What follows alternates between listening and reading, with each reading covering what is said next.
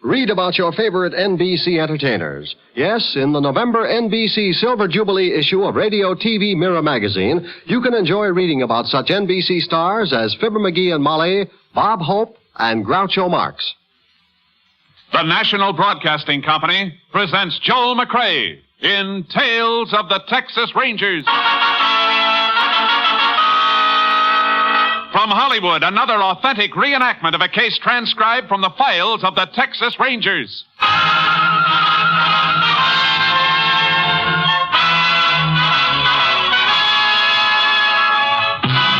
Tales of the Texas Rangers, starring Joel McCrea as Ranger Jace Pearson.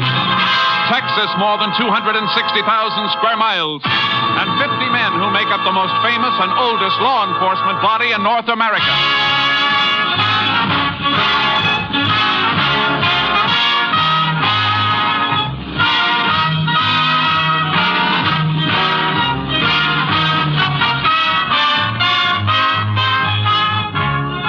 From the files of the Texas Rangers come these stories based on fact.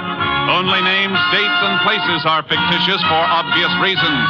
The events themselves are a matter of record. Case for tonight, the White Elephant.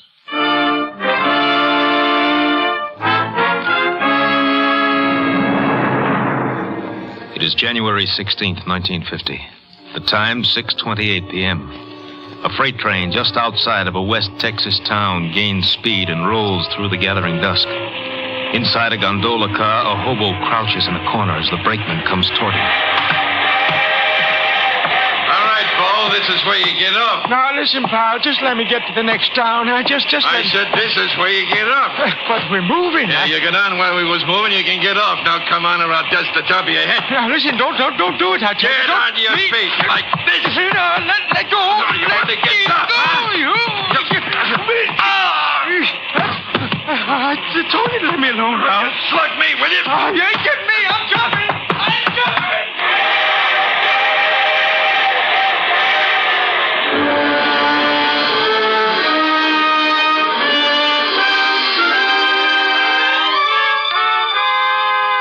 At 2:55 a.m. of the morning following the freight train incident, a rancher named Banker noticed a small coupe parked on the shoulder of the road.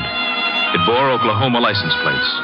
Banker turned his spotlight on the car, saw a man slumped down on the driver's seat. A half hour later, Sheriff Caldwell, notified by Banker, began investigation of the murder and called in the Texas Rangers.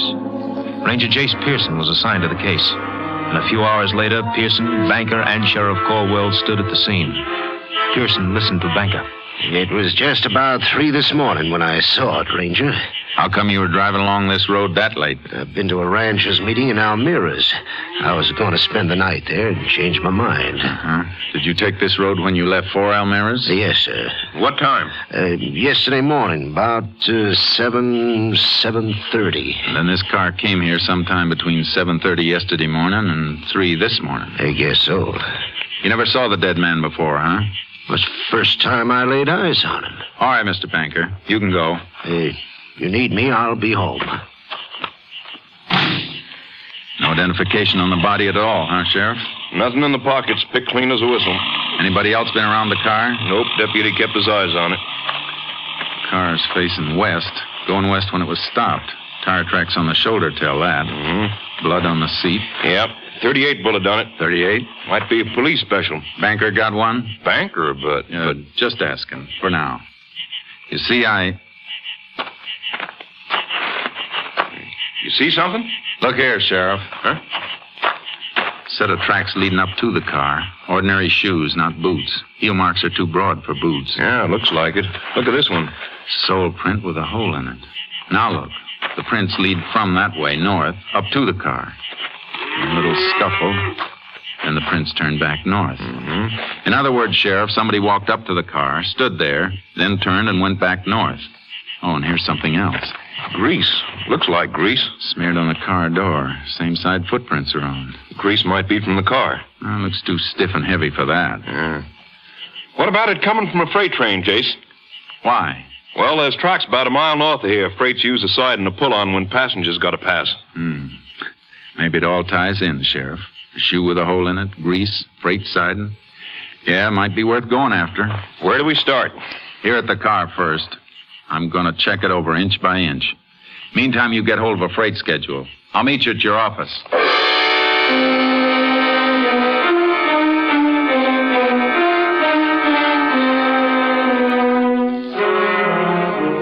When I checked the car inside and out, I found a few things that were interesting and a little puzzling. I sent a sample of grease to the laboratory for analysis and took plaster casts of the footprints. Then went on to Sheriff Caldwell's office. He had the information I'd requested. Here it is, Jace. Schedule of freights went through yesterday. How many? 3 of them. We can check those, all right. Of course, we might be sending the dogs up the wrong tree. Looks like a hobo to me. Yeah. Let me see the dead man's fingerprints. Sure, here you are. These match with some of the prints in the car, see? Closed delta. Yeah. How about those others you got? Picked these up on the door that had the grease on it, smeared all over. Couple clear enough to use, only... Only what, Jace? You know, there wasn't a single print on the steering wheel. Seems like the dead man's prints ought to be on it. Gloves? I didn't find any gloves on him, nor in the car. Yeah. By the way, I got a call out if any hobo picked up or seen on those trains. Good. Now, I found these tucked under the sun visor in front of the driver's seat. Gasoline receipts made out to Carl Thompson. Oh, that'll save a lot of checking. We'll forward the dead man's prints anyway. That steering wheel bothers me. Excuse me, Jace. Sheriff Caldwell.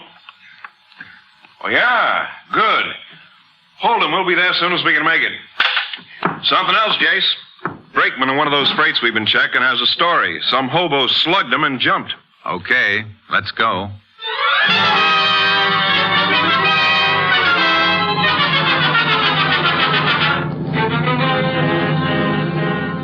The brakeman took us to the approximate spot the hobo jumped off the freight. Sheriff Caldwell and I picked up the trail and followed it by horse.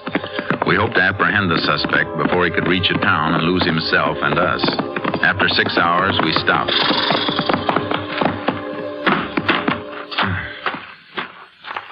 What's the matter, Jace? Tracks are different. Come here and take a look. Different? Yeah, look. The right print's a little deeper, favoring his left a little. Hurt himself, huh? Must have twisted his leg when he took the jump off the freight. Kept getting worse. Sat down here, smoked a cigarette. Here's the butt. He ain't going to make such a good time with a bum leg. We've been traveling at a steady trot. Uh-huh. Okay. Let's get going.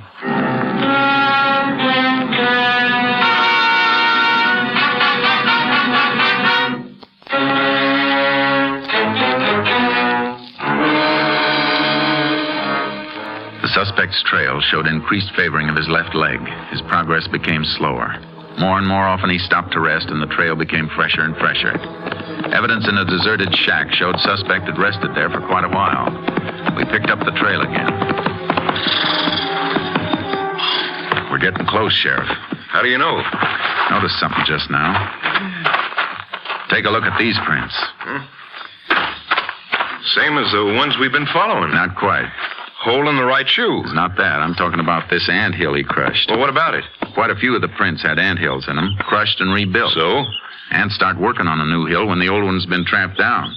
This one's so fresh they haven't had time to rebuild. Hey, that's right. He can't be far off. Guess we better leave the horses tied up here, Sheriff, and start moving on foot.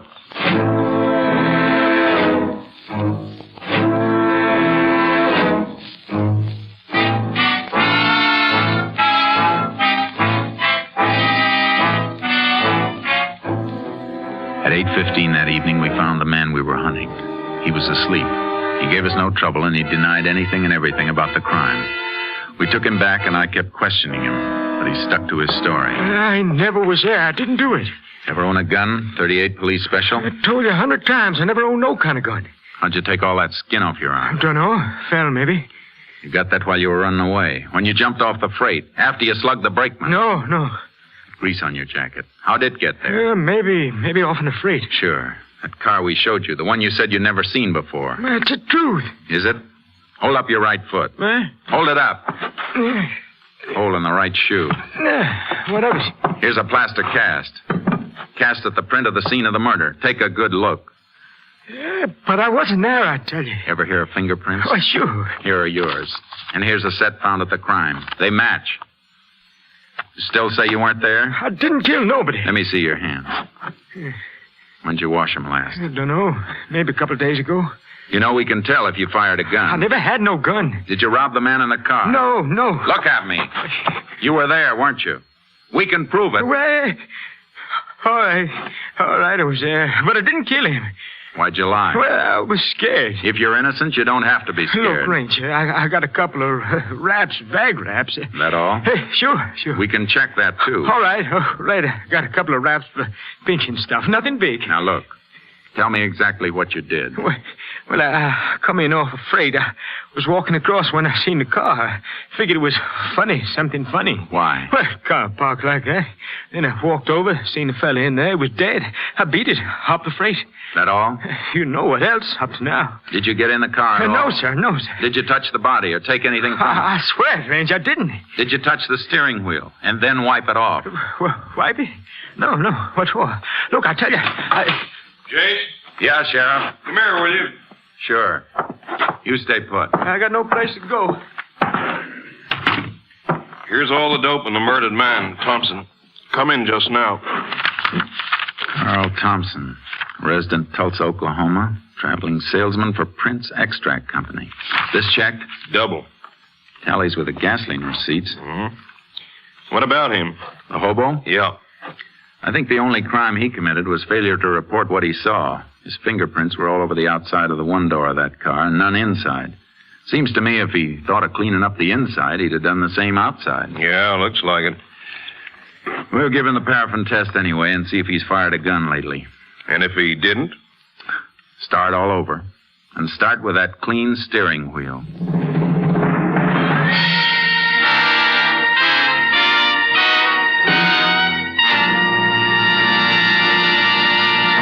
In just a moment, we will continue with Tales of the Texas Rangers, starring Joel McCrea as Ranger Jace Pearson. It's the Silver Jubilee on NBC. This evening, be sure to hear Douglas Fairbanks in The Silent Men, based on the authentic adventures of your government security agents. Monday, Herbert Marshall assumes the mysterious identity of the man called X. Tuesday night, hear Big Town with another hard-hitting adventure by Steve Wilson of the Illustrated Press. Yes, there's always pulse-quickening action on Big Town. Tonight, hear The Silent Men. Monday, it's the man called X. We continue now with Tales of the Texas Rangers. And tonight's case, The White Elephant. An authentic story from the files of the Texas Rangers.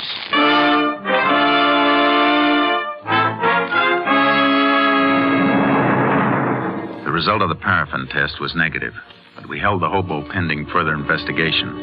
I reported back to my captain, Stinson, at company headquarters. I told him I was pretty sure that the hobo story checked out. Yeah, it looks like it. But somebody killed Thompson. Killed him and then drove him in his own car to where that rancher spotted it. There wasn't anything on Thompson, huh? No money, no papers, only these. Gasoline charge account receipts. Somebody went to an awful lot of trouble to clean him, but they overlooked these. Mm-hmm. On top, this looks like a plain case of murder with robbery as the motive, but if that was it, why go to all the risk of being spotted in a car with Oklahoma plates? Why not just kill him and leave him? I don't know, Jace. What you're thinking?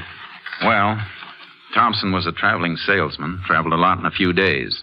Now, suppose the killer realized that with Thompson far enough away from the scene of the crime, we'd have a pretty tough time finding out just where the murder was committed. Yeah, that could be. But why? Well, maybe the killer couldn't leave the spot, so he did the next best thing. Took Thompson's body away. And maybe it wasn't just robbery. Or what else? I don't know yet, but I got some more checking to do. It'll take maybe a couple of hours, and then I might have some answers.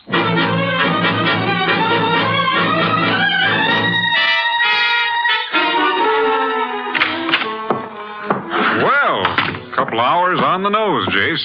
You get anything new? Some more dope on Thompson, Captain. He never carried much money, never was known to have picked up a hitchhiker, and I got a pretty good idea where he was killed. These gasoline receipts tell a fair story. Yeah? How? Well, this one, for example, dated the 15th day before he was killed, made out in Bannon. He got 16 gallons of gas there. Well, did you ever think somebody else might have been using his credit card? Yeah, but Thompson traveled that route pretty often. Chances are he was well known at the service stations. Yeah, that's right. Okay, go on. I ran a mileage test on his car. He got about 17 miles a gallon. Now, his tank holds 16. I did a little figuring. Just about enough gas was used to get him from Bannon to where his body was found. But he could have been killed anywhere between Bannon and where he was found dead. Sure, I know that. But it still looks like my next stop is Bannon.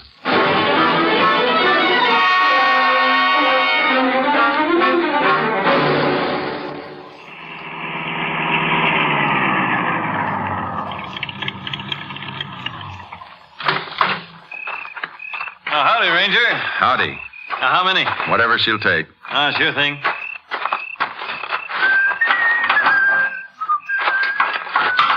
You the owner here? Yes, sir. How long? A couple of years. You work alone? Well, nights, yeah. Take a look at this, will you? One of my receipts. Credit card stuff. You know this Carl Thompson? Yeah, see him every, 4 or 5 months. When did you see Thompson last? The evening he bought that gas. Why, anything wrong, Ranger? Was Thompson alone that evening? Yeah. I never remember him ever having anybody along. What else do you remember about that evening? Oh, one of the worst sleet storms we ever had. Hit like It'll be tough for him to drive then, huh? Oh, sure. Hey, he was asking about some place to stay. He never stayed in Bannon before? I don't know. Leastways, he didn't know much about the places. I told him to try the hotel. He said it was full up. He said the motels were jam-packed. The lousy weather. You know where he went? Well, said he was going to try and find a place along the highway. Why, anything wrong? Plenty. Here's for the gas. I might come back and ask you some more questions. Thanks.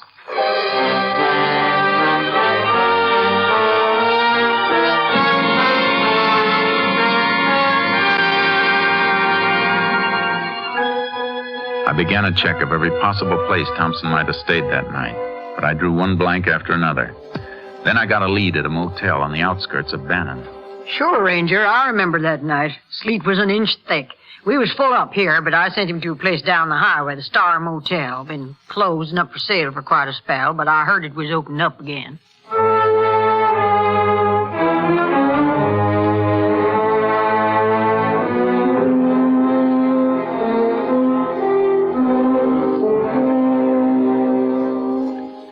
I went to the Star Motel. It was closed tight. Every cabin was locked, the windows boarded. There wasn't a soul around. I was just about to leave when I noticed something. The electricity must have been on somewhere in the place because the little wheel under the dials of the meter was spinning. It was enough to send me back into town to ask a few more questions.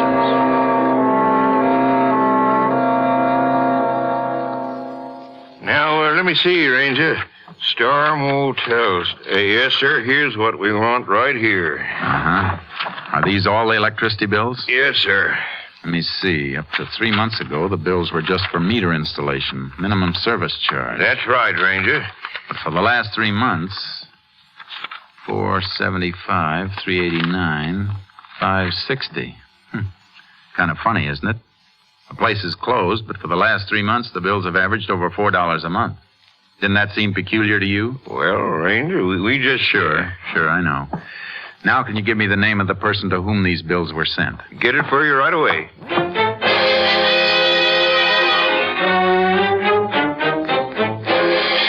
Why, yes, Ranger, Mr. Carlson's here. I believe he's on the phone right now, but if you come in... Thank you, ma'am. You Mrs. Carlson? Yes. I hope I'm not bothering you any, Miss Carlson. Not at all, Ranger. My husband's here. Oh, yeah? Yeah, I see. Well, I think that could be arranged. Yeah, sure. Tell you what, I'll come out a little later. I'll bring the client with me. Sure. Thanks for calling. Goodbye. Andy, this is Ranger Pearson. Oh, hello. Sorry to barge in like this, Mr. Carlson, but I got a few questions. Questions? Sure, what about? You own the Star Motel, don't you? Yes, I do. Star Motel. Oh, that white elephant. White elephant? Yeah, I've been trying to get rid of it for 2 years. Why? Well, like Bessie said, it ain't been worth a hoot since the new highway went in 2 years ago. Only half the traffic that used to pass it. It hasn't been used for 2 years? Well, I guess I didn't mean exactly that. What did you mean? I tried to keep it going for a year after the highway went through, but couldn't rent enough rooms. Wasn't worth trying to save. You got the keys to it? Keys? Oh, sure. Is something wrong, Ranger? Might be, ma'am. Can you take me through the motel, Mr. Calson? Anytime. Right now suit you? Couldn't be better. Let's go.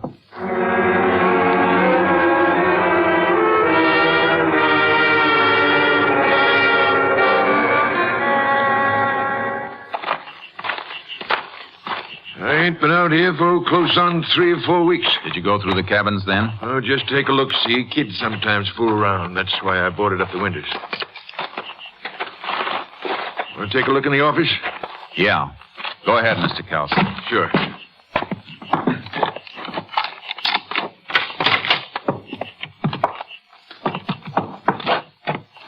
Nothing in here, Ranger.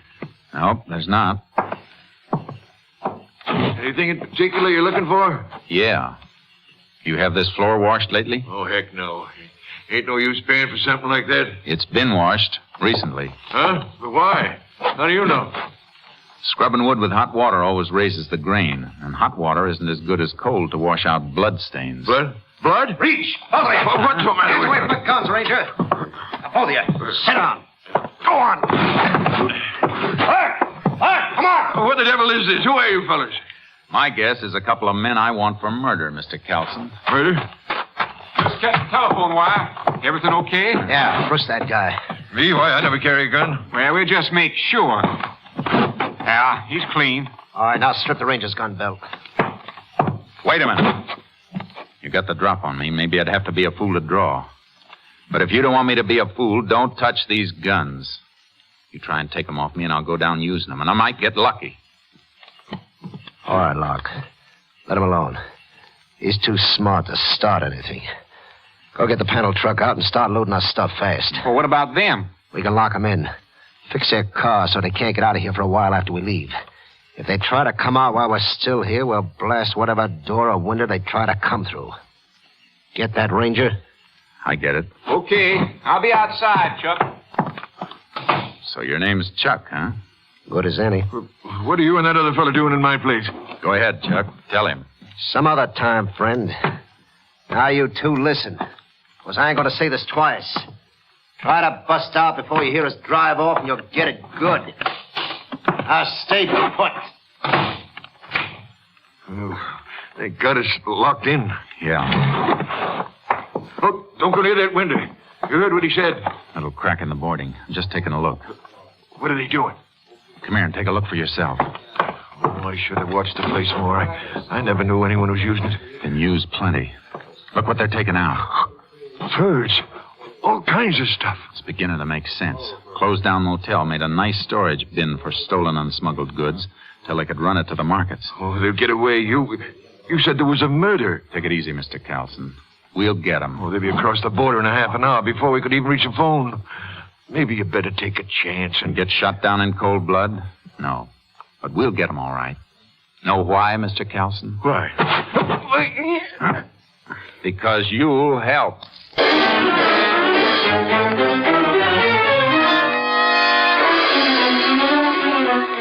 I pinned Calson with a quick headlock and then got one arm up behind him and applied pressure so I could keep him still while I had a free hand. I reached into his jacket and found what I was looking for under his shoulder. Then I pushed him away. Oh, you crazy? You almost broke my arm. Shut up, Calson. Don't you think I saw this gun bulging under your coat? And they deliberately missed it when they frisked you? You played it real smart, almost. Well, I don't know what you're talking about. This gun and the electric bills. You paid them. Paid bills that were being run up in a place that was supposed to be shut down. Seemed kind of funny you never complained to the power company. So what? Well, you got a phone call from your friends out there. They tipped you because they saw me nosing around here earlier, right? No. Okay, take a look out there. They're almost finished. In a couple of minutes, they'll be gone. In half an hour, they'll be over the border. How about you? You want to stick back here and face a murder charge? There's nothing you can prove. There's plenty we can prove, Calson. And you're holding the bag. You'll have a tough time explaining those electric bills and them missing your gun. I didn't kill that man. Did this Chuck do it? Yeah, that salesman come in. He saw what was going on. Chuck killed him, then drove him away. All right. Now listen real careful to me. I'm going to fire this gun of yours. Then you hammer on the door and holler for him. Get it? What do you want to do then? Just listen. When they come up, tell them you had to kill me. Tell him to open the door. Then, Mr. Kelson, step back and out of the way fast. They'll be gone in a minute. Make up your mind. All right. Go ahead, I'll do it. Any funny tricks and you get it first. Now, ready? Pound that door and holler. Chuck, lock! Give me a fast! Open the door! Now, when it's open, step back. What's the matter? Carlson! Open the door! I had to kill him! He was making a break for it! You just knocked him out. Reach! Both of them! Hey, what's the big idea? Why, you...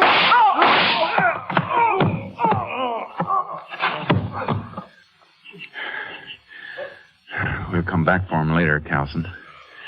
Meantime, let's you and me get back to town. I got you a deal for this White Elephant Motel. You can trade it for a jail cell.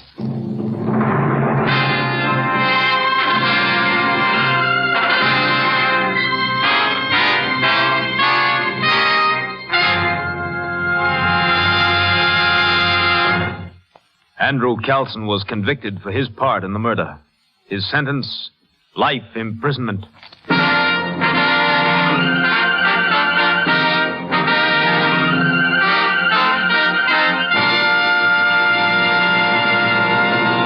And now, here again is the star of our show, Joel McCrea. Almost a year ago, a faithful listener wrote to us and said she'd heard of an official Texas Ranger prayer and inquired if such a prayer actually existed. We assured her it did. And in response to her letter, we read the Texas Ranger's prayer over the air. Folks, I wish you could have seen the hundreds of letters we received after that broadcast. Since that first reading of the Texas Ranger prayer, there's hardly a week goes by that we haven't had a request to repeat it. And we're mighty pleased to read it for you again tonight, because we know now how many of you, like the men it was written for, realize the importance of a power outside ourselves to whom we may turn. The Texas Ranger Prayer by Captain Pierre Bernard Hill, chaplain of the Texas Rangers. O God, whose end is justice, whose strength is all our stay, be near and bless my mission as I go forth today. Let wisdom guide my actions. Let courage fill my heart. And help me, Lord, in every hour to do a ranger's part. Protect when danger threatens. Sustain when trails are rough. Help me to keep my standard high and smile at each rebuff. When night comes down upon me, I pray thee, Lord, be nigh. Whether on lonely scout or camped under the Texas sky. Keep me, O God, in life, and when my days shall end, forgive my sins and take me in. For Jesus' sake, amen.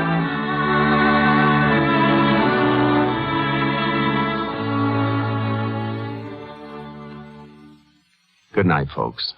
Good night. Next week, Joel McCrea in another authentic reenactment of a case from the files of the Texas Rangers.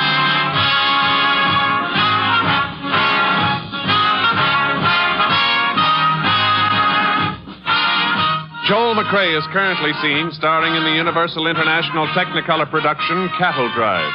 The cast included Tony Barrett, Paul McVeigh, Lou Krugman, Jeff Corey, Byron Kane, Robert Bruce, and Janet Nolan. Technical advisor was Captain M.T. Lone Wolf Gonzalez of the Texas Rangers. This story was transcribed and adapted by Russell Hughes, and the program was produced and directed by Stacy Keach. Hal Gibney speaking.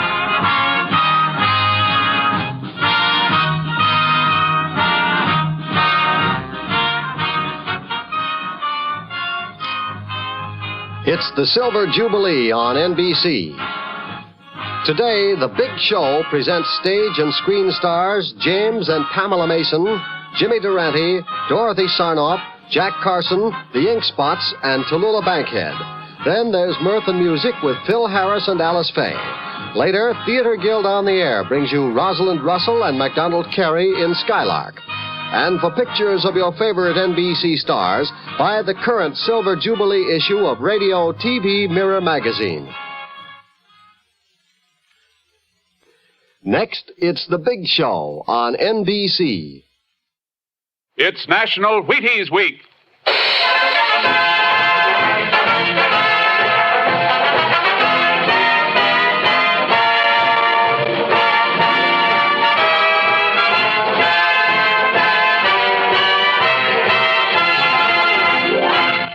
Yes, it's National Wheaties Week, and Wheaties present Joel McCrea in Tales of the Texas Rangers. On stage tonight, transcribed from Hollywood, another in the Wheaties big parade of exciting half-hour presentations. Tales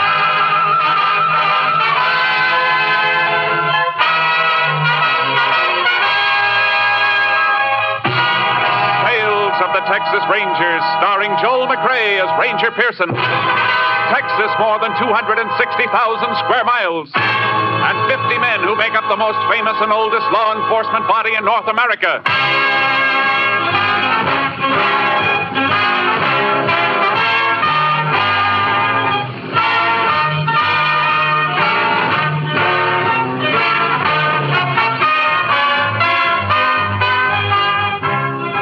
From the files of the Texas Rangers come these stories based on fact.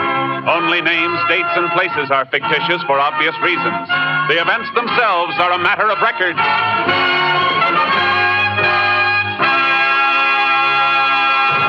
Tonight's case, Fool's Gold.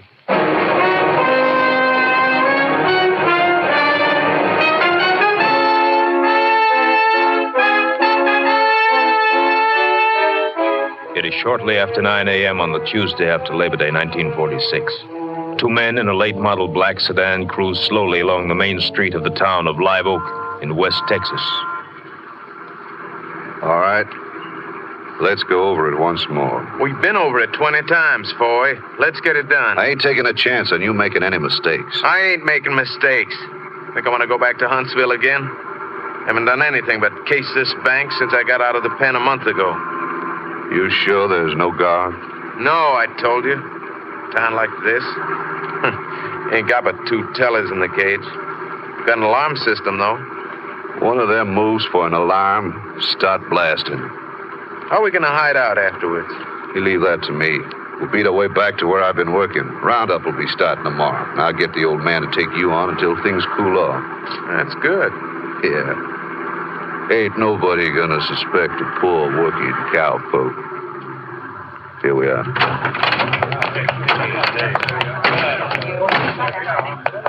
You keep me covered while I cash the check. Yeah. Bet they ain't never cashed a check like that before. Shut up.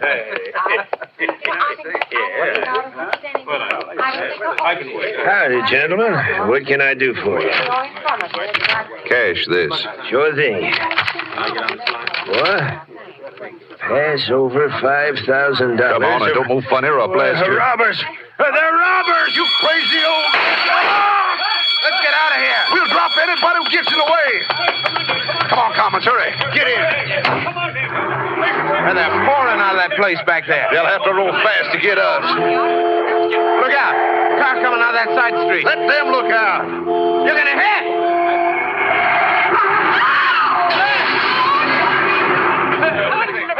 Look at that poor child. There's blood all over him. Look at Please. Gotta get out. Gotta get away. Hey, driver of the sedan is alive. He's still alive. Look at that poor little boy. Your head's cut bad, mister. You better... Get away from me. Get away from me. Look out, he's got a gun.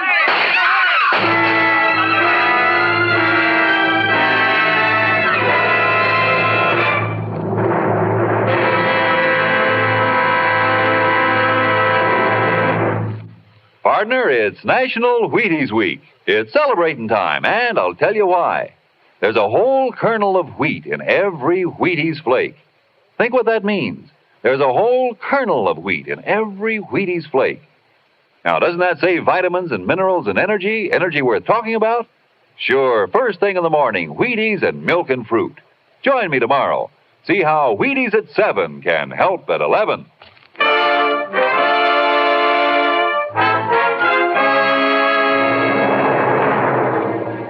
Texas Highway Patrol threw a guard around the wrecked cars and notified the Texas Rangers of the attempted bank holdup and the fatal crash. Ranger Jace Pearson was assigned to the case.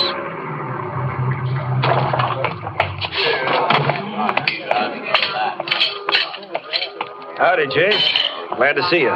Howdy, Rhodes. Pretty bad. Who got here first? I did. Was patrolling near Landmar when the call came through. Which one was the bandit car? It's a black sedan. Who was in the coupe? Man and his kid. They took away. You didn't miss anything by not seeing it, Jace. Where are the bodies? The doctor had him taken to the hospital basement. How about the bank teller? He's alive, but he's unconscious. Deputy sheriff's with him. One of the stick-up men got killed in the crash, you know. Yeah. Been able to find the driver? No, not yet. Cut down that street and into the hills, according to witnesses. Sheriff has the dogs and posse after him. Who owns the sedan? Don't know yet, Jace. We're checking on it. Let's have a look at it. Okay.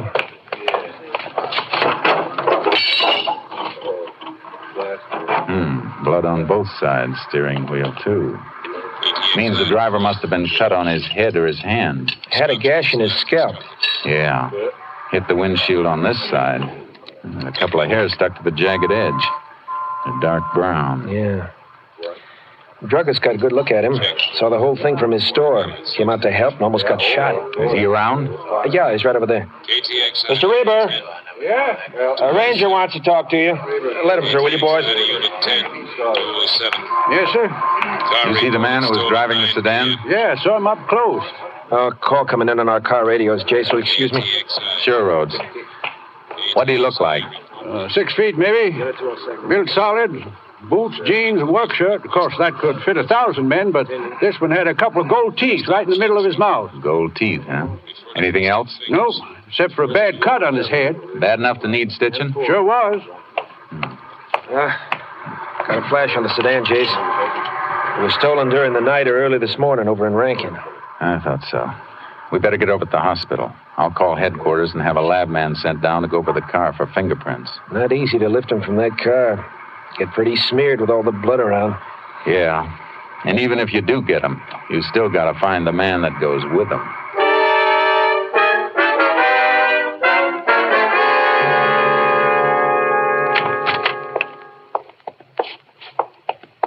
Here's the body, gentlemen. Lift the sheet if you want. Anything on him, Doctor? Nothing at all. Not even a mark that might identify him. Don't want to see the father and the child, do you? No, that wouldn't help. Rhodes, we can fingerprint this one. Might help us find his pal that way. Yeah. You can do me a favor, Doc. Sure. The killer who got away cut himself on this glass. Before I send it to Austin, I'd like to get his blood type from it. Can you do it now? Sure. Go upstairs to the lab in 15 minutes. Have it for you by then. Thanks. That blood type will give you something to go on, Jace. I hope we don't need it. I wish there was some word from the sheriff's posse. If they had him, I'm afraid we'd have heard by now. Yeah. I might as well walk over to the sheriff's office while we're waiting for the doc. We can go through the next room and up the front stairs. Okay. That's the kid's mother. Did you come to see my boy and my husband? Did you know? No, ma'am. I didn't. Maybe you ought to go home for a while, man. Why should I go home? There's nobody there now. He wanted his daddy to be the one to take him to school. He was just being registered. His first day. Take it easy, ma'am. We were so proud of him. All last night he slept with his little red pencil box in his hand. I just bought it for him Saturday. Never even learned to write his name. Nothing we can do to help her, Jace. Not here. No. Could be my wife and kid, or yours. Yeah. Any more on the bank teller? Deputy reported he's still unconscious. We can look in the room when we get back to the hospital after. Hey, look. It's part of the sheriff's posse. Hey, you find him? No. Followed a blood trail cross country, but it made the river and we lost him. No chance of getting him now.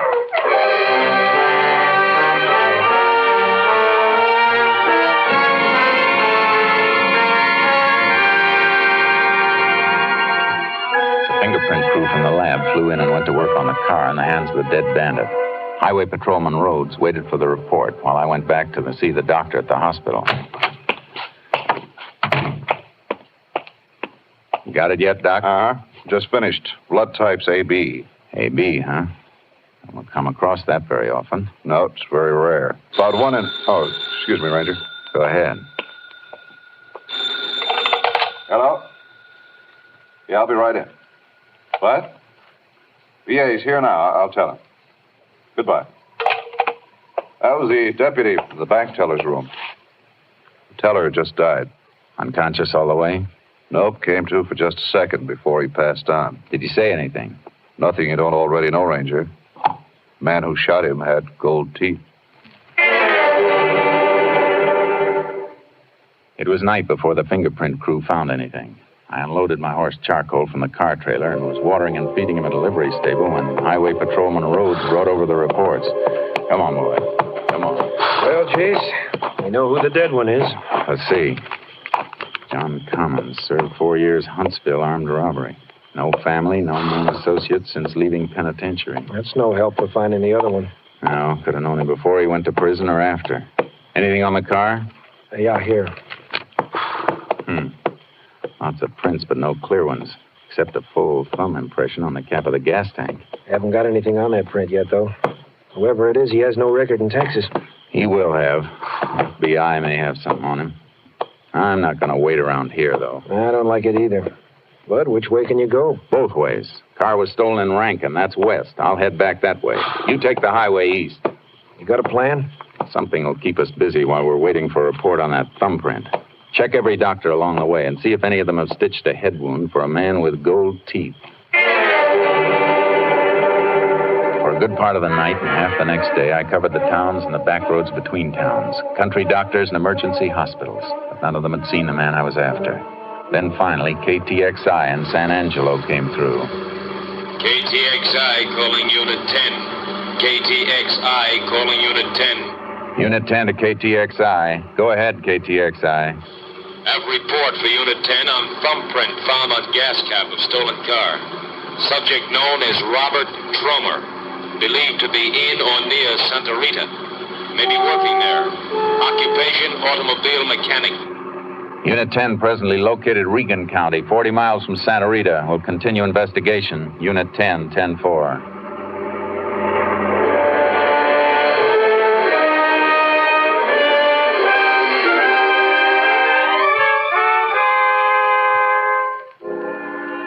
It was almost sundown when I reached Santa Rita, but Robert Tromer wasn't hard to locate.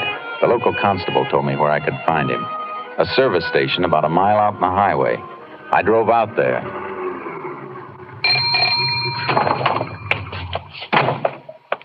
Howdy, Ranger. Howdy. Your name, Tromer? Yeah? And turn off that water and dry off your hands.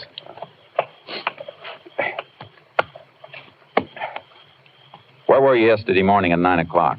I was right here working. Why? You sure you weren't in the Drover's Bank at Live Oak? Of course I wasn't. Wasn't, huh? Move over here under the light.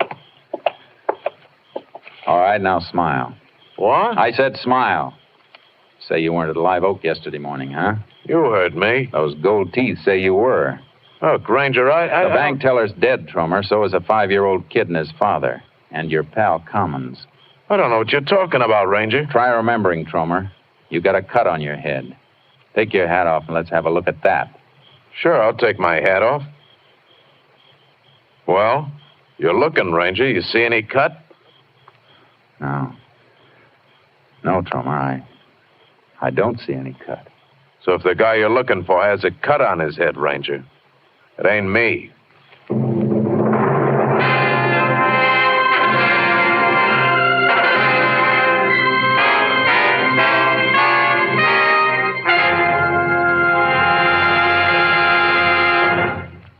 Happy National Wheaties Week, everybody.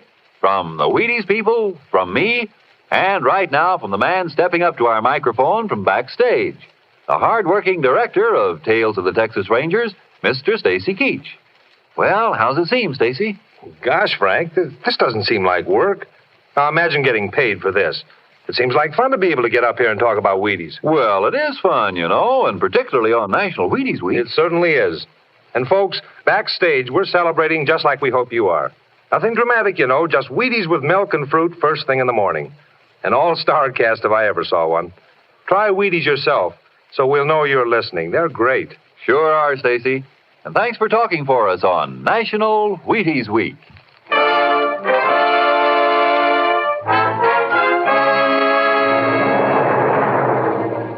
I took Tromer with me and drove back to Live Oak. There was no cut on his head, but he fitted everything else. His print matched the one on the gas cap. I stopped at the hospital, and Tromer consented to have his blood type taken. When the doc gets through testing that, he'll only tell you what I told you before. My blood type is O. Come in. You sent for me, Ranger? Yeah, Mr. Raber. You ever see this man before? He looks like the fella. Why, you... Hold it. Now sit down. Well, Mr. Raber, is he or isn't he? I've seen him before. Where? Was he the man who climbed out of that wreck? Look, mister, maybe you did see me before. I run a gas station 30 miles down the highway. You might have seen me there. But you didn't see me here yesterday. How about it, Mr. Raber? Ranger, I'm not sure. After all, a fella that got out of the car had a gun in his hand and blood all over his face. All I remember is them gold teeth. I ain't the only man in the world with gold teeth. You may be telling the truth, Ranger. You're after a blood type AB. This man's blood is pretty common. Type O, like he said.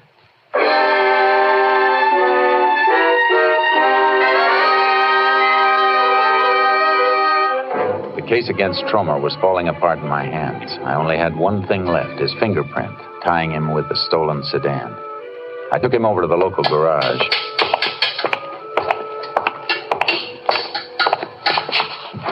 Recognize this car, Tromer? Your thumbprint was right on this tank cap. So I gassed the car up at the station, maybe. That's how my thumb... Hey, let me see that cap. Well? I sold a tank cap like this yesterday morning. Had to pry his old cap off with a chisel. Look, here, you can see the marks. Car wasn't hit on this side. Keep talking. Well, this guy came in for gas early, 6 a.m. I was just opening up. His tank cap was the kind that locks, and he didn't have the key. Said he lost his key. Even had to jump the switch to get the car started. Here, see the wires are jumped on this one. I know that. That's how it was stolen. Didn't you think of that when he didn't have the keys? Oh, Ranger, it happens all the time. People are always losing keys. I've done it myself. Oh, I should have known there was something fishy about that guy. Why? Oh, because he didn't have any money to pay for the gas. Didn't tell me till I'd filled it up, either. Why'd you let him leave? He took 10 gallons in the gas cap. Bill came to, $2.93. Left me a hunting knife and a sheath for security, worth maybe $8 or $9. Did he come back for it? No, I got it locked in my tool chest back at the station. Would you know the man if you saw him again? I think so, but it's just getting daylight. And, one customer's face looks like another. But I'd remember him. He have gold teeth like you? That's something I can't tell you. He was chewing a cud of tobacco and talking through it. Come on, I'll drive you back to your station and have a look at that knife. Jace, saw your car outside. Hi there, Rhodes. I checked a lot of doctors on the East Highway. None of them did the kind of stitch job we're looking for. I may have a lead.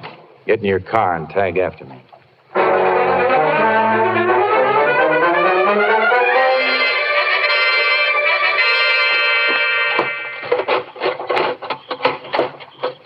Here's the knife, just like he left it. Fresh honed and clean as a whistle. No prints on that blade. Rhodes, take a look at this sheath. Design burned in the leather. Yeah. They engrave them pretty fancy sometimes. This isn't an electric engraving job. It's not good enough. Owner burned this in himself. Probably used a hot wire. That drawing looks like a buffalo head, Jace. But it isn't. No. Smaller drawings around it look like trees, like some scene he was burning out while he... Yeah, Jace, it's something like that you see way off from the highway. Stake 23, west of Rankin. That's it, Rhodes. Buffalo Mesa. Let's get up that way and see if we can find a doc who stitched a head cut.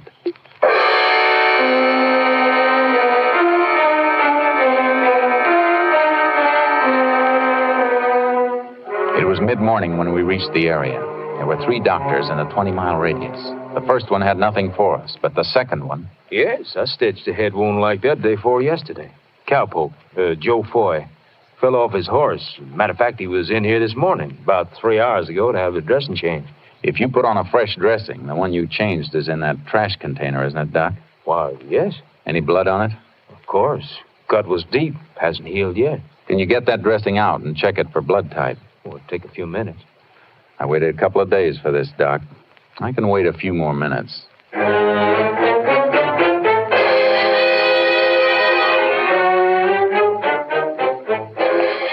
you are, Ranger. Unusual classification, type AB. That's it, Chase. Yeah.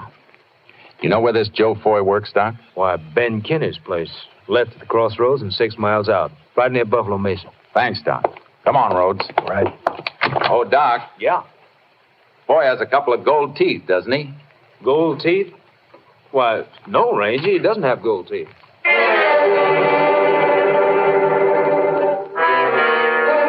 I'd found one man with gold teeth, and he wasn't the right man. Now I had another one to go after, but he didn't have gold teeth. Rhodes and I drove out to the Kinney Ranch. The only one around was an old woman. I'm only the cook here. Mr. Kinney and the men who work for him are out on the roundup. Where does Foy bunk? Just over there in the barn. There's a small room. You want to show us? Come with me.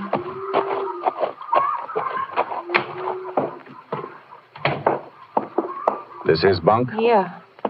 Hey, Jace, look. Carved in the edge of the bunk. Yeah, Buffalo Mesa. That looks just like the one on the sheet. Better have a look through this footlocker. Likely he'd have his gun with him, isn't it, Chase? Just making sure. Hey. What is it? Oh, carton of chewing tobacco. Hey, that fits. Fellow at the service station said our man was chewing when he stopped there. Yeah, and I've seen this brand of chew before. If my memory isn't lying, there's something else that fits. You shouldn't tear open Mr. Foy's thing. I just want to see one of these plugs.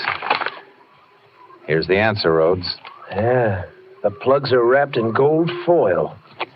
Yeah.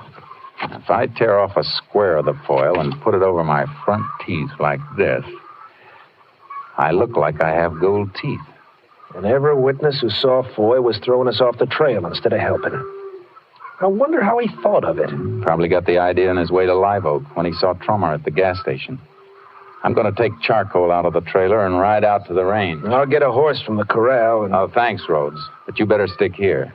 If Foy spots me coming, he might make a run for the ranch and grab a car or a pickup truck. You stay here and see that he doesn't get to him.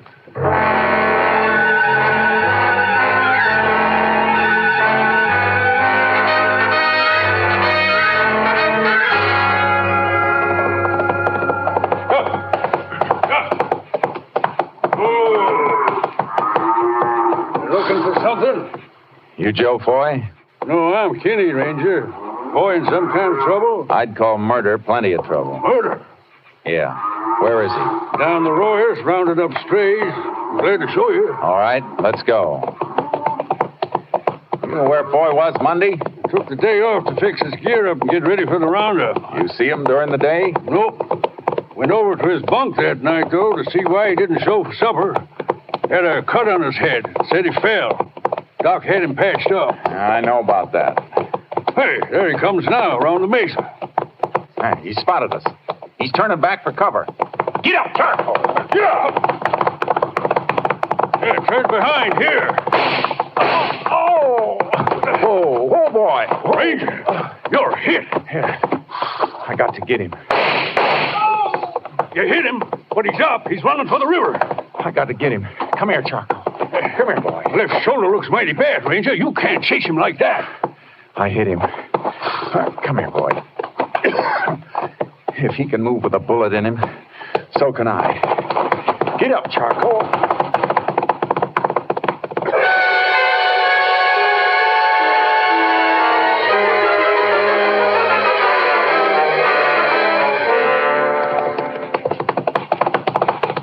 Whoa, boy.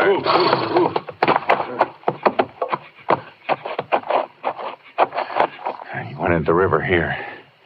Got to follow on foot. Watch the banks for tracks in case he came out. The river winds and bends. Can't see far ahead with the willows hanging over it. I'll see him when I get to him. I'm going to bring you in, boy. That slug will kill you, Ranger. You better kill me, boy, or you'll never leave another dead kid in the street. You ain't far ahead, Ranger. Not as far as he'd like to be. Hear him moving. Yeah. Stop. Listen. He ain't waiting anymore. He stepped out of the stream, or he's waiting in ambush. You better stay behind me, Kenny.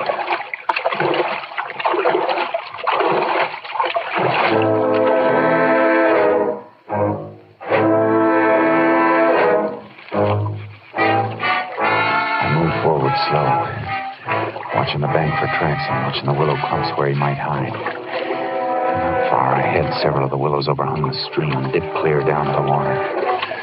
Leaves floated downstream from it, and one of them was a clear red blood spot. Look out, Ranger! Come on!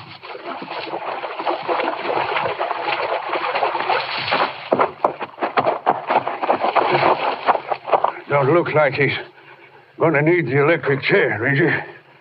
No. Not anymore. Whoa. Here, let me help you. You gotta get to a doctor. Yeah, I guess you're right. I sort of forgot I was hit. Thinking about what he did to a few other people.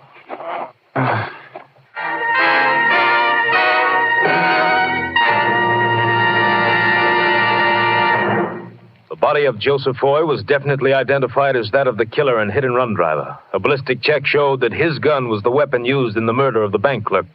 Ranger Jace Pearson was taken to the nearest hospital where, after a blood transfusion, he was pronounced out of danger.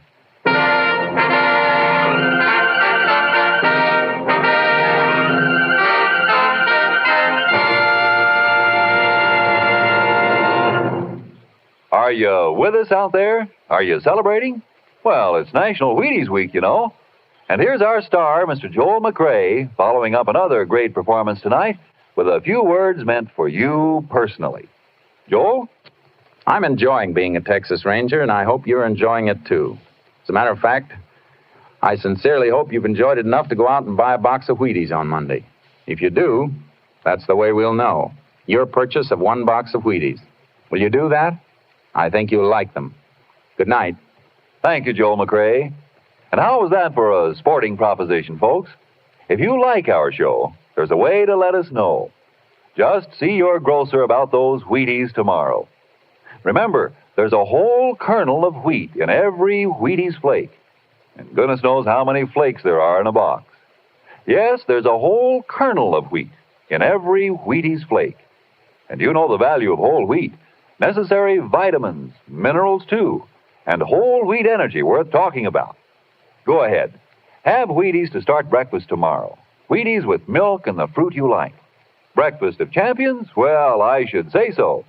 Try 'em and see how Wheaties at 7 can help at 11. Come on, it's National Wheaties Week. Come on, everybody, to the Wheaties party. Eat a lot of Wheaties like the champions do. Dance together, cheek to cheek. This is National Wheaties Week. Eat a lot of Wheaties like the champions do. Wheaties, a breakfast of champions.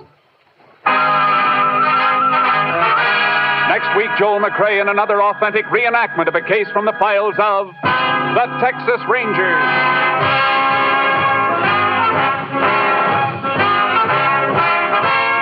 Joel McRae will soon be seen in the Universal International Technicolor production Saddle Tramp. Tonight's cast included Tony Barrett, Hy Averback, Paul Frees, Herb Butterfield, Dave Ellis, and Lillian Byatt. This story was transcribed and adapted by Joel Murcott, and the program was produced and directed by Stacy Teach. Hal Gibney speaking. And this is the Wheaties man, Frank Martin, inviting you to listen on Wednesday night to Brian Donlevy in Dangerous Assignment on the Wheaties Big Parade. See you then. This is Joel McRae. A small boy is hungry in Italy tonight. You can feed him, comfort him, make him believe again with a package from CARE. No profit to CARE, just food for hungry kids. $5.50 does it to CARE, New York. CARE, New York, $5.50. Will you do it? Listen for Dennis Day and Judy Canova returning October 7th on NBC.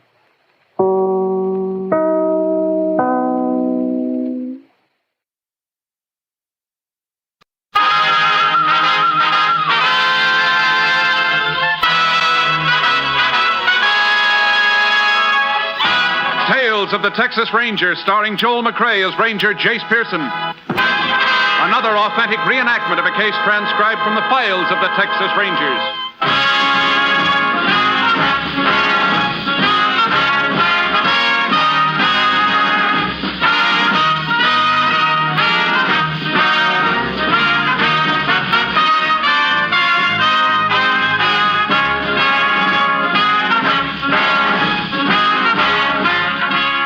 Dates and places in the following story are fictitious for obvious reasons. The events themselves are a matter of record.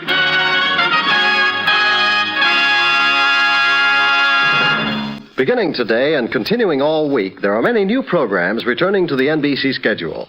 And you'll find a couple of your old favorites in new time periods as well. Today, Theater Guild on the Air returns for the fall season on NBC with a special dramatization of The Wisteria Trees, co-starring Helen Hayes and Joseph Cotton. Later, Dragnet, the authentic stories of your police force in action, begins a new series of Sunday evening broadcasts. On Tuesday, NBC's own Red Skelton returns to the fold to bring you 30 minutes of his hilarious antics. And the same day, Tuesday, Dean Martin and Jerry Lewis also begin a new series on the NBC radio network. Thursday evening, you'll find Truth or Consequences on a new day at a new time, too. So better check your local newspaper for the correct time of all these wonderful programs on this NBC station. Remember, today, hear both Theater Guild on the Air, co-starring Helen Hayes and Joseph Cotton, and Dragnet for action-packed listening on NBC. Now, today's Tales of the Texas Rangers.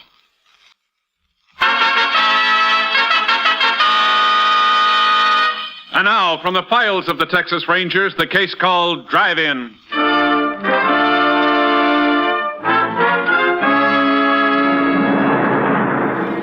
It is 9:45 on a Saturday night in July 1947. At a drive-in theater 3 miles outside Corvell, Texas, a boy in his late teens walks between the rows of cars on the darkened lot and approaches an old convertible parked near the exit.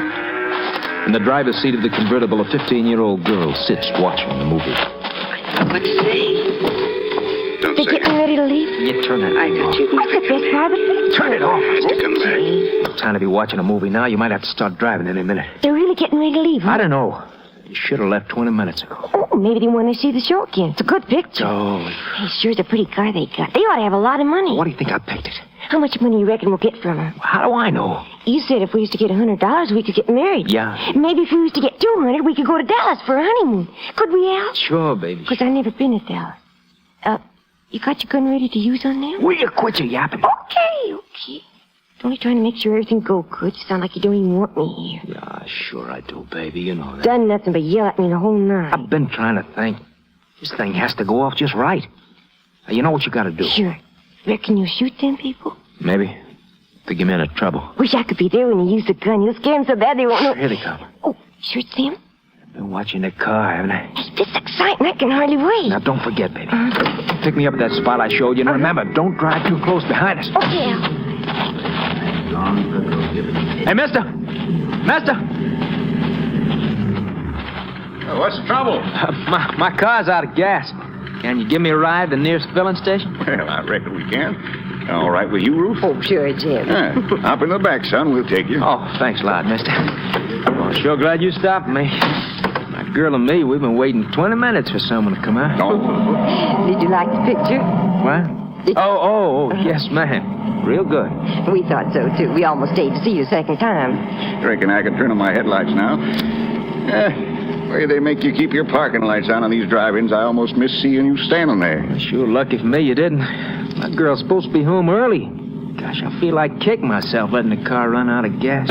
Maybe we can bring you back to the filling station. Might be a long time before you get a ride otherwise. Oh, you don't have to do that, mister. Oh, we'll be happy to do it. Oh, we, honey? Oh, of course you will. I remember how it was when my wife's folks were always reading the riot act to me for bringing her home late.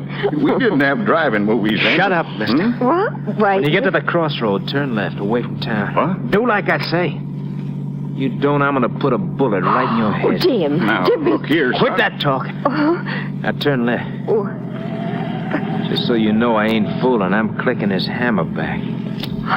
You hear it, mister? What is it you want? You find out. You won't get away with this, son. I told you to quit talking. You're making a big mistake. Why don't you... Shut up! Jim, don't argue with him. Do what he says, please. She's right. You want to live, you do just what I say. Now drive faster. I said faster.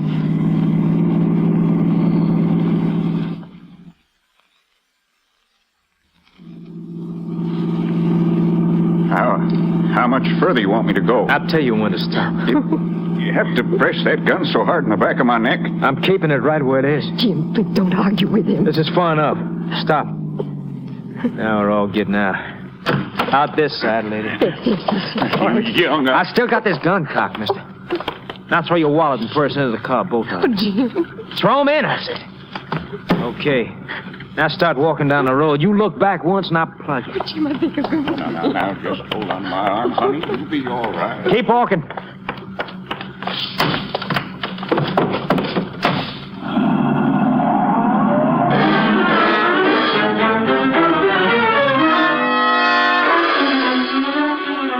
Half an hour later, the couple stopped the passing truck, which took them into the sheriff's office at Corvell. The sheriff, who was in another part of the county, was notified. He ordered an all-points bulletin to be sent out on the stolen car and requested the Texas Rangers to begin the investigation. Upon arrival at the sheriff's office, Ranger Jace Pearson began taking statements from the two victims. Now, I'd just like to go over a few things to make sure we have them straight. Mr. Harper, you say you had $37 in your wallet? That's right, Ranger. And Ruth had $5 in her purse. Oh, 5 and some change, Jim. It was closer to 6. The boy who robbed you, all you remember about him is that he was heavy-set and not too tall. Well, I know he was shorter than Ruth, and she's 5'8". Wish we could tell you more, but it was pretty dark the whole time he was with us. Couldn't get a good look at his face. Ranger, I just remembered something about him I forgot to tell you before. Don't know if it'll help. Anything will help, Mrs. Harper. Well, I did notice that he had his sleeves rolled up right to his shoulders like he was trying to show off his muscles. I see. Now about this girl the fellow said he was with. Did you... Oh, hello, Sheriff. Well, howdy, Jace. Folks, I'm sorry I wasn't here sooner, but at least I got some good news for you. Oh, what's that, Sheriff? They found your car just a few minutes ago. Oh, that's a relief. Where'd they find it, Sheriff? A couple of miles from where the holdup took place. Just got it on the radio as I was driving up. I told them I'd relay the message on to you. Well, can someone take us out there? Oh, that won't be necessary, Mr. Harper. They're towing it in right now. Towing it in? Yes, ma'am, so they won't destroy any evidence. Well, I'm sure glad we've got it back. The fellow that held you folks up, was he working alone? Mr. and Mrs. Harper think there was a girl in it with him. That's right. But like we told the ranger, we didn't see her. She probably followed and picked him up after he ditched your car. That sounds like the tow truck coming in now. Yeah, that's Sam. I expect we better get out there. I sure hope that little rat didn't get my typewriter. Typewriter? Yeah. I was bringing it home to do some work over Sunday. Put in the back seat of the car when Ruth picked me up at the office. Well, it won't be long before we know if he took it. That boy seems so nice at first. Oh, there's just no telling about people, is there? No, ma'am. Especially that one. Back of my neck still hurts where he was pressing the gun against it. Oh, that kid's vicious. Real vicious. We'll do everything we can to catch him before he gets rough with anybody else. The car is right over there. I'll make you out a receipt for it. Will you have to keep it here? Only for tonight, till the lab has a chance to go over it. We'll see that you get a ride home, folks. Thanks, Sheriff. Let me see. Oh, wait a minute, Mr. Harper. Don't touch the door handle. It hasn't been gone over for prints yet. Oh, sorry, Ranger. It's all right. I'll just shine my light through the window here. Oh, just what I was afraid of. Typewriter's gone. Oh, Jim. I don't suppose you know the serial number. No, but I reckon I've got it at home with a guarantee. We'll alert dealers in second-hand stores in case he tries to sell it someplace. Honey, didn't you have a package in there, too? Oh, why, yes. I almost forgot about it. A couple pair of stockings I bought this afternoon. Where'd you buy them, ma'am? Hugger's dress shop. You mind telling us the brand and size? They were Mo Judd, size 10.5 long. You know if any other place in town carries that brand of stockings? No, I'm sure they don't, Ranger. Thanks, ma'am. I reckon we can let you folks go home now. Mr. Harper, will you phone us as soon as you find out that typewriter number? Sure will, Ranger. I'll get my deputy to give you a ride. Sandy? Yeah? Would you take Mr. and Ms. Harper home in your car? Right. Thanks. Come on, honey. Oh, I sure will be glad to get home. What do you want to do tomorrow, Jace? Check with the manager of the drive-in theater? Yeah, I'd also like to talk to the owner of the shop where those stockings were bought. Now, Jace, I can understand why you wanted that typewriter number, but why do you want to know all about the stockings? It's just possible that the girl in that hold-up team will come in and try and exchange the stolen stockings for a different size. She wouldn't have to change them if she wears the same size as Mrs. Harper. I don't think she does. The boy who robbed the Harpers is short. From what they said about him, I doubt if he's the type who'd go with a girl taller than he is. Certainly not one as tall as Mrs. Harper. Well, suppose the girl is short. She could still take a large stocking size. Yeah, but the ones Mrs. Harper bought were 10.5 long. Nobody but a tall person would want to wear them. You could be right, Jason. I'll phone the woman who owns the dress shop first thing in the morning. It's only a chance, but I believe it's worth a try.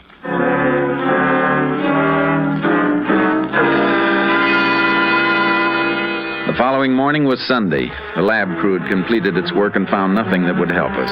At 10 a.m., the sheriff called Mrs. Herger, the owner of the dress shop, and asked her to come down and open up her store. She agreed to meet us in 15 minutes. We went there and waited. Main Street sure is quiet Sunday mornings. Uh-huh. You'd never believe this street was chock full of cars yesterday. Did Mrs. Herger say she was coming right down? Sure, Jace, but you know how women are. She'll be along. Sure hope she'll be able to locate the sales slip on those stockings. Yeah, we're lucky today's Sunday. If the girl does try to exchange them, she won't be able to do it till tomorrow. I believe that's Mrs. Herger's car now, coming around the corner. Yep, that's her. Hello, Sheriff. Well, howdy, Miss Herger. Oh, excuse me for being late, but Emery took off in the car and I had to wait till he got back. That's all right, ma'am. That Emery. Every time I need the car, he's got it. Sorry we had to trouble you in the first place. Oh, no trouble. You wanted to see the sales slip I made out for Ruth Harper on those stockings. Is that right, Ranger? Yes, ma'am. Well, let's go in the store. Let's see, where's that key? Yeah. I always forget that burglar alarm. Here, let me get my other key and turn that thing off. There. Oh, lucky I got a couple of police officers with me. Somebody'd have me arrested for breaking in my own store. Would you like us to wait here while you look up that slip? No. Come on over to the counter. It might take me a while to find it, seeing as how Mrs. Harper doesn't have a charge account. I'll just get my sales book. She came in here about 4 o'clock yesterday, didn't she? I believe she said it was about 5. Yeah, I remember now. You know what size she bought? 10.5 long. Let's see. No, that's medium length. Here it is. 2 pairs of 10.5 long. She gave me a $10 bill. What's the number on the sales slip, Mrs. Herger? 5040. You want to take it along, Ranger? No, ma'am. We just want to remember it. A girl may come in and try to exchange those stockings. If she does, we'd like you to phone us and keep her here till we come. How am I going to do that? We leave that up to you, but it's important that she stays in this store till we get here. When do you figure she'll show up? Maybe tomorrow, maybe the next day, maybe not at all. You think you can handle it? Well, I never tried anything like this before, but I'll do my best.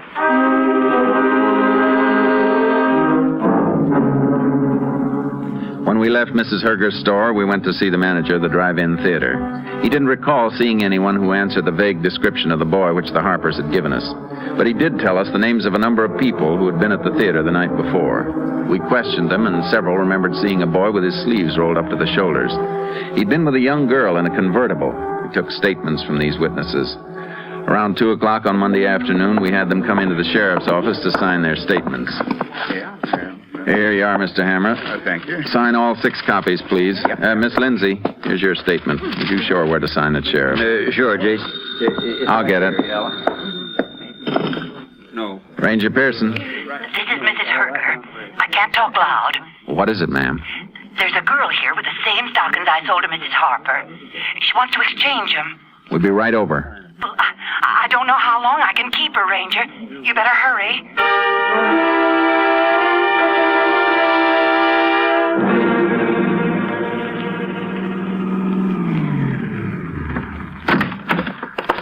2 or 3 girls in there, Jace. Any of them could be the one we're after. Yeah. I don't see Miss Herger. There she is now, coming toward the front of the store. Ranger! Ranger! Where is she, ma'am? Look over my shoulder, straight down the counter. See the one at the end with the mousy hair? Uh-huh. Where are the stockings she brought in? On the counter, right next to where she's standing. Sales slip is there, too. Thanks, Mrs. Herger. Hey, you were right about her not being tall. Yeah. I think she's got an idea we're coming after her. Yeah, looks nervous, all right. Don't think she'll try to run for it, do you, Jace? In one direction she can go, right out this way. Excuse me, miss. Hey! We'd like to see those stockings. They're mine. mine. If you don't mind, we'll take a look at the sales slip. Now, there it is on the counter, Jace. I'll get it. You leave them stockings alone. Sales slip checks out 5040. Give me them stockings. Just a minute, young lady. Where'd you get them? They're mine. We think they were stolen. Well, I didn't steal them. Maybe not, but we'd like to hear all about how you did get them. Come on, miss.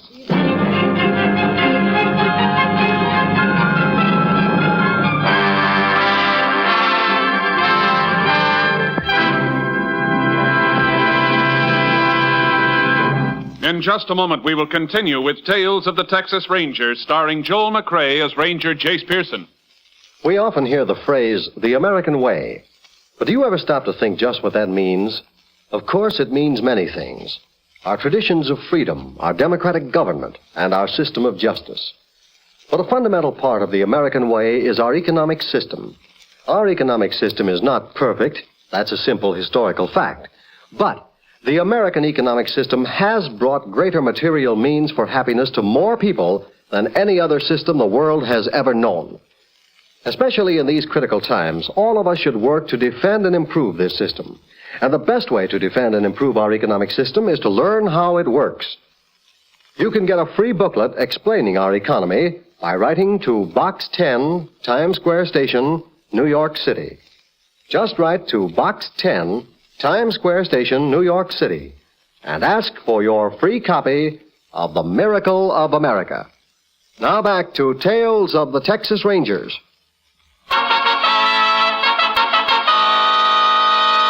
We continue now with Tales of the Texas Rangers and our authentic story, Drive-In.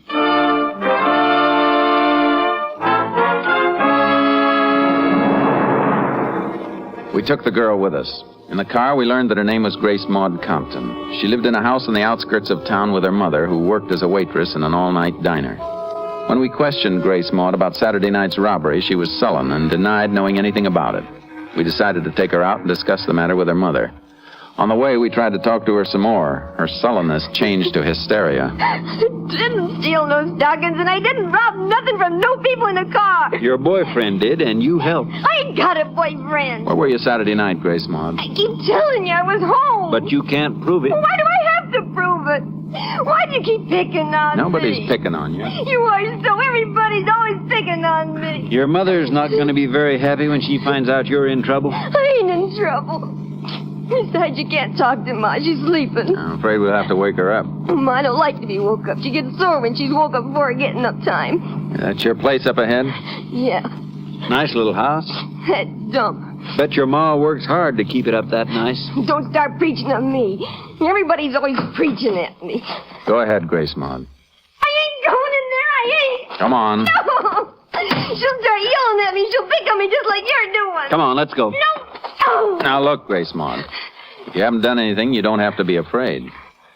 I ain't afraid. Well, then we'll just have a little talk with you and your mother. Ain't nothing she can tell you. We'll see about that. Come on. Told you I couldn't do nothing. I ain't afraid of you or her. All right to go in? Yeah. Door's unlocked. All right, go get your mother. I didn't know she... That's you, Grace Maud? Yeah? Who's out there with you? I want to talk to you. Who is it? Police officers, ma'am. I'll be right out. You see, I'll catch you. You woke her up and I'm going to catch you. Do you have anything you want to tell us before your mother comes out? There you go picking on me again. Why do you want to... All right, Grace Maud. Excuse the way I look. I worked all night and I was sleeping. I'm sorry we had to wake you up, Now, ma'am. what's this all about? I didn't do nothing, Be Ma. quiet, Grace Maud. What's the trouble, Ranger? We think your daughter might have had something to do with the holdup on Saturday night. I didn't. I tell you, I didn't. Hold up. What makes you think Grace Maud's mixed up in anything like that? She tried to exchange a couple of pairs of stockings in a store in town today. They were stolen along with some money and a typewriter. But I didn't steal them. Don't let him tell you I stole them, Ma. You be quiet. Are you sure they were stolen? There's no doubt about it, ma'am. Well, I've tried to bring her up right. Haven't been with her as much as I should be, working like I do nights. But I can't believe she'd do anything real bad. I didn't, Ma. We think she helped her boyfriend in the robbery. Boyfriend? You been going out with that Al again? No, Ma. I thought I told you to stay away from him. I ain't seen him in a long time. I swear I ain't. What's Al's last name, Mrs. Compton? I don't know. He works on one of the ranches near here. I didn't like the way he acted with Grace Maud. He's too old for her, been around too much. Why, she's just a kid. I ain't a kid. I'm already grown up. You're too young to be running around with men. Well, you go around with men, don't you? Why, you... If I ever hear you talk to me like that again, I'll slap your head off. You hear me? You hear? There you go. You're picking on me again. What's Al's last name, Grace Maud? You're lying. I'm not. I don't know his last name, and I ain't been out with him. Maybe not, but you're not going out of this house again at night until I tell you. Oh, that ain't fair. You promised me I could go to the double feature I don't tonight. care what I promised. You're not going. Oh. I'm sorry, Ranger. You wanted to ask me some questions? Mrs. Compton, we don't want to hold your daughter if she's innocent. But she hasn't told us where she got those stockings. We hoped you'd make her understand how serious this is. Grace Maud, I want you to tell me the truth. Where'd you get those stockings? You wouldn't believe Where did you get them? I want the truth. I found them Where'd you find them, Grace Maud? on the street outside the drugstore. Why didn't you tell us this before? Because I know you'd think I stole them. Are you telling the truth? Sure, I'm telling the truth. That's what I get for trying to be nice. Nice. What you talking about? I was going to give them to you for your birthday. I found the stockings. They're too big for you, so I was trying to change them for your size. I'm sure you weren't getting them for yourself. No, I wasn't. I was just trying to surprise you. I never had no money to buy you a decent present. Well, you might if you got a job once in a while. All I was trying to do was give you something nice for your birthday, and nobody believes me. Grace Maud, were you really going to give me those stockings? Sure I was. And something else you don't know. I've been looking for a job. All last week I was looking. Grace Maud, Ever since I found them stockings this morning, I've been thinking how you were going to like them. You don't have no pretty stockings. You don't even believe me. I don't know, Ranger. I think she's telling the truth. I am. I think she is too, Mrs. Compton. Looks like we could have made a mistake. Well, you had no way of knowing. We didn't mean to cause either of you any embarrassment. Forget it, Ranger. Grace Maud, I'm sorry I yelled at you before. I appreciate you thinking about my birthday. I'll get you something real nice. You just wait. Ma? Yeah? Can I go to that double feature tonight? I promise I won't ask you to go again until I get a job. Can I, Ma? Well, all right. I'll drop you on my way to work. Oh, gee, thanks, Ma. I reckon we'll be going, ma'am. Come on, Sheriff. Bye, Ranger. Bye, Grace Maud.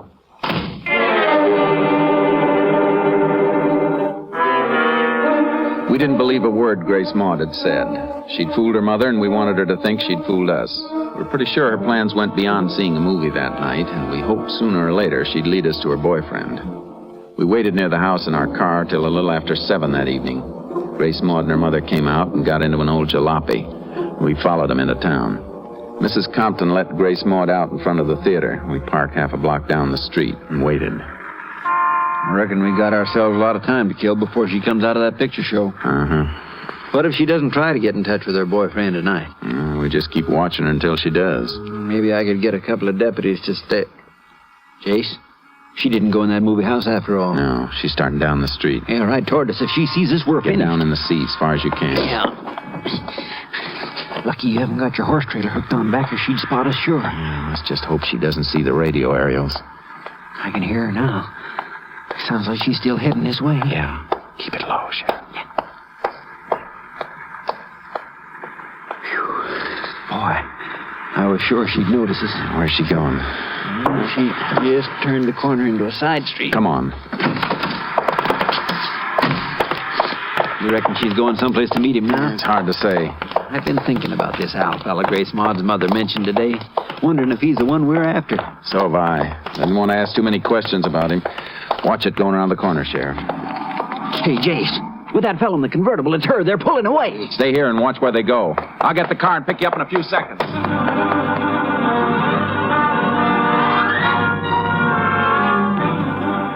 By the time I picked up the sheriff, the convertible was out of sight. The sheriff thought they'd headed toward the main highway leading out of town. He was right. We spotted them just past the town limits. After 3 miles of hard driving, we began to gain on them. 5 minutes later, we were 100 yards behind the convertible. They see us, Jace. He's stepping it up a little. Yeah, it's just what we're going to do. Want me to try a shot at their tires? I don't think so. We'll pull alongside of them. We're making it. Yeah. Yell at them to pull over. Pull over, you! Pull over to the side! Don't be crazy, fella! Watch yourself. He's going to shoot. That dirty little... Hang on, Sheriff. We'll force him over.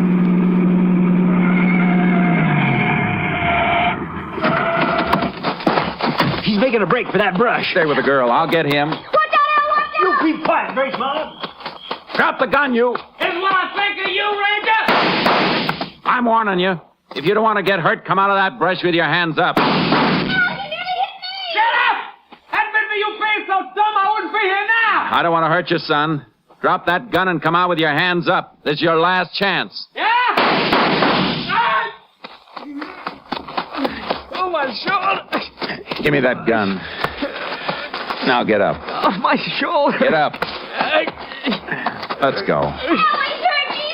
Oh, listen to that always yapping. Shut up, you big mouth! Come on. Your shoulder's bleeding. Oh, you catch on real quick. Handcuff them together, Sheriff. I wish there was something I could do for you, Al. You've done enough. I wish I had my gun. I'd put a slug right through your stupid head. Come on, Sheriff. Let's get these two back to town.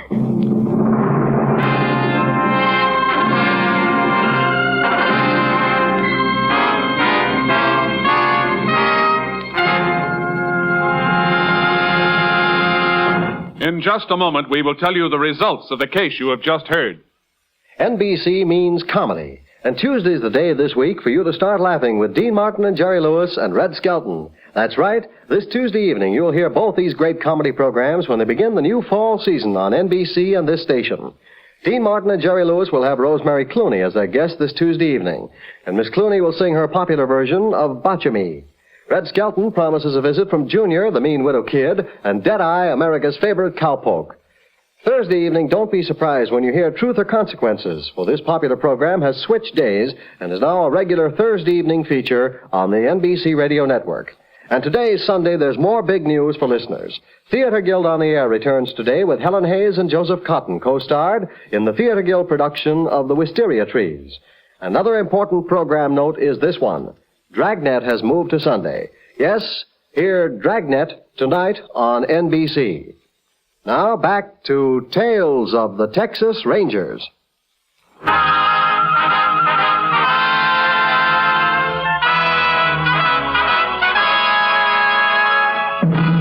And now, here are the results of the case you have just heard. A typewriter identified as the one stolen from Jim Harper was found among Al Bennett's possessions. Bennett confessed to the robbing of Harper and his wife, naming Grace Maud Compton as his accomplice. Grace Maud was sent to the state school for girls at Gainesville. Al Bennett was convicted of armed robbery and is now serving a 25-year term at Huntsville Penitentiary.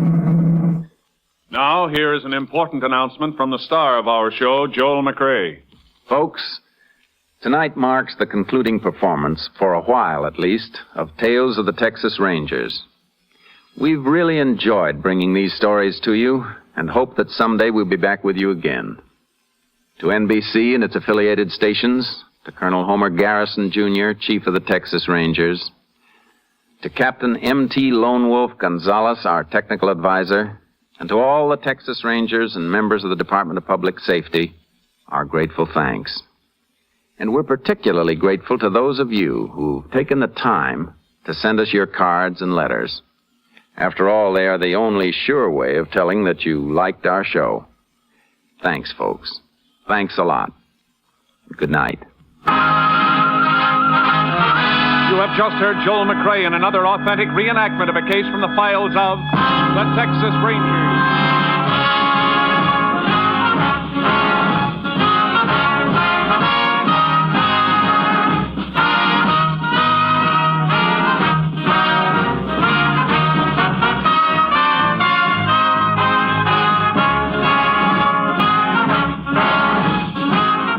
Technical advisor was Captain M.T. Lone Wolf Gonzalez of the Texas Rangers. This story was transcribed and adapted by Charles E. Israel, and the program was produced and directed by Stacy Keats. Hal Gibney speaking.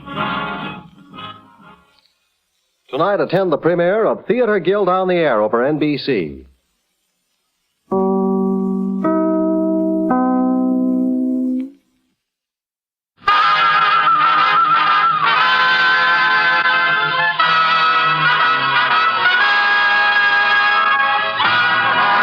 Of the Texas Rangers, starring Joel McRae as Ranger Jace Pearson. Another authentic reenactment of a case transcribed from the files of the Texas Rangers.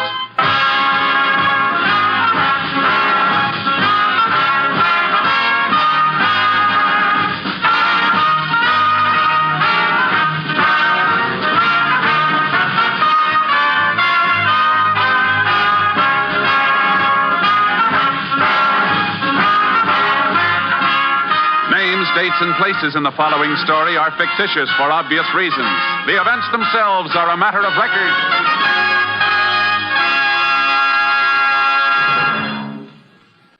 Before we bring you today's Tales of the Texas Rangers, let's turn on our microphones down the hall in Studio A here at NBC's Hollywood Radio City, where rehearsal for the Phil Harris Alice Faye show is in progress.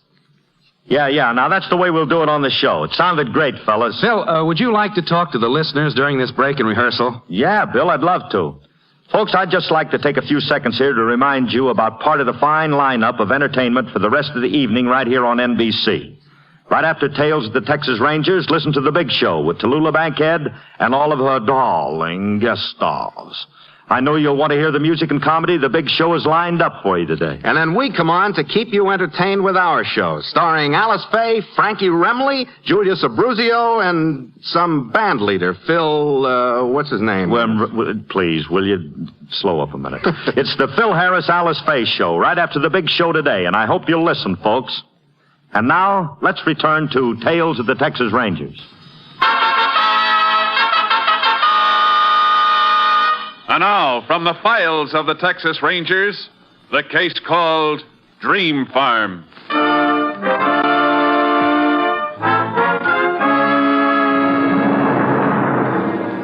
It is 7:40 p.m., June 12th, 1941. On a deserted stretch of highway through a thinly populated area of Texas, a sedan pushes to the southwest, towing behind it a small, heavily loaded two-wheeled trailer. In the front seat of the car, there are three people, a man, his wife, and their 12-year-old son. Don't seem to be much in the way of people out here. Wide open country, all right. I think we're going to like it here, Ethel. Oh, I hope so. You just wait and see. Why, last month when I was out here to close the deal, I swear I just wanted to start plowing right off. I got a feeling this farm's going to be lucky for us. Well, I just hope we can make a go of it, that's all. Now, Ethel, we've been all through that. I know, John. But you can't blame me for being a little worried. After all, we spent our lives in Iowa. Here we are moving to a strange place where we don't know a soul. Well, we'll make friends soon enough. Texans are nice people, real friendly, you'll see. Pa, I'm hungry. Well, that's one thing that ain't changed much from Iowa to Texas. We ought to be coming to a town soon, don't you think? Yeah, a town called Coronaville, not too far from here. We'll find a restaurant pretty soon, Bobby. Just hold on a while longer. We gonna keep driving all night, Pa? Well, I figure it might be best. Rather get to the farm in the morning so as we can move in by daylight. Can I sleep on the back seat tonight? Sure you can. Hey, what's that? What? There's some fella signaling up ahead. Why, yes, there is someone. Now, what do you suppose? Looks like he's having car trouble. You're not going to stop. Well, sure, why not? Will you look at that rear wheel? Hey, that must have been some blowout. You need some help? Yeah. John, I'd just as soon you kept going. Now, Ethel, where's your Texas hospitality? Sure, it's all right, Ma. How about a ride in the next gas station? Sure, glad to take you. Get in the back. Never mind that. What? Yeah. What'd you say? You heard me. Get out of the car, Holly. Hey, that a real gun? Bobby, be quiet. Yeah, Bobby, be quiet. You won't get hurt. All right, out you go. No. Get out on this side, you. Well, we're getting out. Be careful with that thing. Yeah, I'll be real careful. What are you going to do? Shut up. You. Empty out your pockets. Me? I ain't talking to no one else. Well, I don't get you, mister. What are you going to do with us? Ain't you figured it out yet? Come on, lady, give me a purse. Now, you. Throw everything you got in your pockets on the front seat. Hurry it up. John, do what he tells you. Well, that's more like it. All right, now back away from the car. You're just leaving us out here? What do you think? You ain't going nowhere with my car. John, be quiet. I won't. Everything we got in the world's in there. Be quiet, John, please. Yeah, do what the lady tells you.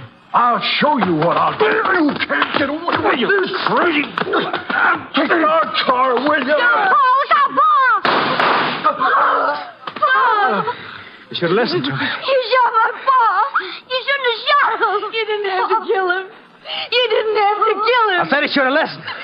Now I gotta kill you, too. No, please.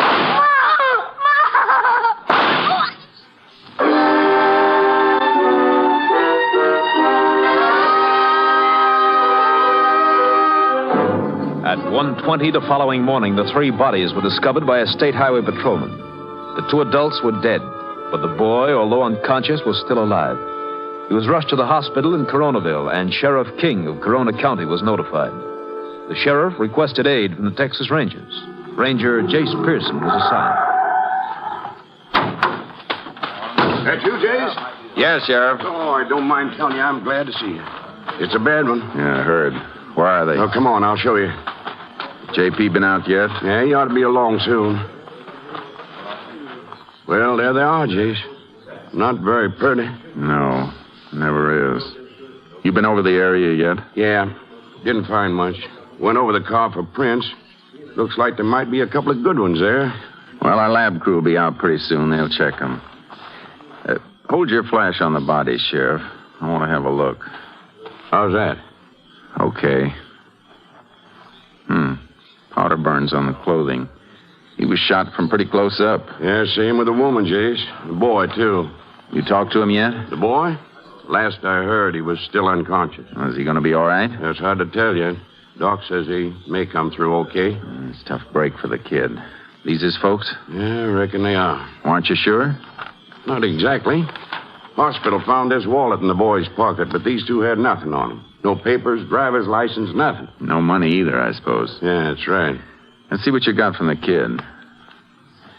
A library card from Clinton, Iowa, made out to Robert Elwood. And here's a card from the Boy Scouts, Troop 47, Clinton, Iowa, made out to Robert Elwood. I already notified the Clinton police, Jace. They're trying to find out if the boy was traveling with his folks.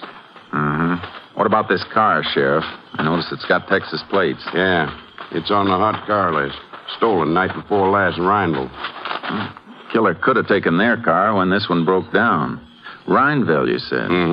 Up north. Figured the killer's heading south, Jace? Up to this point, he was. I think I'll go into town, Sheriff. The boy's conscious. I want to talk to him. I'd like to talk to him myself. I'll go along.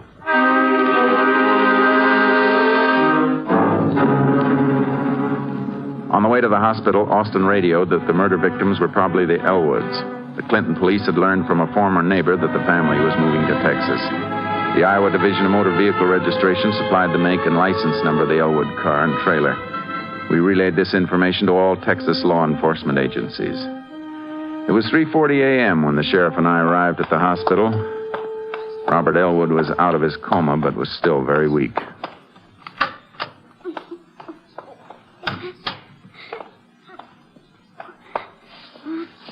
Robert, we want to ask you some questions.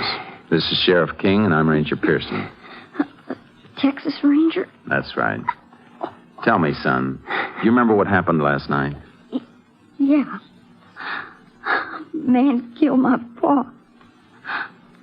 Where's Ma? I want to see her. Well, you can't right now, Robert. Why? I want to talk to her. Can you tell us what happened, son? He had a gun. He made Pa take everything out of his pockets. Then he was going to take the car. And Pa tried to stop him. Was it just one man? Uh-huh. You think you'd know him if you ever saw him again? I think so. Was he a tall man? Oh, he's about as tall as Pa. It'd be about 5'8", Jason. How about his hair, Robert? What color was it? It was dark. Kept falling in front of his eyes. Did you notice anything different about him? Any scars or anything like that? No, I don't remember any. Do you remember what he was wearing? Uh-uh. Well, there's just one more thing, Robert. What about his voice? Was it high or low? I don't know. It was kind of in between. He was real mean. I want my mom. I want my mom.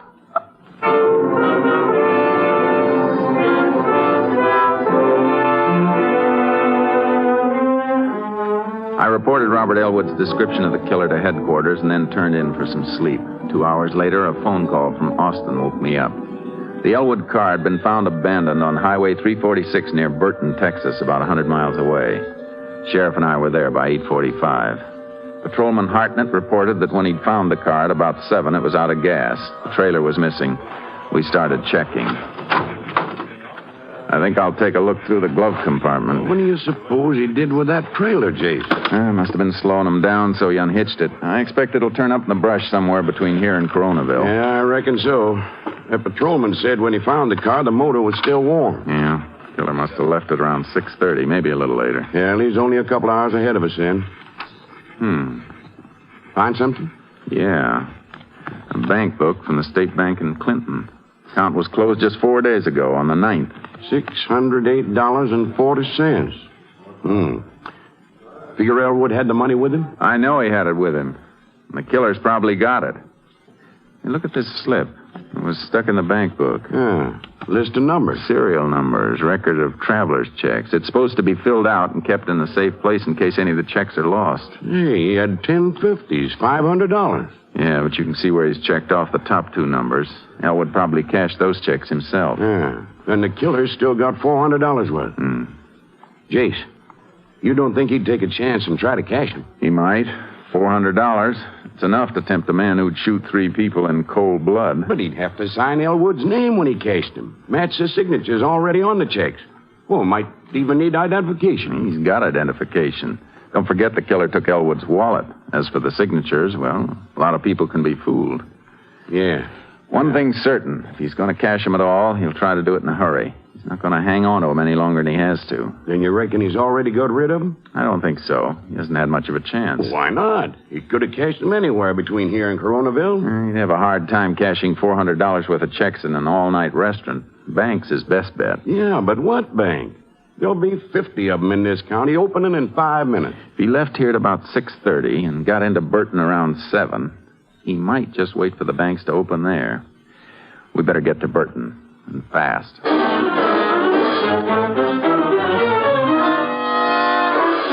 There were 2 banks in Burton. At approximately 9:10, I dropped the sheriff at the Burton National and headed for the Burton Loan and Savings Bank a block away. The cashier there told me the checks hadn't come in, so I left instructions for him to contact me if any turned up. And I went back to the Burton National for the sheriff. Sheriff? Hey, Chase, come here. Find anything? I sure did.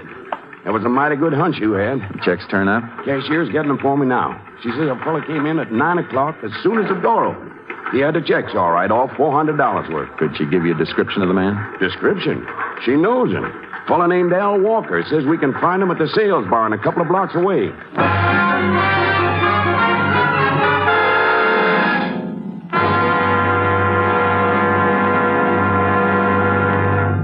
In just a moment, we will continue with Tales of the Texas Rangers, starring Joel McRae as Ranger Jace Pearson. Every minute of every day, someone, somewhere calls on the Red Cross for help. Last July, the nation's most devastating flood since 1937 smashed through 4 Midwestern states. Property damage in Kansas and Missouri alone exceeded $1 billion. Tens of thousands were made homeless. When the floods came, the Red Cross was ready with rescue teams and first aid stations. For the homeless, the Red Cross set up shelters and feeding points. But the biggest job came when the waters receded. Then began the rebuilding and repairing of homes, the rehabilitation of broken lives. The total cost of relief in this operation was almost $14 million. This was only one of the 300 domestic disasters in which the Red Cross gave aid last year. To answer the call when help is needed again this year, the Red Cross needs your support. Give and give generously to the 1952 Red Cross Fund campaign. And now back to tonight's adventure with the Texas Rangers.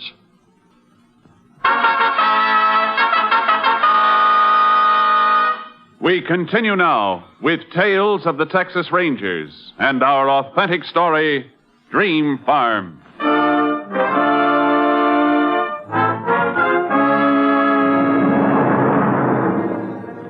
We found Al Walker at the sales barn a couple of blocks away. Sign over the entrance read Al Walker, proprietor.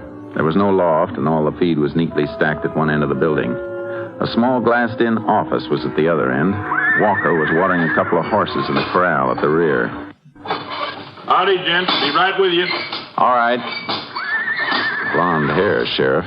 He doesn't fit the description Robert Elwood gave us. No, but he had the checks, and he was in an all-fired hurry to cash them. Might be best not to mention the killing, Sheriff. Well, that's what I was thinking. Now then, gents. You're Al Walker? It's me, all right. Can I help you? You can answer some questions. All right. This is Sheriff King. I'm Ranger Pearson. Oh, right pleased to meet you. Come on in the office, gents. What kind of questions? You cashed some traveler's checks at the Burton National Bank a little while ago. Yeah, that's right. $400 worth. Something wrong? Where'd you get them? Oh, a fella brought him in this morning. He come in about 8 o'clock, just as I was opening up. Have a seat, Ranger, Sheriff. No, thanks. Did he say his name was John Elwood? Well, yeah, that's what he said. Can you describe the man, Mr. Walker? Well, I reckon so. He's a big fella. Big? About your height, anyway. He's kind of heavy, too. What color was his hair? Oh, he had, well, let me see now. He had light hair. Would you say it was as light as yours? Yeah, come to think of it, it was. Uh-huh. What time did you say he came in, Mr. Walker? Just about 8. You always open that early?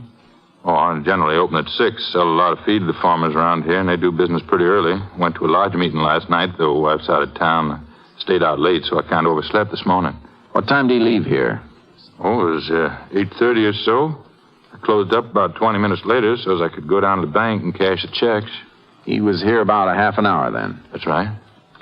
Did it take you that long to cash the checks for him? Well, he bought something. He come in here to buy a horse. To keep a little stock, you know. Sold him a saddle and bridle, too. What did his bill come to? It was $150. You got a record of the sale, Mr. Walker? Why, no. As a matter of fact, I didn't have time to enter it in my book. What about the rest of the checks? Well, after he paid me for the stuff he bought, he asked me to cash them other checks. I give him $250 in cash. You had that much cash at 8 o'clock in the morning? No, I always keep a few $100s overnight on account of opening up before the bank does. Mr. Walker, did he sign those checks in front of you? Well, sure. He signed them in front of me. Uh-huh. Let me see the checks, Sheriff. Yeah. Here you are, Jace.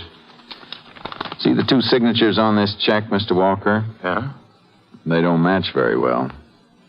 They don't? What's wrong with them? Well, take a look. You see the difference here and here? Well, they look all right to me. I couldn't tell the difference. You mean it ain't his right signature? The checks were stolen, Mr. Walker. This isn't John Elwood's signature at all. Stolen? How tall did you say that fellow was? What? Oh, he was a big fella. Well, how big? I don't know. He's 6 feet, maybe taller. You mean these checks are no good? I ain't going to lose my $400, am I? Reckon you will unless we catch up to the fellow who's got it. What color hair did you say he had? It was light-colored, blonde. How was I to know they were stolen? You should have checked the signatures. He did sign them in front of you, you said. Well, yeah, sure he did. Oh, excuse me, Ranger. Hello, Walkers. What? Oh, yeah, he's here. Just a minute. It's for you, Ranger. Pearson speaking. What time did they come in? All right, we'll be right over. Thanks. Mr. Walker, we'll have to pick up our conversation a little later. You stick around. Well, sure, I ain't going nowhere. Come on, Sheriff. What's up, Jace? It was a highway patrol. Austin identified a fingerprint from the car found at the scene of the killing. Yeah? Whose was it? A fellow named Sam Bradley. I got his mug shots at the patrol office.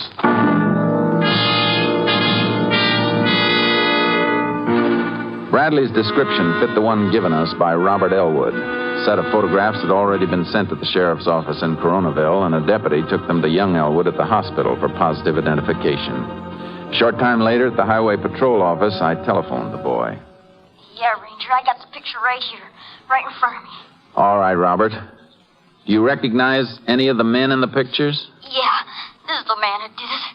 This is the man who killed Pa. Which one is it, Robert? This one. The name on the back.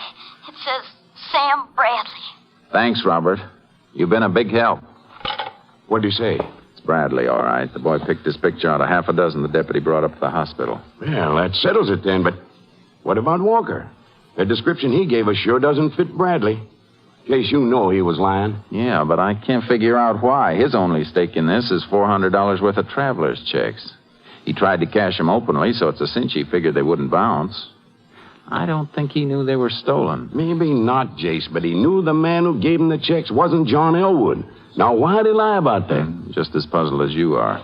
Come on. Well, where you going now, Jace? Out to Walker's. I still want a written statement from him. Want to bring him back here? Uh-huh. Well, I reckon I'll mosey around town in the meantime. Maybe I can find someone who saw Bradley go into Walker's barn. Good idea. I'll meet you back here. I want to see if Walker's going to stick to his story.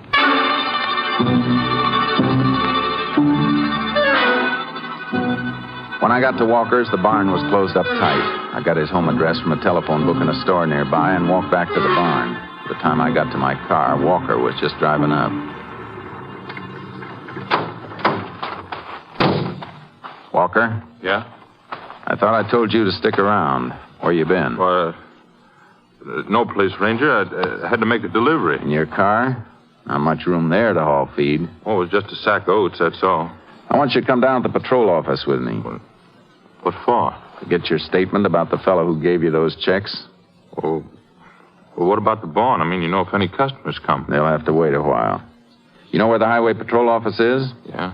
You can take your car. I'll follow you.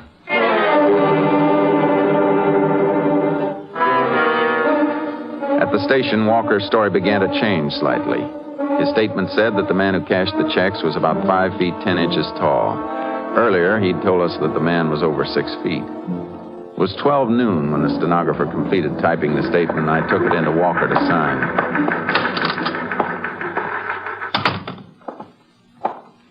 Here's the statement, Mr. Walker. You sure you don't want to make any changes before you sign it? No, I've been telling you the truth, Ranger. Uh-huh. Oh, one more thing. Before you sign it, I want to show you some pictures. Pictures? Yeah. Look at them carefully, Mr. Walker. Here are pictures of 3 men. Was one of these the man who cashed the checks? No. No, it wasn't any of these fellas. How about this one? Could he be the man? No. The fellow who cashed the checks was an altogether different kind of man. This ain't him. Mr. Walker, this man's already been identified by one person as the man who killed John Elwood and his wife. What'd you say, Ranger? Elwood was the man the checks belonged to. He was killed last night. Killed? First stealing, now killing. You didn't say nothing before about a murder? 2 murders. This man Bradley killed 2 people and wounded a 12-year-old boy. He stole 2 cars that we know of. Well, I didn't know about all them things. Uh-huh. What about the picture? Is this the man who cashed the checks? No, that ain't him. I'm sure it ain't. All right, Mr. Walker. Sign the statement.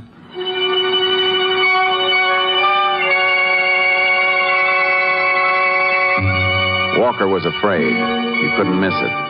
But I didn't know what was bothering him or why. After he signed the statement, I let him go. A few minutes later, the sheriff came into the office. He had a newspaper in his hand. Jace, was that Walker I just saw pulling away? Yes, Sheriff. He signed a statement, so I let him go. Well, we'd better get him right back again. Take a look at this newspaper. Burton Herald. What about it? Did Walker identify the picture of Bradley? No. Well, take a look at that item I marked. It'll tell you why he didn't. Mrs. Nancy Walker, wife of Al Walker, proprietor Walker Sales Barn, is in Fort Worth visiting her sister. Mrs. Walker is the former Nancy Bradley. Get it, Jace? I checked around as soon as I got a load of this item, and it fits. Mrs. Walker has a brother named Sam Bradley. Walker's his brother-in-law. We raced out to Walker's sales barn, but it was still closed, so we headed out toward his home located in a farm section west of town. Half a mile from there, we spotted Walker's car turning into the driveway and saw him rush into the house. We parked a short distance away and covered the rest of the ground on foot, approaching the house from the rear. Let's move up to that open window, Sheriff. Right, Chase. Hey, where's food? Nothing in the house to eat. Sam, you fool. Where you been? I've been looking all over for you. I took a bus over to Hazelton. Bought me new suit. What's bothering you, Al? So you already Bradley, not spending my money. Listen. Well, I don't care. You can take the money, but you just got to get right out of here as fast as you can. Hey, now, wait a minute. What do you mean spending your money? I thought you told me you got them checks from a friend of yours. Why, sure. What about it? You and your stories. It was just like I told you, Al. We were playing cards last night, and the place was raided. This fellow was afraid if he showed himself, he'd get caught. That's why he asked me to cash the checks. I knew you wouldn't mind. So that's it. Sam, don't you lie to me. You didn't have no friend. You signed them checks. They were stolen. Stolen? I know all about it. I lied for you at first because you told me you and your friend Elwood was ducking a gambling raid. Then I find you stole the checks. Now I find there's a couple of killings besides, and I'm mixed up in it. Now you get out of here. Look, who you been talking to? There's been a ranger around asking questions, that's who. You tell him anything? Not yet. But if I didn't have to lie to save my own hide, I'd have turned you in, brother-in-law and no brother-in-law. All right, Sheriff. Cover me through this window. I'm going in. Get out of here right away. I tell you all I'll leave tonight when it's dark. You get out of here right now. I'm not getting myself hung for you. But you know I can't go now. All right, Bradley, don't move. Sam, it's the ranger. Well, you turning no fucking gates behind the Drop table. that gun, Bradley. My arm. Throw your gun over here. All right. Okay, Jace? Yeah, I'm okay, Sheriff. Ranger, it ain't my fault. I swear I didn't know nothing about the killing. I swear I didn't. Save it, Walker. The jury will want to know why you didn't tell us where he was. Come on, get up, Bradley. You better have some of that $400 left for a good lawyer. You'll need one.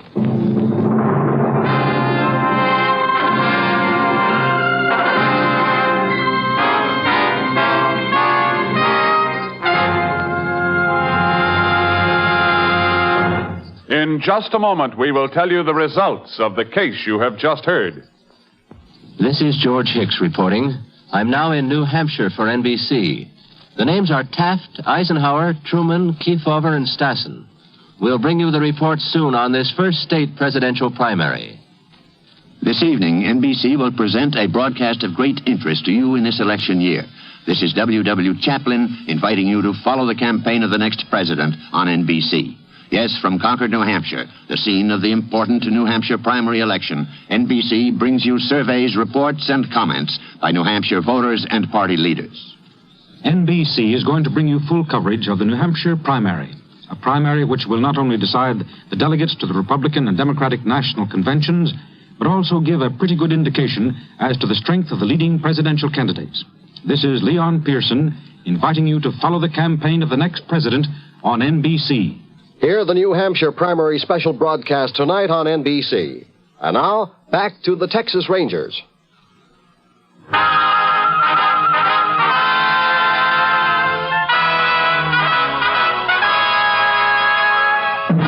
And now, here are the results of the case you have just heard. For harboring a fugitive from justice, Al Walker received a 5-year suspended sentence. Sam Bradley was identified by Robert Elwood as the man who shot and killed John and Ethel Elwood. Ballistics confirmed that Bradley's gun was the murder weapon. He was convicted of murder in the first degree, and on August 4th, 1942, was electrocuted at Huntsville Penitentiary.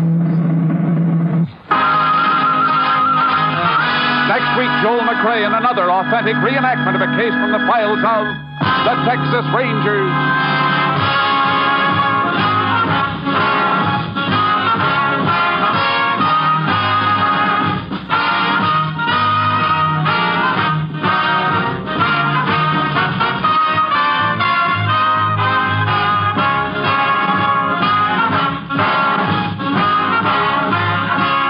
Joel McRae will soon be seen in San Francisco Story, a Warner Brothers release.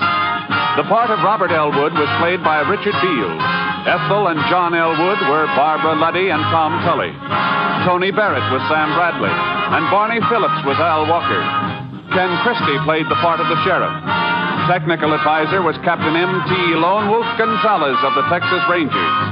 This story was transcribed and adapted by Shelby Gordon, and the program was produced and directed by Stacy Keach. Hal Gibney speaking.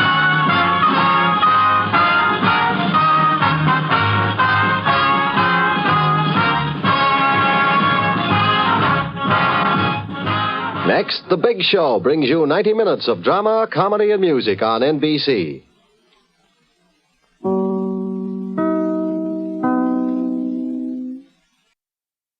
The National Broadcasting Company presents Joel McRae in Tales of the Texas Rangers.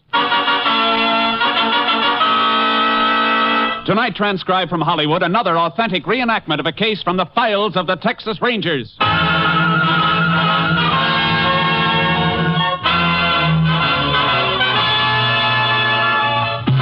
Tales of the Texas Rangers, starring Joel McRae as Ranger Jace Pearson. Texas, more than 260,000 square miles, and 50 men who make up the most famous and oldest law enforcement body in North America.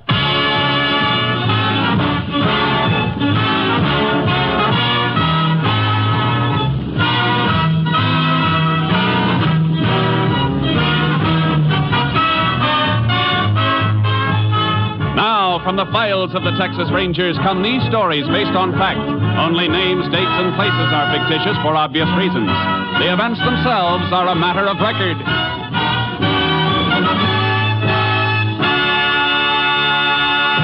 Case for tonight, Bad Blood.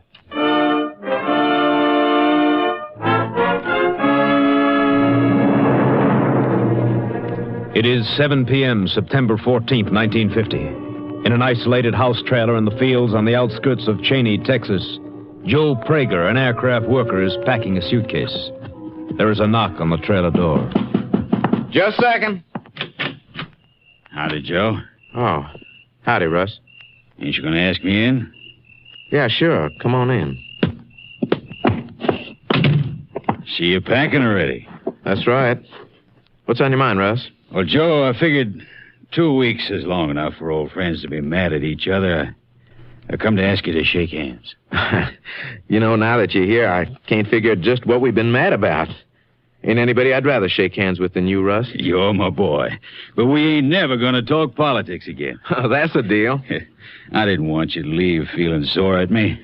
Why you going, anyhow? Why you pulling out? Your job's solid. You're needed here. Well, I didn't want anybody to know about it yet, but looks like I'm needed someplace else, too. Huh? Here, read this. Well, going back in the Army, huh? I didn't know you stayed on the reserve list. I'm on it, all right. You talked to him about this out at the plant. After all, you're married now, you got a kid, you're in essential work. Maybe you could get out of it. I thought about it, Russ, but, well, I don't want to get out of it. I got kind of a funny feeling about it, a feeling I've had ever since the kid was born. Like, well, maybe if I go again now, maybe I can help so he'll never have to go when he grows up. Yeah, I can't argue against that. Not with 2 boys of my own, one of them pushing 17. Ella and me are plenty worried about him with this Korea thing. Oh, don't let it get you down, Russ. Boy'll be all right. Say, I was just about to fix me some grub. How about joining me? Oh, thanks, but Ella's expecting me home. Say, where's Marge and the baby, anyhow? Oh, she drove the kid up to her mother's today. I got a week more before I report, and well, we sort of figured we'd go away someplace together, just the 2 of us, you know, till I have to leave. Yeah, well, when you pulling out of here? Tomorrow, when Marge comes back. Ella'd like to see you and Marge before you go. She's been beefing at me ever since you and me fell out. Yeah, Marge's been bulldogging me about it, well, too. Can't you come and have supper with us tomorrow before you go? How about that? That's the deal. Swell. Ella'll be tickled. Well, guess I better be getting home the old pay envelope. You need any help with anything? I mean, we got a few dollars for... No, thanks, Russ. We'll get by. Well, good luck to you, fella. We'll see you tomorrow. Sure thing, Russ. Say, if they had to draft somebody, why couldn't they take that brother-in-law of yours? Orville? That'd be giving aid and comfort to the enemy. Yeah. I know Orville ain't giving any aid and comfort to his department out the plant. If we wasn't short-handed, he wouldn't last 10 minutes. Well, good night, Joe. Good night, Russ.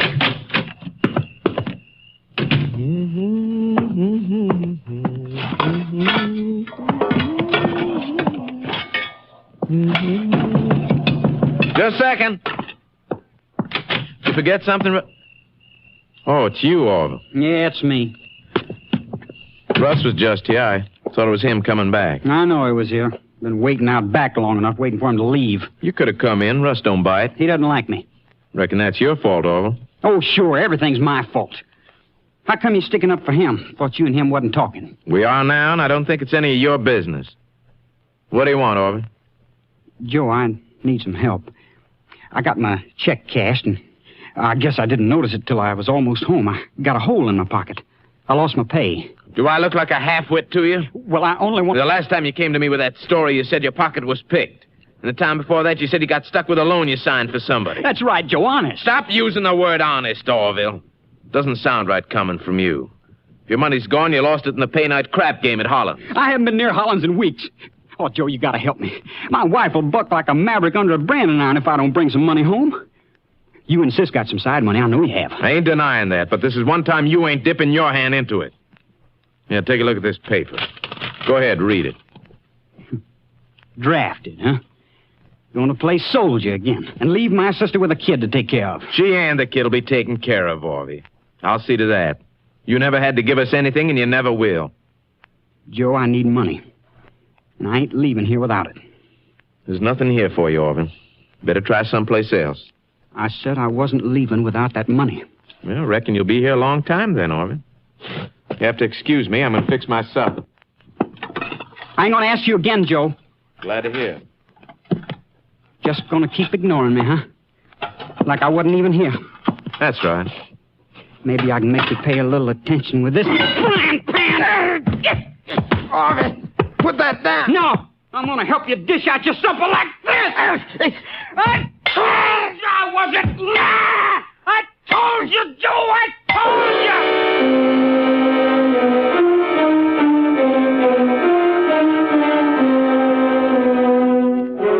The body of Joe Prager was discovered when his wife returned to their trailer home early the following day.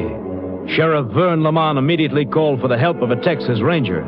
Ranger Jace Pearson was assigned. He joined the sheriff at the scene of the crime shortly after noon. I've kept the whole field blocked off, Jace. Nobody's been near the place except Prager's wife and me and the deputies. Good. Where's the wife? Sitting over there in her car. Tried to get her to go into town to the hotel, but she won't. She's in kind of a daze. Shock. That's natural. You want to talk to her? It wouldn't help when she's like that.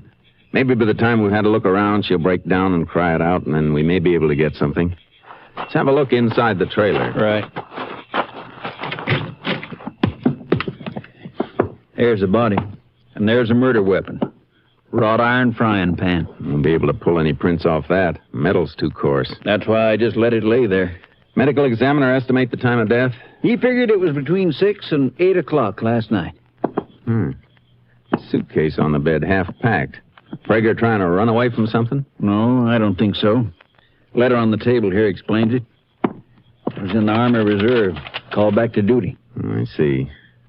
Where was he working here? Out to the aircraft plant, other side of town. Spot welder. How come his wife didn't report this until this morning? Well, she was away for the night.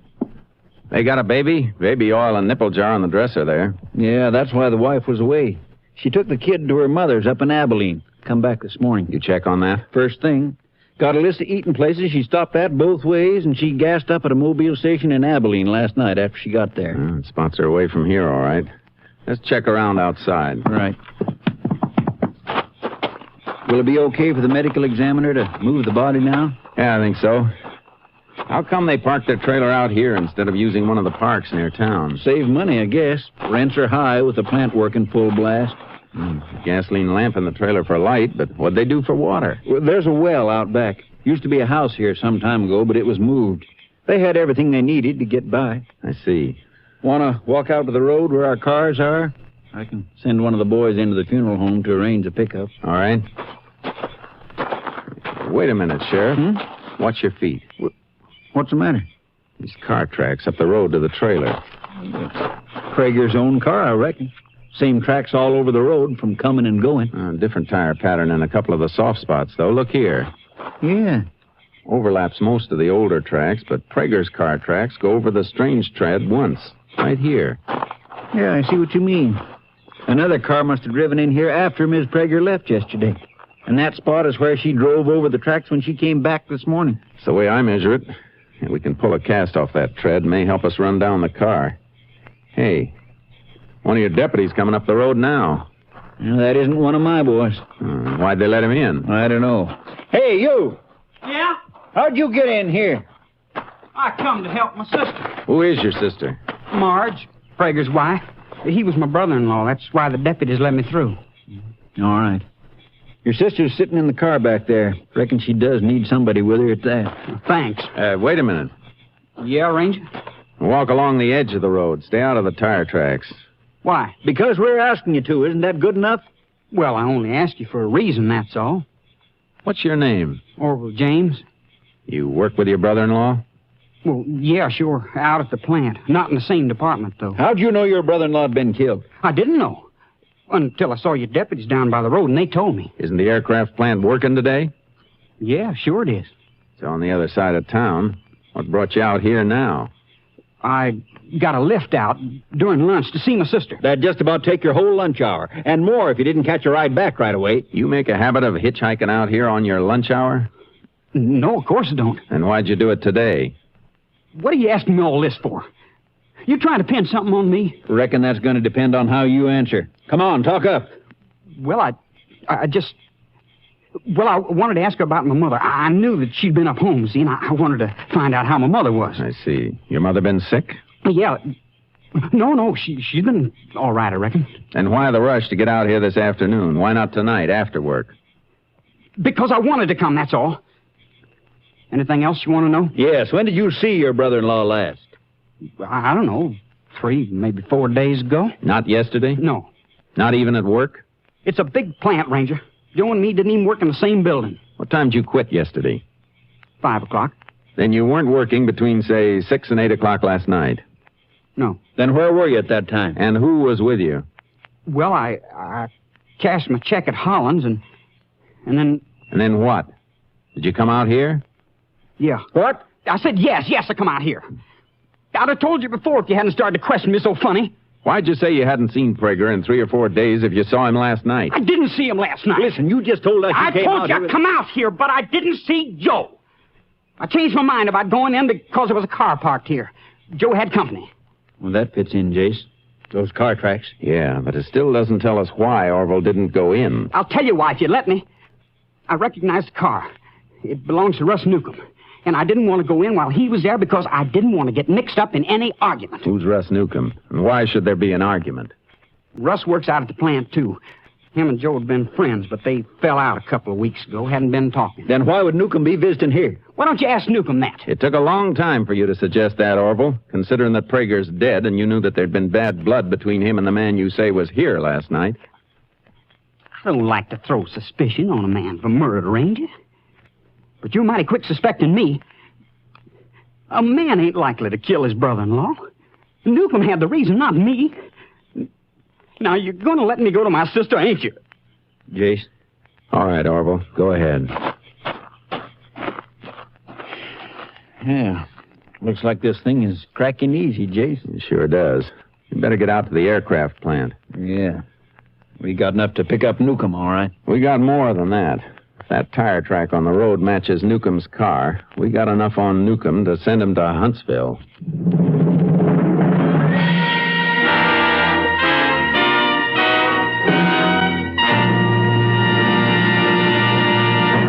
You are listening to Tales of the Texas Rangers, starring Joel McCrea as Ranger Jace Pearson.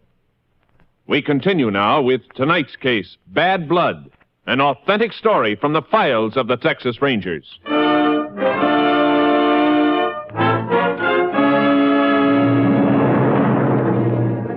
We drove out to the aircraft plant. News of Prager's death hadn't reached the place yet. We were directed to Russ Newcomb's section leader, and he pointed Newcomb out to us. He was on a welding job. Hey! Hey, you up there! Newcomb! Yeah. Knock off a minute and come down from that wing, will ya? Be right there! What can I do for you? Let's go into the office where we can talk. Sure, I'll be glad to. Sheriff, what's up? You find the woman who owned that purse? Purse? What purse? What are you talking about? The purse I turned in the office about 2 months ago. Money in it, don't you remember? Oh, that was on a Sunday. Guess I look different in a work outfit. Oh, yeah. What's this about, Sheriff? I thought he looked familiar. Turned in a woman's purse he found in the streets a couple of months back. No identification in it, and the owner's never claimed it. Oh? The way you're talking, Sheriff, I reckon it isn't a purse you want to see me about. No, it isn't. You know Joe Prager? Know him? Why, Joe's one of my best friends. When'd you see him last? Only last night out to his place. Why, what's the matter? Joe in some kind of trouble? You say he was a good friend. Other people say you weren't on speaking terms for the last couple of weeks. We weren't until last night. We got in a dumb political argument one day during lunch here. Both got hotter than we should have. But you patched it up last night. Yeah, when word got around that Joe was quitting, going away, well, I went out and buried the hatchet. You sure you mean a hatchet, not a frying pan? Look, you fellas asking me something, but you ain't telling me nothing. You talked politics again with Prager last night? No, we just shook hands, and I asked him to bring his wife over for supper tonight, and then I left, that's all. Prager still alive when you left? Well, what do you mean he was still alive? You telling me Joe Prager's dead? He was beaten to death last night with an iron frying pan. Beaten to death? Joe? You see anybody else at the trailer? No. We were alone, just the two of us. Newcomb, the law requires me to warn you that anything you say from here on can be used against you. Used against me for what? You're talking like I'm under arrest. You are under arrest for the murder of Joe Prager.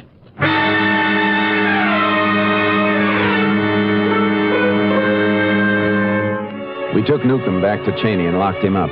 Meanwhile, Prager's body had been brought into the funeral home. I went over to see Mrs. Prager to see if she could give further verification of a quarrel between her husband and the man under arrest. Yeah. Joe told me that had some kind of an argument, but I didn't think it'd ever be as bad as this. I didn't think Russ would kill him. Why don't you leave her alone, Ranger? I'd already told you there was bad blood. Now maybe you'll believe me. Other witnesses aren't going to hurt anything, Orville. I'm all right, Orville. He's got to find out everything he wants to know. What else do they need to know? If you ask me, they got enough of a case right now. If we ask you. But so far, nobody has. And until somebody does, how about keeping quiet? All right. You're the law. Go ahead and make them miserable. I'm going over to Holland, sis. I'll be there if you want me. I'm sorry to keep after you like this, Mrs. Prager. Did your husband ever have any trouble with anybody besides Newcomb? No. Was he in fear of anybody, worried about anything? No. Well, he was worried at first when the Army letter came. But when we decided it was right for him to go, he didn't worry anymore. Just figured out things so me and the baby could get along. We even had a little money saved. We were going away together for a week, just Joe and me, to the place we went on our honeymoon. We were going to have so much fun. Now I'll have to use that money to bury him. I'm sorry, ma'am. Why did Russ do a thing like this to Joe? Why? Why? I don't know, ma'am. I've never been able to figure out why men do a lot of things they do to each other.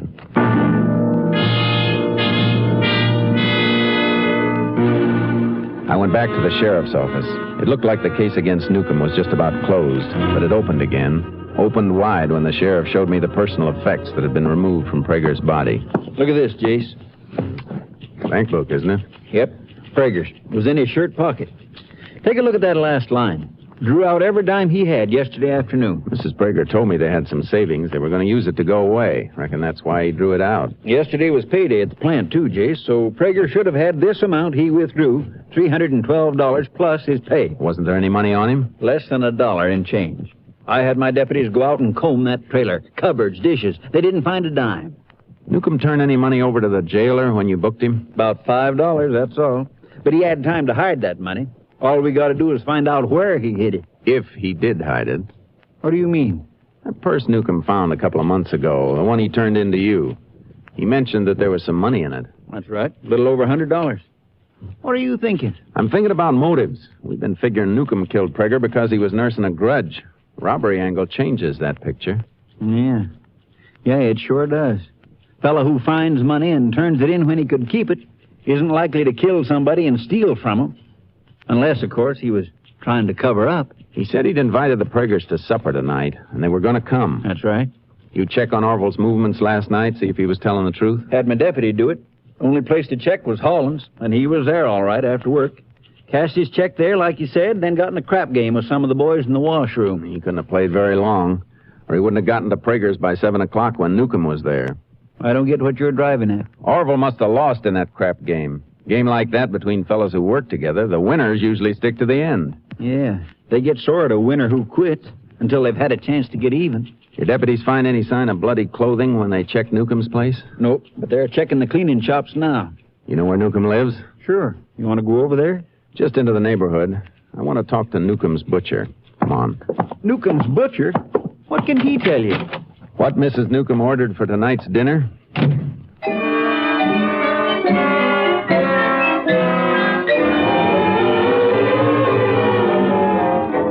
I saw the butcher, and his answer to my question pulled Newcomb back a step away from the electric chair.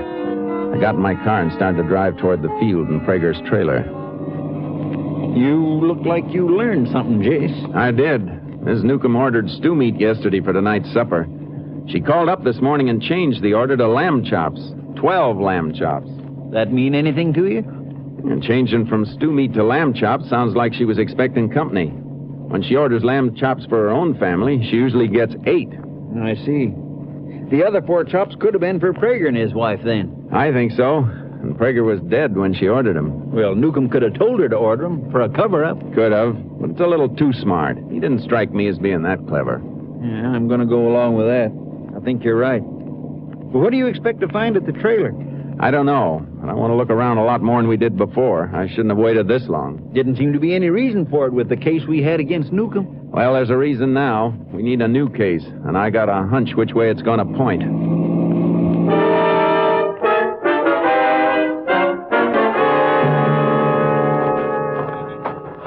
I don't know, Jace.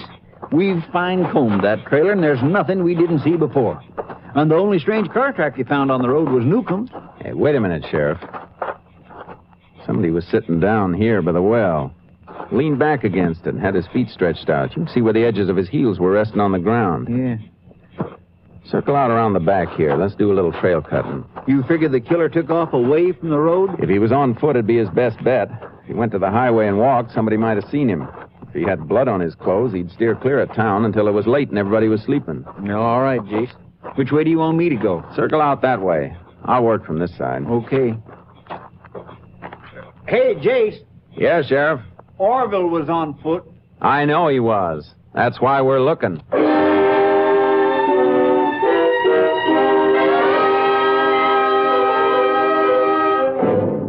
We found the trail just as it was getting dark. It led into open country. I got my horse charcoal from the trailer behind my car while the sheriff went to a nearby farm to borrow a mount. It was dark when he caught up to me. You still on the trail, or are you cutting to pick it up? I lost it a couple of times further back, but I'm on it now. You know this country back here? Oh, I've ridden it before. We'll be coming to the Horner River soon, about a half-mile farther.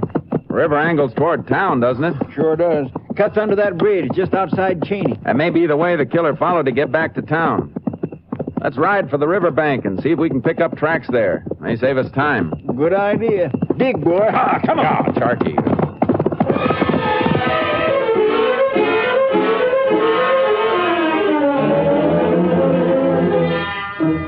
We found tracks on the bank, all right. Just a few that led to the edge of the water, and that was all. We cut back and forth on both banks for hours before we picked up a sign. He'd come out of the river on rock, and we barely spotted the place where he'd marked the ground again. That's it, all right, Jace. Same heel impression. He had us fooled for a while, all right. Now let's go. Come on, Charky. Yeah, come on, boy. What's that up there ahead? Looks like a shack of some kind. I don't know, Jace. Quite a few shacks in here along the river. A lot of deer around. Some folks keep places for fishing and hunting. His tracks lead right to it. Yeah. Get on, boy. Come on, Charky. Yeah, he stopped here, all right. Oh. Flash your light on that door. Yeah. Yeah. Lock's been sprung. It's open. Yeah, he was here, all right. Left his marks in the dust on the floor. I guess nobody's been using the place for quite a spell. Yeah. There's something else, too. Footlocker here. Lock on it's busted, too. Shirts and jeans in there. I'd like to bet there's one set missing. Orville, or whoever it was, stopped here to change clothes. He must have known the setup. There's a funny smell in here, Sheriff, like the place been smoked up not long ago. There's something burning. Pot-bellied stove there. Yeah. Anything in it? Plenty.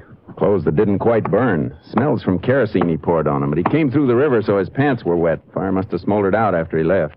Better pull those things out and see if we can save enough of them for identification. There's enough, all right. Look at this. Bloodstain didn't even wash off when he came through the water. We prove who owns these things, and we've got our man. We'll be able to prove it. Look. Shirt was bundled up with the wet pants, just enough to save most of the collar and this. Laundry mark. Let's get back to town.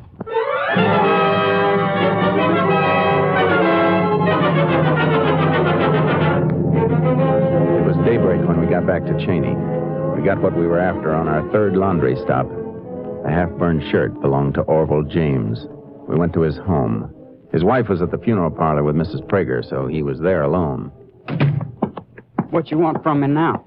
Sheriff's got a few things rolled up in that poncho. I thought maybe you might be able to identify them. Who they belong to? Joe or Newcomb? We want you to tell us. All right, Sheriff, unroll them. Recognize these? What's the matter, Orville? You look kind of sick. I'm just upset about Joe, that's all. I was at the funeral home with my sister almost all night. Well, you ever seen these things before? Yeah. Yeah, I've seen them. Whose are they? I could be wrong, I guess, but they look like new ones. That's funny. Well, what's funny about it? Looks like they were burned quite a bit. Yeah, but they were too wet to burn all the way. Guess that gives you a real tight case against Newcomb now, doesn't it? It does, doesn't it? A perfect case, except for the laundry mark on the shirt. Laundry mark? That's right, Orville. You're a laundry mark. But there can't be a laundry mark. There can't be a laundry... Keep your hands off those things. You heard him, Orville. Let me go. Let me go. Oh, my arm. You better hold still. Come on. Let's go. My wife always hounding me for money. Always screaming about how hard she worked. Always yelling about how she was ruining her hands scrubbing greasy work shirts. But she wasn't. She was sending them out. Laundry bucket. A lazy pig. I'll kill her. You're not going to kill anybody, Orville. Your killing days are over. Open the door, will you, Sheriff? Sure. All right, Orville. In the car. Let's go.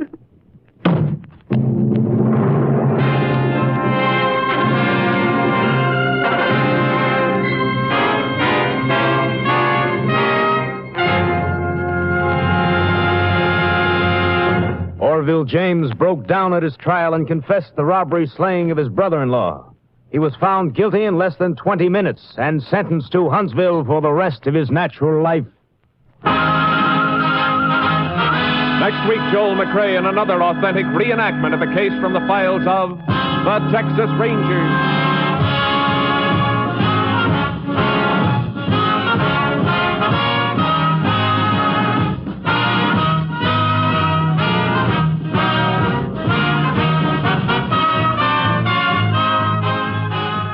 Joel McCrea is currently seen starring in the Universal International Technicolor production Frenchie. Tonight's cast included Tony Barrett, Paul Frees, Whitfield Connor, Sam Edwards, Parley Bear, and Barbara Luddy. This story was transcribed and adapted by Joel Murcott, and the program was produced and directed by Stacy Keats. This is Hal Gibney speaking.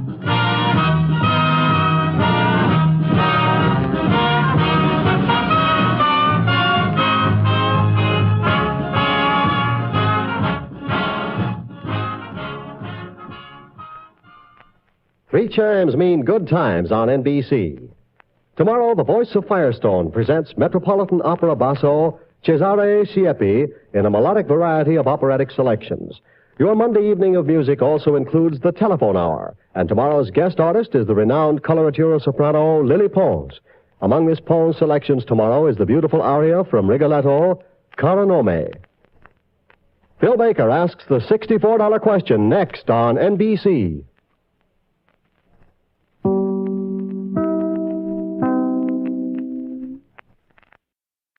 Presenting Joel McCrea as Jace Pearson in Tales of the Texas Rangers.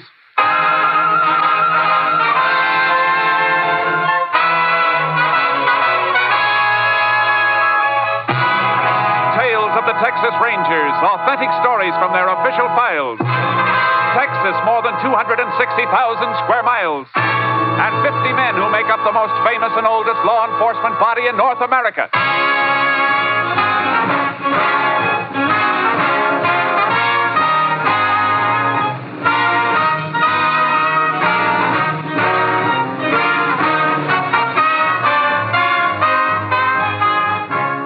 From the files of the Texas Rangers come these stories based on fact. Only names, dates, and places are fictitious for obvious reasons. The events themselves are a matter of record.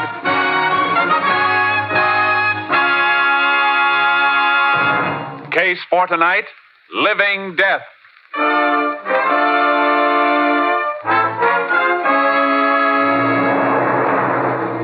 It is 2 a.m. on the morning of October 3rd, 1948. A man stands in the brush on the American side of the Rio Grande, watching another man wading rapidly across the river from the Mexican side. Come on, hurry up. Senor Green? Senor Green, where are you? Over here. And shut up. I almost fallen. Never mind. You crazy wearing a white sombrero with that moon? What is the harm, Senor Green? Nobody see the ego but you. Don't be too sure of that. Somebody followed me down here. I don't know whether I shook him or not. The border patrol? No. Hijacker, maybe. You got the package? Oh, see. Right here. 20 ounces. Okay, here's your money. 200 an ounce. $4,000. Oh, gracias. Will be another shipment next week. Yeah, I know. I'll meet you here again on the 12th. Same time. And be a little more... You're right, amigo. Someone does follow you. Quiet. Sound came from over there. He's moving this way. You'll have to crawl through that clearing first, and the moon's right on it. You going to use a gun? What do you think I got it for? Keep quiet. There he is, coming into the moonlight. Yeah, and he doesn't see us. Just like a sitting duck. Oh! You hit him, senor? Yeah.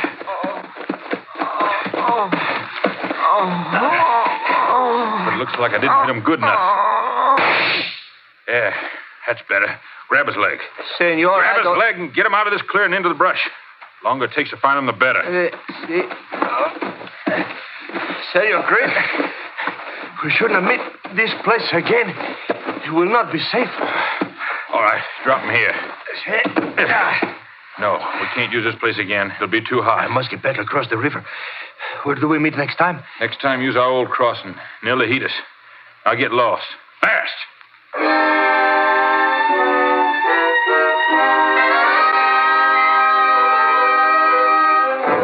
The body of the slain man was discovered, but for 2 months there was no clue to point to his killer. And then suddenly another man was shot to death on the streets of a small town in West Texas, and Captain Stinson of the Texas Rangers radioed Ranger Jace Pearson to meet him at the county morgue. Body's on this slab, Jace. Shot right through the heart, eh, Captain? Yeah. And here's our ballistics report. .45 caliber slug. Look at the markings on this photo of it. Uh-huh. All right. Now look at this ballistics photo. This is a report on the slug they took out of the man who was killed near the border 2 months ago. Yeah, I see what you mean. Both slugs came from the same gun. Mm-hmm. Autopsy report on this man completed yet? It's being typed up. We'll have it in a minute. Clyde Mooney's waiting for it. Mooney? Oh, is he here? Yeah, I sent for both of you. Mooney worked on the border killing. Since it's tied up with his second killing, I thought you'd better tackle it together. Suits me fine. You got some special reason for wanting to see the autopsy report, Jace? Yeah. Look at the body. Marks on the left forearm. Look like the kind we usually find on drug addicts. Well, we'll know in a second. Now, here's Clyde now. Howdy, Captain. Hi, Jace. Howdy, Clyde. Good to see you, boy. Heard you talking as I come in, Jace. You hit it all right. Here's the autopsy report. Man was a drug addict. Yeah, he's probably just as well off dead, then. Bullet ties this one right up with your border case, Clyde. Guess we're both after the same killer. Yeah. I've been hunting wetbacks for 2 months trying to find the man who was toting the gun those slugs came from. Anything else you boys want to see here? No, Captain. No, Captain. Well, let's get out of here, then. Any identification on this man we just saw, Captain? Not a thing. Was dressed like a hobo. Doesn't fit any of the descriptions on missing persons reports, either. Might help a lot if we knew who he was. 'Cause I can't see this killing as a job done by a wetback. Why not, Jace? It was somebody sneaking across the border. Tracks weren't clear by the time the body was found down there, but there were tracks. Both your cars in back near mine? Yeah. Yeah. All right, Jace, go ahead with your theory. Well, a wetback sneaking into the country to earn a few dollars working is usually too poor to own a gun, unless he's carrying something across with him. You thinking of those hypo marks, Jace? It adds up to me. Narcotic smuggling. Might be. Man who was killed in my territory could have been shot because he spotted somebody crossing with the stuff. Well, that's possible. But how about the dead man we just left? He wasn't shot near the border. It looked like he was down and out.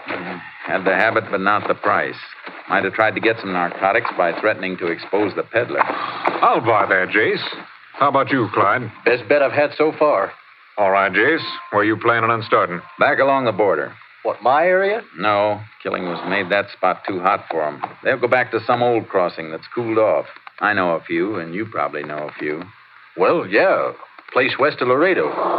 Then there's Devil's River. That's been quiet lately. Yeah, and the Castellon area and the Big Bend, up through Lajitas and Redford. It's a big border. Yeah, so the sooner we get started, the more of it we can cover. You're dragging a double trailer, Jace. Suppose I load my horse in with charcoal. We'll use one car. Good. Let's go.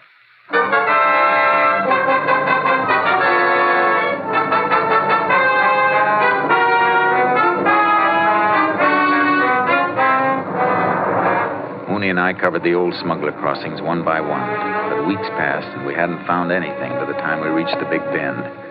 We were riding the river near Lajitas. Getting kind of late, Jace. We ought to make camp, turn in. Yeah, might as well quit this spot tomorrow. Move on toward Redford. There's a good campsite ahead, clearing near that clump of honey mesquite. You've got eyes like a cat. We can make radio contact when we get back to the car tomorrow. Captain may have something for us. Yeah. What was it he said he'd check on? Narcotic possession cases. Trying to pin down areas where the drug traffic seems to be the heaviest.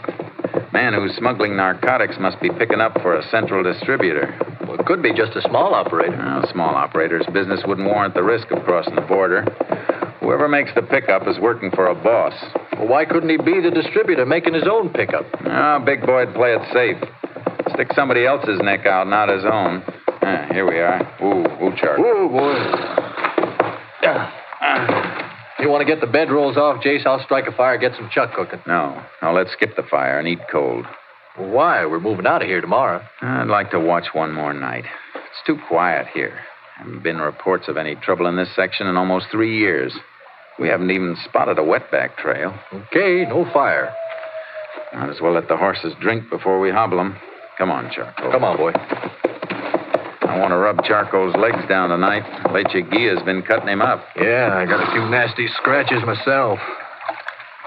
Attaboy. Drink up. You looking for something over there, Jace? Yeah. Let the horses go for a second. Come here, bring a flashlight. What is it? Slight depressions in this mud bank. Just barely saw 'em. Flash the light. Yeah. They were tracks, all right. Not much left, though. Something else here. Piece of paper half buried. Must have been stepped on. Brown. Looks like that brown stickum paper they use to seal packages. No. This is the kind of paper a bank uses to wrap money. Look. There are traces of blue on here from an ink stamp. Yeah, can you read it? No. Maybe the lab at Austin can. Anybody who tore a band from a packet of money in this spot must have been counting it. Yeah. This isn't exactly a business neighborhood. Let's stake out, boy. We found some kind of a crossing, and it may be the one we're looking for.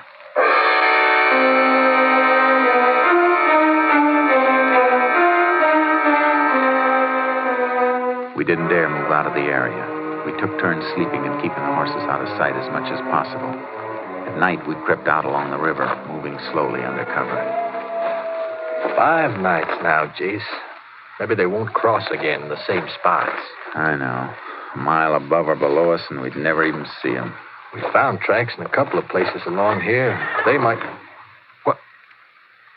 Oh. One of our horses. Thought we had something for a minute. Clyde, that isn't one of ours. It's coming from the wrong direction. Put your ear to the ground. I don't have to. I can hear him coming now. It can't be our horses. They're hobbled, and the one we hear is moving free. Come on. Don't show yourself on the riverside. That's where his contact will come from. Coming now. There's something moving in the water out there. A few hundred yards down. Our horses would have to be up the other way. We'll have to try it on foot. We haven't time to go back and get mounted. If they make a fast pass, we'll never get there in time anyhow. We'll have to risk a little noise. That moving horse will cover our approach until he stops. Step it up. The contact is across to this side by now. I can't see him out there anymore. Wait. The horse is stopping, too. Diego? Go ahead, senor. Come on, give me the stuff. Here's the money. They're not wasting any time, Jace. No. Let's go. Stay where you are! Senor! Keep going, Diego. Run! Get up, boy! I'll get the one in the river, Jace! Stop that horse! Come out of that water!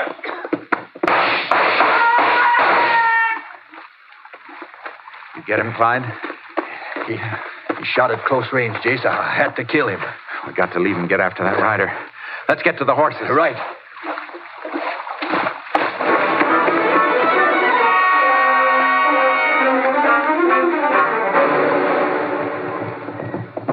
Only we've been 50 yards closer to him back there, Jace. He went over the ridge up ahead. We can pick up his trail up there. I could swear I hit him when I fired. I hope you did. Narcotic traffic's the filthiest thing on earth. Oh, here's the ridge, Jace. Whoa, boy. Whoa, Charcoal. Boy. Yeah, look where we have to track. Mesquite and greasewood. Ground as hard as rock. Won't be much of a trail here, Jace. It'll take us hours to cut back and forth looking for soft spots. No time for that. Get off. Yeah. It's going to be too bad if I didn't hit him. A blood trail's our only chance. Yeah. They'll find another contact for narcotics across the border. Sure they will. Unless we get to the man we're after. He's the only one who can lead us to the ring on this side of the border. And we've got to get to him before he gets rid of that package.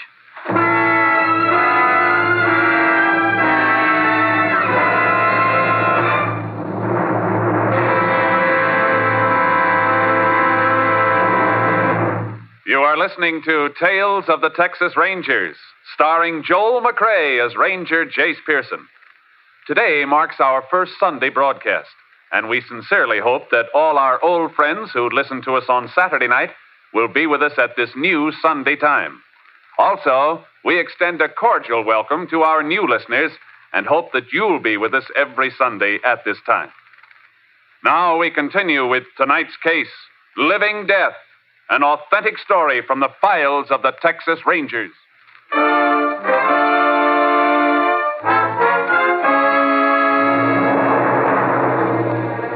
We combed the ground for a blood trail, and we found it. Not much, but enough to follow. It led through the mesquite and greasewood, but the rider knew the country. He'd been weaving through the roughest spots.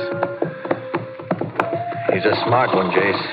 Yeah, slowing us down all the way. Got a good hour on us by now. And an hour's too long.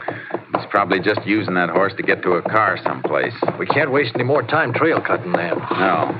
He must have headed for cover someplace to take care of that wound. General direction seems to be northeast. We'll have to gamble on it. Okay. Let's ride. Get up, Charlie.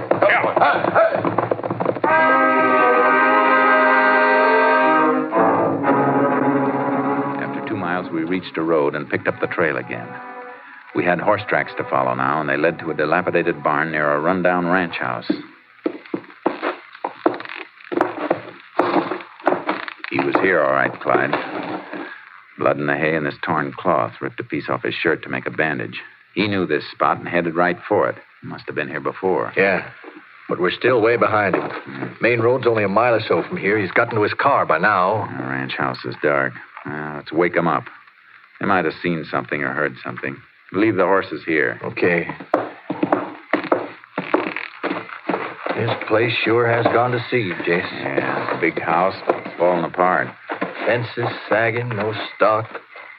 Must have been a nice ranch once, though. It isn't anymore. A man gets his living from the earth, you'd think he'd take better care of it. Here's a house.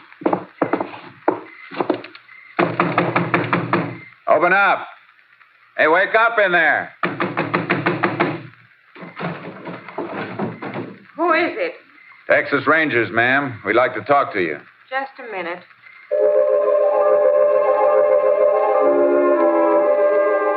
There was an electric power line to the house, but when she opened the door, she was carrying a candle. The inside of the house was almost barren. What do you want? We're looking for a rider. Came through here tonight. He stopped in your barn. You see or hear anything? No, I didn't. You rent out a horse to anybody? A horse? Range, if I had a horse, I'd have sold him for food for my kids. Sorry we have to bother you, ma'am. It's all right. What difference does it make? You know anybody around who... Ma'am, would you mind holding your candle over the mantel of this fireplace? Why? Jace, that picture. The picture was a photograph of a man. The face was younger, full and healthier than when we'd seen it last. But there was no doubt about who it had been. Jace, that's a picture of the man we saw with the cap. The body in the morgue. Oh, no. Take it easy, ma'am. Take it easy. Ma'am, I'm sorry. When did you see him? Oh, he can't be dead. He can't be. I'm afraid he is, ma'am. And you'll help us a lot if you'll tell us who he was. Jack Prentice. My husband. Oh, my poor kid. Oh, why didn't you report him missing? Because he left me 2 years ago. He'd sold and lost everything we owned. He was sick, half crazy, acting like a madman. I don't know why I didn't do anything. He'd never been like that before. You got any idea at all what started it? A friend of his. Jack was all right. He was a good husband and father till he took up with Virgil Green. Then he spent more time with him than he did with us. He must have been gambling or something. We had a good place here. Then it was all gone. This isn't going to be easy to take, ma'am. Your husband wasn't a gambler. He was a drug addict. Oh, why didn't he tell me? I begged him to go to a doctor, but he wouldn't. When did you see him last? I told you 2 years ago. When Virgil Green left him, Jack left right after him. You seen this Virgil Green since then? No. You know where Green went after he left here? No, but it must have been Chino. I got a couple of letters from Jack, came from there. And then he stopped writing. Not even a word to his kid. Ma'am, I hate to leave you like this, but we'll see if we can get you some help later on. Nothing can help anymore. Not for me. But I'd beg for my kid. You won't have to. You'll hear from us. Come on, Clyde. We gotta get the boy who gunned her husband, Jace. We gotta get more than one. We gotta get them all. The whole ring. Or there'll be 100 more like her husband, dying slower and worse than he did. You think this Virgil Green is the link? It must be. Fits the cards we've been playing. Jack Prentice couldn't raise money to buy from Green, threatened to expose him, and Green killed him. Then he killed a man near the border, too. Gotta try to pick up Green at Chino. He knew this place. It's a fair bet he's the man we've been chasing. Get up, Charcoal. Oh, boy. Taking him is going to be a pleasure. We can't take him. Not until we find out if he still has that package. We better knock on these ponies until we get to our car. Get up, Charcoal. Oh, yeah.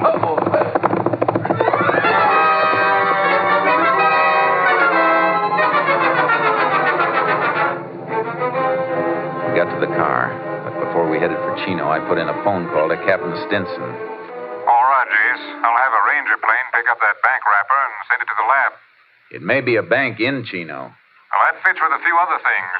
My checkup shows a heavy drug traffic in and around the Chino area. And the town where Prentice was killed is only 60 miles from Chino. Good. That narrows it down. See if you can dig up a Chino address on Virgil Green while we're driving up there. He's only 2 hours ahead of us. If we can burn up a road, we may reach there almost as soon as he does. Let you know by radio, Jace. I'll head for Chino myself. Thanks, Captain. We'll see you there. We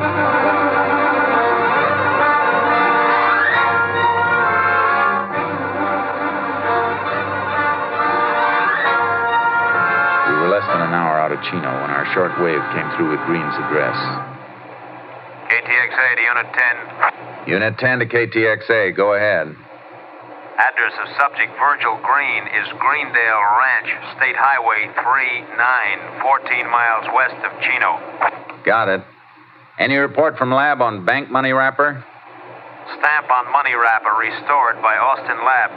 Money and packet came from Chino State Bank, corner Main and Crockett in Chino. 10-4. Unit 10, clear. KTXA, Austin. That's all we need, Jace. Yeah, if we can get Green in sight before he unloads that package.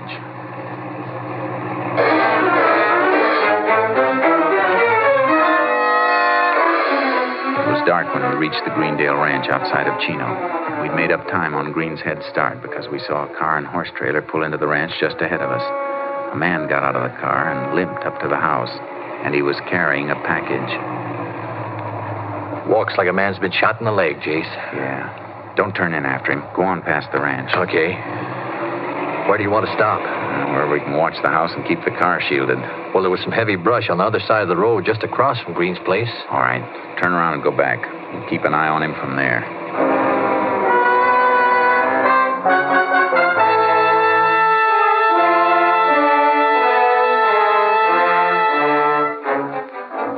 We kept a watch on Green's house all night, but nobody showed to pick up the package.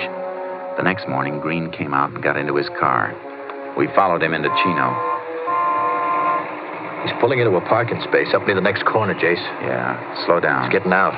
He's got the package, all right, sticking out of his pocket. Park here, quick. He's going into that building on the corner. Come on, before we lose him. Hey, the street sign, Main and Crockett. And he went in there, Jace. Chino State Bank. That's where the money wrapper came from. Don't go in. Just walk around the corner. We can look through the bank windows.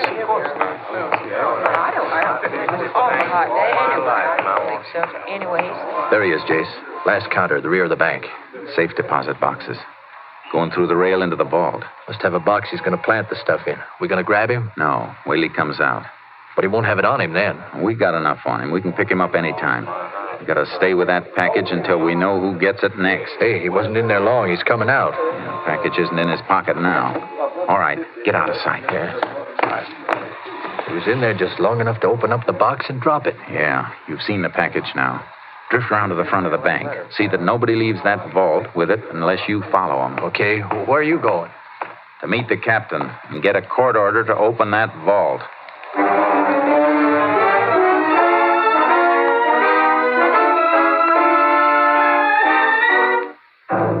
We got the order. Then we waited until the bank closed and the employees were out. We got the president of the bank at his home and took him back to open the vault. Narcotics, most distressing, gentlemen. Oh, come in, please. All right. Which box is Green's? 421, right here. Want to open it for us? Why, of course. Say. It's empty. Now, couldn't you have made a mistake, Ranger? No.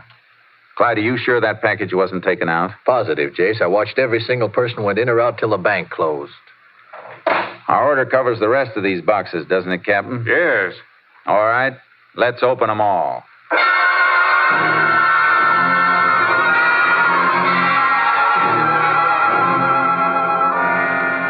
We found what we were after, but not the way we expected to find it.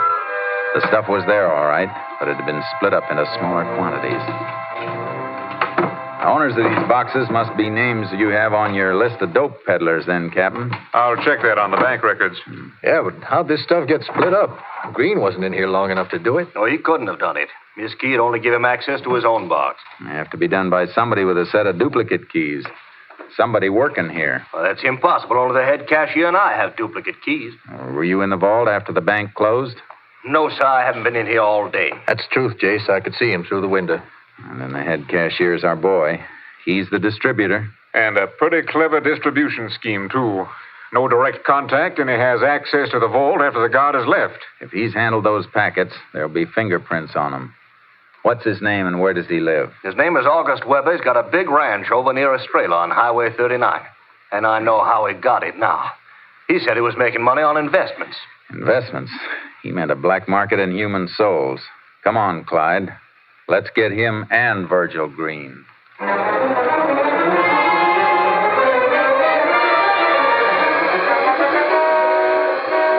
found the house. An elaborate building on a fine ranch. There was another car in the driveway when we pulled up. Hey, Jace. That car in front of the place. Yeah, we're in luck. It's the car Virgil Green was driving. Light around the side of the house by that French door. Maybe they didn't hear us drive in. Good. Let's slip up on that side of the porch and find out. Might be able to take him easy. Don't count on it. Cold-blooded killer like Green. He'd keep on killing as long as he has a gun.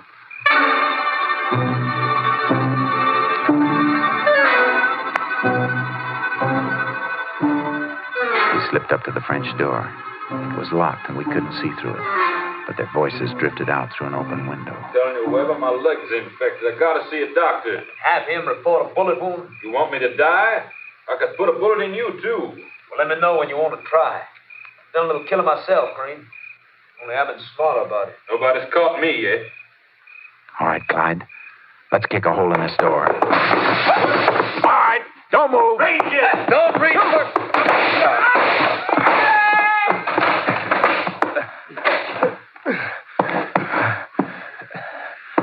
Clyde, you hurt bad? My side. You're hit too, Jace. Blood on your head. Yeah, just a nick. Come on. I'll get you to a hospital. How about them? Leave them for the coroner. They're both dead.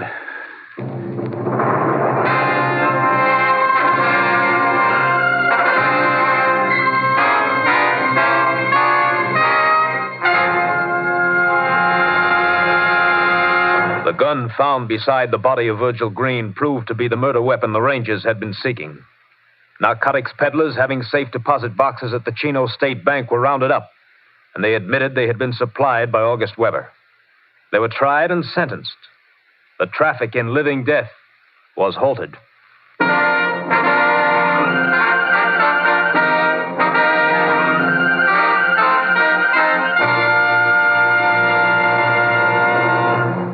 And here again is the star of our show, Joel McCrea. A friend of mine returned recently from a visit to Texas. While he was there, he'd seen a Texas Ranger, and he asked his host, a rancher, what the requirements were for a man who wanted to be a ranger. The host looked thoughtful for a moment and said, well, I'd say if a man could ride like a Mexican, trail like an Indian, shoot like a Tennessean, and fight like the devil, he might have a chance to get in. Well, I hope you'll be with us again next week. Same time, same station. Good night. Next week, Joel McCrea in another authentic reenactment of a case from the files of the Texas Rangers.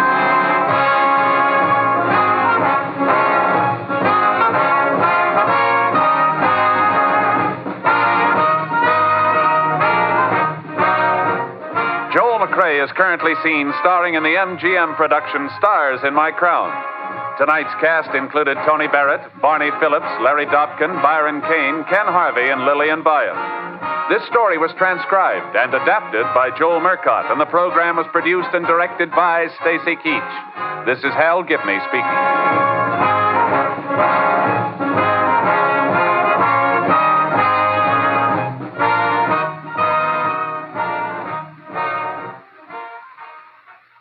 Three chimes mean good times on NBC. Wheaties presents Joel McCrea in Tales of the Texas Rangers. On stage tonight, transcribed from Hollywood, another in the Wheaties big parade of exciting half-hour presentations.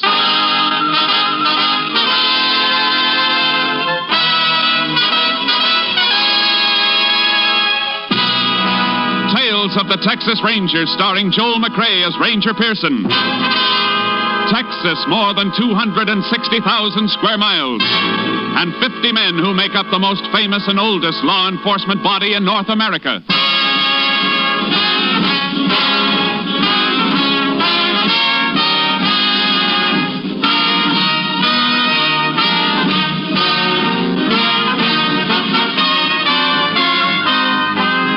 From the files of the Texas Rangers come these stories based on fact. Only names, dates, and places are fictitious for obvious reasons. The events themselves are a matter of record.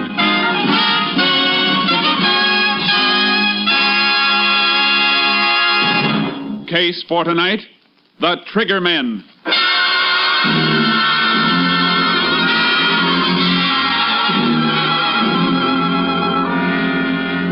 At 9 o'clock on the evening of May 27, 1947, Jasper Leach, operator of an independent service station in Ada, Oklahoma, was preparing to shut down for the night.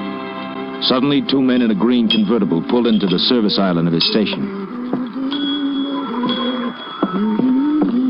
Closed for the night, fellas. Pumps are all locked. We got to get some gas. All-night place on the highway south, mister. Big station. You're heading that way. I don't like big stations. We're gassing up right here. I got a tire you can fix. Now, look, I told you I'm close to the night. Hey, stop the chatter, will you? You heard him, Hick. Now get moving, or I'll put a slug in you. All right, mister. I ain't arguing with a gun. He gets that pump going. Make him fill a couple extra 5-gallon cans, Pat. All right, Joe. Stop playing Napoleon and get that flat spare out if you're so hot for action. Okay, but let's take it up, huh? Well, come on, Hayseed. Get with the pump. Keys are in the office. Well, let's get them.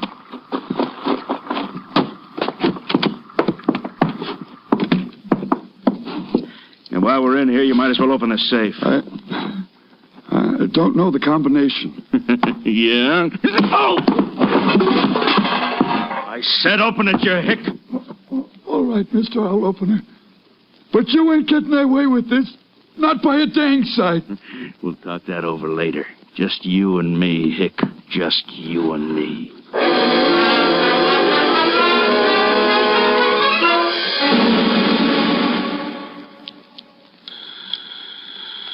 KTX-8, all units. KTX-8, all units. Oklahoma State Police advised that about 9 p.m. of 5/27, gas station attendant at 8 Oklahoma was robbed and beaten to death with tire iron.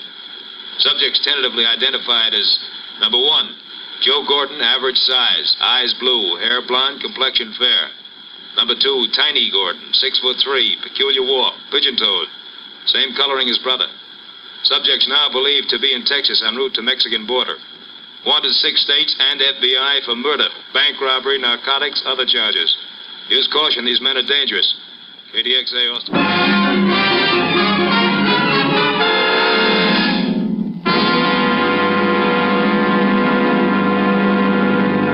Tales of the Texas Rangers will continue in just a moment. Get up and get at 'em with Wheaties. Yup, for folks up and doing, for folks going places, breakfast of champions. Sure, begin a better breakfast with Wheaties tomorrow and see if you don't feel the difference all morning long. Here's why. There's a whole kernel of wheat in every Wheaties flake. You got it? There's a whole kernel of wheat in every Wheaties flake. That's why Wheaties can give so much. Energy? You bet, whole wheat energy. Vitamins and minerals? You bet, and protein, too. That's why Wheaties at 7 can make a difference at 11. There's energy in them thar flakes. You try 'em tomorrow morning. Make yours Wheaties. Pour on the milk, put on the fruit, and eat happy. Yes, and work happy. Tomorrow, see for yourself how Wheaties at 7 can help at 11. Breakfast of champions. Breakfast for you.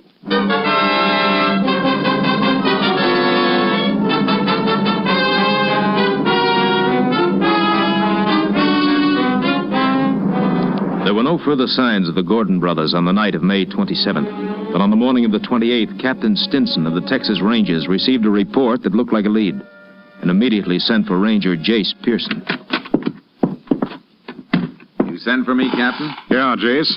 I want you to get right over to the General Hospital in Palo Pinto County. Been a double shooting. Deputy Sheriff and his son. Where'd it happen? Near Mineral Wells, but check the hospital first. Shooting took place during the night. Rancher found the men this morning. Mineral Wells, that's on the road south from Ada, Oklahoma. You think it might have been the Gordon brothers? It smells like them. They were headed south, according to all previous reports. I figure they're making their run for the border, and they'll kill anybody who tries to stop them. Sure looks that way. The deputy never saw who gunned him, Jace. If he can talk, get all the information you can. And if it looks like the Gordons, stay with it all the way. We don't want them to get across the border. I understand. Judging by their past movements, they steal cars and dump them for new ones at regular intervals before they get too hot. So don't pin too much on any car descriptions. I won't. I'll see you later. Oh, Jace. Yeah? You get anything hot, report it by phone. If I have anything for you, I'll have the radio dispatcher tell you to call in. The men we're after might have a shortwave set. Right, Captain. One thing more, Jace. This department hasn't lost a man in a long time. Let's keep it that way. Yeah. I wouldn't want to be the one to spoil the record.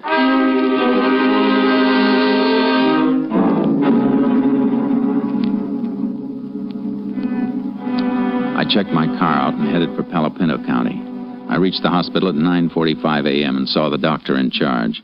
He'll pull through, I think, but his condition is critical. Shot 3 times through the back. One of the bullets is lodged in his spine. Which room's he in? I'll show you. Deputy's son hurt bad, too? Too bad, Ranger. Dead on arrival. He know it? Yep, he knows. Be better if you could wait. I wish I could. I can't. I understand. He's in here.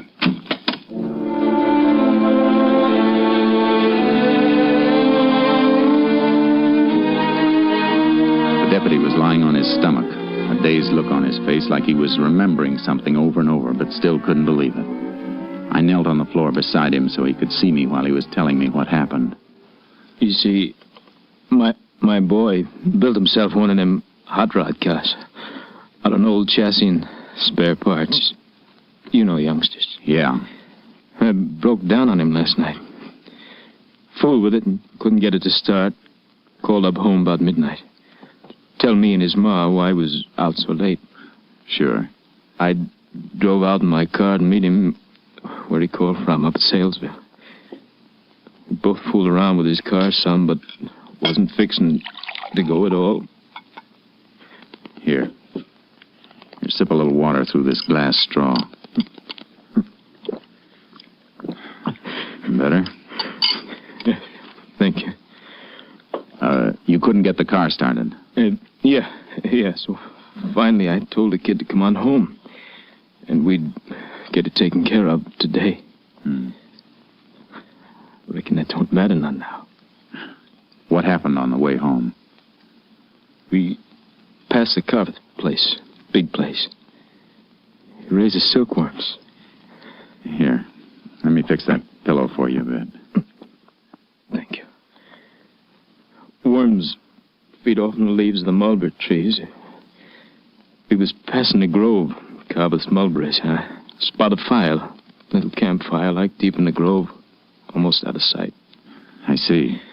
Thought I'd better stop, have a look. The kid, he wanted to get out of the car with me. I don't know why I let him, but I had no way of knowing. No, of course, you couldn't know. We walked in. I guess they heard us coming. One of them kicked at the fire. I saw his shadow. That's all. I yelled at him to stand where they was, and they started blasting. Go on. I turned, pushed the kid down. Something hit me in the back. I went out. When I came to, my kid was lying there, just a couple of feet from me.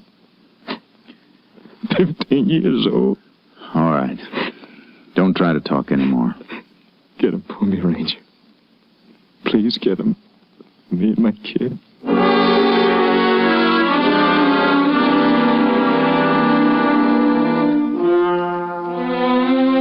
I left the hospital and headed for the Carveth Ranch outside Mineral Wells. Big Jim Carveth, the owner of the place, took me into the mulberry grove where the deputy and his boy had been gunned. Well, this is the spot. Sheriff's combed it over pretty complete, though. Had their fire right over here. What are you digging out of them ashes? Fire wasn't burning long. Started it with a road map and an envelope. A little corner of the envelope not quite burned. I can just make out the stamp. Huh? It's Mexican. Maybe our lab can make out the postmark. Out of that charred hunk? Yeah. If I can slide it into this fresh envelope without breaking it up too much. You fellas sure can figure a lot from a little, I reckon. Sometimes. When they left, they went through there toward the road. How do you know that? Here's the mark where the fire was kicked. Steps from it move that way. It might have been the sheriff and his men. Not in low-heel Eastern boots. See the impressions? Oh.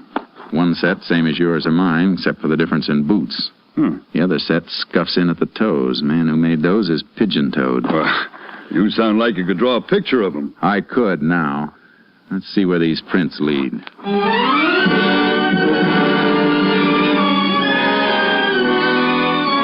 They led to the road, or almost to the road. Just at the edge of the grove were tire markings where a car had been backed into the mulberries to screen it from sight.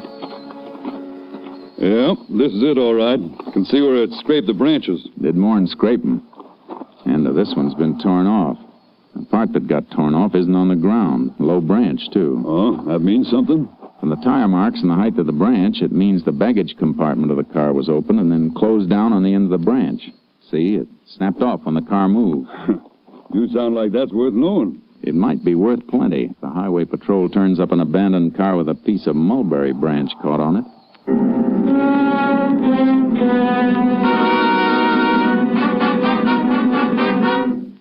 I drove back to headquarters and turned the charred envelope over to the lab. Then I went in and reported to Captain Stinson. Sounds like the Gordon brothers, all right. I'd bet on it. And if they're in the habit of ditching their cars, we better check on all the stolen and abandoned. We find the car, we'll know which way they're headed. I'll send out a bulletin on it. What did Lab say about the envelope? It's burned pretty bad, Captain, but they think they can restore it. Take time, though. And if they can bring out that Mexican postmark, it might tell us where the Gordons plan to cross the border. That's what I was thinking. They won't go through a regular border station. It'll be an illegal crossing. And they'll probably have a hideaway arranged on the other side. Yeah, probably other members of the Crawford gang. I figure they'll try to make it before tomorrow morning. They'll be making their big run tonight. Well, head south, Jace, toward the border. We'll relay all information to you as it comes up. I'd better get charcoal out of the barn and hitch up my horse trailer. That's a good idea.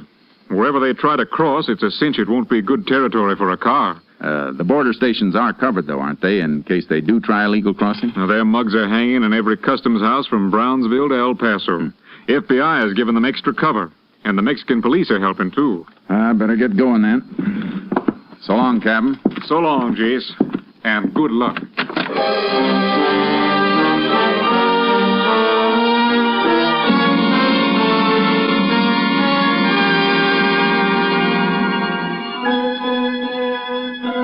I loaded charcoal into the horse trailer and headed south, aiming for the center of the border near Valverde County so I could change my direction fast either way. I kept a lead foot on the gas pedal. Toward sundown, I was just outside El Dorado when the radio dispatcher came through telling me to call headquarters. I got Captain Stinson on long distance. That mulberry branch is paying off, Jace. Abandoned car with a piece of it caught in the trunk has just been found in Fort Stockton, Pecos County. How long ago? Less than 15 minutes. And the motor was still warm. Highway Patrol is throwing up roadblocks at all points, south and west. They can't be far out of Stockton. Must be planning to try a border crossing in Presidio or Brewster County, then. Any report on that burned envelope? Still working on it, Jace. You better head for Fort Stockton. If they do get past our block, they're within 90 miles of the border. I'll do my best, Captain. So long.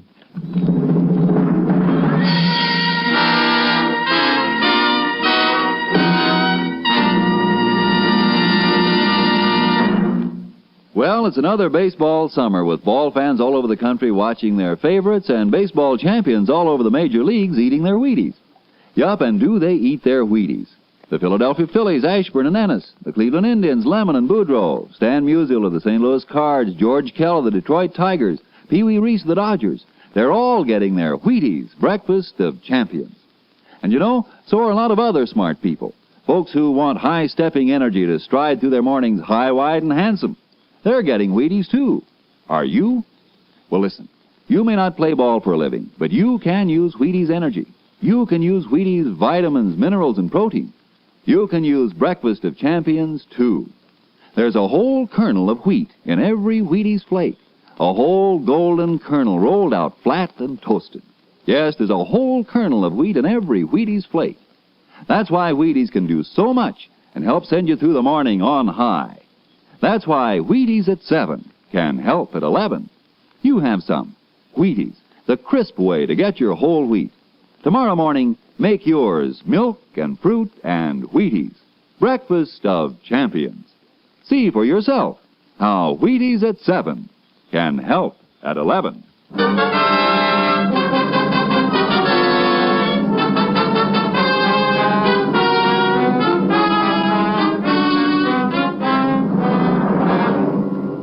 I started for the roadblock area in Pecos County, but I never got there. I was still 50 miles away when headquarters radioed me to contact them by phone. Had a feeling the news wasn't going to be good, and it wasn't. We can forget about Pecos County, Jace. The Gordons broke through our roadblock. Where? Back road near Hovey. They turned a Tommy gun on the highway patrol and a sheriff's car. Kill anybody? 2, and 2 more badly wounded. The men were just found when they didn't answer a radio call. Happened 2 hours ago. Then the Gordons could be at the border by now. The wildest part of it, Jace. And you'll have to guess what... Just a second. I didn't hear from him. Oh, okay, thanks. Here it is, Jace. Lab report on the burned envelope. Where was it mailed from? Bakia's. right across the Rio Grande from the Santiago Mountains. That country's murder. Worse for them than for us. River swollen by spring rains. They'll need a boat to cross. County sheriff can beat through the mountains with posses, 10 miles each side. I'll get as close as I can by car, and then Charcoal and I'll ride in. The posse will corner 'em, we'll have 'em. You're the closest ranger unit, Jace. But those men are dangerous. You want to wait for some help? No time for waiting. Now's the time for getting 'em. You'll hear from me.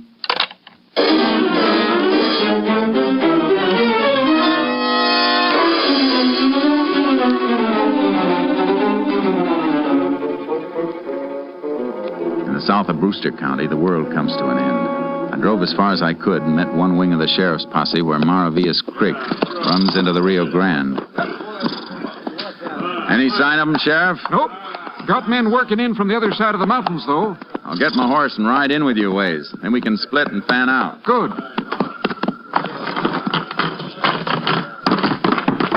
Mighty fine horse, Ranger. The best. Come on, Charco. Hey, which of your men knows this section best? Jaime Sanchez, I reckon. I'd like him to ride with me when we split. Oh, he'd be proud to. Sanchez! Hey, you want me for something, Sheriff? Ranger wants you to ride with him. That's good with me. Thanks, Sanchez. You got any signal arranged with the rest of your posse? 3 shots. 2 seconds between each one. Good. Well, let's ride. All right, men. Mount up. We'll follow the river, and then you can drop off in pairs and head in toward the peak. The sheriff will pair you off. If you hit ground too rough for your horses, tie them off and move through on foot. All got that? All right, let's move. Come on, get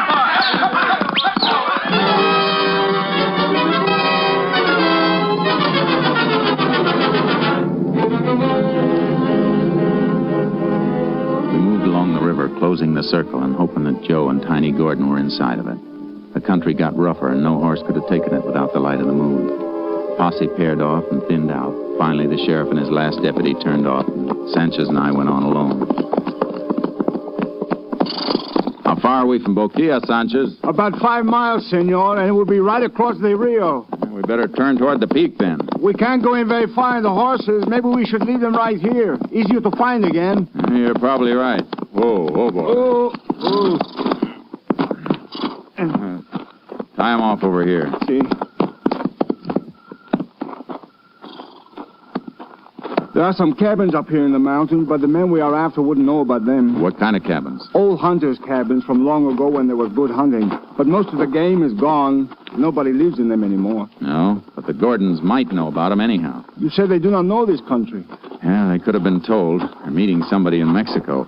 Some of their gang might have come through here before. That's why they picked this spot. They're in such a hurry, though, I don't think they would stop. Yeah, they would if the big boy got tired. The big boy? Yeah, Tiny Gordon, he's pigeon-toed. Something wrong with his feet. He's big and heavy and carrying a lot of weight. He's going to slow down in this country. I think you're right, Ranger Pearson. He ain't got good feet.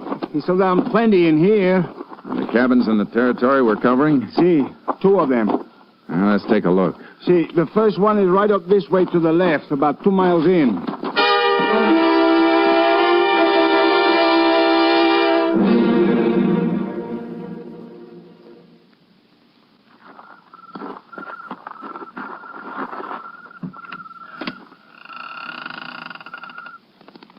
Doesn't seem to be anybody in there. No. Well, maybe they're just waiting there.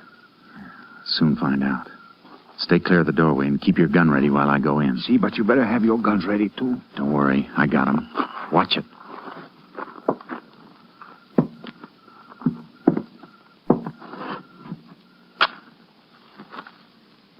Nobody here. Come in. Lamp here. I'll light it. Something wrong with the lamp, senor? No. But I don't think I'll light it after all. Use your flashlight instead. See? There. Feel the glass. The lamp chimney. It's warm, senor. Used less than half an hour ago. Could any of the posse have reached here before us? I don't see how. They all turn in further back. I mean the group working in from the other side. No, they came all the way from Hot Springs, further than where we start. That's where the sheriff's deputy went to get them. Flash your light around a little. See? Wait, turned on that chair again. See? Look.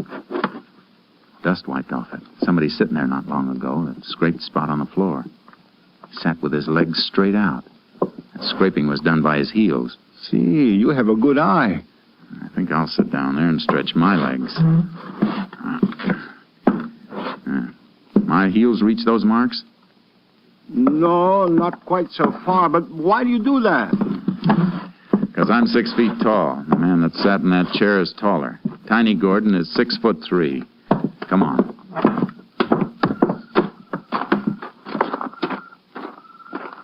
Look around, see which way they headed. See. I think this way, Ranger Pearson. Why? What'd you find? Somebody step on this dead log, take off a piece of the bark. Yeah. And prints there, too. Here, flash your light. See, here. 2 sets. One of them with the toes turning in. Now throw the light that way. See, that bush. First one through here held the branch back for the other to pass. Knocked off a few berries. Crushed them on the ground. He's still wet from the juice. We got the direction now.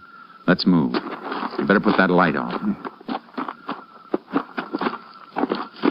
They're headed for the Rio, all right.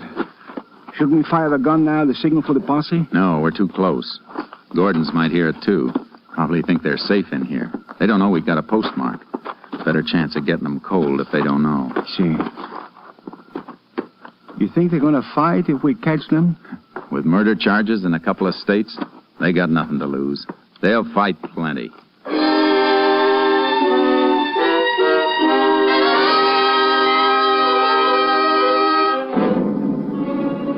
They left a trail all the way, easy to follow even by moonlight. Got fresher as we moved along and saw more and more spots where Tiny Gordon had stopped to rest, and the pace spots where Joe Gordon had moved around restlessly waiting for him. It wasn't long before we could hear the lapping of the Rio Grande as the foothills dipped down toward it. And then we heard them, moving and talking in the reeds at the edge of the river. All right. Take it easy, man. How do you know? How do you know they got our letter? They expected us last night. Let's try again. I know we ain't moving on a time schedule. Suppose they don't come. Be light in a couple of hours. So we'll go back to that cabin and hold up again until tomorrow night. Besides, who's going to see us here? Maybe an Indian or something. How do you know who's liable to be tramping around? What are you, Daniel Boone or something? Not dry up. Don't you tell me to dry up, you little punk. Tiny. We figured that right. They're expecting a pickup from the Mexican side. See, good thing the boat did not come yet. Those Tommy guns with us. You're lucky you could carry a .45. You tried to carry a Tommy gun the way you were flopping around, man. You'd have killed yourself and me, too. I might kill you someday, Joe, shooting your mouth off. Go on, try it. I'll blow your brains Why, out. you want to punch in the jaw, Joe? Try it. Well, they got 45s. But so have we, see? Let's move in and take them.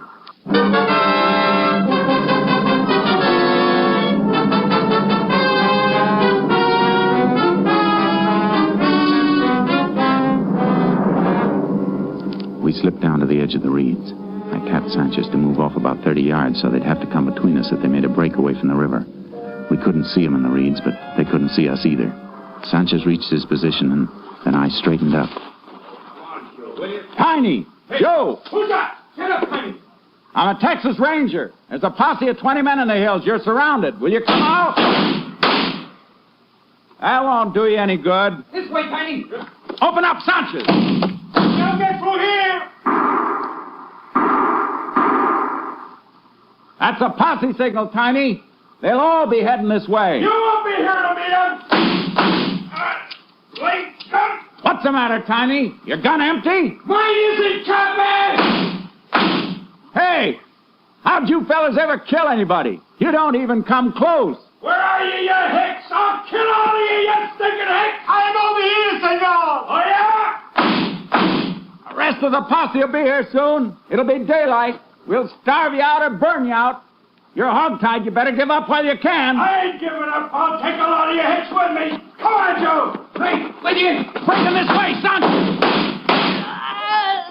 Joe! Joe! Joe! You dirty!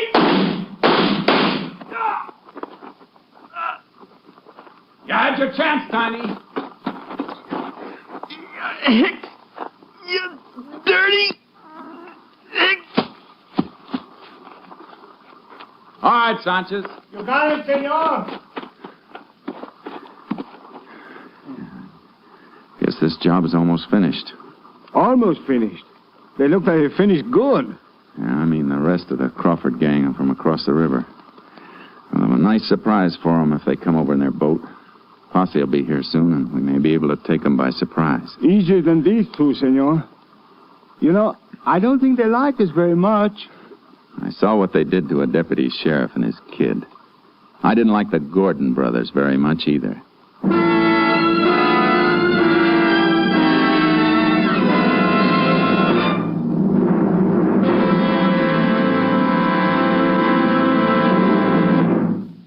Two hours later, other members of the Crawford gang were surprised and captured without resistance when they crossed the Rio Grande to keep their rendezvous with the Gordon brothers. They were turned over to federal authorities to stand trial for their crimes.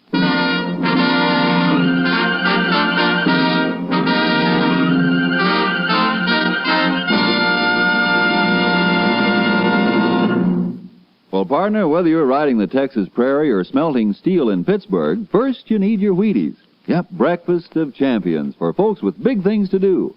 It's a brighter morning and a better job when you begin a good breakfast with Wheaties. And here's why. There's a whole kernel of wheat in every Wheaties flake. Yes, there's a whole kernel of wheat in every Wheaties flake. That's why Wheaties can give so much. Whole wheat vitamins and minerals, protein too. Whole wheat energy to help you stride through the morning high, wide, and handsome. Yes, there's a whole kernel of wheat in every Wheaties flake. That's how Wheaties at 7 can help at 11. You try 'em. Golden Flakes, Crisp Flakes, Wheaties Flakes. Have some tomorrow with milk and fruit. And see yourself how Wheaties at 7 can help at 11. Next week, Joel McCrea in another authentic reenactment of a case from the files of the Texas Rangers.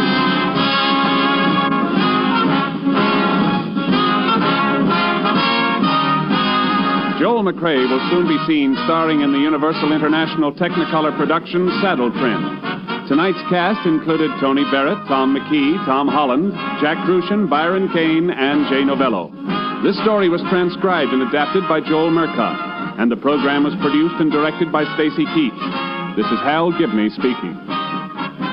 And this is the Wheaties man, Frank Martin, inviting you to listen Tuesday night to The Penny Singleton Show on the Wheaties Big Parade. See you then.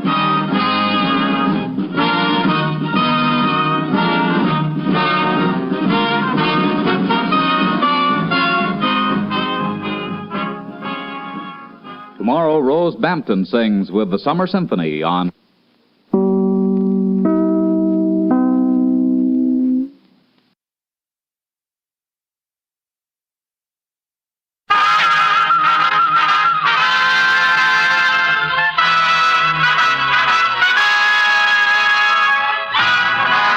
Of the Texas Rangers, starring Joel McCrea as Ranger Jace Pearson. Another authentic reenactment of a case transcribed from the files of the Texas Rangers.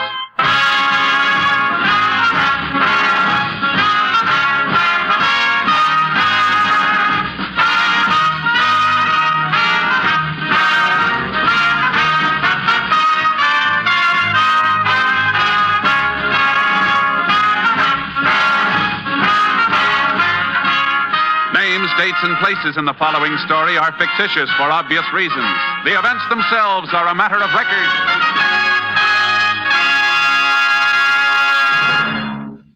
Every day, Monday through Friday, there's top entertainment throughout the day when you set your radio dial to this NBC station.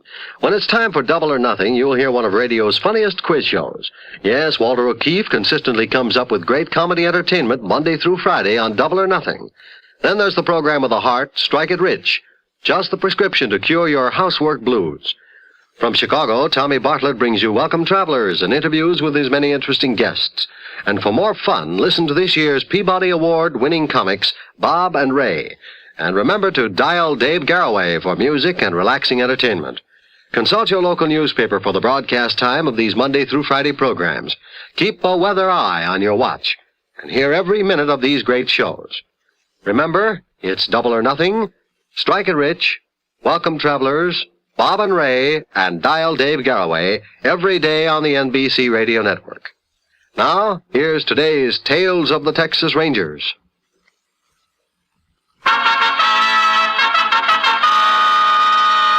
And now, from the files of the Texas Rangers, the case called Stick Up.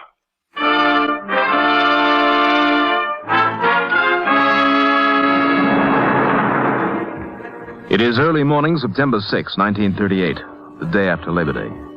In the quiet little town of Avon, Texas, the last breakfast customer has just left Baker's Beanery.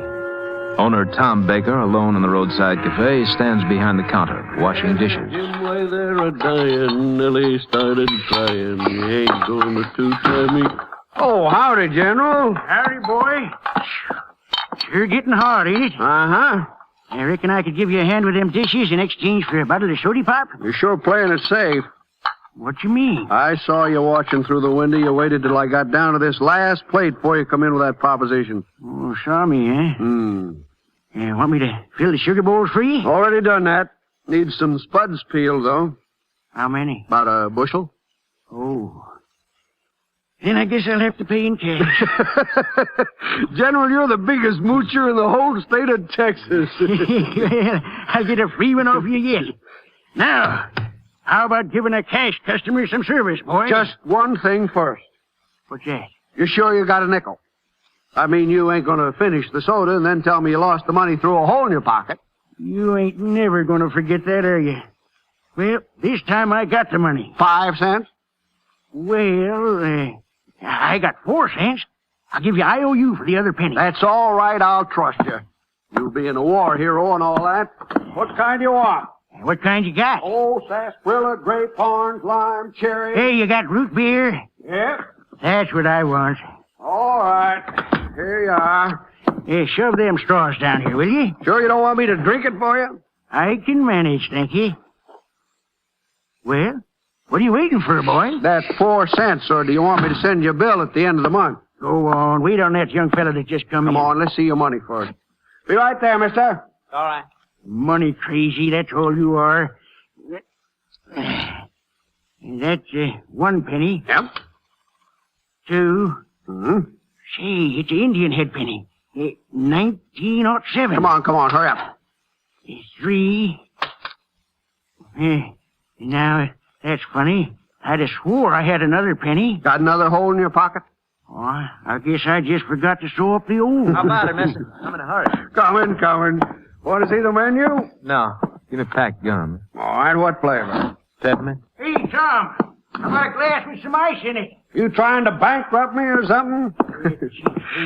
Here's your gum. That'd be a whole nickel. Thank you. 5 cents out of a quarter. I'll take that folding money. What? Put down that gun. Just give me the money and hurry it up. Hey, Tom. Shut up, old man. Stay back. Let me have that gun. Give me that gun. Give me it. Come here, you. Stop or I'll shoot. Stop. Missed him. I got the truck. General. You're bleeding. Oh, no.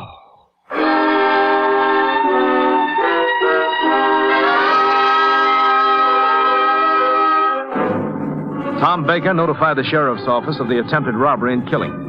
Sheriff Lon Gunther could not be reached immediately, and the assistance of the Texas Rangers was requested. Ranger Jace Pearson was assigned and arrived at the scene 10 minutes later. The sheriff arrived soon after, and he joined the ranger in questioning Mr. Baker. Is the gun on the counter, Mr. Baker? Yeah, that's it, Ranger. I was trying to get it away from the guy when it went off. I never should have done it. I should have just given him the money. The General might be alive right now if I had. No, there's no use figuring that way, Tom. Well, did you cover him up with those towels? Yeah, I couldn't stand them people looking in at him. Well, I know how you feel, Tom. All of us who knew him had a soft spot for the old boy. You know, it's a funny thing. I never did know his real name. Mm-hmm. How'd the killer escape? The truck. I fired at him a few times before he drove off. You hit him? I don't think so, but I know I put a couple holes in the back of the truck. What kind was it? Half-ton pickup painted red. Did you get the license number? No, I didn't. How about the make and year? Well, I don't know the make, but I'd say it was about a 34 model. Where was the truck parked? Under the live oak over there. You can see through the window here. It's right over there. Uh-huh. And it was parked kind of catty corner, so he had to jump in the right side. Could you see into the cab? No, I couldn't. What'd the man look like? Oh, about average height, dark hair, just an ordinary-looking guy. How old? His 20s, I'd say. How was he dressed? Denim pants, a black cowboy shirt with white piping, like tore his sleeve off when we was fighting. We'll put out an all-points bulletin, Sheriff. You might not find it so easy to hide a red truck with bullet holes in it.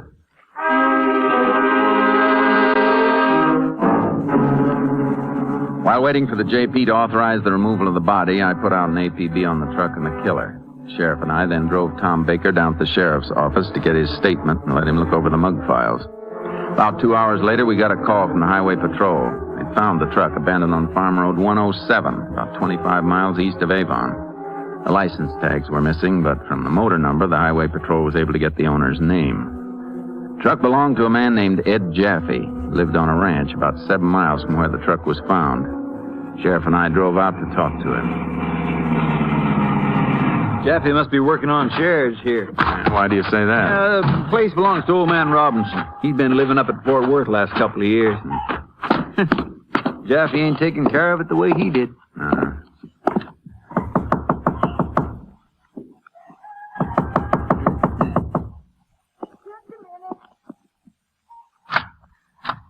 Yes? Howdy, ma'am. I'm Sheriff Gunther. This is Ranger Pearson. Is Ed Jaffe here? Oh, did you find our truck? Yes, ma'am. What is it, Martha? A ranger and a sheriff. They found the truck. But then? Come on in, won't you? Thanks. I just got back from my sister's. Been there over Labor Day. And when Ed told me our truck was stolen, I was sick about it. Howdy, Ranger. Sheriff. Howdy. You fellas sure walk fast. Just reported that truck missing about a half hour ago. Yeah? Where'd you find it? About 7 miles down the road. Yeah, well, I can take the bus down and pick it up, I guess. We'd like to ask you a few questions first. Sure. What about? Where was your truck stolen from? Right outside the house. I'll show you where I had it parked. I'll be right back, Martha. Well, let me know if you go over to get the truck. Yeah, I'll let you know, honey. I had it parked right over there by the corral. You didn't know it was gone till 30 minutes ago, huh? That's right. Tell me, don't I know you from somewhere, Mr. Jaffe? Got a good memory, Ranger. That was a long time ago, 4 years. Over in Coleman County, wasn't it? Uh-huh. Ranger Morgan brought you in, didn't he? Yeah. What for? Oh, burglary. Knocked over a filling station and did 18 months at Huntsville. But I'm out of that racket for good. Yeah? Darn right, I'm ranching now. I ain't fixing to spend no more time at Huntsville. I guess you wouldn't know then about your truck being used in a robbery and murder, would you? Oh, wait a minute.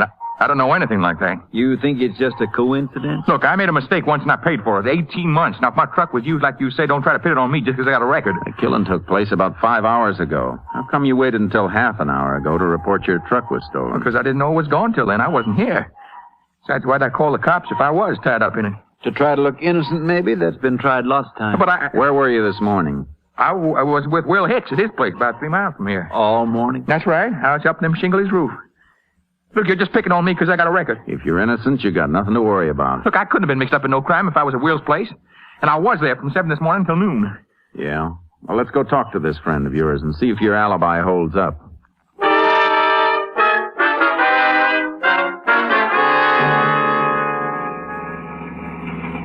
At his house over there? Yeah, just turned down this dirt road. There's somebody working on the roof, all right. Sure, that's Will. I told you he was putting shingles on it. Don't you want me to come with you? No, you stay here with the sheriff. Mr. Hicks? Yeah. Can you come down for a while? I want to talk to you. Just a minute.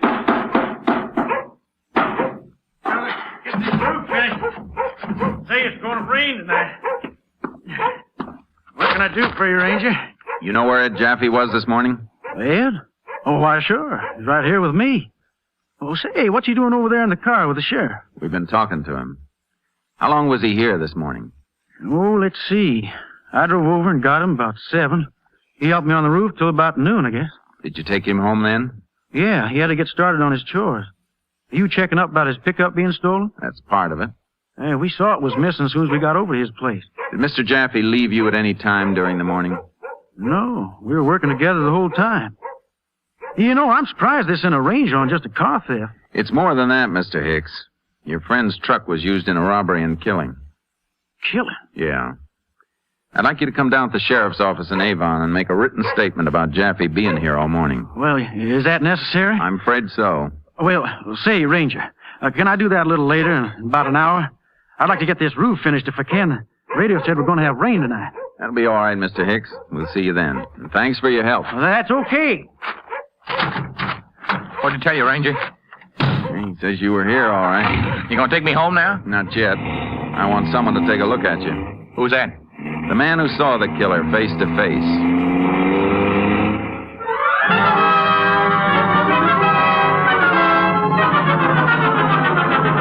We drove Ed Jaffe into town and took him into the sheriff's office. We had Tom Baker look at him. He was positive Jaffe was not the killer. We had one of the sheriff's deputies drive Jaffe back to his ranch and proceeded to show Tom Baker more mugshots of every man picked up for robbery in the county within recent years. An hour later, Mr. Baker was still looking. This one? No. No. No.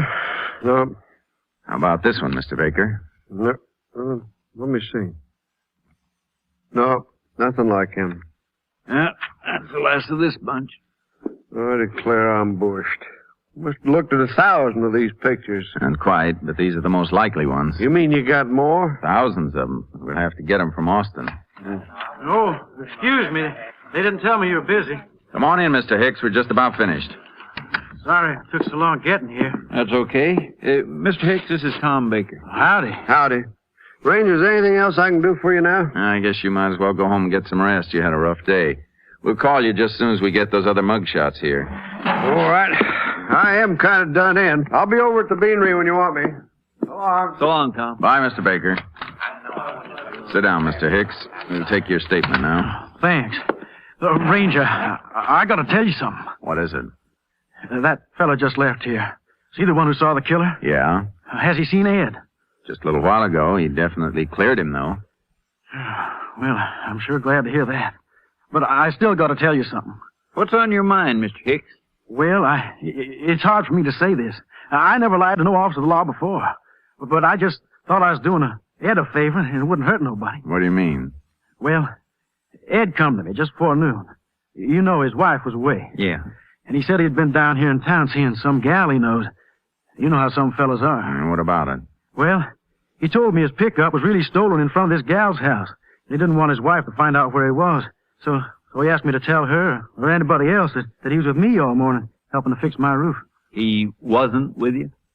No, sir. He wasn't. Why didn't you tell me that before? Well, when you told me it wasn't just a stolen truck, but a killing, why, I just didn't know what to do. Uh-huh. Well, that sure puts a new light on things. In the first place, I don't think there was a woman. Why do you say that, Jace? Look, if his truck really was stolen in town, he'd have gone to your office and reported it. He wouldn't have mentioned who he was visiting. Well, then why'd he tell me that story about a woman? So you'd come to his rescue and say he was with you all morning? Yeah, but now, Jace, if there was no woman, why would he want to use Hicks as an alibi? Because maybe that truck of his wasn't stolen at all. Maybe he was driving it himself this morning. Now, hold on, Jace. That mule won't pull. Baker said himself Jaffe wasn't the killer. I know, Sheriff. But Baker saw only one man. That doesn't mean there wasn't another one waiting in the truck. Come to think of it, he did say the killer climbed in on the right side. And I got a feeling that on the left side was the driver, Ed Jaffe. Come on, Sheriff. We're going to pick him up.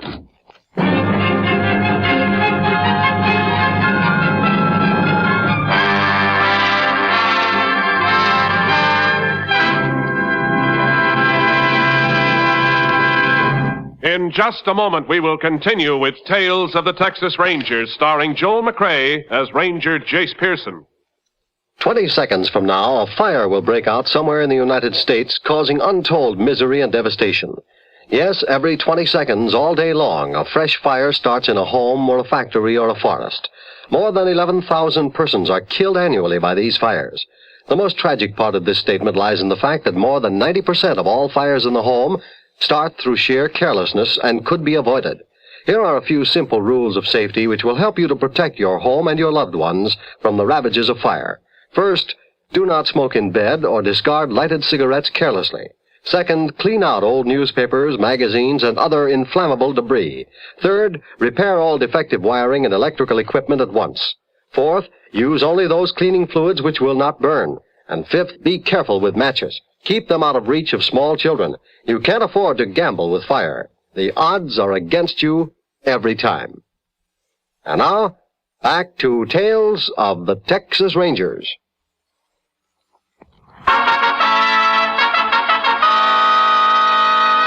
We continue now with Tales of the Texas Rangers and our authentic story, Stick Up.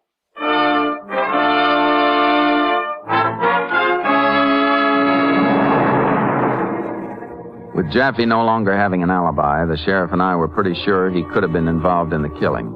We had the local magistrate issue a search warrant and headed out to Jaffe's place. It was about 5:30 in the afternoon when we pulled up in front of his house. Mrs. Jaffe heard our car approaching and came out to see who it was.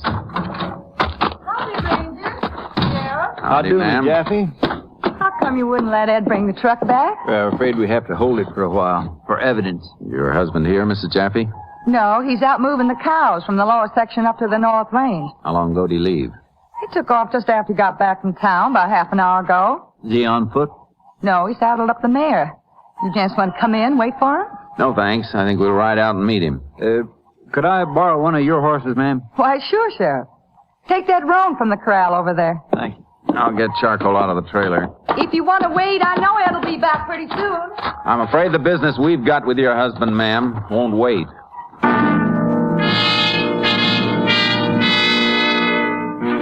The sheriff and I saddled up and took off across the fields in the direction Mrs. Jaffe had indicated. Ed Jaffe's tracks were easy to follow, but they did not lead to the lower section. Instead, they led to a dry wash about 4 miles from the house. What in the world do you think Jaffe came down here for? I don't know. Hey, wait a minute, Sheriff. Whoa, What is it, Jace? A lot of cigarette butts over there. Yeah. Plenty of foot tracks here, too. Well, they must have stayed here quite a spell, or he wouldn't smoke this many. Not Jaffe, Sheriff. Someone else. Look at all these footprints. They're made by a man wearing shoes, not boots like Jaffe. Yeah. You think this other fellow could be the killer? Maybe hiding out here and Jaffe came to meet him? I don't know.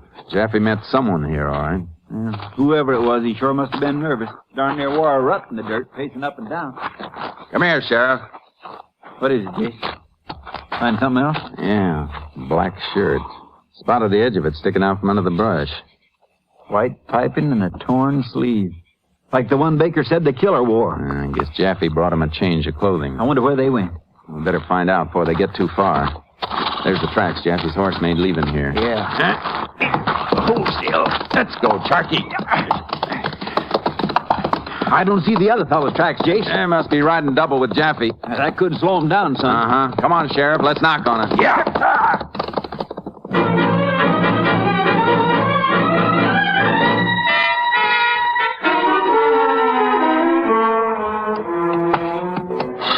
Hey, Jace. Oh, Charky. Oh, boy. Jace, I saw Jaffe from up there. He was coming toward us. You riding through the wash? No, he's above it, coming this way. Come on, Charky. Easy, boy. Easy. He was alone, Jace. Just coming over that rise. Yeah. There, see him? Yeah. What's on the other side of the rise? The highway. That's probably where he's been. Come on. Up. Come on, boy. Look, he's turning around, Jace. Jaffe, hold up! He doesn't hear you. He'll hear this. He heard that, all right. He sure did. You going to me, Ranger? You know darn well we were, Jaffe. Oh, boy. Why'd you run? I didn't hear you, honest. Not until I heard those shots. What's the matter? Where's the man you met back there in that wash? Man? What man? I don't know what you're talking about. I just bet you don't. Where you been? I've just been up to the store. Yeah? You sure you weren't taking your pal to the highway? No, I just went to the store for a bottle of beer. Come on, Jaffe. We're going back to that highway.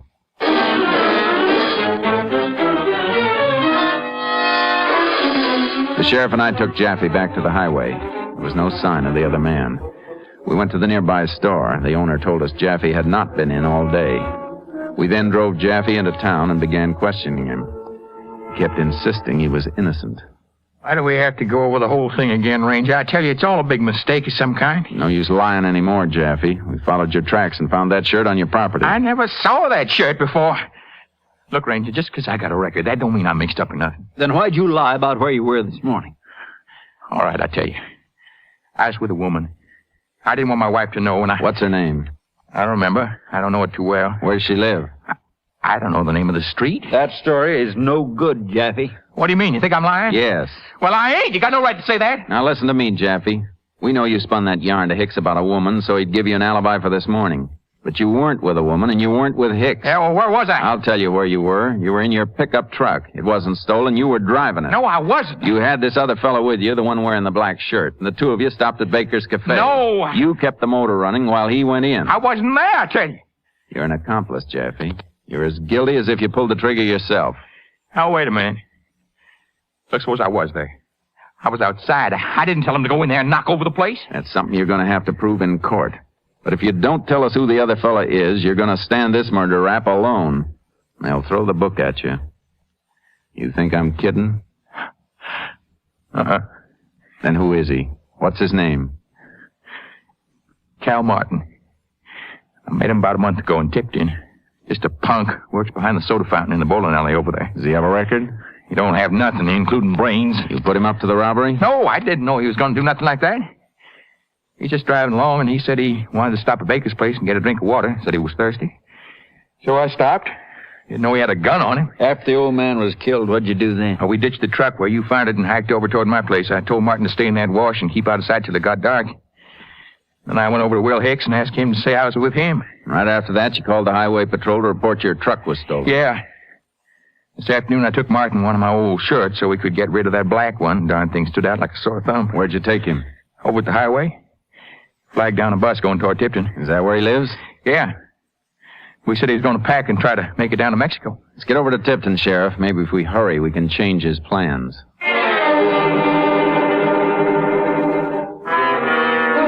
The sheriff booked Ed Jaffe immediately, and the two of us took off for Tipton. We arrived there about 9:30 that night. After getting a search warrant, we went to Martin's address, a room above a small hardware store. On the letterbox next to his name, it said Room 2. Reckon he's still here, Jay? Could be. I phoned the bus station while you were getting the warrant. No bus leaving here till midnight. He's probably waiting in his room rather than go out in the street.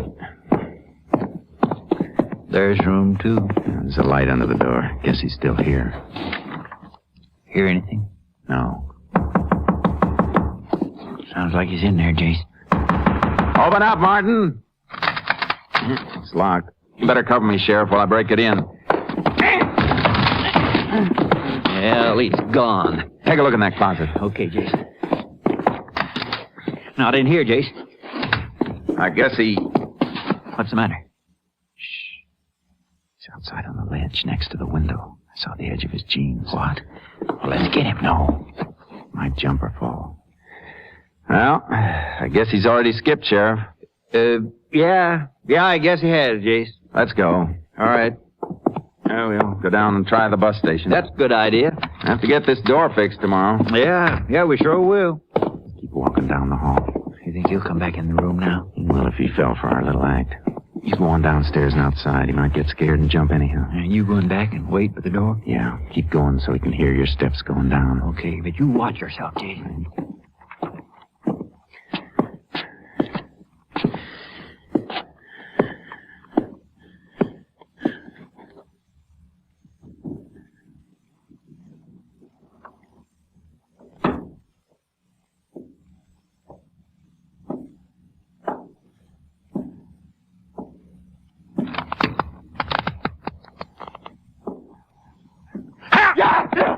Hold it, Martin. All right, you got me. You got me. Well, what do you want me for, anyway? For killing an old man in Avon this morning? I don't know what you're talking about. I didn't do No nothing. use, Martin. Jaffe told us the whole story. No, I don't believe it. Well, he did. Jace, you all right? Yeah, everything's under control, Sheriff.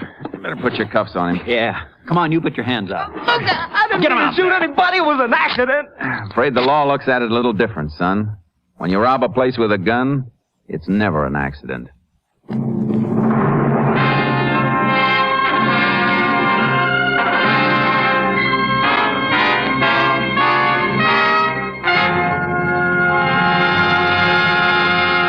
In just a moment, we will tell you the results of the case you have just heard. Tomorrow on most NBC stations, the Railroad Hour will bring you its 200th consecutive broadcast as Gordon MacRae and Dorothy Warren Scholes co-star in an original operetta. Yes, tomorrow marks the 200th week that the Railroad Hour has come into your homes to make your Monday evening more enjoyable. Tomorrow's operetta is based on the life of the famous pirate Jean Lafitte, and is appropriately titled The Pirate of New Orleans. And to make your Monday night of music of NBC even more enjoyable, you want to hear both the Telephone Hour and the Voice of Firestone. Ezio Pinza will return to the Telephone Hour guest spot tomorrow to sing such favorites as Serenata and Into the Night. Christopher Lynch will be guest soloist on the Voice of Firestone, and he will sing the old refrain and Bless This House.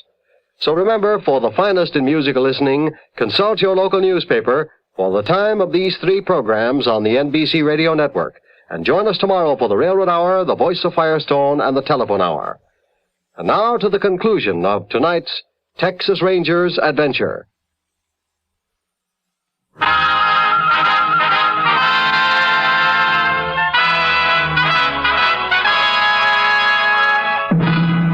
And now, here are the results of the case you have just heard. Cal Martin and Ed Jaffe were charged with armed robbery and murder with malice. Jaffe was sent to the retrieve unit of the state penal system to serve a 30-year sentence. On February 9th, 1939, Cal Martin was sentenced to 32 years at the state penitentiary in Huntsville.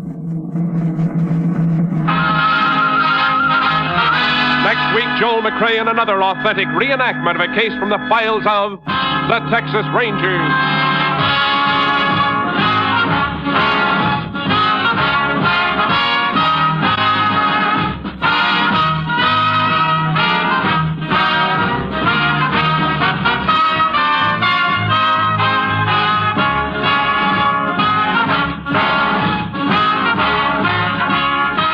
McCrea is currently seen in San Francisco Story, a Warner Brothers release. The cast included Tony Barrett, Tom Tully, Leroy Leonard, Harley Bear, Junie Ellis, and Lamont Johnson. Technical advisor was Captain M.T. Lone Wolf Gonzalez of the Texas Rangers. This story was transcribed and adapted by Bernard Ederer and Robert A. White, and the program was produced and directed by Stacy Keach. Tales of the Texas Rangers is heard each week overseas through the worldwide facilities of the Armed Forces Radio Service. Hal Gibney speaking.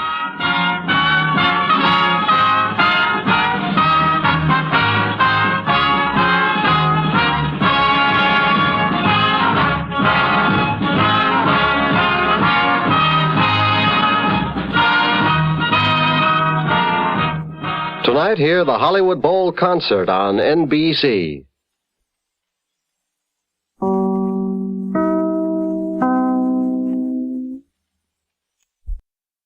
The National Broadcasting Company presents Joel McCrea in Tales of the Texas Rangers. Tonight, transcribed from Hollywood, another authentic reenactment of a case from the files of the Texas Rangers.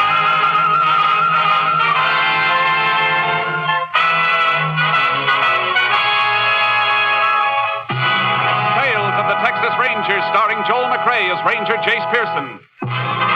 Texas, more than 260,000 square miles, and 50 men who make up the most famous and oldest law enforcement body in North America.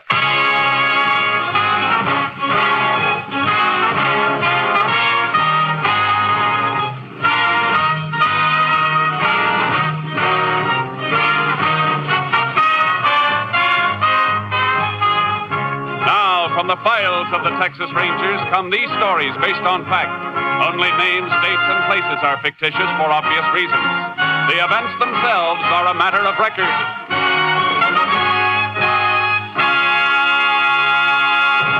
Case for tonight, dead giveaway.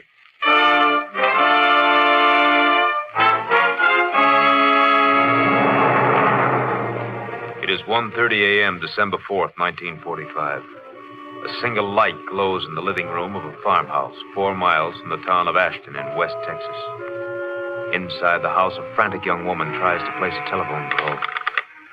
Operator. Operator. Oh, please. Operator. Thank heaven. Operator, get me the sheriff, quickly. Is that you, Mrs. Deneen? Yes, hurry. Oh, this is Mary Lou, Mrs. Deneen. I'm working nights now. Is something Mary Lou, wrong? stop talking and get me the sheriff. Oh, all right. Oh, dear. Sheriff Ross speaking. Sheriff, this is Mrs. Deneen. You've got to come out to my house right away. Right away. Now, take it easy, Mrs. Deneen. What seems to be wrong? Somebody's prowling around outside, trying to get into the house. Isn't your husband there? No, he went to Abilene on business. Something woke me up, and I thought at first it was the bake. And then I heard a noise outside. Mrs. Deneen, what is it? Somebody came in. I'll be right there. Who are you? What do you want? Please!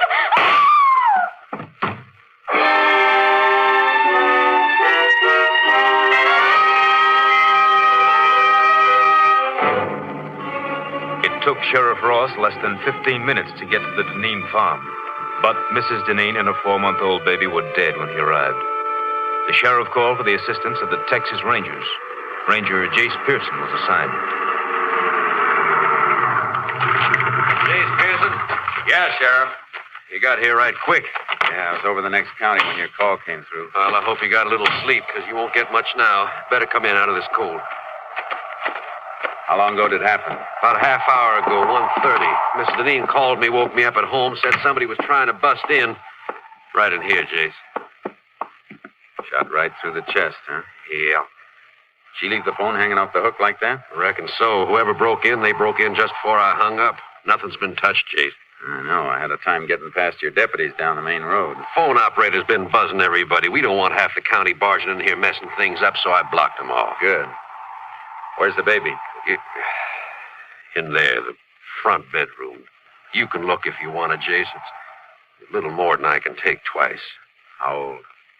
Only 4 months, Jace. Little girl. Where'd he break in? Side door, I'll show you. Where's the husband? Abilene, on business. I called the chief of police there. He's going to check the hotels and notify him. Now, here's the door. It was wide open. That's how I got in to open the front door. Lock doesn't seem to be broken. Must have been picked. Deneens keep much money around the house? As little or as much as most folks, I guess. But I don't think any's missing.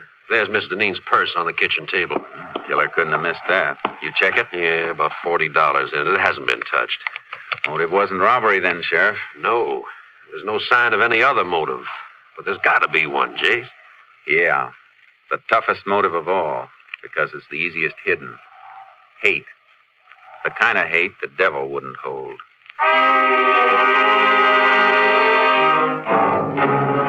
We went through the rest of the house, but we didn't find anything that would help us until we got outside. It's cold tonight, Jace. Ground's frozen hard. Yeah. If we find a trace, it won't be much. Keep your flash close to the ground. All right. Why are you working back of the house here, away from the driveway? Because I think the killer came in from this direction, probably on foot. Why? Why, you said Mrs. Deneen told you she woke up when she heard somebody prowling around outside. Yeah? A horse or a car coming up the gravel road around front would have made even more noise. Woke her up sooner. Say, that's right. I heard your car coming from quite a ways off. That's why I was standing out in front to meet you when you drove up. Wait a minute. What is it, Jace? Piece of baling wire. Bent in the shape of a key. Well, that must about be what he used to get in. Maybe. Or maybe that's what somebody wants us to think. Let's take another look at that door. Yeah. What makes you think the wire was planted there, Jace? I'll tell you better when we try it in the lock. It beats me why a killer'd leave something deliberately. That's what makes me think something's wrong. This wouldn't have been dropped so close to the house. And grab the door and hold it up high. You don't want to mess up any prints around the lock. Got it. Now, let's see how this wire fits. Yeah. Goes in perfect, Jace. Yeah. Watch when I turn it. Yeah. Hey, wire's just twisting. And it'll keep on twisting. This wire isn't strong enough to turn the tumbler in the lock. Then how did the killer get in, Jace? If you ask me, Sheriff, I think he had a regular key.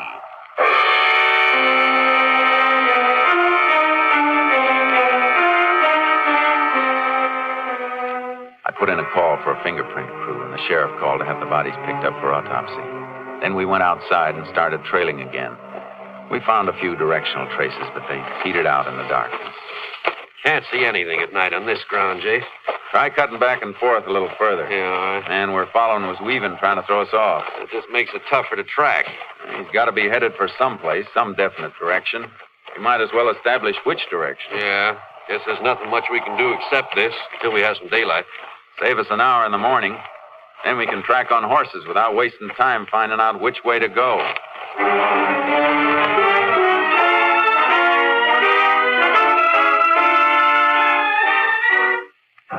By sunup, we knew the killer's general direction had been west. The sheriff got his horse from town. I unloaded charcoal from the trailer, and we rode.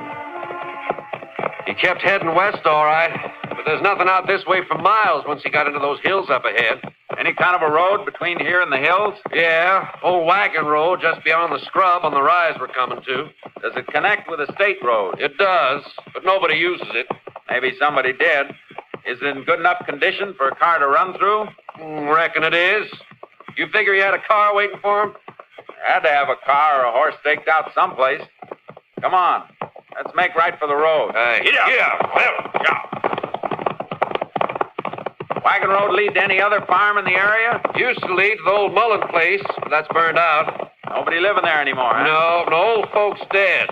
Young Ted Mullen moved away a couple of years ago. Oh, here's the road. Oh, boy. Ooh, charcoal. Headed pretty straight last tracks we saw. Must have reached the road right near here. Yeah, we'll find some mark if he crossed it and kept going. He didn't keep going. Look. Tire track. Had a car staked out all right. Turned the car around here to head back for the highway. Could have been somebody else waiting in the car for him. Maybe, but I don't think so. Yeah, look at the heel marks. Walked around to the driver's side of the car to get in. Yeah. And there's something else here, too. Dropped this cigarette butt and stepped on it. Yeah, sure didn't smoke much of it. Didn't even burn down to the brand mark. Well, at least we know what brand he smokes. About all we do know, Jace. Won't be anything to follow at the main road. He sure won't leave a trail there. No. Mount up. Let's get back to the house.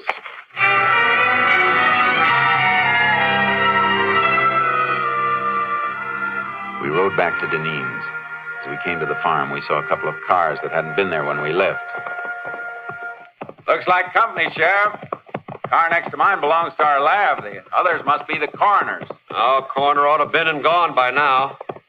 No, that isn't the coroner's car, Jace. Blue sedan, that belongs to Walter Deneen. The husband? Yeah, must have got back from Abilene. Yeah, it's Deneen, all right. There he is, sitting on the side porch.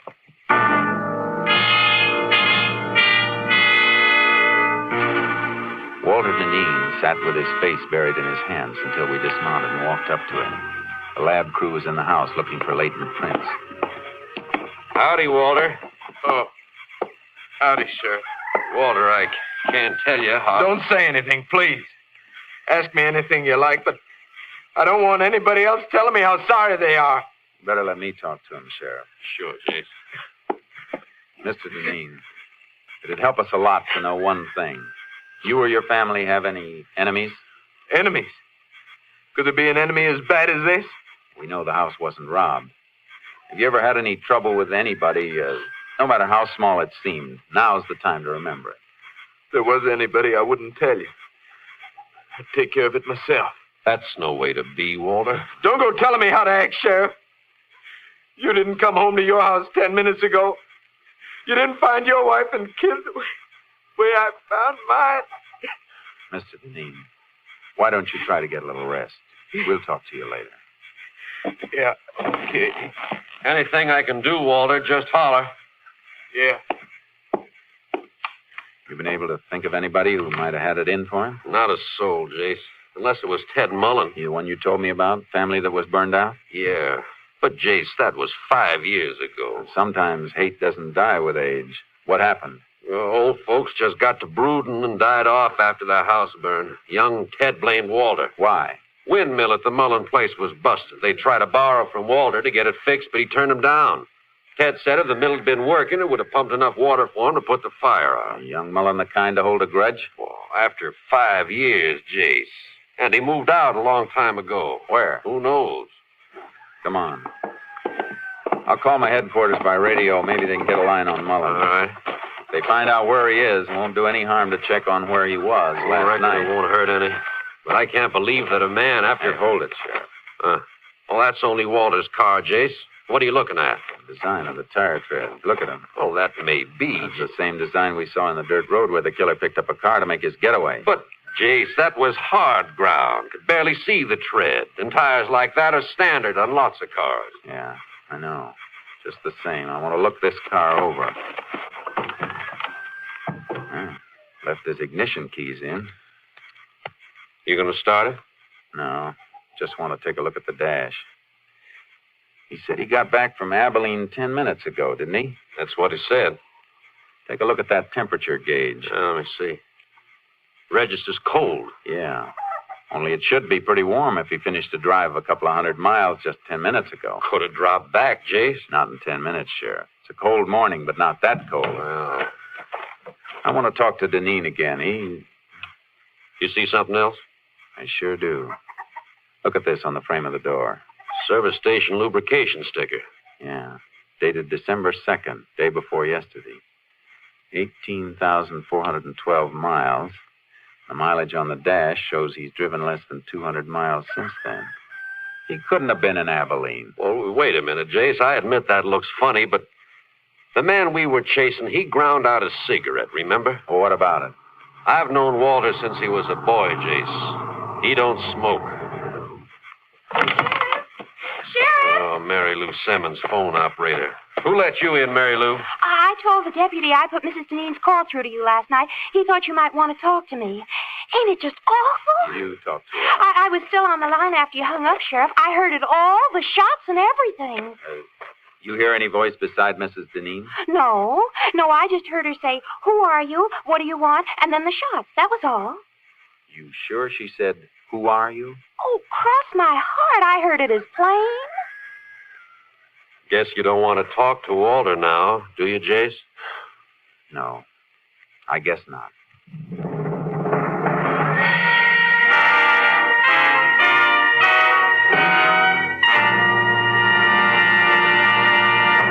You are listening to Tales of the Texas Rangers, starring Joel McCrea as Ranger Jace Pearson. And now we continue with tonight's case, Dead Giveaway, an authentic story from the files of the Texas Rangers.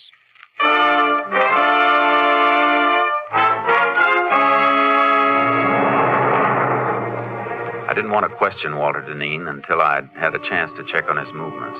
The sheriff and I drove into town and called the Abilene police. The answer didn't fit. Don't think there's any doubt about who he was, Ranger. Okay, thanks. Thanks very much. Well, guess that does it, Sheriff.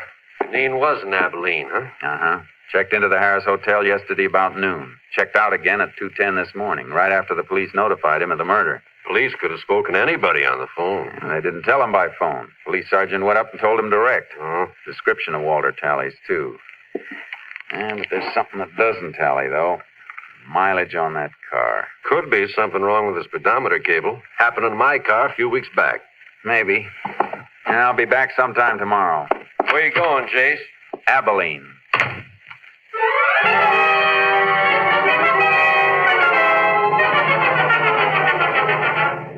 As soon as I hit the highway, I put in a shortwave call to headquarters, station KTXA. Unit 10 to KTXA. KTXA. Go ahead, Unit 10. This unit en route to Abilene. Request Abilene police secure names of all contacts made by subject Walter Deneen, registered Harris Hotel there yesterday. Will do, Unit 10. Unit 10 sent piece of wire back to lab for examination. Any report yet? Not yet. Wire and fingerprints both under study. We'll keep you informed. 10-4, Unit 10, clear. KTXA, Austin.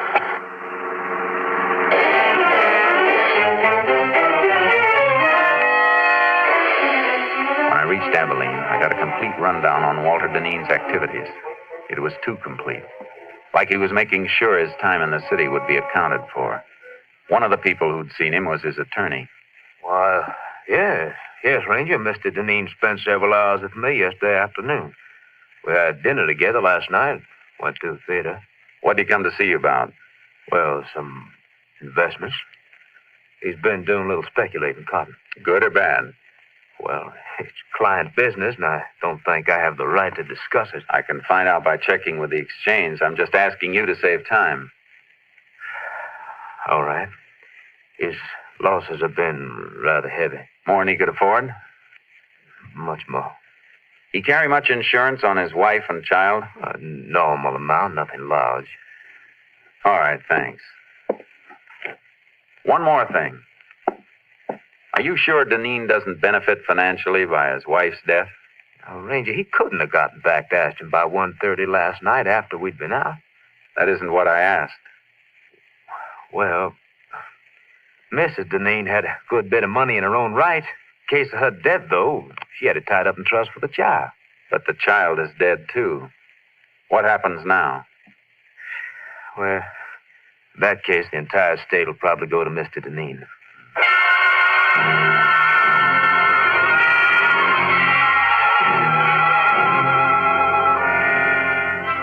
I made one more stop before I headed back to Ashton. I paid a visit to the garage at the Hotel Harris.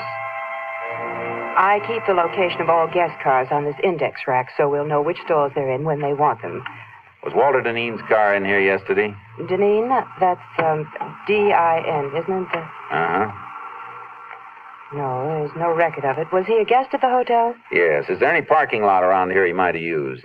Not convenient to the hotel, and parking is free here for guests, so I don't think he'd use a lot.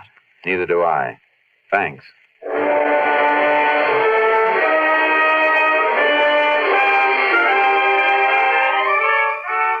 Before I left Abilene, I called my headquarters. They had a report. No strange prints had been found in Deneen's house. The wire key looked like a plant. I hung up and made another call to Sheriff Ross. I'm beginning to wonder about Walter myself, Jace. Why? He's been kind of curious about where you are. I told him you went to Abilene, just to see if it'd draw him out. Good. How'd he react? Kind of nervous. Then he said something about flying up to Abilene and back. Of course, he never did say he drove it. No, but he gave the impression that he drove. Well, even so, he was there when the killing took place. Yeah, but the killer had the use of Deneen's car. Can you get your hands on the car? Well, it's over in back of the funeral parlor right now. That's where Deneen said he's going just a few minutes ago when he stopped by to ask about you. Well, grab that car and check it for fingerprints. I'll be there as fast as I can roll.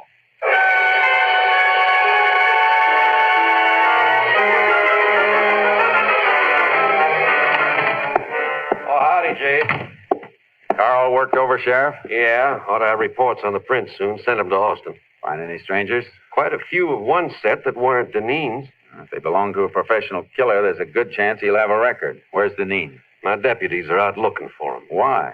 I thought he was at the funeral parlor. So'd I, until I went in to look for him after we finished on the car. The undertaker said he'd left more than an hour ago by the front door. He must have spotted you working over the car. Come on, let's find him. Yeah.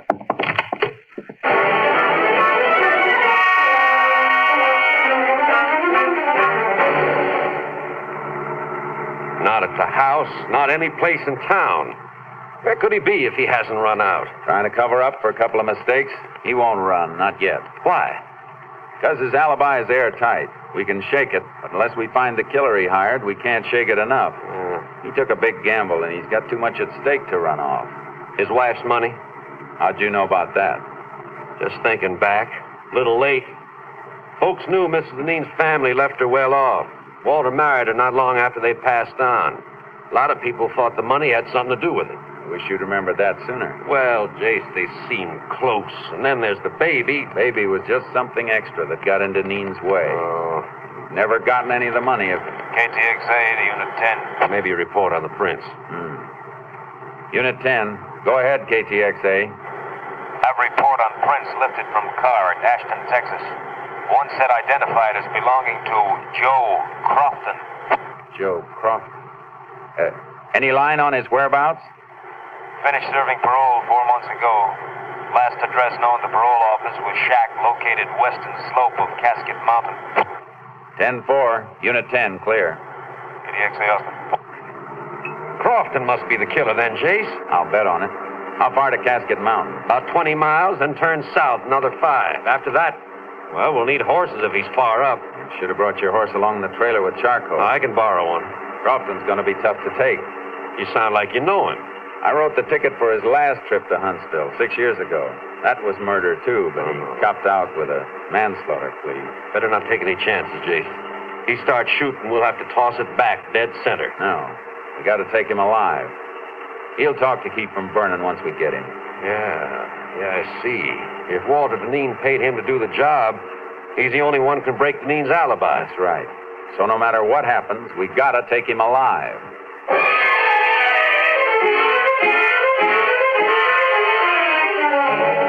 Crofton's cabin was up all right, way up. The sheriff borrowed a horse from the man who directed us. Quite a climb, Jace. Well, not so bad following this wash, though. Suppose he isn't there. I got a hunch he will be. I don't think Deneen had enough money to pay for this killing. He was almost broke. You mean he planned to pay off out of his wife's money when he got it? Yeah. Wonder how Walter arranged for him to get the car that night. Not much to arrange. Left it near the airport with the keys in it. Crofton brought it back and left it in the same spot. Probably left a house key for him, too. Glove compartment, maybe. Yeah. With the airport 40 miles from Ashton, nobody recognized the car or a strange driver. Come in at night, used an abandoned road. Look. Huh? Hey, another horse left tracks in here, too. Yeah. And they're fresh. Ooh, boy. That must be Crofton's horse. No. Rider was taking the rough way. Just cut into the wash here to find a better trail. Crofton lives up here. He'd know the best trail. Well, who else would be coming up here? Deneen, to shut him up. Come on. Yeah, here, boy. Not too fast, Jason. We'll spill. You gotta risk it. Too slow, we'll be too late.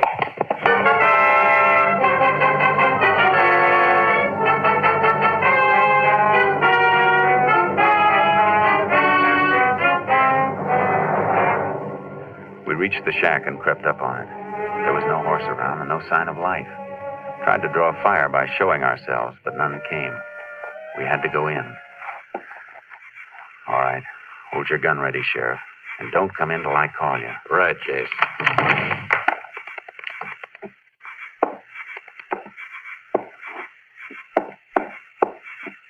All right, Sheriff. Come in. Nobody here, huh? Oh, wait a minute. Oh. That Crofton? Yeah, that's him. Deneen got here first. Jace, this fella looks like he shot himself. Gun's in his own hand. Now, what's his paper beside him? Let's see.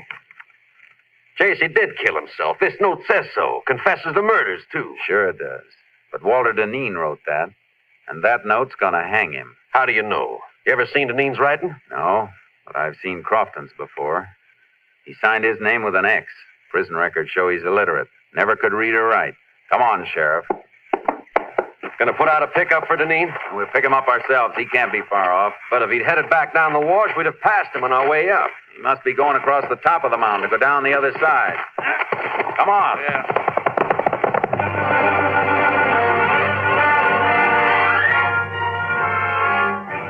We raked our horses as fast as they could move. We spotted a rider ahead of us as he topped the slope. He heard us because he looked back, then whipped his mount and disappeared. He knows we're on him. Got about 300 yards. We'll get him. Keep pounding leather. Yeah. We're coming to the top now. Keep low in the saddle. Watch out for an ambush. There he is. Don't go down too fast, Sheriff. Your horse will tumble in the downgrade. Deneen was pressing too hard, Jay. He fell. Look. Yeah, he scrambled behind the rocks. Whoa, Charcoal. Come on, Sheriff. Oh, hit the dirt. Let your mouth go. Go on, Charcoal. Go on. He's down under that rock shelf. Perfect cover. Not too perfect. Bullets will ricochet back from that ledge behind him. See that dent in the ledge? Yeah. Draw your gun and we'll empty it on him. Hit right below the dent. Aye. All right. Let's hope for a billiard shot. Start firing. I'm hit! Stop it! I'm bleeding! Throw your gun out, Deneen. All right! Don't shoot anymore! Here it is! Okay, Sheriff. Let's take him.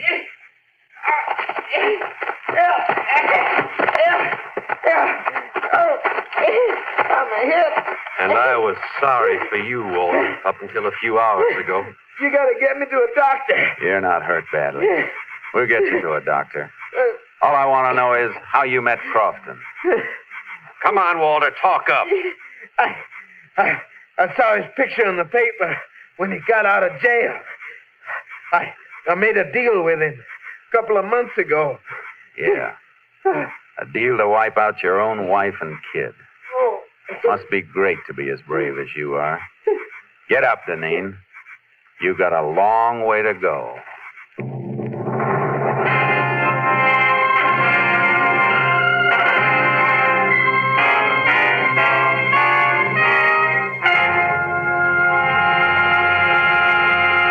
Arthur Deneen confessed and made a plea for clemency. It was not granted.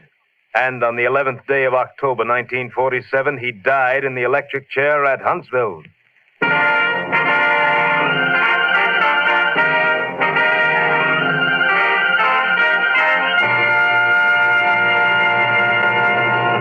And now, here again is the star of our show, Joel McCrea, with another interesting anecdote about the Texas Rangers. When the Allies invaded Normandy in World War II, they got an idea as to how far the fame of the Texas Rangers had spread.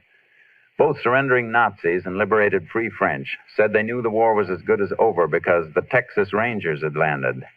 Of course, it was the heroic American Ranger troops who made the landings.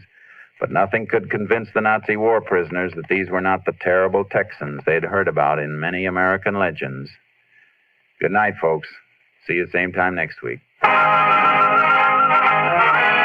week, Joel McCrea in another authentic reenactment of a case from the files of the Texas Rangers.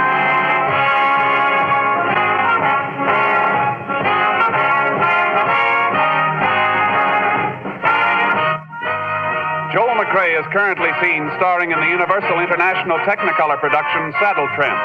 Tonight's cast included Tony Barrett, Lorene Tuttle, Mike Barrett, Hal March, and Paul Frees.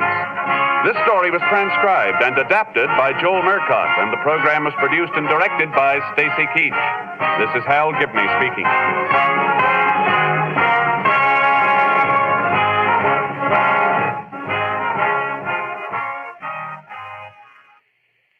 3 chimes mean good times on NBC. Monday means music, fine music on NBC. Listen tomorrow for these great musical programs, the NBC Symphony and the Band of America. Be sure to listen Monday as Milton Katims conducts the NBC Symphony Orchestra in a full-hour concert of the finest music on the air. And listen, too, for Paul Laval conducting the Band of America every Monday on NBC. Phil Harris reminding you that next it's Theater Guild on NBC. The National Broadcasting Company presents Joel McCrea in Tales of the Texas Rangers. From Hollywood, another authentic reenactment of a case transcribed from the files of the Texas Rangers.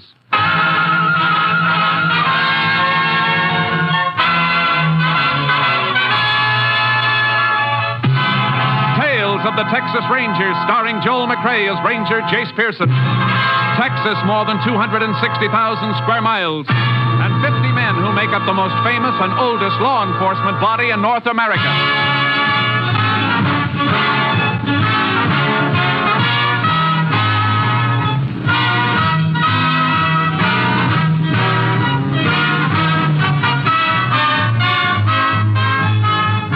Now, from the files of the Texas Rangers come these stories based on fact. Only names, dates, and places are fictitious for obvious reasons. The events themselves are a matter of record. Case for tonight, Open and Shut.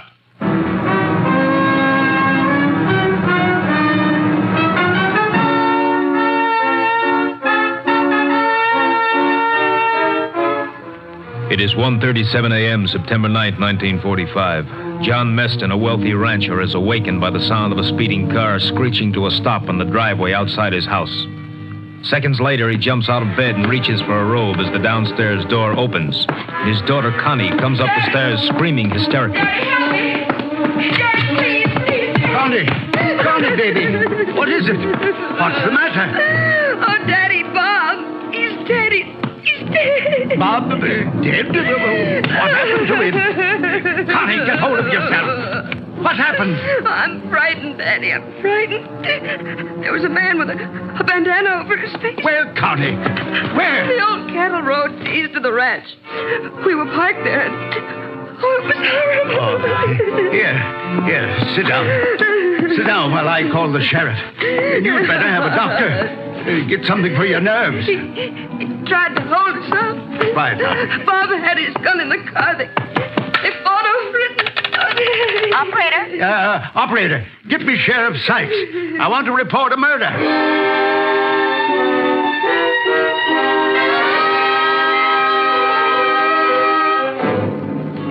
Barney Meston was in no condition to be questioned, and Sheriff Sykes had only an incoherent story to follow. He called the Texas Rangers. Ranger Jace Pearson was assigned to the case. He arrived at the Meston Ranch shortly before dawn. Might as well wait here in the library, Ranger. The doctor's still in with the girl. He's had a mighty bad shock. She tell you where it happened, Sheriff? Yeah, the old cattle road east of the ranch.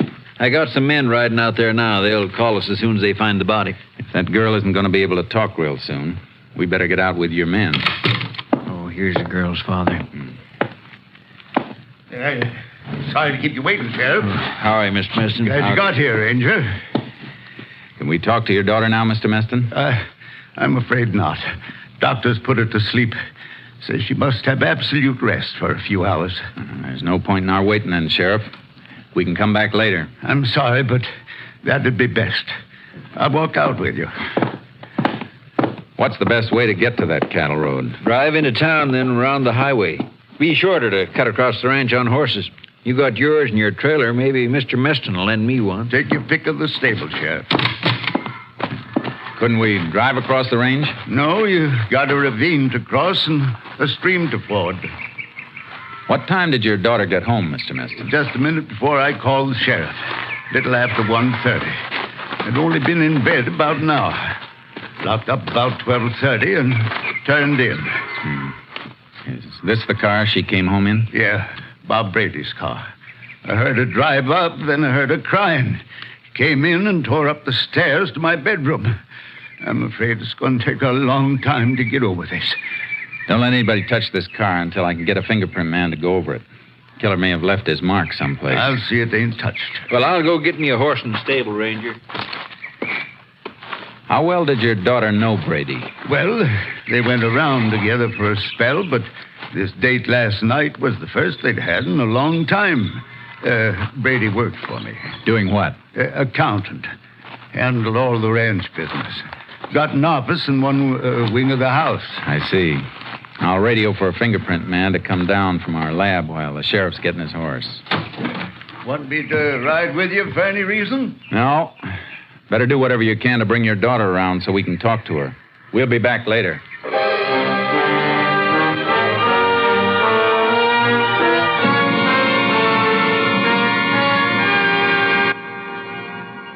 I made my radio call, and then Sheriff Sykes and I cut across the ranch to the old road. The riders had just found Bob Brady's body. Nothing had been touched. The riders waited while the sheriff and I went over the ground. Standing right beside the car when he was killed. The car tracks are heaviest here where it was parked. Yeah.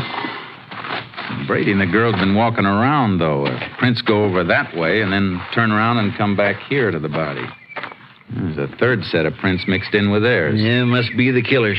Yeah. Came up the road here and stopped beside the car and walked on again. Heavy powder burns on Brady's coat. He was shot from close up. I only saw the girl for a minute. Couldn't make much out of what she was saying, but I think Brady was killed with his own gun. How come? Carried an automatic in the glove compartment of his car. He toted quite a bit of the ranch's cash on him sometime. It's funny the killer didn't use his own gun, unless he didn't have one. Well, the girl said Brady tried to get his gun from the car. Fellow took the gun away from Brady and killed him. So I guess he couldn't have had a gun of his own. It doesn't make sense. He was taking a mighty big chance, staging a holdup if he wasn't armed. Although I guess it was robbery, all right. Brady doesn't seem to have a cent on him. No wallet, no wristwatch, nothing. Yeah, no doubt about the motive. Well, I guess I better have the body moved into town. Deputy can notify Brady's mother. Yeah. And better order an autopsy report. Isn't going to tell us anything we don't know, though. Keep a couple of your riders here. Sure thing, but what do you want them to do? Beat the brush and look for Brady's gun. And while they're looking, we can follow this extra set of tracks and see where they lead.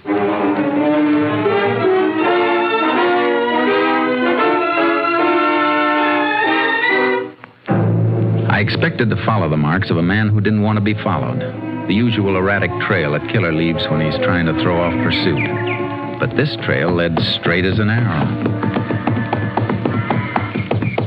Hey, whoever he is, he sure didn't cover his tracks very well. No, unless he's headed for some spot where he knows his trail will be lost. Hey, wait a minute. Whoa, boy. Whoa. Charco. What is it? Trouble may start here. Yeah, turned off the road into the fields. Ground's worn that way, though. It's a path that's been used before. Come on. Come on. The grass has been trampled from regular use. Anybody live out here you know of? Nope. Yeah, an old shack about a mile and a half across. Used to be a line house. Owner rented to a Mexican. We better have a talk with him. We can move a little faster, but keep your eye out for those tracks as we go. Get up.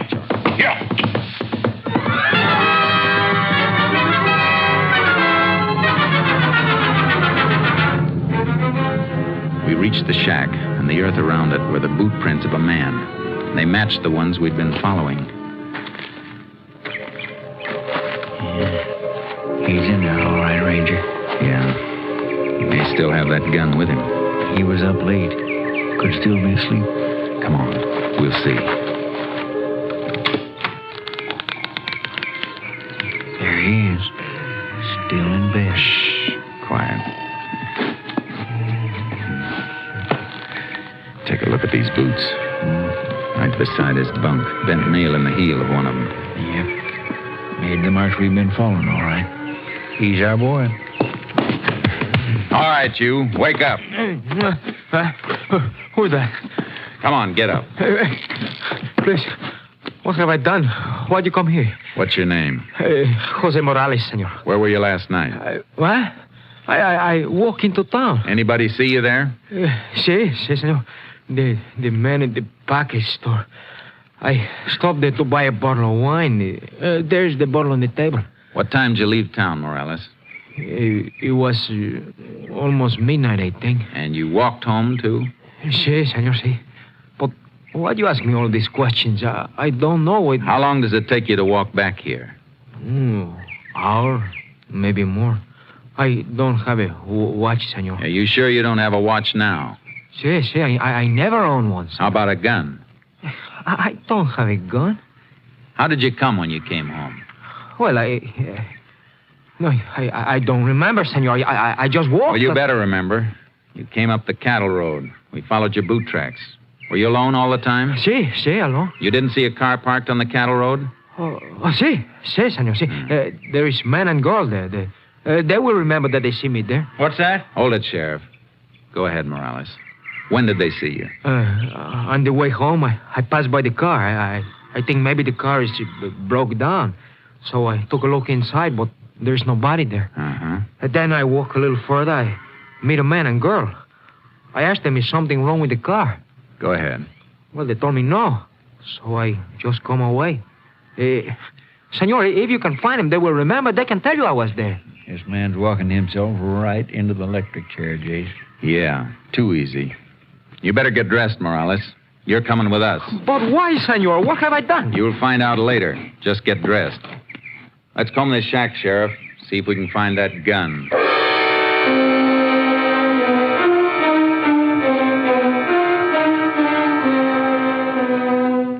We didn't find the gun or anything else that might have been taken from Brady. And the sheriff's riders drew a blank, too.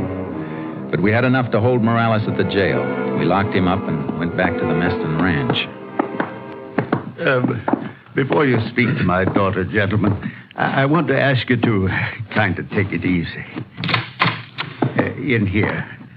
Connie, it's Sheriff Sykes and the Ranger. Howdy. Miss Connie? Hello. Miss Meston, would you mind telling us just what happened last night?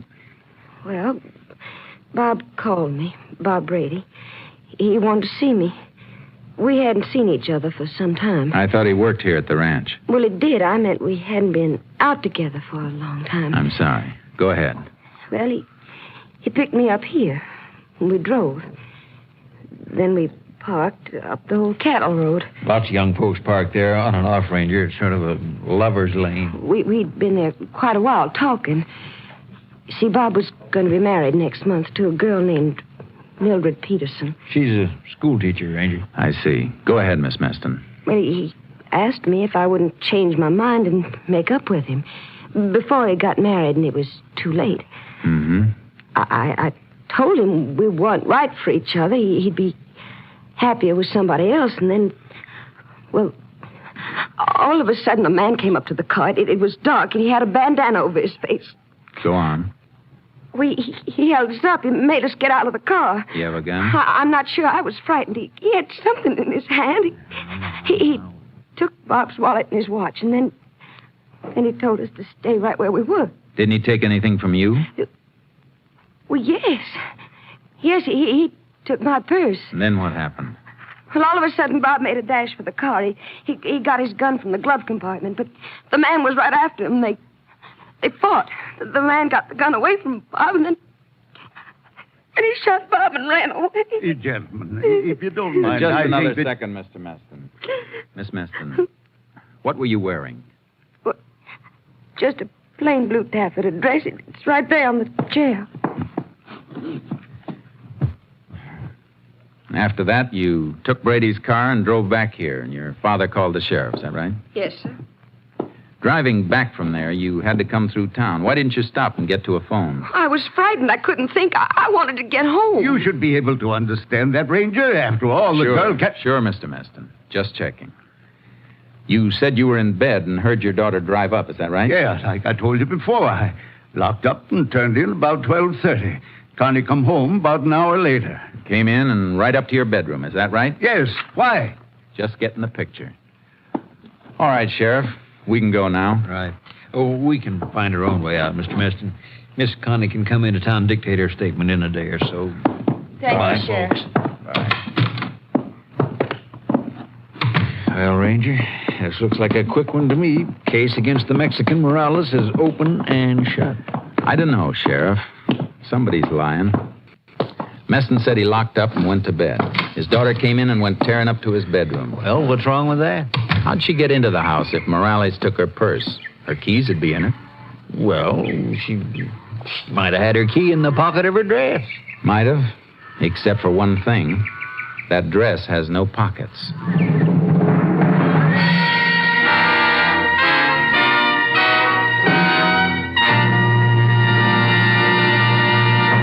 In just a moment, we will continue with Tales of the Texas Rangers, starring Joel McCrea as Ranger Jace Pearson. This month, the National Broadcasting Company celebrates 25 years of bringing you the best radio programs. 7 days a week, you can depend upon NBC for music, drama, comedy, entertainment of every kind, as well as the latest up-to-the-minute news from every corner of the world. When you tune where you hear the familiar NBC chimes, you know you're tuned for the finest in radio listening. We continue now with Tales of the Texas Rangers, and tonight's case, Open and Shut, an authentic story from the files of the Texas Rangers.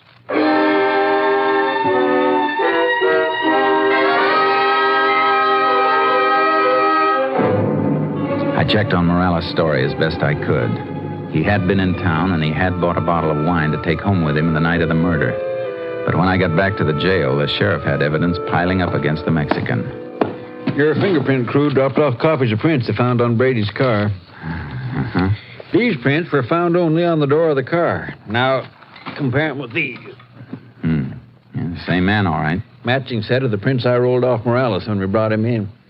He must have done it. Maybe, but I'm not convinced. I'll see you later. Here, where are you going, Ranger? To see Brady's mother and the girl he was going to marry.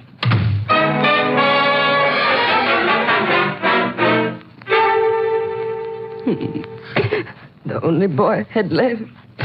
His two brothers were killed in the war. And... Please, Mother Brady, we've got to help the Ranger.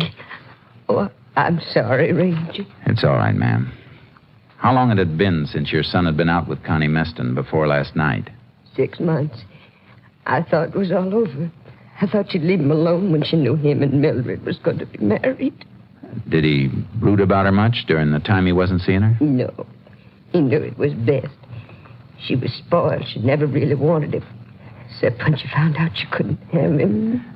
Miss Peterson, you and Brady ever quarrel about Connie Meston? Oh, no.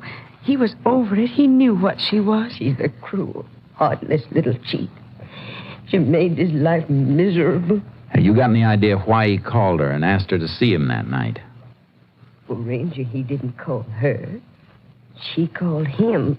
You're sure of that? I heard him answer the phone.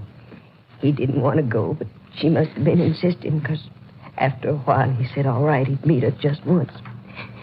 For the last time. Thanks. Ranger, is it true what we heard? You've got the killer in jail? I wouldn't count on that. Yet.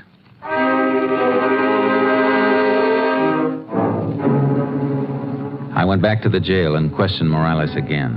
He was frightened, but his story never moved an inch from what he told us the first time. Then I saw the sheriff. I spoke to District Attorney Jace. He thinks we got enough to take the grand jury for an indictment. Give me one of the mug shots you took of Morales when you brought him in. Sure. Here's a picture. Thanks. I want Connie Meston to look at it and see if she can identify Morales. Well, she said the man who stuck him up had a bandana over his face. She said a lot of things, Sheriff. Brady struggled with the man who killed him. Morales carried a bottle of wine from town to his shack. We checked that. If he had a struggle with anyone, how come he didn't drop the bottle and break it? Yeah, seems like it would have broke, don't it? You got a bandana here? Yeah, the one we took from Morales. Why? No, not that one. I want one with a different color and pattern. Maybe one in my deputy's locker. Get it. I want to see how many lies Connie Meston can tell. I won't be satisfied with the case against Morales until we find Brady's gun and the things that were supposed to be stolen.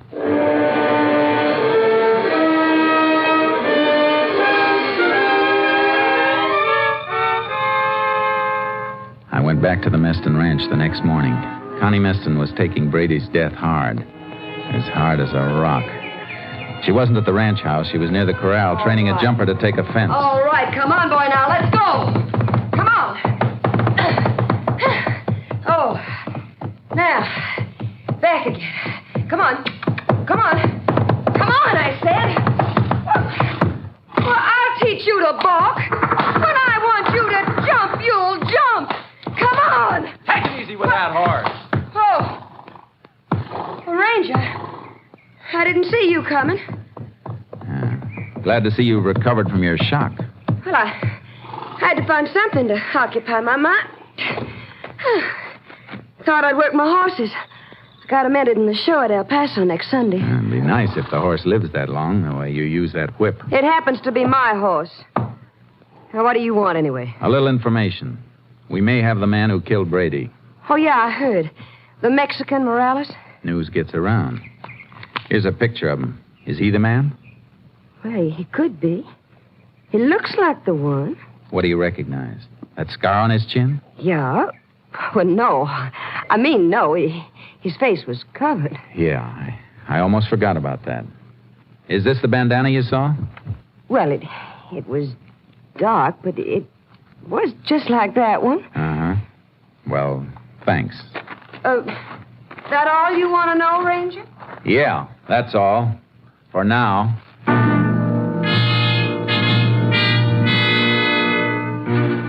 I saw Connie Meston's father as I was leaving the ranch.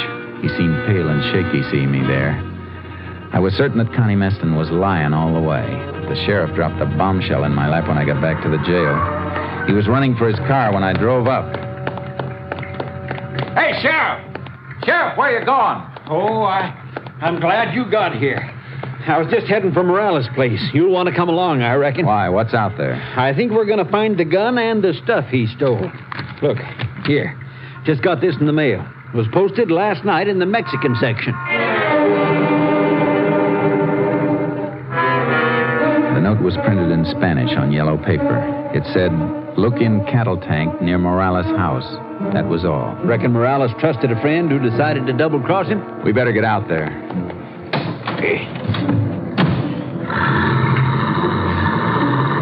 Well, there's no doubt about this case now, Ranger.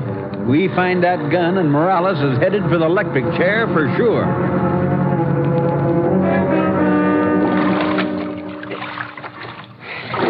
Hey, here's something else. What'd you find? The watch. Brady's wristwatch. Good. Well, this is all of it. Come on, let's get out of this water. Sure.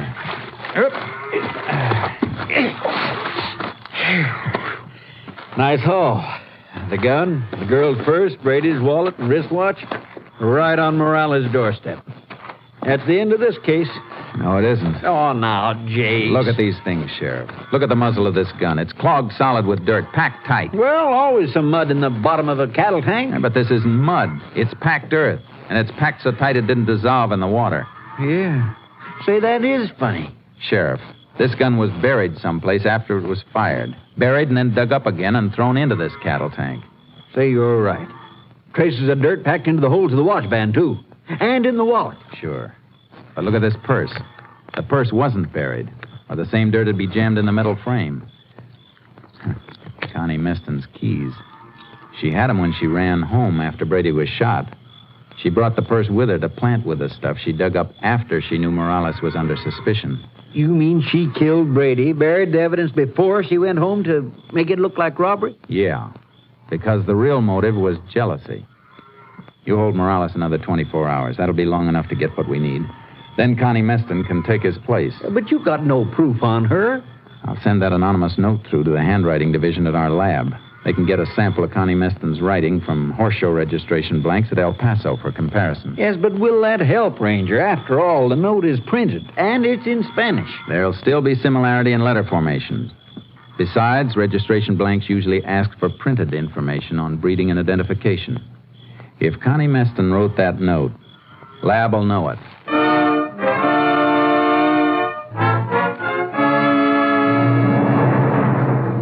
It checked. Connie Meston's printing on registration blanks for the horse show matched the printing on the anonymous note. It was almost enough, but I wanted one more thing. A trace of dirt on something she owned. A trace that would match the earth that had been packed in the muzzle of Brady's gun when it was buried. I drove out to the Meston ranch and found Connie in the stables. Mind if I come in?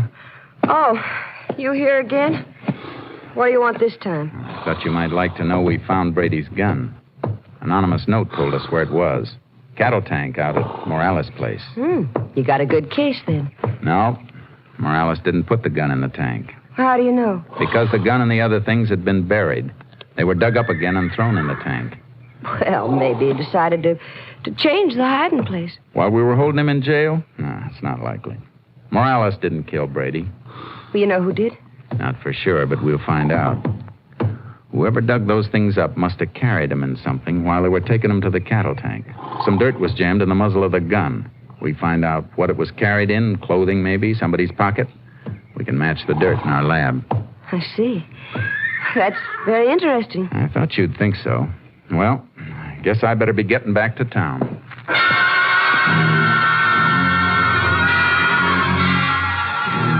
I drove away from the ranch and parked behind some trees that gave me a view of the stable. A minute after I left her, Connie Meston came out, riding like the wind. I unloaded charcoal from the trailer and followed her, always keeping cover between us. She didn't seem to be carrying anything to dispose of, but all of a sudden she came to a stop by a stream. She took the saddlebags and started to shake them out over the water. Oh, boy. All right, charcoal, let's go. Get up, boy. Yeah. Stay right where you are, Miss Meston. What are you doing here, Ranger? What's the matter with you? I'll take those saddlebags. Sure. Any log and empty them into a stream? None that I know of. Well, take them then, Ranger, because they're empty. Not as empty as you wish they were. And a few grains of dirt stuck in the seam. That's all we're going to need. Well, you can't make anything out of that. Oh, I got a few other things. That anonymous note in Spanish matched the registration blanks you sent into El Paso. I don't think you'll be showing your horses Sunday. Why, you... Give me that whip. You won't be using this again either. Now, get on your horse and ride for the house.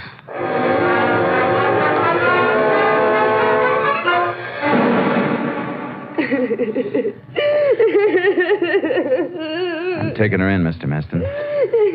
I got an idea you started to suspect she was lying the same time I did. She's not lying, Ranger. She didn't know nothing about it. I did it. I shot Brady. I'm sorry, but that won't work either. I got her pinned down all the way. Daddy, help me talk to him. Well, give him some money. What kind of a father are you if you can't help me? Shut up! Why, you hit me. Yes. I should have started 20 years ago before I let you get to be what you are. Maybe I'm not legally guilty, Ranger, but I'm guilty of raising her the way I did. It's too bad you didn't think of it sooner. All right, Connie. Let's get into town.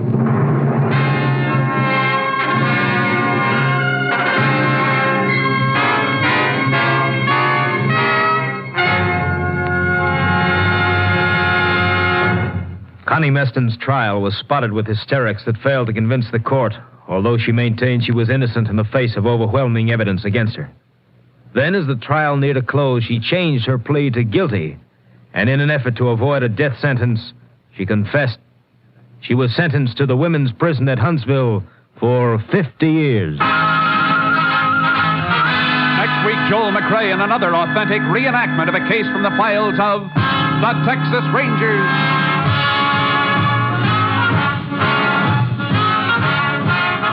Joel McCrea is currently seen starring in the Universal International Technicolor production Cattle Drive. The cast included Tony Barrett, Joan Banks, Francis X. Bushman, Parley Bear, and Vivi Janis. Technical advisor was Captain M.T. Lone Wolf Gonzalez of the Texas Rangers. This story was transcribed and adapted by Joel Murcott, and the program was produced and directed by Stacy Keach. Hal Gibney speaking. It's the Silver Jubilee on NBC.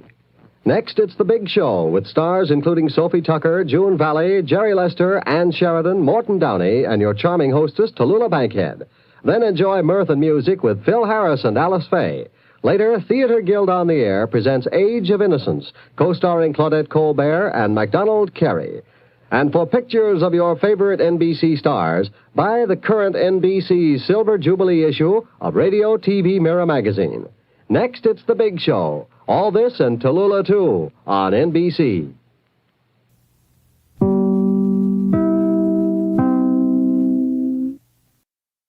It's National Wheaties Week.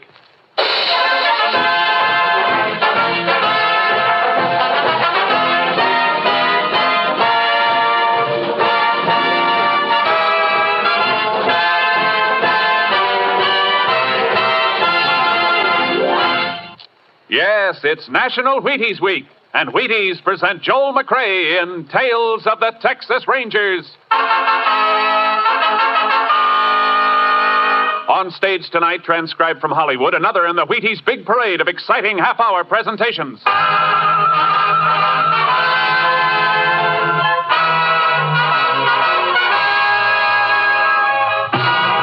Tales of the Texas Rangers, starring Joel McCrea as Ranger Pearson. Texas, more than 260,000 square miles. And 50 men who make up the most famous and oldest law enforcement body in North America.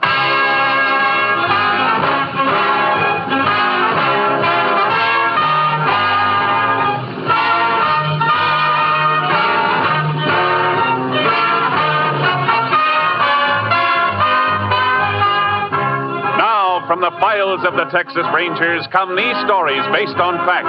Only names, dates, and places are fictitious for obvious reasons. The events themselves are a matter of record.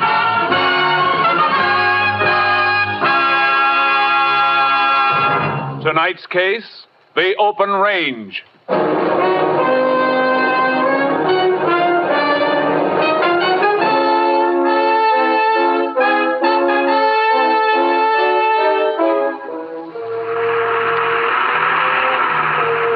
It is August 4th, 1948. Maury Buckler and his son Dave are driving across their ranch in a Jeep, dropping off salt cakes for their cattle. How's the last stop, Pa? Yeah. Well, drop this one here. What's the matter, Pa? Well, the last salt cake we dropped here is hardly touched. Look at it. Huh? Why, yeah. No point in leaving another one. Usually quite a few head around here. Wonder why they're not touching it. Suppose somebody could be running them off. Rustlers, Pa? That's kind of out of date, I'd say. Yeah. I say, maybe there's a break in the fence down by the old road. Yeah. Well, you better drive around the cottonwoods and have a look. There's a break. We can fix her right now. I'll have to go back and get horses, though, if we're going to pick up the strays. Yeah. We'll be able to see the fence now as soon as we get over this rise. Hey, Pa. Pa, a big truck down there and a bunch of men with some of our stock. So that's what's been happening to them. Speed it up. I'll get my rifle and back here. Let's see us coming. You fellas better stay right where you are! Oh, me. Dave, I'll get you for this. Pa, come back, Pa! Oh.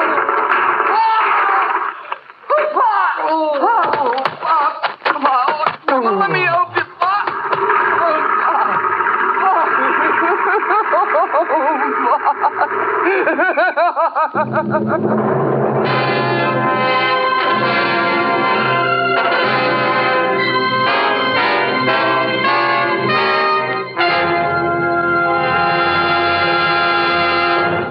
Tales of the Texas Rangers will continue in just a moment. It's National Wheaties Week, all right, and it couldn't happen to a nicer flake. Because look, there's a whole kernel of wheat in every Wheaties flake. And you know whole wheat. Of course, the naturally sweet whole wheat flavor of Wheaties is important, too. And good? My. Come on, help celebrate National Wheaties Week. Just buy 'em, that's all. Buy 'em and see how Wheaties at 7 can help at 11.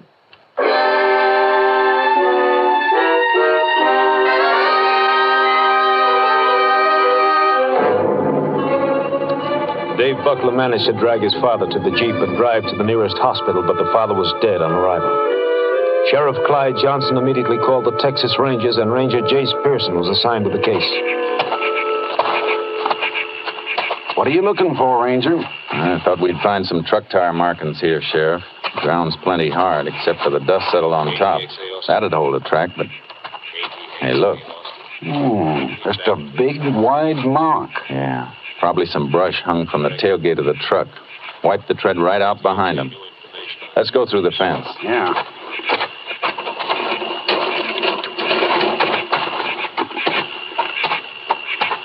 Must have been operating right about here. Yeah. Plenty of cattle tracks, but no boot prints. Wiped out their tracks like they did with the truck. Smart. Probably dragged branches behind them. You can see where they were here, though. Tobacco crumbs and paper where they ground out their cigarettes. Yeah. Looks like 15 or 20 head they run off from the marks. Mm-hmm. All right, let's go back to the car for a second. How do the Bucklers brand their herd? Oh, just a simple letter L. Buckler's wife's name was Lou. Do you know if their brand has been registered? I don't believe it ever was, Ranger. Why? I've got to make a radio call to KTXA in Austin. Unit 10 to KTXA. Unit 10 to KTXA. KTXA to Unit 10. Go ahead, Unit 10. Unit 10 requests headquarters to ask all commission houses to be on lookout for marketing of any cattle carrying letter L brand or any altered brand that might have been made to cover letter L. Will do, Unit 10. May be part of stock stolen from Buckler Ranch on 8-4. Notify Unit 10 if any lead turns up. Unit 10, 10-4. We'll keep Unit 10 informed. KTXA Austin. Good idea, that call. Might get a lead. Yeah. When we get through here, I want to go into the hospital and see Dave Buckler. He might just be able to describe the... Hey, wait. What do you got? Old cigarette lying right here near this bush. And scorched. Somebody started to light it but didn't finish. Yeah. That's matchbook lying in the bush. Whatever happened, it made a fella forget about his cigarette. Must have been when the Bucklers came over the hill. Feller saw him, threw the cigarette and matches down just as he was getting ready to light up. Yeah, that could be all right. Half the matches are still in the book. Ones that are missing are all torn off from the left side of the book. So? So the man who had this book of matches is left-handed. Let's get into the hospital.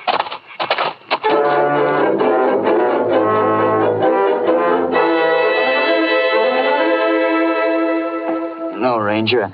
I'm right-handed, so was Pop. Matches couldn't have been ours. Just making sure. Can you describe any of the stock they made off with, Buckler? Well, yeah. And most of them were white-faced. But there was one of the calves that had a mottled face. Mottled, huh? Yeah. Good. That helps. My pa was such a good guy, Ranger. I wish I could climb out of here and help you find those dirty... Can you give me any kind of a description of the men? No. I never got a good look at them.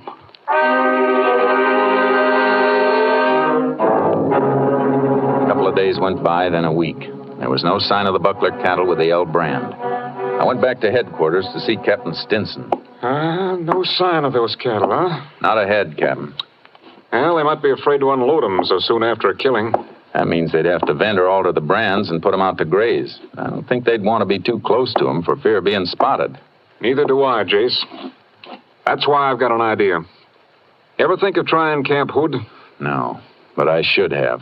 It's a perfect spot for them. 35 square miles of free grazing land. Yeah. Ever since the Army deactivated the camp, a lot of ranchers have been using it. Our last check showed 15,000 head there, all kinds of brands. Fattening up until the owners cut them out for marketing. Sure. And Buckler's cattle with altered brands covering that L could be waiting there for the thief to come back and get them whenever he wants. Yeah, that's what I thought. That's a lot of territory and a lot of cattle for one man to cover. I'm going to have Bud Kurtz come in and go with you. Kurtz? Fine. The commission houses are still on the alert. We got them stopped on the selling end. Now it's up to you to find those cattle. They're the only key to the killer.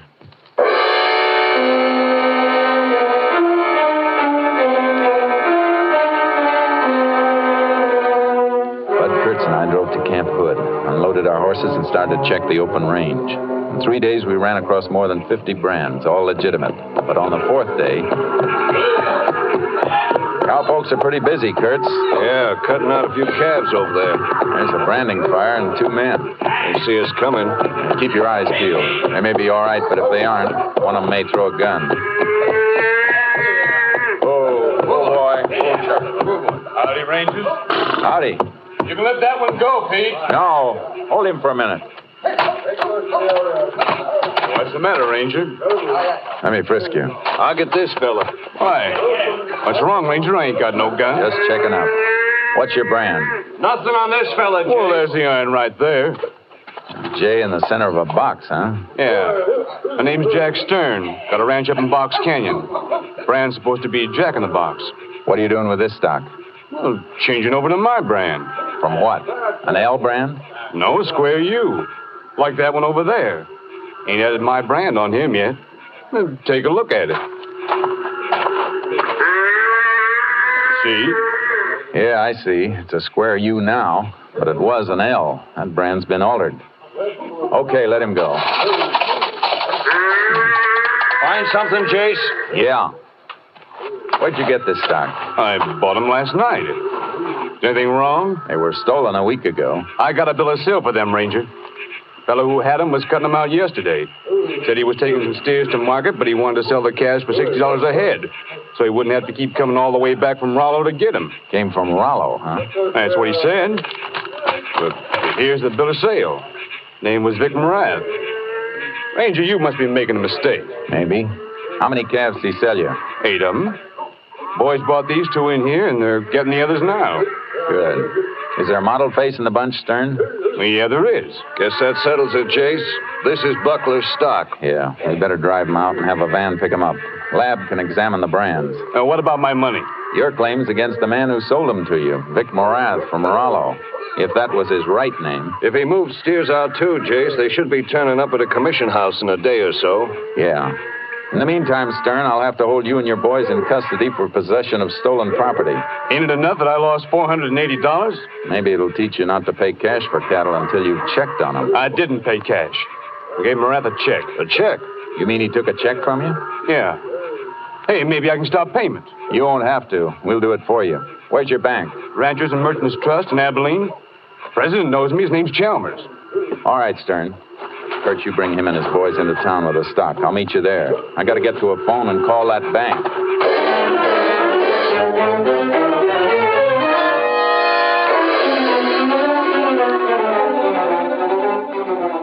I rode charcoal hard into town, found a phone, and put a call through for Mr. Chalmers, president of the bank in Abilene. But I was too late. I'm sorry, Ranger Pearson, but Mr. Morath cashed that check shortly after we opened this morning. Did you ask Morath for identification? Yes, but he didn't have any on him. And you cashed the check anyhow? Well, he asked us to call his bank in Rollo for a reference to save him time. He even paid for the call. You mean he actually comes from Rollo and they've heard of him there? The Rollo State Bank said he had an account there. But you don't actually know whether the man was Morath. Well, after all, Ranger, when the man paid for the call to his own bank in Rollo... Did Morath endorse the check? Yes, it was endorsed in my presence. Will you rush that endorsed check to my headquarters? I want to look at that signature.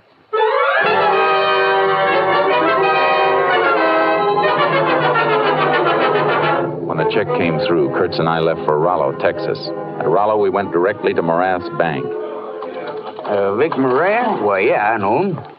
This his signature? I'd have to compare it with his signature card. Just a moment.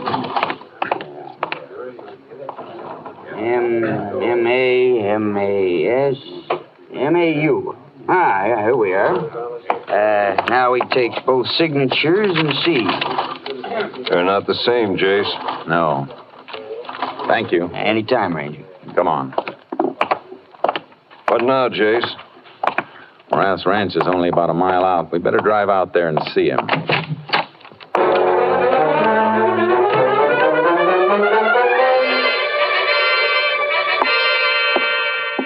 Sure you won't have a drink, Rangers?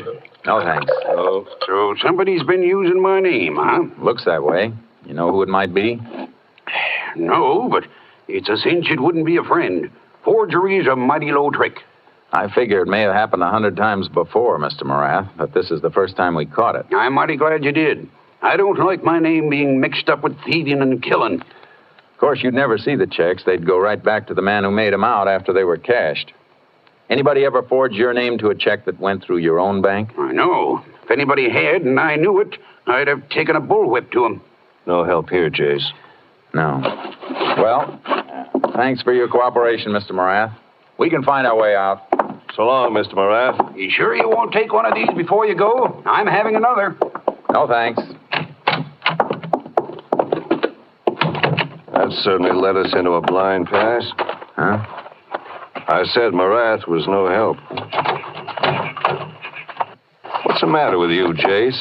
I was just thinking of that book of matches I found on the range out at Buckler's. The ones that were dropped by somebody left-handed? Yeah. I watched Morath pouring that drink for himself. He's left-handed, Kurtz. That's mighty thin and circumstantial, Jace. Sure, I know it is. Just a passing thought. I better call KTXA. Unit 10 to KTXA. Unit 10 back in service. KTXA to Unit 10. Have message for you. Go ahead, KTXA. Cattle with L brand offered for sale this afternoon at Tully Commission House, Fort Worth. Cattle inspector reports brand might have been L brand from Buckler Ranch. Did Commissioner get name and address of seller? Seller refused to have check mailed. Said he would pick it up tomorrow after stock was weighed and priced. Gave his name is Vic Morath, Rollo, Texas. Just left Morath at home in Rollo. Unit 10 and Unit 6 proceeding to Fort Worth. We'll be there when Commission House opens in morning. Unit 10, 10-4. Got a long drive ahead of us, Jace. Yeah, but this is the break we've waited for. It's not so important now, is it, that Morath happened to be left-handed? No. Not now, it isn't.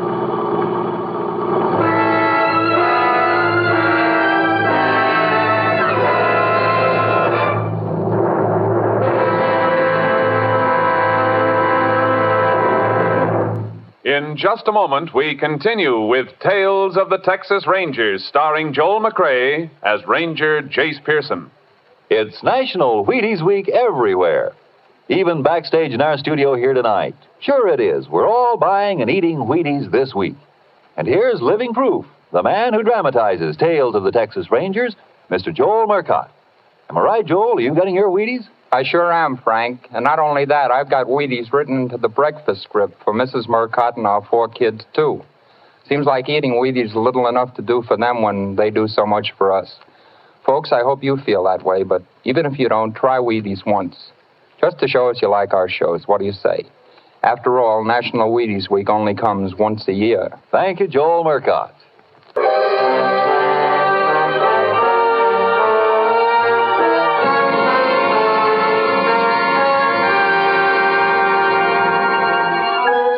We reached Fort Worth during the night and examined the cattle in the Commission House stock pens.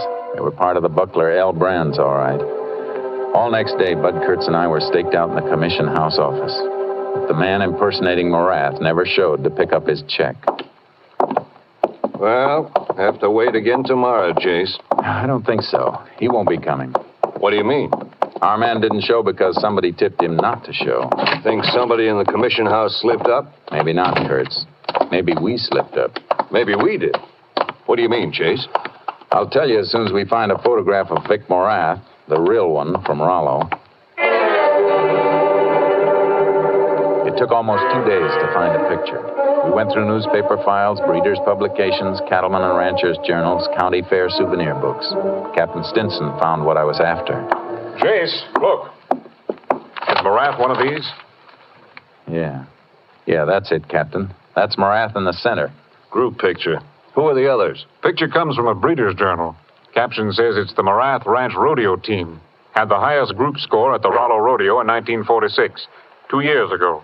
I want to see if Stern or Chalmers, the banker, can identify Morath as the man who sold those calves. But we know it wasn't Morath, Chase. The signatures didn't match. They don't have to. Morath is left-handed. He might have endorsed the check with his right hand just to cover up. Hey, Jace may have something there. It's worth trying. Stern has been released. I'll call him at his ranch and have him meet us at his bank in Abilene.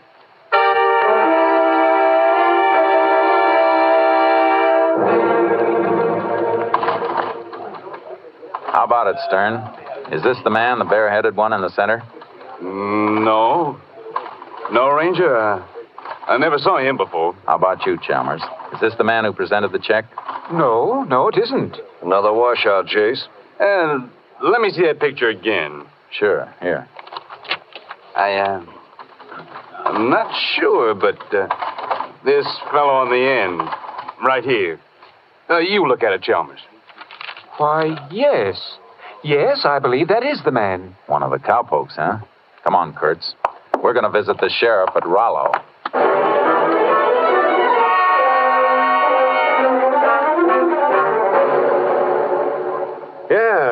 Yeah, I know that feller. Quit working for Morath about a year ago. Bought himself a little ranch not far from Morath's, over near Comanche Gulch. Cowpoke has to be pretty thrifty to buy a ranch. What's his name? Buzz Black. Better get over to Comanche Gulch, Jace. Yeah. Thanks, Sheriff. Sure, glad to be of service. Well, we're going to be able to tell Morath who's been using his name. We don't have to tell him. I got a hunch he already knows. What makes you say that? Black didn't go back to pick up that check. Somebody warned him those cattle were getting hot. That means Morath. But if he's in on it, why would he let Black use his name? Because he's smart. False signature makes him look like an innocent victim. His reputation is good. And as soon as we went to him, he knew we were on the trail, and he told Black and the others to lay low. Right. Let's get Black for a starter.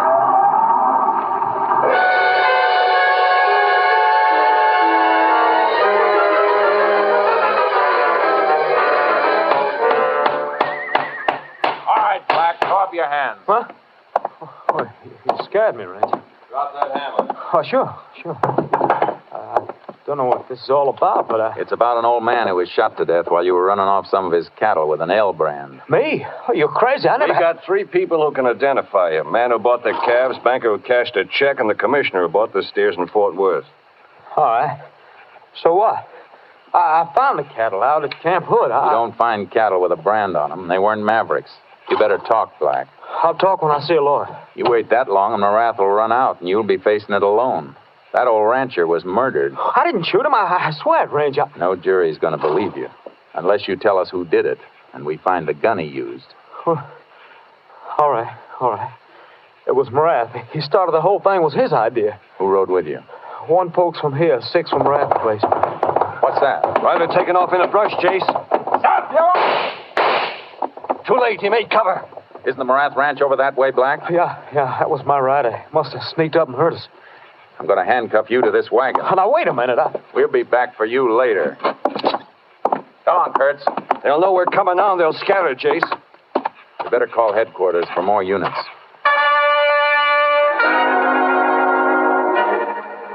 We put through the call and headed for Morath's ranch in the car, hoping to beat the rider. He must have stopped on the way and phoned Morath because the ranch was clear when we got there. They cleared out, Jace. Better get the horses out of the trailer and start tracking. Wait a minute, Kurtz. Look at this driveway. Funny marks. Yeah. Brush trailing behind a truck to wipe out the tracks. I've seen that before. And this is fresh. A branch caught in the edge of that mesquite when they turned into the road and snapped it. The break is new. That means they're heading for the highway. Probably all riding together in the truck. There'll be an arsenal on wheels. Come on. Units we called for can set up roadblocks and converge on them. Unit 10 to KTXA. Unit 10 to KTXA. KTXA to Unit 10. Go ahead. Subjects wanted for killing of Maury Buckler, making getaway in cattle truck from Morath Ranch at Rollo. Check license numbers of vehicles registered to Morath. Will do, Unit 10. Subjects headed for main highway will probably turn south toward closest border point. Unit 10 and Unit 6 headed that way. Have other units converge on area and set up roadblocks with highway patrol. Units 3 and 8 nearby. We'll notify them. We'll make direct contacts with units as we close in. Unit 10, 10-4. Kurtz, you can commandeer the sheriff's radio car in town. Give us a chance to spread out more. It's going to be like tackling a tank, Jace. Yeah. Break out a Tommy gun and put it on the seat.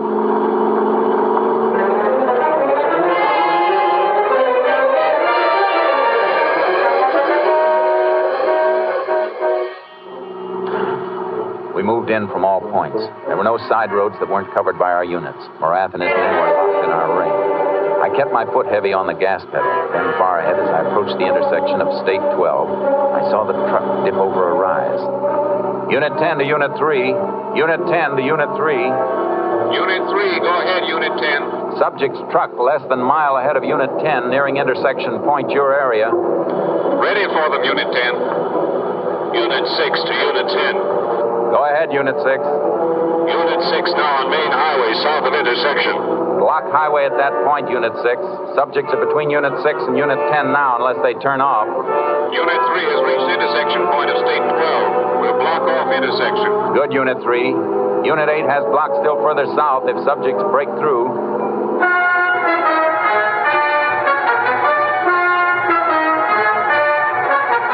I drew closer to the speeding truck as it topped a rise and headed down toward the intersection of the state highway. I could see the sheriff's car Kurtz had borrowed blocking the road and Unit 3's car in the center of the turnoff. The truck skidded and started to make a turn and come back toward me. I swung my car across the road, grabbed the Tommy gun, and jumped out.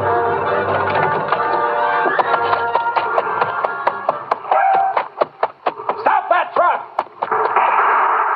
All right, let him have it!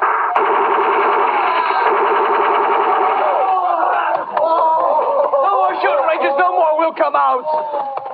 All of you still alive, come out with your hands up. You all right, Jase? Yeah. How about you, Clint? I'm okay. All right, you men. Get over there and keep your hands up. I got him covered, Jace. One dead in the back there and a couple wounded. Hey, where's Morath? Found the other side of the cab, dead. He came out shooting and I nailed him. Ah, there he is. Better break that rifle out of his grip. Ballistics can tell if it's the one that killed Buckler. It'll be the one, all right. Or he wouldn't have tried so hard to keep us from getting him.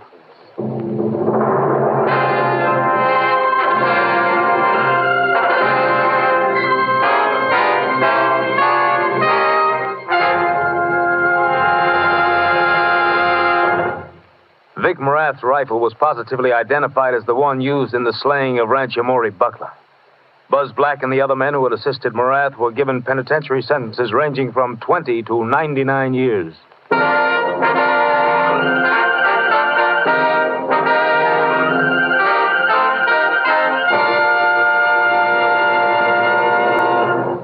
And now, here's the Wheaties man, Frank Martin. Another triumph for the Rangers, and another grand performance by our distinguished star, Mr. Joel McRae. And here he is with a few words for you personally about National Wheaties Week. I hope you're enjoying Tales of the Texas Rangers, and it would give me a whole lot of pleasure, partner, if I thought you'd go out and get a box of Wheaties tomorrow because of our program. Since it's National Wheaties Week, it's a pretty good time to get those Wheaties. Will you do that? Good night. Good night, Joel.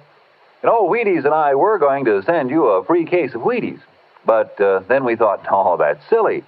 Joel McRae eats Wheaties, so chances are his kitchen shelf is loaded. And what National Wheaties Week is really for is to get other people to eat Wheaties. Frankly, folks, it's to get you to know and appreciate the fact that there's a whole kernel of wheat in every Wheaties flake. That's right, a whole kernel of wheat in every Wheaties flake. National Wheaties Week is for you to buy Wheaties and try 'em and see for yourself how Wheaties at 7 can help at 11. So, no free Wheaties to you, Joel. You can buy 'em just like all the rest of it. Right, folks? Don't forget, Breakfast of Champions. Come on, everybody, to the Wheaties party. Eat a lot of Wheaties like the champions do. Dance together, cheek to cheek. This is National Wheaties Week. Eat a lot of Wheaties like the champions do. Wheaties are breakfast of champions. Next week, Joel McCrea in another authentic reenactment of a case from the files of the Texas Rangers.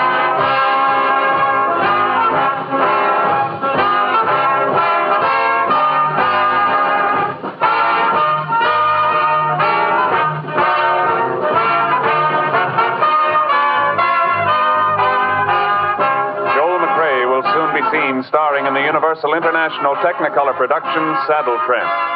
Tonight's cast included Tony Barrett, Tom Tully, Bert Holland, Joe Duval, Byron Kane, Paul Dubuff, and Bob Cole. This story was transcribed and adapted by Joel Murcott, and the program was produced and directed by Stacy Keach. Hal Gibney speaking.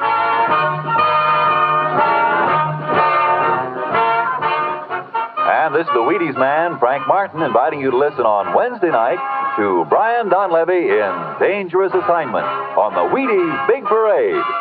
See you then. And remember, it's National Wheaties Week.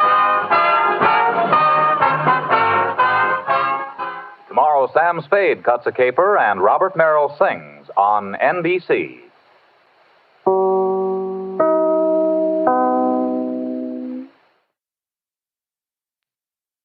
The National Broadcasting Company presents Joel McCrea in Tales of the Texas Rangers.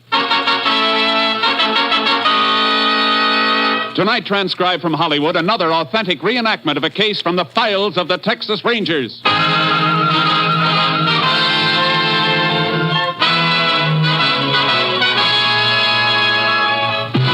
Tales of the Texas Rangers, starring Joel McCrea as Ranger Jace Pearson.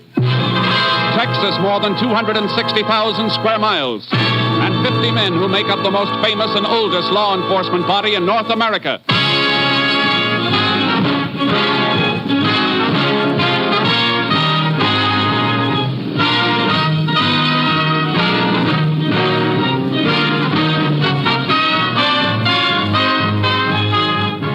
From the files of the Texas Rangers come these stories based on fact. Only names, dates, and places are fictitious for obvious reasons. The events themselves are a matter of record.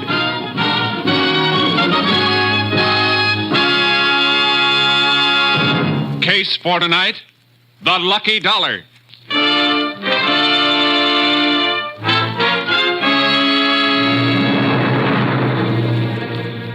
It is 7:30 of a simmering hot night, August 14th, 1945. In a small South Texas town not far from Corpus Christi, Joe Barry is counting up the day's receipts of his modest store. His wife, Clara, is locking up in back. 85, 15's $1. 10, 20, 30, 40, 50. What the? Joseph! Well, what's happened to the lights? I'm not through back here. Well, I didn't turn them off, Ma. One of the fuses must have blown. Hey, you think it could be the refrigerator again? No, I just put in a whole new unit, didn't I? Hey, you just stay where you are, Clara. I'll get my flashlight here and see what the trouble is. Be careful, Joseph. And don't worry, honey. I'll be careful. Let's see what we got here now. All these fuses look good. Joseph? Everything seems all right in here, Ma. Must be in the main switch box. I'll take a look outside.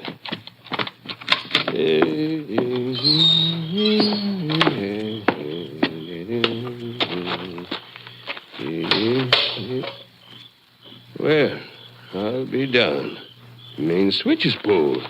Now, who in thunder... Hold everything, Pop. Huh? Keep your back to me and give me a flashlight. What? Who are you? Never mind. Now, hold up. Nobody's going to hold up Joe Barry. Wait. I'll show you, old fool. Oh.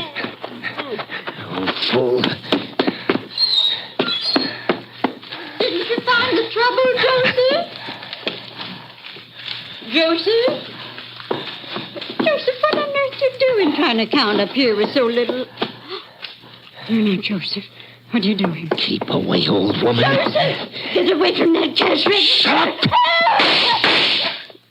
Crazy old bat.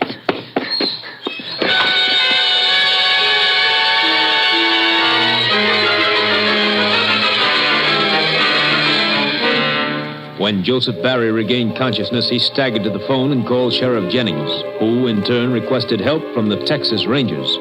Ranger Jace Pearson was at the scene of the crime a short time later. It's just like Barry said, Sheriff. The thief pulled his master switch outside the store to draw out the storekeeper. And he must have thought Joe was alone in the store. Sure he did. Too bad he wasn't. Mrs. Barry'd be alive now. Well, let's go inside again, Sheriff. I'd like to ask Barry a few more questions. You know, Jace, this is mighty like another holdup we had in this area just a week ago. Yeah? Liquor store. No gunplay, but otherwise just the same. Main switch pulled. Owner went out to check the fuses. Was slugged. Nobody saw the thief? Nobody, but it could be the same guy. Could be. Mr. Barry. Yes, Ranger. Find anything more? Maybe. I know this is hard on you, but I'd like to ask a few more questions. Go right ahead, Ranger. Ask all you want. I'll do anything to catch the devil that murdered my wife. I know. You're sure you didn't get a good look at the burglar? Something you could remember as identification? No, sir. He came up on me out of nowhere. No sound, nothing, until he spoke. Then we fought. But that voice... I'd remember that whispering voice anywhere. He spoke? You didn't mention that before, Joe. Didn't I? It's kind of hard to think right now, Sheriff. With poor Clara. What'd the burglar say, Mr. Barry? Oh, not much, Ranger. But I'd know that voice. I'd know it all right. Well, go on. Try to remember it, word for word. He said, hold everything, Pop. Keep your back to me and hand over your flashlight. And then when I fought him, let go, you old fool. That's all. He hit me, and the next thing I knew, I saw Clara. It's all right, Mr. Barry. I won't ask you to talk much more now, but would you mind coming over to the cash register for a minute? Sure. I'll come with you. There was so little in the till, Ranger. Only $45 it was. $45 for my Clara. Look here, Mr. Barry. Can you tell me about this piece of adhesive stuck on the front of the register? Looks like something was pasted here. It was, Ranger. That murdering skunk even took the first dollar this store ever made. My lucky dollar. Lucky dollar? Yeah. Had it stuck up there on the register with a couple of pieces of adhesive tape. He took it. Not all of it, Mr. Barry. Look here. A corner of the bill is still stuck under this piece of adhesive. Must have torn off when he grabbed it. That's not much to go on, Jace. It's a start, Sheriff. A dollar bill that matches this torn corner and the bullets from Mrs. Barry's body. Clara. How can we help him, Jace? And best thing for him is some rest, Sheriff.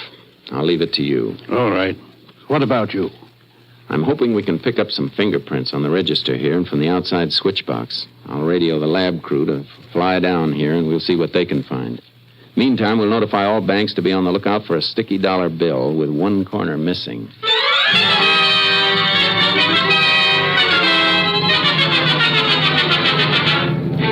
lab crew came in from Austin and gathered all evidence. By the next day, I had a report from Captain Stinson. On that Berry robbery and homicide, Jace. Yeah, Captain. Any make on the bullets or prints? Nothing on the bullets. All we know is that they're from a .32. But on the prints, that's another thing. The lab dug up something interesting. What's that? No direct prints, Jace, but the thief wore cotton gloves. There's an imperfection in the weave of the left thumb. There's not a lot to go on, Captain. I know it, Jace. You got any more leads? Not exactly, but we don't think it was done by somebody just passing through. No, why not? Because Sheriff Jennings had a similar robbery in this area last week with the same M.O. Pulled the switch and worked in the dark. A lot of people down there with the cotton season in full swing, aren't there? Swarms of them. Reckon it could be a cotton worker? It's hard to say. Well, if it is, you've got a big territory to cover, Jace. Well, I got an old dollar bill working for me, too, Captain. Yes. And by the way, Jace, all the banks in your territory will have blow-ups of the torn corner of that bill by morning. Good. I guess all we can do now, Captain, is sweat it out and wait for that dollar bill to pay off.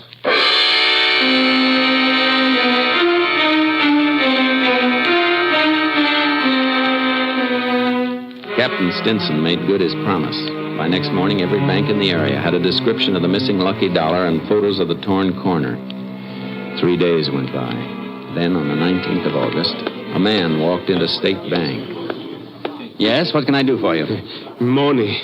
Here is money to pay for the loan on my house. Oh, we have a loan on your house? Si. Your name, please. Ramos. Juan Ramos. Oh, I'll get your records, Mr. Ramos. What is wrong, senor? This dollar bill you gave me, the corner's torn away. But it's good. The dollar is good, no? Oh, sure, but just a minute, please. Oh, okay. Hello, operator. Get me the sheriff's office. Sheriff's office, Jenny speaking. Hello, Sheriff. This is Jim Loftus over at the bank. Oh, yes, Jim. What can I do for you? Fella just came in the bank and handed me that dollar you're looking for. He did? Yeah. Fella by the name of Juan Ramos. He's here now. I see. Hold on a minute. What's up, Sheriff? Man by the name of Ramos just passed a dollar at the bank that answers the description of the lucky dollar we've been looking for. He's still there. Tell him to stall him. We'll be right over. Hello, Jim. Yeah, Sheriff. We're coming right over, and don't let that Ramos get away.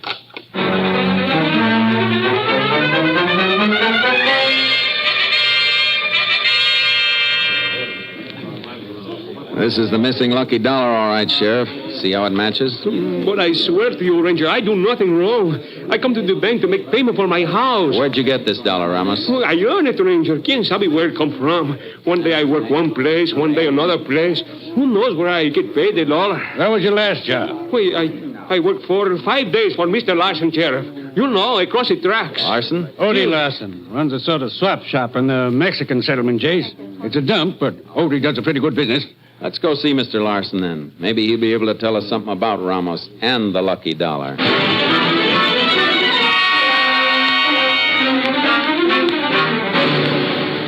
Tell him, Mr. Larson. Sure, Ramos works for me, Ranger, but only for a few days. Mr. Larson, look carefully at this dollar. What about it? Ever see it before? How do I know, Ranger? A dollar's a dollar, ain't it? Not always. Feel this one, for instance. Kind of sticky. And the edge is torn. Try to remember, Odie. It's very important. To you. To me? An old lady was shot down, killed, by someone who stole this particular dollar. An old lady? That dollar come from someone who... No. I didn't do it, Ranger. I earned the dollar here from Mr. Larson. Take it easy, Ramos. Say, maybe I do remember this dollar, Ranger. You do? It seems to me a little Mexican girl give it to me. Sure, I remember because it stuck to the other money she gave me. Know where we can find her? I think she works at one of the cotton farms near here, Sheriff. I don't know for sure, but she gave me this dollar and 2 more to pay down on a red silk dress. Yeah, I'll show you. It's in the back room. Never mind that, Mr. Larson. Just when did she pay you on the dress? Just last evening, Ranger. Yeah, I keep open at night for the workers, the cotton pickers. I paid off Ramos when we closed up. Must have given him that sticky buck along with the rest of his pay. I told you, Mr. Larson gave me that dollar. The girl say when she'd be back for a dress? Today. You've never seen the girl before, Mr. Larson? You don't know her name or where she lives? No. Didn't you give her some kind of receipt for her deposit? Oh, sure, but just for the $3. When she brings in the receipt and the rest of the money, she gets the dress. Don't need a name and address for that. What do you think, Chief? I think we'll wait for the lady, Sheriff. Meantime, Ramos. See you, Ranger. Stick around town. I may want to talk to you again. See you, Ranger. Gracias. Now, Mr. Larson, you mind if we wait for the girl in the back room? Of course not, Ranger. Just come this way. It ain't much to look at.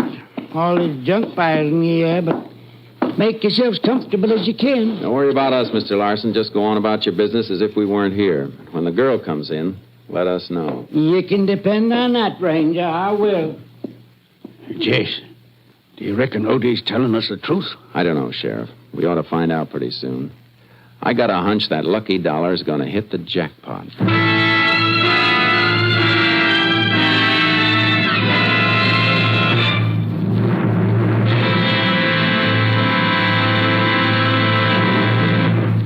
You are listening to Tales of the Texas Rangers, starring Joel McCrea as Ranger Jace Pearson.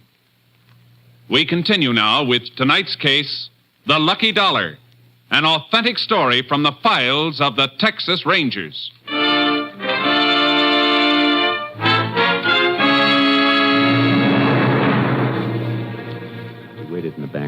some time. Larson had a good trade, plenty of customers, but nobody wanting a red silk dress. Then about an hour later, a Mexican girl walked into the store. Hello. I come for my dress. You know that red dress? Jeez, easy, Sheriff. Yeah, sure, I remember. Got the rest of the money? See, here you are. $6. Yep, that's right. Now, you wait here now, and I'll go get the dress. It's her, Ranger. Come on, Sheriff. You, young lady. Me?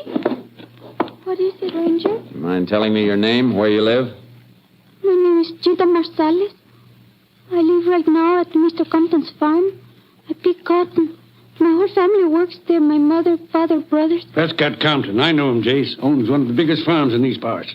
When does he pay his pickers, Sheriff? Like the rest, once a week, Saturdays. What's wrong? Why you ask this question? Because you paid this $1 down on a dress last night, Cheetah. It's $1 we've been looking for. This $1? Yeah, where'd you get it? It's from my pay I get for working in the fields picking cotton. If you were a picker, how come you're off work at this time of day? I want to get my new dress. I ride into town on one of the trucks. You can walk off your job anytime you feel like it, Cheetah. It's my business. You're wrong there, young lady. It's plenty of our business when you pass a stolen $1. Stolen? Come on. You're going back to the Compton farm with us.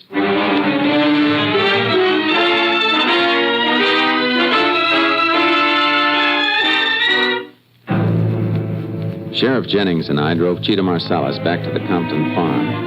The girl had her new red dress, but it didn't seem to make her happy. We found Prescott Compton at one of the trucks near the main house, weighing the cotton his pickers were bringing in.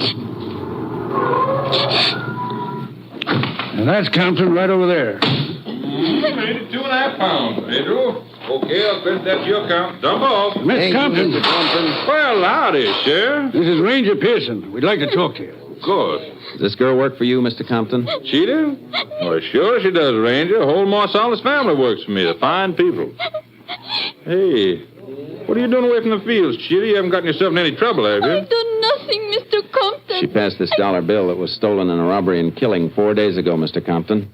Cheetah can't seem to remember where she got it unless it was from you. Not from me, she didn't. That robbery was 4 days ago. I pay off on Saturdays, Ranger. Where a whole family is hired, like the Marsalis, I pay the head of the family. In this case, the father. Let's see that $1, Ranger. Here you are. No, sir. I didn't get this from me. I'd swear it. I've been paying my pickers off with new bills. New bills? Mm-hmm. Well, Cheetah? I didn't do anything wrong, Ranger. I don't know where that $1 came from. Oh, we'll soon settle this, Ranger. Cheetah's brother's working right close here. Carlos. Carlos! Oh, no. Carlos! Please. No. Come over here a minute, boy. Sí, señor, sí. Un momentito, amigo. Sí, señor. What do you want? Cheetah, where you been? Papa look everywhere for you. Ranger here wants to ask some questions, Carlos, about some money your sister had. There's been a little trouble. Trouble? Trouble with Cheetah? What you done? Did your father give her any spending money, Carlos? Hey, Papa give us all a little. See, Ranger, see. 50, maybe 75 cents. And he never give Cheetah as much as $8 or $9 at a time, huh? Oh, no, senor, never. Cheetah never had that much. Any idea where she might have gotten it? I can guess. From Dandy Bird. Up, Carlos. From who? Dandy Bird. Donald, Dandy Bird, has worked for me for over a year, Ranger. Trustworthy, so far as I know. Except he fancies himself sort of a ladies' man, I reckon. No, it's not so. Cheetah. What do you want? Did Donald Bird give you this $1? No, I tell you, I don't know where I get that $1. Then you lied, Cheetah. Hey, take it easy, Marsalis. You should go get the money from no other place, senor. I mean, from this Dandy. And no sister of mine go to take money from a man like that. Where does Bird work, Mr. Compton? Well, Carlos can take you right to his truck, Ranger. See, you bet I show you the way, Ranger. And you, little sister, you pick your cotton here close to the house where I can keep an eye on you when we come back with your fine Dandy. I hate you. I hate everybody. Come on, Sheriff. Carlos, let's get started for Bird's truck.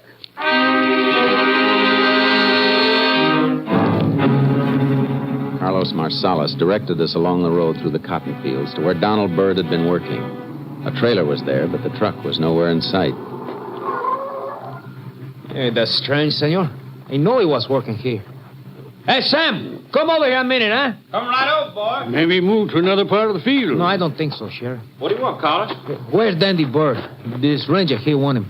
What, Dandy drove out of the fields 3 or 4 hours ago, Mr. Ranger. He had full load. He's in town? He sure is, boss, at the cotton gin.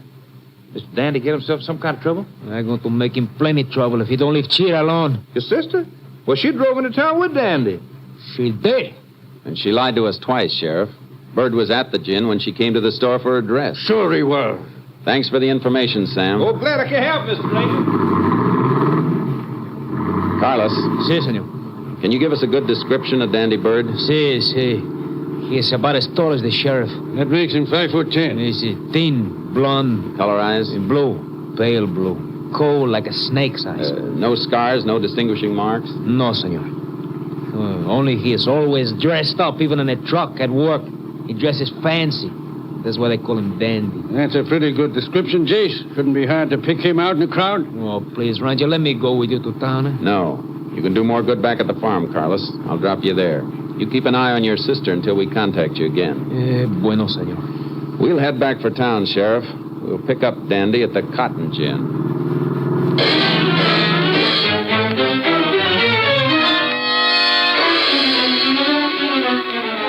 There was a big lineup of trucks at the Cotton Gin, but we didn't see any driver that answered Dandy's description. Sheriff Jennings and I went up to the loading platform and headed for the superintendent's office. Here we are, Jane.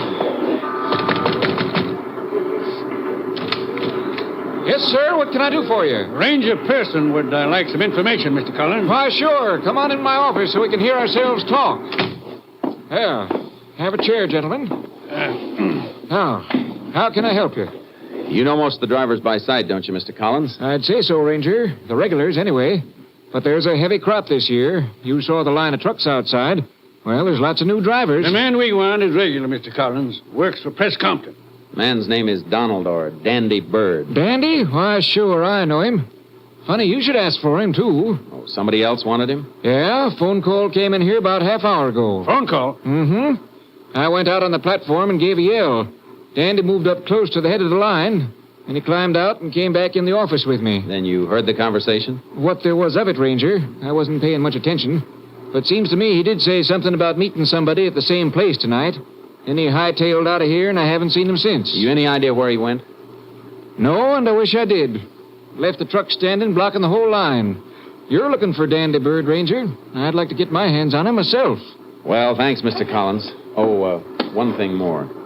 Do you know who called Bird on the phone? No. Sounded like some little Mexican gal.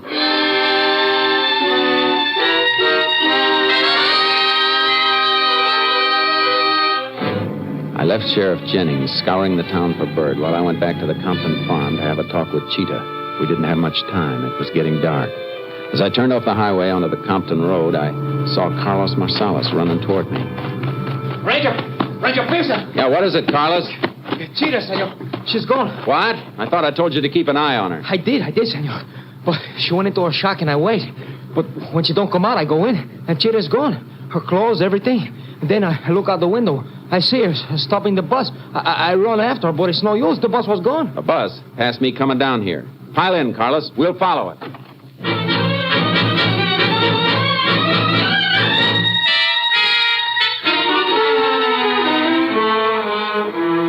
Carlos Marsalis and I followed that bus for 18 miles. Then we saw Cheetah get off in a town that wasn't more than a whistle stop. She went into a dingy beer joint. It was small, but plenty noisy.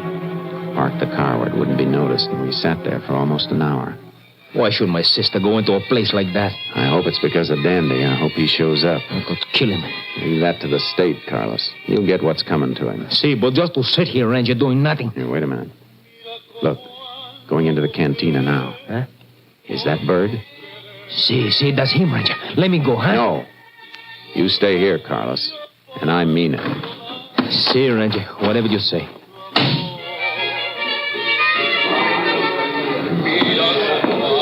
Can I buy a beer, baby? Dandy, oh, Dandy, darling. I was so afraid you wouldn't come. I told you I went on the phone, didn't I? You see, you did. But I was so frightened. First that ranger. Then I had a big fight with my family. Carlos even hit me. Poor kid. I leave them, Dandy. I leave my family because I love you. Yeah, sure nobody followed you here, kid. No one even saw me leave the farm. Good. I can do without them rangers snooping on my tail. Waiter, 2 beers. Si, senor. Dandy, what you do to make those rangers come for you? Do? What does anybody do to get the rangers after them? Those guys are always looking for trouble. Hey, what about them beers? Si, mister, right away. Dandy, you tell me the truth? For you, I leave my family, Dandy. I love you. Yeah, I know, baby. The beers, senor. Just in time. Boy, am I dry. Like I said, kid, Dandy Bird never makes trouble for nobody. I got plans for you. Dandy, what's wrong? That ranger coming in the door. He's heading this way. Put away that gun, Dandy. Come on, Cheetah, we're getting out of here. There we are, Bird. So you did leave the rangers here. No, Dandy. You stay where you are, Ranger. Don't go for your guns. I got the girl in front of me. Dandy, let me go. No, babe. You're staying close to me. Dandy! Get the girl out of the way, Bird. And keep away from that door. Not on my life, Ranger. You try to gun me and you hit her first. You treat me like this. You don't love me. Hold still, you devil. Let me get this door open. Don't come any closer, Ranger. He has a gun, Ranger. Get away from him, Cheetah. Dandy, let me go. Let me go. Stay here, you little... Cheetah! Hold it, Dandy. Oh, yeah? Don't shoot no more, Ranger. Don't shoot no more. I'm done. You sure are. Too bad you didn't stick to the cotton business. Come on, Dandy. On your feet.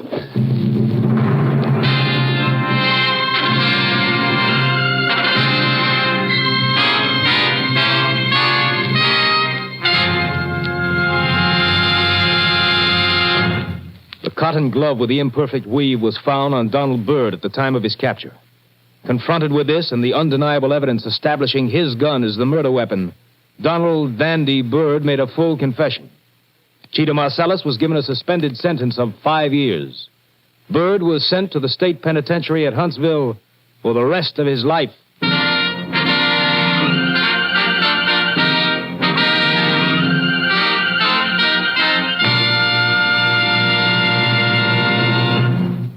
And now, here again is the star of our show, Joel McCrea, with another interesting anecdote about the Texas Rangers.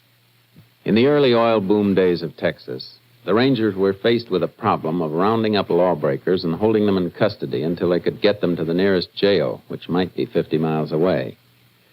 Captain M.T. Lone Wolf Gonzalez, now commander of Company B, Texas Rangers, used a novel fresh air jail that became known as the Ranger Trot Line. It was simply a long chain strung up between 2 posts with 50 or 60 trace chains attached. When an arrest was made, he padlocked the free end of the trace chain to his prisoner and left him there to face the jibes and laughter of the local citizens. Though it's no longer used today, the Ranger Trot Line started quite a few would-be bad men on the straight and narrow path. And to this day, there are some characters who still can't stand the sight of a trace chain.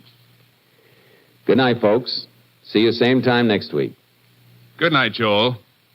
Folks, there have been so many requests for the Texas Ranger prayer read by Joel McCrea a few weeks ago that there has been some delay in answering all of the mail. If your copy of the Texas Ranger prayer has not been received as yet, please be patient. You should receive your copy soon. Next week, Joel McCrea in another authentic reenactment of a case from the files of the Texas Rangers.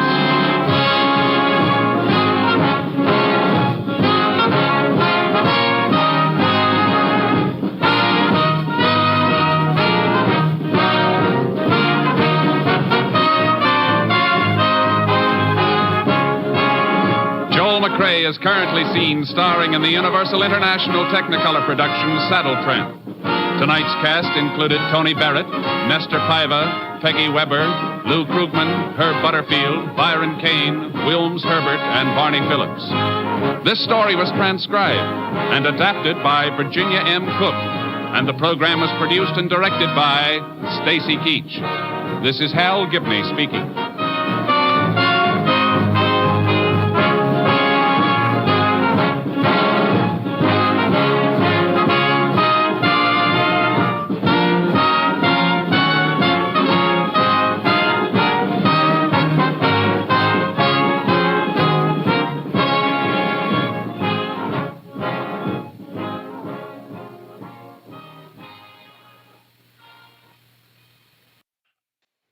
3 chimes mean good times on NBC. It's yo-ho for the open sea tomorrow as the Railroad Hour presents Gilbert and Sullivan's comic opera, The Pirates of Penzance, starring Gordon MacRae, Lucille Norman, and Clark Dennis. Gordon MacRae will star in the comedy character role of the Major General. This will be the third of Gilbert and Sullivan's musical whimsies offered on the Railroad Hour. For music in a more serious manner tomorrow, the NBC Symphony brings you another hour-long concert of some of the world's greatest music, under the baton of the brilliant young conductor, Guido Cantelli.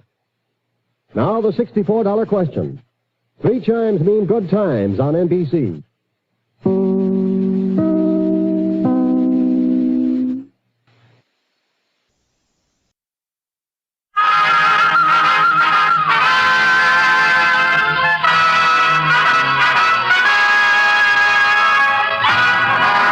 Of the Texas Rangers, starring Joel McCrea as Ranger Jace Pearson. Another authentic reenactment of a case transcribed from the files of the Texas Rangers.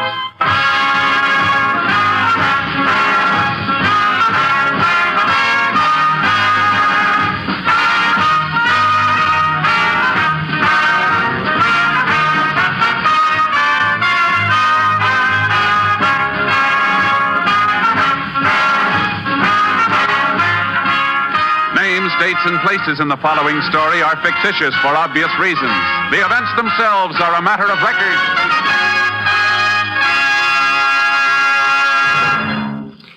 Every day, Monday through Friday, there's top entertainment all day long when you set your radio dial to NBC. Listen for Double or Nothing, and you'll hear one of radio's funniest quiz shows. Yes, Walter O'Keefe consistently comes up with great comedy entertainment Monday through Friday on Double or Nothing. Listen, and you'll agree. And then there's the program with a heart, Strike It Rich. The grand entertainment that Warren Hull brings you every day on Strike It Rich is just what the doctor ordered if you suffer from the housework blues. From Chicago, Tommy Bartlett brings you Welcome Travelers and interviews with the many interesting guests who each day pass through the Windy City. And for more fun, listen for Bob and Ray, those 2 zany comics. And then there's Music and Charm with Dave Garroway. So remember, every day, Monday through Friday, chase your blues away with the wonderful daytime programs on this station of the NBC Radio Network. And now, here's today's adventure with the tales of the Texas Rangers.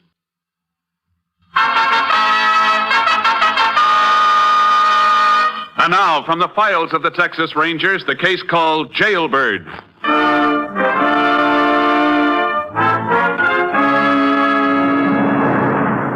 On October 8, 1939, Jim Hackett, serving a life term for armed robbery and murder, escaped from a Texas state prison farm. He was assisted in his escape by a woman believed to be his wife. A statewide manhunt was carried on by all law enforcement bodies.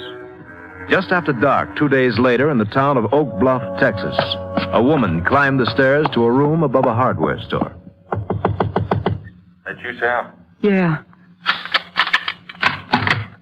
Hurry up, get in here. Here's your sandwiches. What took you so long? They run out of ham. Had to send out for it. You should have got something else. How many times I got to tell you not to hang around outside? Well, you wanted ham. I'd have brought you cheese or something else. You'd have got sore like you did yesterday. I didn't want you Shut yelling. up. You talk too much. Did you mail that letter I give you? Yeah. Jim. What's the matter with you? Nothing. You're shaking all over. What's the matter with you? I think somebody's seen me. What are you talking about? When I was in the cafe waiting for your sandwiches, this man, he kept looking at me. Cop? I don't know. He didn't have no badge or nothing. Could have been one of them hick constables. Detail you? I don't know. I came back here as quick as I could. Turn out the light. What for? Turn it out. Well, what you gonna do? I'm going to pull this shade and take a look. There's a man out there. Stand across the street. Come on over here. Either one. Well, let me see. Keep your face away from that window. But how can I see if you don't Quit talking and look. Either one that was in that cafe? Yeah. He's a cop. You I couldn't help Shut it. up. You and that blonde hair of yours. Maybe I ought to died. I could die black real quick. Too late now. You should have thought of that before. What are we gonna do? I don't know yet. I got to figure. Jim, coming down the street, them 2 men. Yeah, ain't no doubt about them being cops either. Sheriff and one of his boys. Well, maybe they ain't after us. Maybe they don't Will even you know. shut up? You got to get out of here. Come on. Come on, will you? Ain't we gonna take our stuff along? Are you crazy? Come on. Now, wait a minute. Huh? All right, let's go. Not that way. We're going out the back. There ain't no way out the Don't back. talk so loud. We'll make it down the fire escape. I'll get out first. Now, don't leave me in here. Will you quit talking so loud? Come on, give me your hand. Okay. Come on. Up this way. Wait a minute. I want to close the window. All right, keep going. I'm right behind you. All right. Well, move, will you? Get up, fire escape. Let me alone, will you? Okay. Now let's see. Jim. Huh? Come around that corner. Hold it there, you two. Why, you did it! Come on. You killed him. You killed a cop. One less after us. Pick up your feet. Come on.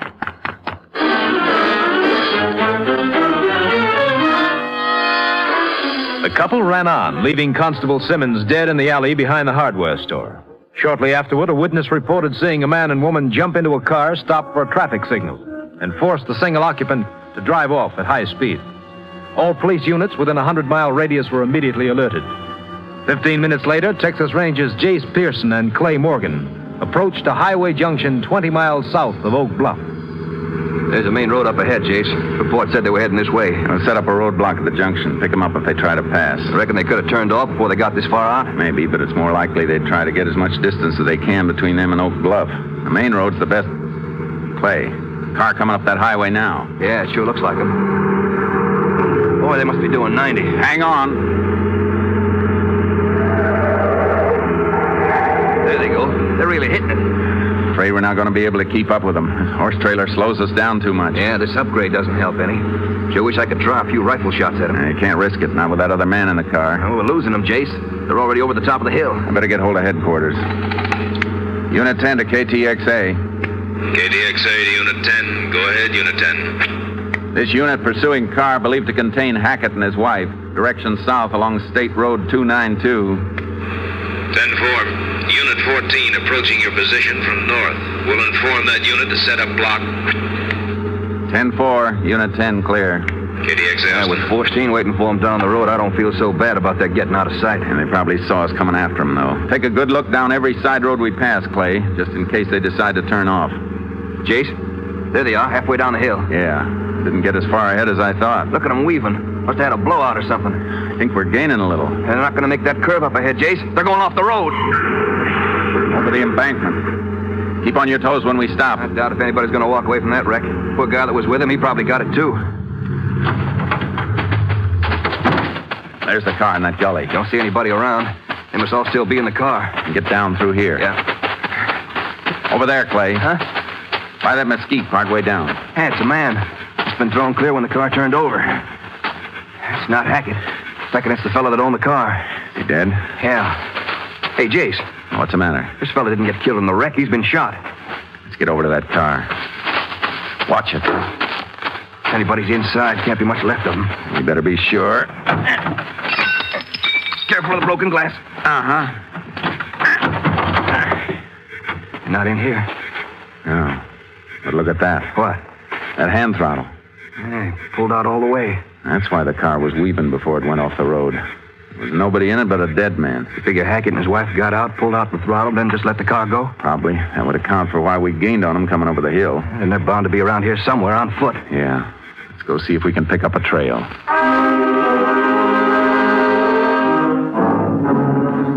We went back to our car and notified headquarters of what had happened. Then we unloaded our horses and began combing the area. At noon the next day, a rancher 5 miles west of the scene of the wreck informed us that 2 of his horses had been stolen the night before. We figured that Hackett and his wife had gotten away.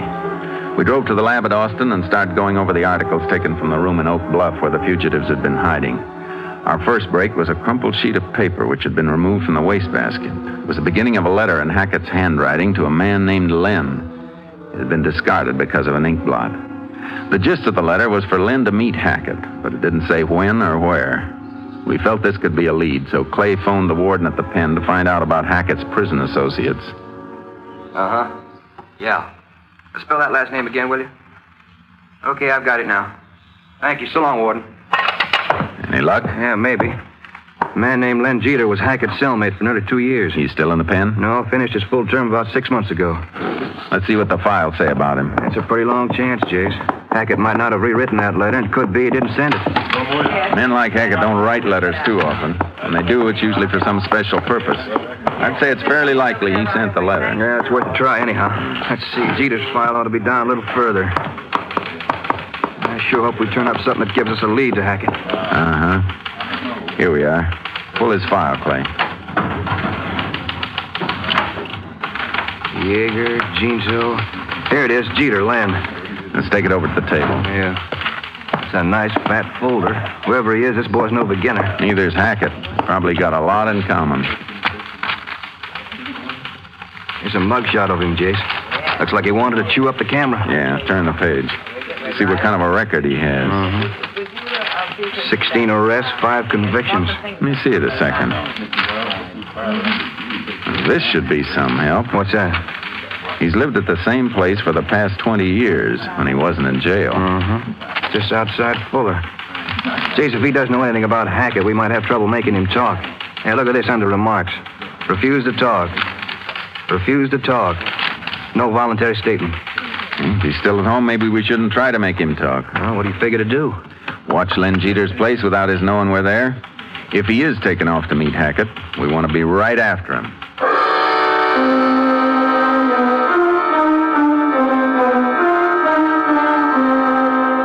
We contacted the sheriff at Fuller, Texas, and told him what we had in mind. Then we drove out to Len Jeter's place.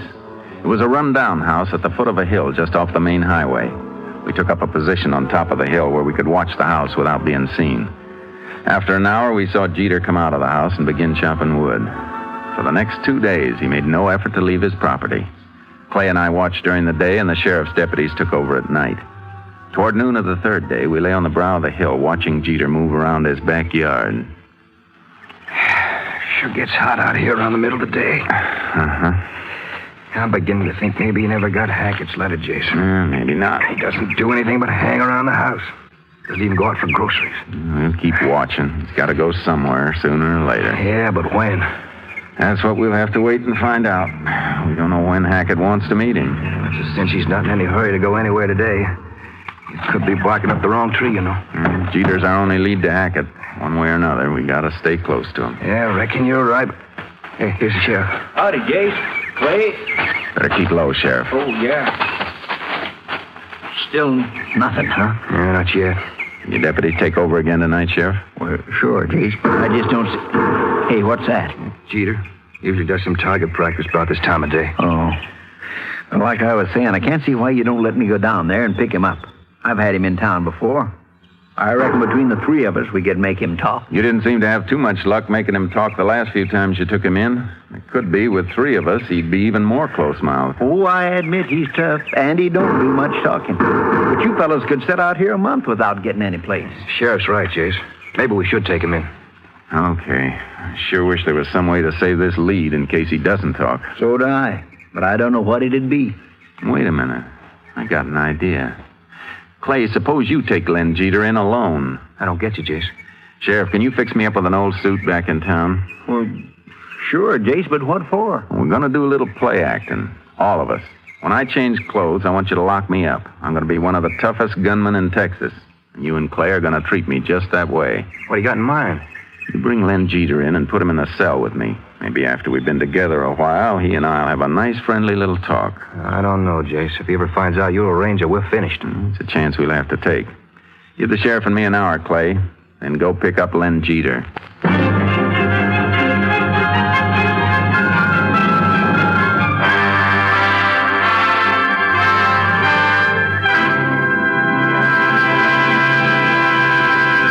In just a moment, we will continue with Tales of the Texas Rangers, starring Joel McCrea as Ranger Jace Pearson. If you want your child to have the best elementary schooling you can give him, won't you get a pencil and paper and take down the address I'm going to give you at the end of this message? Unless we start preparing now, in a few years, our public schools will be as far behind times as the Little Red Schoolhouse. Because of the huge increase in our birth rate during and after the last war, it's estimated that by 1956, there will be some 7 million more children in elementary schools than there are now. Now, we must start preparing at once. More equipment will be needed, textbooks, playgrounds, and above all, more elementary school teachers. To help assure your child a proper education, join and work with local groups and school boards. And for free information about how people in other communities are improving their schools, write to this address: National Citizens Commission for the Public Schools, 2 West 45th Street, New York, 19, New York. That's National Citizens Commission for the Public Schools, 2 West 45th Street, New York, 19, New York. And now back to Tales of the Texas Rangers. We continue now with Tales of the Texas Rangers and our authentic story, Jailbird.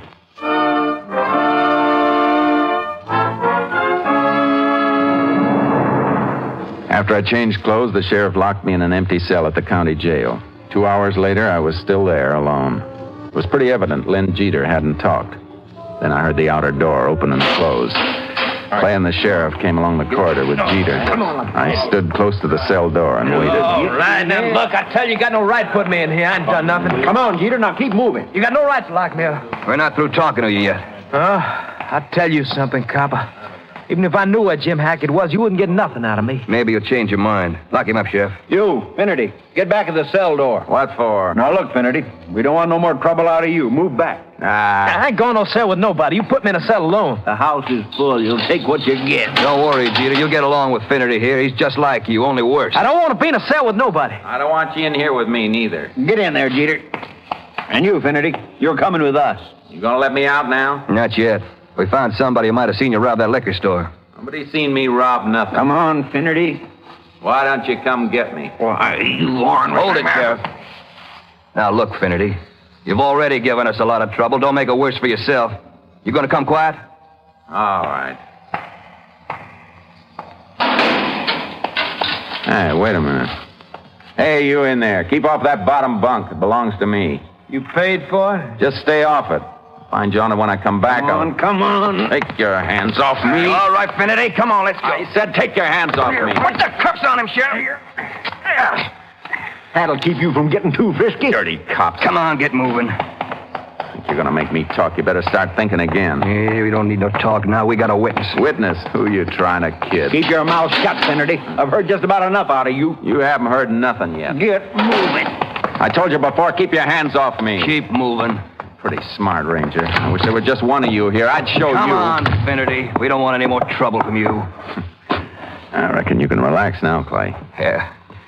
Forgot myself for a second. Boy, you tough. You almost had me fooled. I still have to convince Jeter. You get anything out of him? Not a word, Jace. You were right about that. You search his place? Nothing.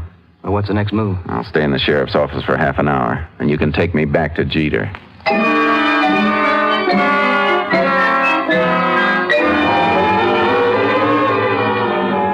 When Clay and the sheriff took me back to the cell, I could see Jeter was curious.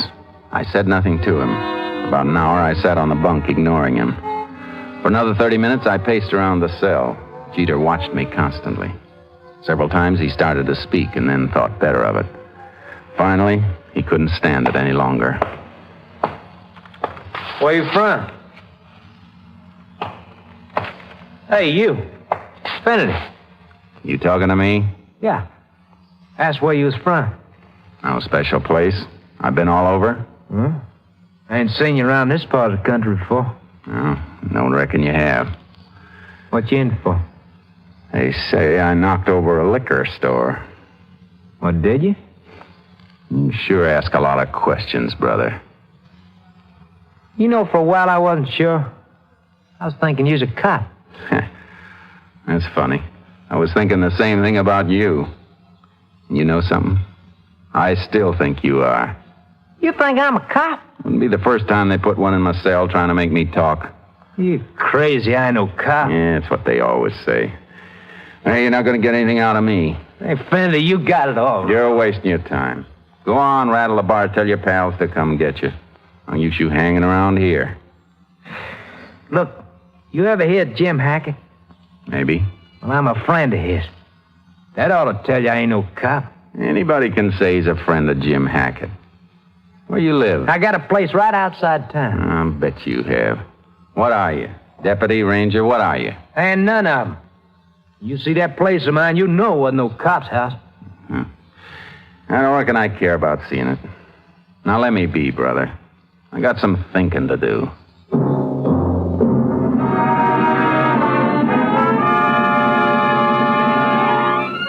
We sat in silence for the rest of the afternoon.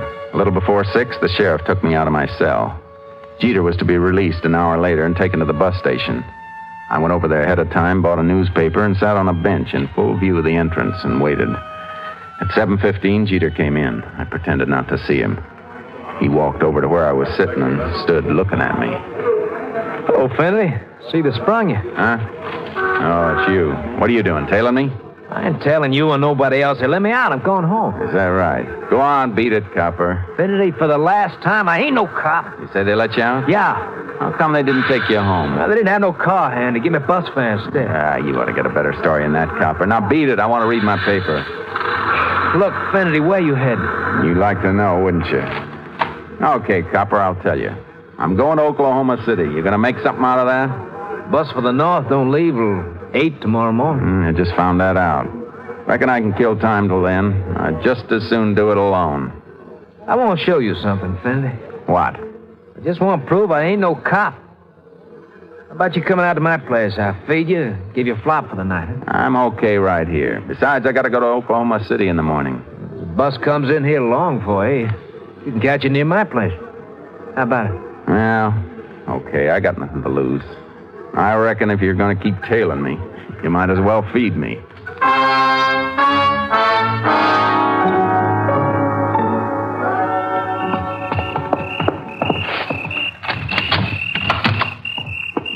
There. You believe me now? Yeah, don't look like a cop's place. And it ain't. Go on in. I get the light. Nice and quiet out around here. It's okay. And it ain't no cop's place. No, don't reckon it is. You like bacon eggs? Sure. And I'll fix you some, huh? What you figuring of doing in Oklahoma City? That's my business. You know, Finley, you're okay. That's good. You know how to keep your mouth shut, and that's something I like. 16 times they hauled me in, I never spilled nothing, not once. You and me, we're alike. Maybe so. Come on out here. I want to talk to you while I'm putting the bacon on the stove. What about? I got an idea. You got something special to do in Oklahoma City? Nothing special. Just going up to take a look around. Maybe pick up a buck or two. I kind of figured that. How about coming along with me tomorrow, huh? I can see you get some real dough. Doing what? Remember I told you I was a friend of Jim Hackett? Yeah. Well, him and his wife, they got something real big lined up. They want me in on it. What kind of job is it? I ain't sure. I think it's a refinery payroll. Jim said there was close to $250,000 in it. You want to come along and cut in on it? How do you know Hackett will want me in on it? Look, Fandy, Jim and me were cellmates together. Anything I do is okay with Jim. Hackett staying around here? About 100 miles south. It's kind of hot right now. Him and his wife are hiding out in the shack down there. What time are you pulling out in the morning? I figured on getting the 5 o'clock bus. Ain't many people around that hour in the morning. I gotta make sure there ain't no cops tailing me. Well, how about it, Finley? Well, let me think it over. I'll let you know before morning. Before we turned in for the night, I agreed to go with Jeter and work on the job with Jim Hackett. We got up at 4 the next morning and took the 5 o'clock bus south. Jeter kept a sharp lookout for police who might be following. I knew Clay would be on our trail and hoped he'd stay far enough behind to avoid being seen by Jeter. He did. And toward noon, Jeter's suspicions relaxed. After an hour layover in a place called Snake River, we got on a local bus which took us 10 miles out of town. We walked another 3 miles along a dirt road. A little before 2 o'clock, sighted a shack halfway up a hill. Well, there she is. That shack up ahead? Yeah. Don't look like anybody's there. Somebody's there, all right. Jim's good at covering his tracks. Probably got the car hid away someplace. How'd you know where this place was? Jim wrote me a letter. Gave me a map on how to find it. Told me to burn it as soon as I knew how to get here. When did he send you this letter? 2-3 days ago. Yeah, it seems I read something about him being in the scrape the past couple of days. You sure he hasn't changed his plans? Nah, not Jim. He make up his mind to do something, he does it. All the cops in the world can't stop him. Sure, we'll be glad to see him. I reckon he'd be pretty glad to see him. Put your hands up. Huh? Jim, put the gun away. It's me. Oh, yeah. Well, you're lucky I didn't plug you. Seen two guys come up the hill and thought you was cops. Who's this? Friend of mine. I didn't tell you to bring no friends. How about letting us come in, Jim? Oh, come on. All right. What's Sal? She went for grub. Ain't that kind of dangerous? She's pretty easy to spot. She dyed her hair. And you let me worry about her being seen. Sure, Jim. Who are you, mister? I told you he's a friend of mine. My name's Finnerty. Well, I don't care what your name is. What are you doing here? Look, Jim, don't be that way. I brought Finnerty here because I figured you could use extra man. If I'd have needed a man, I'd have told you. Me and Sal and you can handle this job easy. We don't need nobody else. That's the way you feel about it. Reckon I'll be moving along. I never stay where I'm not wanted. You ain't going no place. Not till I tell you to. Now, look. Shut up! How do you know this guy's all right? He's okay. He was in a clank with me. How long you known him? Well, since yesterday, but... Yesterday? Are you crazy, Lance? Look, you can use me, I'll be glad to stay. You don't want me, I'm moving along. You can use him, Jim. He's okay. You should have heard him talk to them cops over the county lockup. You don't take nothing from nobody. Now, how about using him? We ain't using him. And I ain't letting him leave here and spill it all over the country where I'm hiding out. You don't have to worry about that, mister. I'm not the talking kind. That's right, Jimmy ain't. You don't have to worry about Finnerty. See, I gotta get rid of him. Now, wait a minute. Shut up! You. Get over in that corner while I figure out what I'm gonna do. Sure. Now, wait. Come here. What do you want? You got a gun? No. Put your hands over your head. I want to make sure. I told you I didn't have a gun. Give me that gun, you dirty... There we are. You too, Jeter. Finnerty, what's this all about? My name's not Finnerty. You're both under arrest. A cop. I knew it. But he can't be a You cop. stupid... Turn around and keep your hands up. Keep them up. You got no sense, Jeter. $250,000 right in our hands, and you got to bring a cop here. How'd I know about him? You ought to watch who you take up with. Somebody should have told him that before he took up with you, Hackett. All right, you two. Get moving.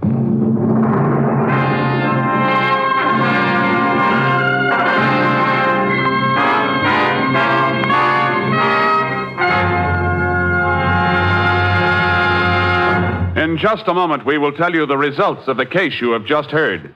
Throughout the remainder of the day, NBC will bring you more great entertainment to brighten your listening. The First Nighter, starring Barbara Luddy and Olin Soule, will bring you an amusing drama of a man who made gold at $1 a minute in his basement workshop. Then Miss Margaret Truman will step before the NBC microphones to introduce talented stars in khaki and blue. And for another amusing play, listen to the Theater Guild on the Air production of The Bishop Misbehaves, with an all-star cast including Charles Lawton, Josephine Hull, and Vanessa Brown. In the mirth and melody department, Phil Harris and Alice Faye will star in a bright 30 minutes of enjoyable, relaxing entertainment. Be sure to hear Phil and Alice and their Court of Royal Jesters later today. Remember, too, that Jack Parr will come a-calling tonight with the $64 question and a program packed with question marks and laughs. So, for fine entertainment, always tune to the 3 familiar NBC chimes, your invitation to the best in radio listening. And now back to the conclusion of today's Tales of the Texas Rangers.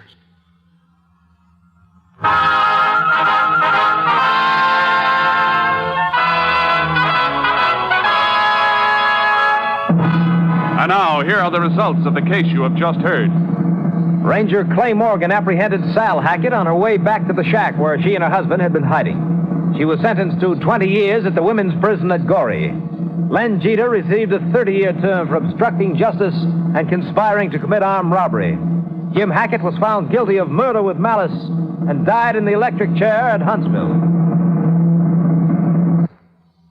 This is Joel McCrae. There are a good many stories that the Rangers tell about some of the so-called bad men they've picked up over the years. They tell about one in particular whose bark was truly worse than his bite.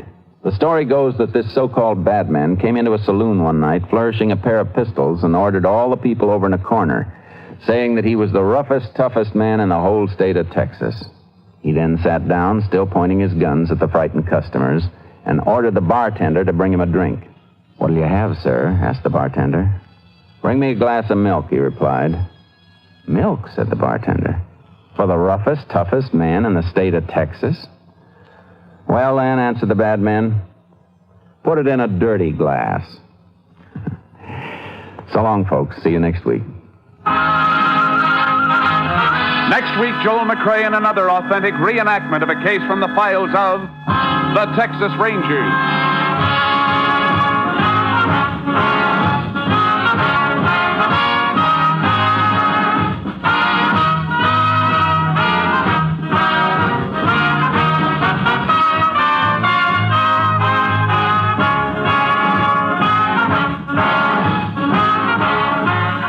technical advisor was Captain M.T. Lone Wolf Gonzalez of the Texas Rangers. This story was transcribed and adapted by Charles E. Israel, and the program is produced and directed by Stacy Keach. Hal Gibney speaking.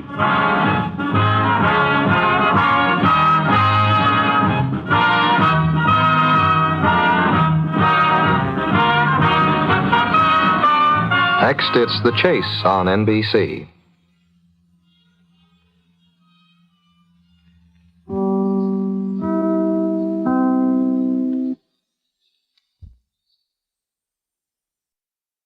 The National Broadcasting Company presents Joel McCrea in Tales of the Texas Rangers. Tonight, transcribed from Hollywood, another authentic reenactment of a case from the files of the Texas Rangers.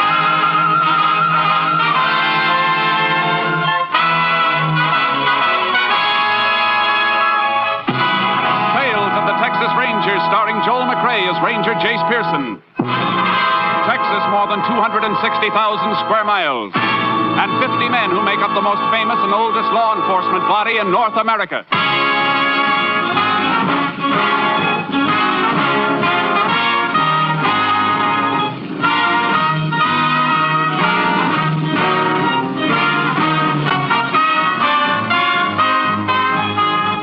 Now, from the files of the Texas Rangers come these stories based on fact. Only names, dates, and places are fictitious for obvious reasons. The events themselves are a matter of record.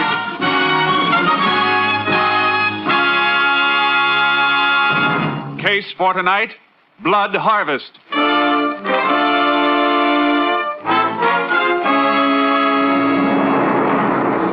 It is a moonless midnight, September 16th, 1947. A truck without lights is parked in a cultivated field several miles from Fairvale, Texas. In the darkness, two men are perspiring freely as they load bales of seasoned alfalfa onto the truck. How many more we got to go, Slim? 15, 20. That's all. Now we can get it all on here, then. This'll be the last load. That suits me fine. The sooner you get off the place with it, better. Come on. Yeah, whoa. Take it easy, will you, Slim? How about time out for a smoke? Smoke? You out of your mind, Trent? Oh, we're a half mile from the house, and besides, you said Mullen was asleep. Look, don't give me an argument. All right, but I moved more than 200 bales of this stuff tonight. I'm going to rest for a minute. If you don't like it, load the rest of it yourself. Okay, don't get hot about it. I'm just as tired as you are. Sit on a running board. Yeah. Mullen's sure going to be surprised when he gets a look at this field tomorrow. Yeah, he sure is. What do we get for this stuff? About $30 a ton. Ain't bad. Bound to clear almost $200 a piece. Yeah. Could make more than that running a couple of head of cattle without working up this pig sweat, though. Sure, smart guy. Run cattle and get picked up and sent to the pen. Maybe there ain't as much money in alfalfa, but one thing about it, there ain't no brand marks on the bales either. Nobody can say it ain't yours once you get in the clear with it. Yeah, I guess you got a point. Think Mullen's liable to suspicion you when he finds his field stripped tomorrow? Oh, not a chance. I'm an old war buddy, ain't I? And he saw me taking a sleeping pill before we turned in tonight. At least he thinks he saw me take it. Good thing he ain't seeing you take this alfalfa, or you'd lose your job for sure. After tomorrow, I can afford to lose it. Farm work ain't for men, it's for horses. Hey, come on, we rested long enough. I want to get you away from here. Okay. Hey, give me that pitchfork. I'll push those last two bales back and make more room on the tail of the truck. Here it is. I got to act real surprised tomorrow. What's the matter, Slim? Shh. There's something moving. I don't hear nothing. There it is again. Maybe it's Mullen. Maybe he woke up. Keep quiet, Trent. Who's out in this field? It is him. Shut up. You better answer me. I can see the outline of your truck. Slim, I got to start up and get out of here. No. You woke up. You must know I'm not in the house. So pile in the truck and come with me, quick. Hey, go to jail, lady, you fool. No. I'll slide around behind the truck. You stay here until he comes up to you. Yeah, but I don't... Those I tell you. Who are you? Talk up fast. It's me, Mullen, Harry Trent. Harry Trent, huh? You lost, Trent? What are you doing in my field in the middle of the night with a truck full of my alfalfa? Well... Save it, Trent. Where's Slim? Where'd he run to? I didn't run any place, Mullen. You know... Don't move. There's a pitchfork you feel against your ribs. Just march back to the house. What are you you gonna do to him, Slim? I'm gonna lend him my bottle of sleeping pills and see to it that he takes an overdose of them. It's nice, clean, and quiet. That idea'd be great, Slim, if I'd hold still for it. But I ain't about to hold still. Look out, Slim! Punch him, Trent! Let go of that fort, Mullen! Now, Mullen, here's something you don't have to hold still for. But you'll hold still this time. You killed him. You killed him. You shut up! Stop that and shut up! We gotta run, Slim. You can't do nothing. Get that load out of here and sell it like we planned. Then keep your mouth shut. If you don't, I'll shut it for you.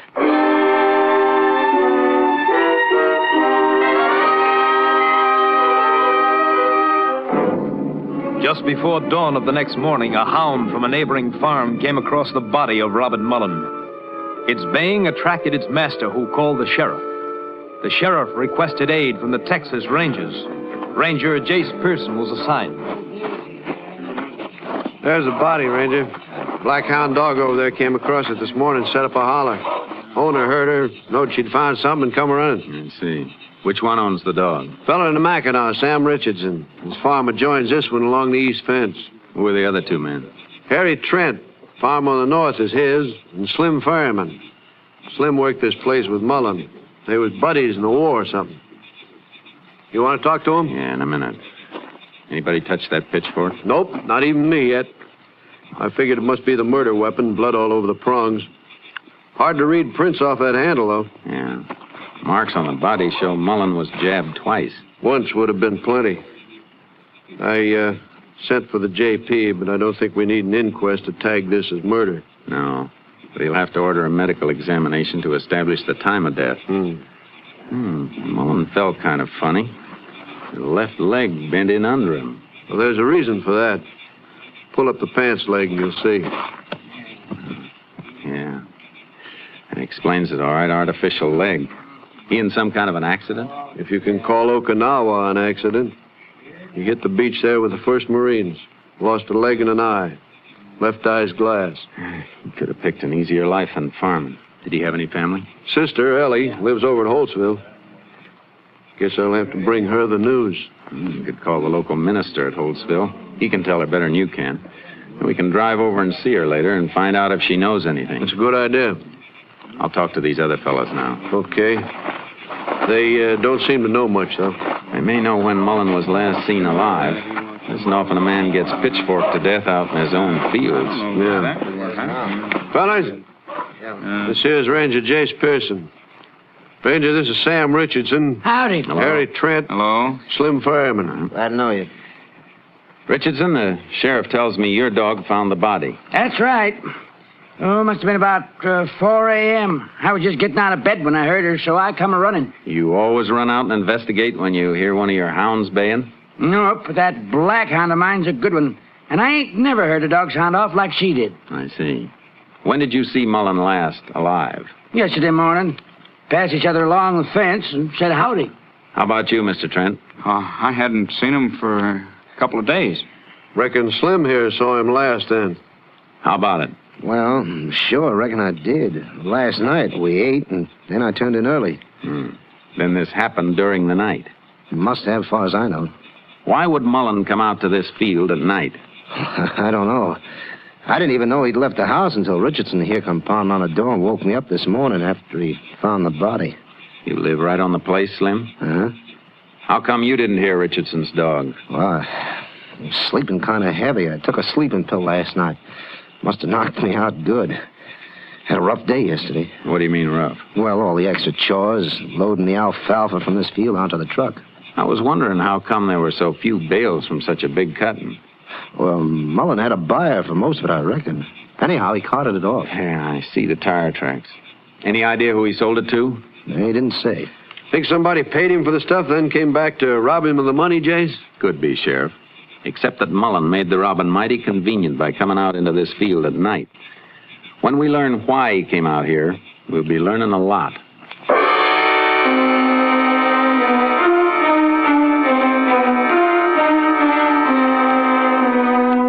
After a while, the justice of the peace showed up and took charge of the body. The sheriff made his call to the minister at Holtzville so he could break the news to Mullen's sister. We gave her a couple of hours to get a grip and then drove over to see her. He was only here last Sunday, spending the day with us, playing with a baby and arguing with Dan, Who's Dan?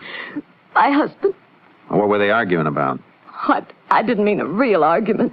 Politics, cost of living, you know how men get talking. And now he's dead. Take it easy, Ellie.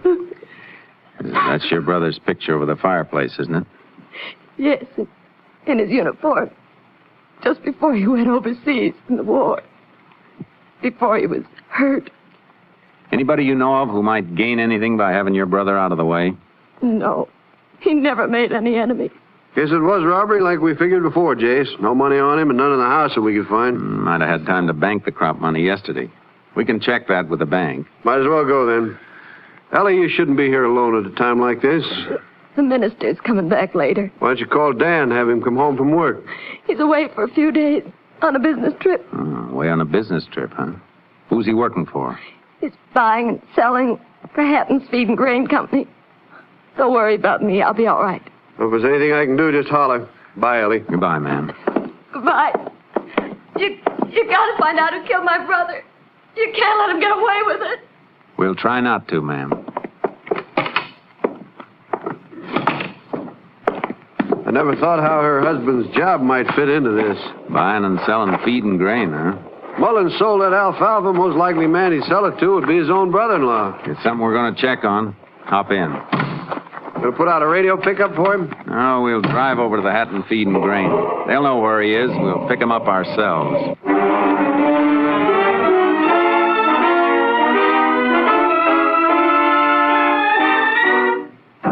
Hatton's Feed and Grain Company told us the area that Mullen's brother-in-law Dan was working. We caught up to him next morning making a selling stop at a dairy farm.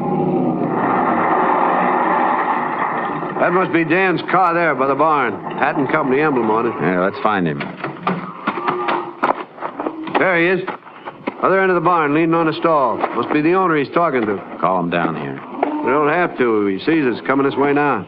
Watch out for any sudden moves, just in case. Howdy, Sheriff. Looking for me? Ranger and I'd like a word with you. Reckon it's about Ellie's brother. You heard about it, huh? Yeah, on my car radio this morning. I called Ellie a little while ago. She told me you'd been to see her. A couple of stops I just got to make around here, and then I'm heading for home. When did you see Mullen last? 2 days ago when I started out on this trip. You stopped by his place? That's right. Social call or business? Business. Made a bid on his alfalfa. We're just about finished sweating, ready to be hauled for storage. How'd you pay him for it? By cash or company check? I didn't pay him for it, Ranger. He said it wasn't for sale. You better be sure of that, Dan. What do you mean? He means that alfalfa was sold and moved just before Mullen was killed, the same day you stopped there. Whoever told you that's a liar. It's no lie, Dan. We saw it with our own eyes. Everything was hauled from there except maybe a dozen bales. I don't care what you saw. I know that alfalfa wasn't for sale, to me or anybody else. What makes you so sure of that? I'll tell you what makes me so sure. You can check it with the bank. Bob told me he'd made arrangements for a bank loan to buy 20 head of dairy cattle. That's why I'm sure. He was getting them in next month, and he needed that alfalfa for winter forage. He couldn't have sold it, not to anybody.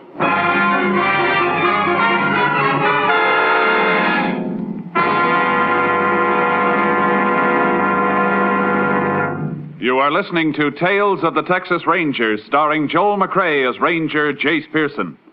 We continue now with tonight's case, Blood Harvest, an authentic story from the files of the Texas Rangers.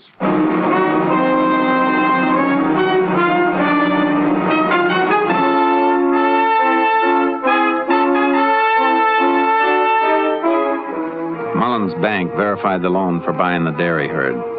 Unless he'd changed his mind suddenly, Mullen wouldn't have sold the feed he'd been needing for his own stock. The sheriff and I headed back for Mullen's farm. Don't see Slim around any place. He may be into the funeral home. Let's take a look at the barn. We've looked at the barn before, Jace. No way we could miss a couple hundred bales of alfalfa. No, but we might have missed something we weren't looking for the last time. Just look up. You see the lot is almost empty. He didn't need much forage with just one horse to feed. I'm not looking for forage. Here's what I'm interested in. It's just a bunch of scrap lumber. And a keg of nails. Just about what he'd need to build stalls for that dairy herd. Mullen was too far ahead with his plans to change his mind, if you ask me. Sure looks that way. Where'd Mullen keep his hay truck? That vehicle shed out back? Yeah. Come on. What do you want to see, Jace? The truck that Slim said he and Mullen loaded that alfalfa on. Looks like the shed is locked. Huh? Oh, no, it isn't. It's the wooden peg stuck through the lock ratchet. We can pull it. I'll help you roll it back. Yeah. There's the truck. This the only truck he's got? Yep. If this truck was used to haul alfalfa bales, they must have been tighter than any bales I've ever seen. Look at that truck bed. Clean as a whistle. Not a straw on the floor. No. Hey, Sheriff. This is the truck that was loaded out in that field. You can't be sure of that just because the bed is clean. No, but I can be sure by the tires. Look at them. Tread's worn down almost smooth. The tire marks we saw out in the field were well marked. Plenty of tread. Hey, that's right, they were. Come on. Take Mullen's horse from the barn, throw a saddle on it. I'll get charcoal out of my trailer, and we'll take a little ride. Where to? Out to the fields first, where I can make a plaster cast of that tire tread. Truck was loaded heavy. Impression was deep enough to hold. Why can't we drive out? I want to cut across the neighboring farms, too, and see if we can find any matching treads in other fields. We can see the ground better as we move on horseback. It's as easy to drive around to the farms and check the tires on the trucks like we did here. Yeah, but I don't want to be seen doing that. If we scare the man we're after, he might run before we get to him. Okay, I'll have this nag ready in a minute. If you're right, Jace, Slim Ferryman has been lying about moving the alfalfa. Easy, boy. We'll find out. If he was lying, it'll explain why Mullen was out to that field at night. Because it'll mean that the crop was being stolen at night.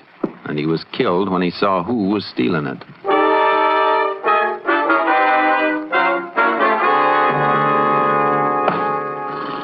How long does it take that cast to dry, Jace? I'll be ready in a minute. Liable to be a lot of truck tires with that same tread. Sure, but this piece I'm making a cast of has a cut mark across part of the tread. Oh, I see. Find that same mark again someplace else, we can make another cast to use for evidence. Here, this is dry now. How's that, Sheriff? Good, clear impression, Jace.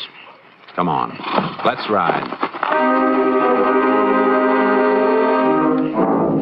We checked the neighboring farms. Sam Richardson's place was clear, and so were the two others. And we cut through the north fence to Mullen's farm and into the acreage owned by Harry Trent. Looks like Trent moved his alfalfa crop too, Jace. Fields are clear. Yeah. Where's the farmhouse? Other side of that patch of trees. Good. That'll keep us covered. Keep your eyes on the ground. Right. Hey, hold it. Ooh. Hold it. What is it? Nothing. Tractor marks there. Not what we're looking for. Oh. Well, let's keep going. Hey, There's quite a bit of straw on the ground over to the right, Sheriff. Let's move that way. Hey, boy. Yeah, Sharky. Yeah. Probably Trent had his bale stacked there. Huh? He sure did.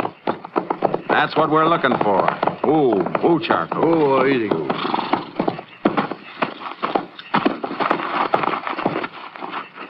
Kind of dim, Jace, but they're the same tread, all right. Yeah, it looks like the same cut mark in the tread. I'm going to make another cast. Then after dark, we can slip in and take a look at Trent's barn and his truck. We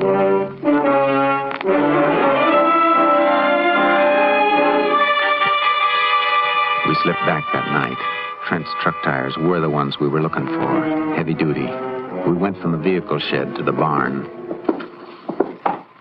Pretty dark night, Jace. Hardly see in here either. Yeah, I don't see enough to find what I want. There's a ladder to the left. Right, here it is. All right, I'm going to climb up. Give me your flashlight. Here you are. Anything up there? Just a few bales. I reckon Trent sold most of his alfalfa crop, too. Even if he had Mullen's crop here, no way we could prove it. That's where you're wrong, Sheriff. If Trent had it, we're gonna prove it.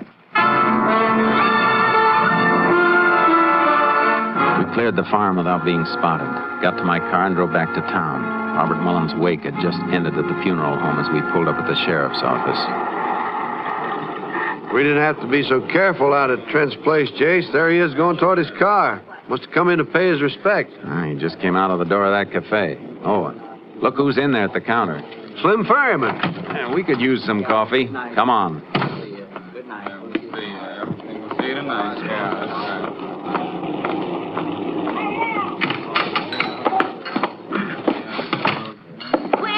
Howdy, Sheriff and Ranger. Howdy, May. How's the coffee? Try stirring it, and it'll fling the spoon right back at you. That sounds strong enough. Pour a couple. All right.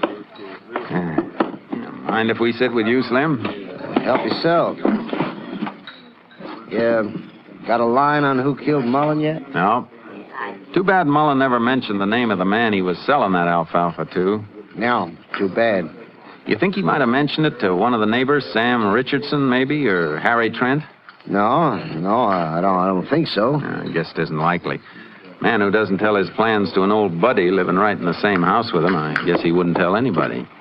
Well, here's your Java, Sheriff. Thanks. Ranger. You and Mullen go all through the war together?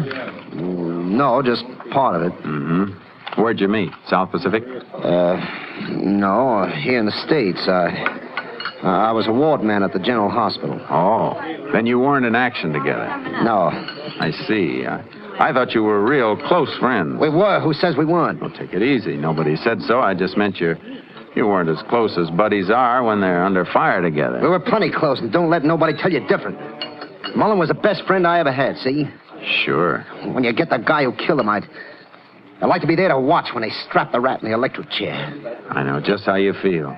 I'll do my best to arrange that for you. Here's your money, May. Oh, thanks, Slim. I'm going back to the farm and get some sleep if I can. Hardly had any since this happened. That's too bad.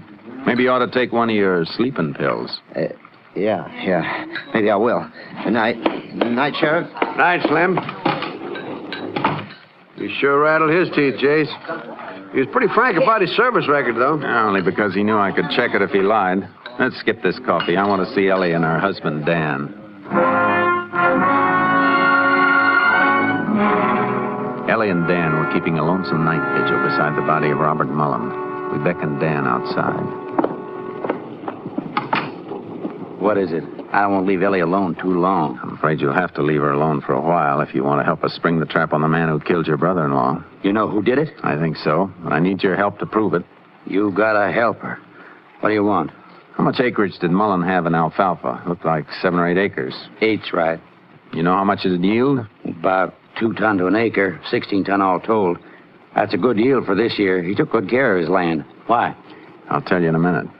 Sheriff, we saw Trent's alfalfa acreage. I'd say he'd cut about 6 acres. About that? You don't have to say about. 6 acres is right. How do you know? I bought Trent's alfalfa crop from my company. Good. How much? Almost 12 ton. Same acre yield as Bob Mullen's. 12 tons. Are you sure that's all? Of course I'm sure. The feed and grain companies keep a record of everybody they purchase from? Sure. Can the lots be identified? I mean, are they tagged or stored in such a way you could tell who they were brought from? Yeah, they are. What are you aiming at, Jace? Final proof to break Trent down? Dan, I want you to come with me. We'll get one of the bales Trent sold to your company, and then we're going to wake up every other feed and grain buyer in the county to see if he sold any more than 12 tons. We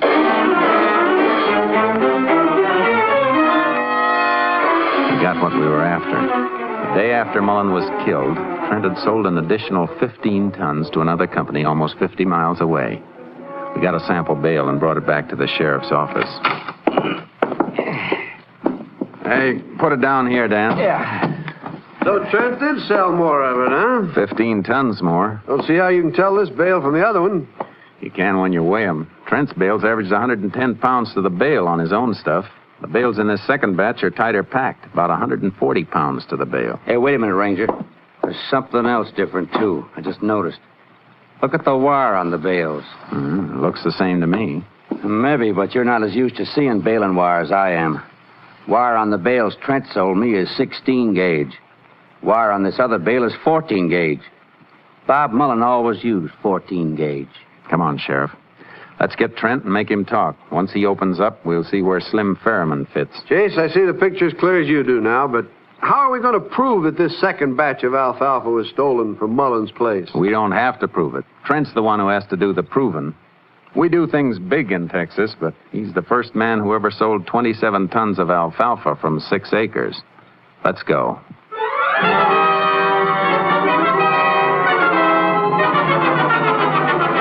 It was still dark when we turned in the road to Trent's farmhouse, and the light went on inside as we came to a stop. Trent came to the door. Oh, you fellers. I heard a car. You thought it was somebody else? No, I didn't know who it was. Oh, I thought you might be expecting Slim Fairman. No. Why would Slim come here? Take a few lessons in farming, maybe? So you could show him how to raise 27 tons of alfalfa on 6 acres? 26? You must have raised that much, Trent, because you sold that much. The 15 tons of it belonged to Mullen. He baled heavier and used 14-gauge wire while you used 16-gauge. I bought Mullen's crop. Why would he sell it to you instead of his brother-in-law, Dan? I hauled it for him. He thought the price would be better someplace else. Not enough to haul it 50 miles. And besides, you made that sale yesterday, after Mullen was killed. I had to do it. I was in a trap. If I told you about it, Slim would have killed me. Did he kill Mullen? Were you an eyewitness? Yeah, I saw him do it. I never touched Mullen. Where's Slim now? I thought you were him when you drove up. He's coming here this morning. I got the check for Mullen's alfalfa, and Slim was going to pick it up and take it someplace for cashing. There's a car coming now, Jason. Handcuff Trent to the doorknob of that closet. Quick. Right. I didn't kill him. Shut up. Come on, Sheriff. Slim won't stop. He'll see my car as he makes the turn for the house.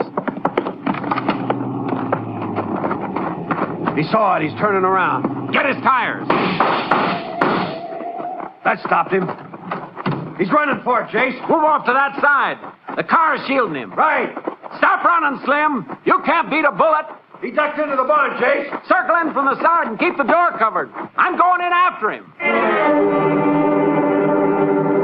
The ray of dawn was washing across the sky, but the barn was in deep shadow. I slipped in along the side wall and moved slowly toward the stalls. I didn't see what came at me. I just sensed it hurtling through the air, and I threw myself to the side, hit the ground, and fired. You get him, Jason? You all right? Yeah. He threw that sickle at me from the stall. I didn't see him. Don't even know how I hit him. I just felt it coming and fired. Mighty good aim.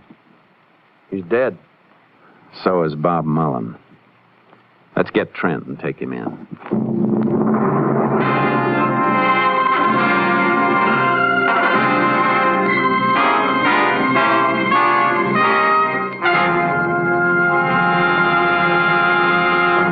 For his complicity in the robbery and murder of Robert Mullen, Harry Trent was sentenced to Huntsville Penitentiary for 50 years.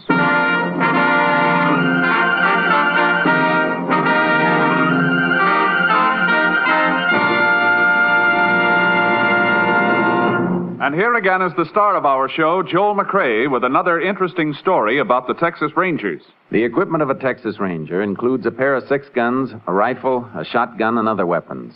Not to mention his horse trailer, automobile, and scientific crime detection apparatus. However, there's been a fictional addition to the equipment as the result of motion pictures, an addition that has the Rangers scratching their heads ruefully. It came to the attention of one Ranger recently as he passed 2 small boys on the street. The small fry turned to stare at him. The Ranger got quite a shock when he heard one of them say, "Oh, shucks, he ain't a real Texas Ranger. He ain't got a guitar." Well, such is the influence of modern fiction. But fortunately, the criminals know the truth. When they see a real Texas Ranger, they don't look for a guitar. They look for the quickest means of transportation. They want distance, not music. Good night, folks. See you next week. Next week, Joel McCrea in another authentic reenactment of a case from the files of the Texas Rangers.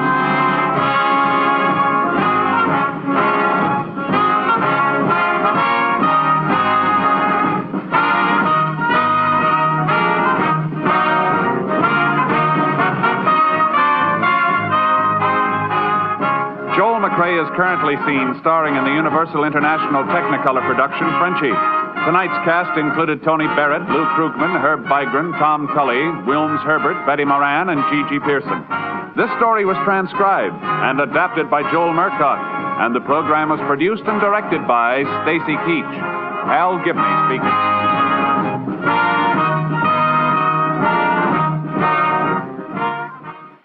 3 chimes mean good times on NBC. Here's news of 2 outstanding musical events. This Saturday, January 27th, Arturo Toscanini begins the first of a new series with the NBC Symphony. And starting Monday, January 29th, the Boston Pops Orchestra will be heard in a new Monday evening concert series. They call infantile paralysis the visible crippler. It strikes without mercy any place, anywhere. You can fight him with your dimes and dollars, though. Send them today to your local March of Dimes headquarters. Join the 1951 March of Dimes. Remember, Arturo Toscanini once again conducts the symphony next Saturday on NBC. Listen at the close of this program for an important announcement of a change in time for Tales of the Texas Rangers. The National Broadcasting Company presents Joel McCrea in Tales of the Texas Rangers. Tonight, transcribed from Hollywood, another authentic reenactment of a case from the files of the Texas Rangers.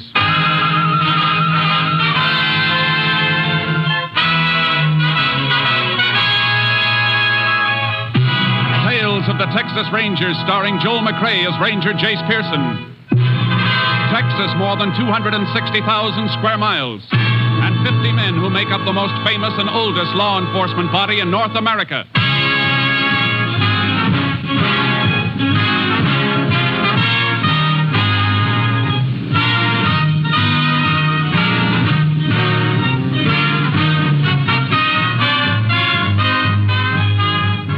From the files of the Texas Rangers come these stories based on fact. Only names, dates, and places are fictitious for obvious reasons. The events themselves are a matter of record.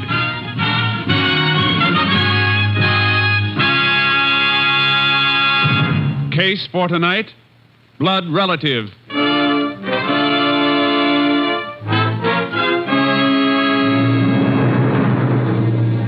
It is 4 p.m., June 26, 1949.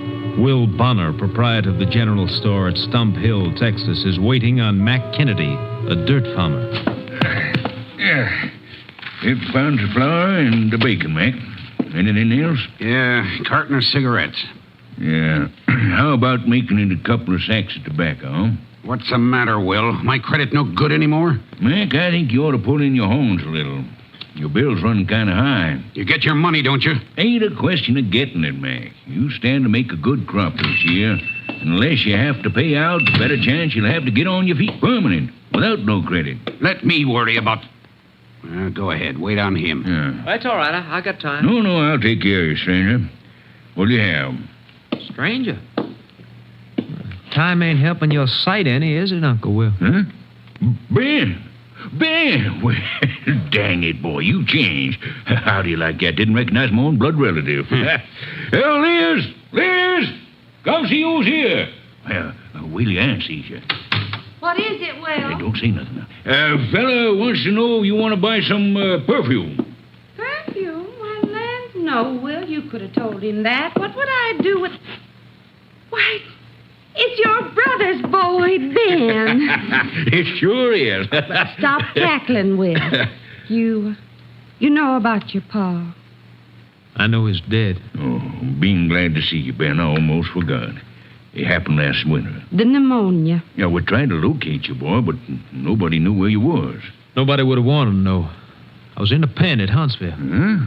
That's where I've been for 4 years. In the prison? Your pa never said... Wasn't nobody's business but mine. Well, Ben, I guess we can talk that over later. You want to stay? There's a place here. I ain't asking you for nothing except what's coming to me. I just want you to buy out my pa's share of the store and pay me off. Well, Ben, your pa never did have a share in the store. He only worked for me. What you trying to get away with, Uncle Will? He told me he was going in with you when he moved out here. But, Ben, you knew your pa. He always talked big, but he never did have a dime of his own. You telling me about my own pa? No, we ain't running him down, boy. He never harmed nobody, but talking big was just his way. Look, I come to get what's mine. Do I get it or don't I? Ben, there's a bed and a job waiting for you if you want 'em. You're kinfolk, and that makes you welcome. But outside of that, there ain't nothing here that's yours. You're gonna pay me out. You just hold on, young... Let me go. Hey, turn him loose, Mac. Reckon I can still take care of myself. Maybe you can, maybe you can't, Uncle Will. I'm staying around town to give you a chance to change your mind. Now, I'm warning you. I'm gonna get what's mine if I have to kill you for it.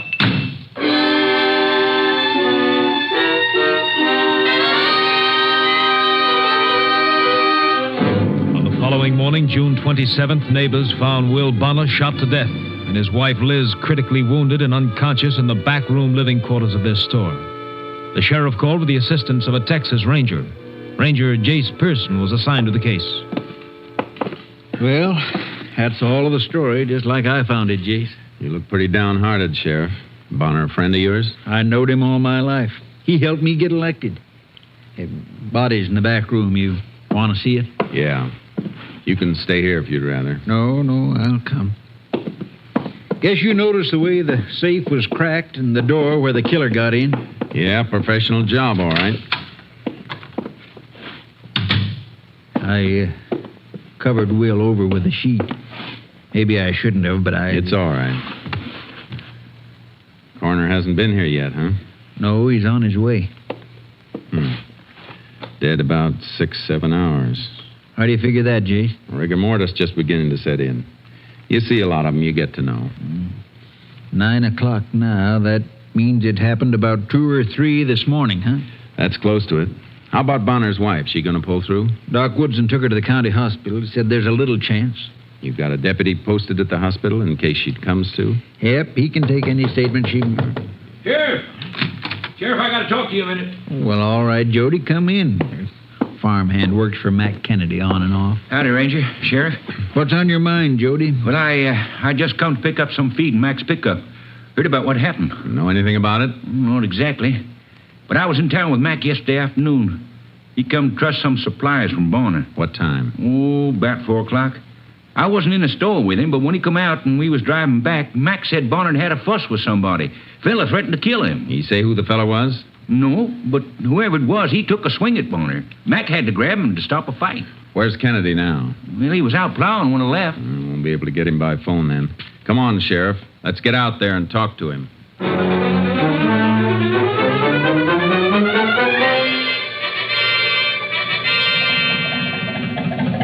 Dead?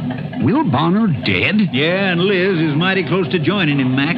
Better cut the motor on your tractor. Yeah. Sheriff, Will should have told you about that fella. I should have called and told you myself after what he threatened to do to him.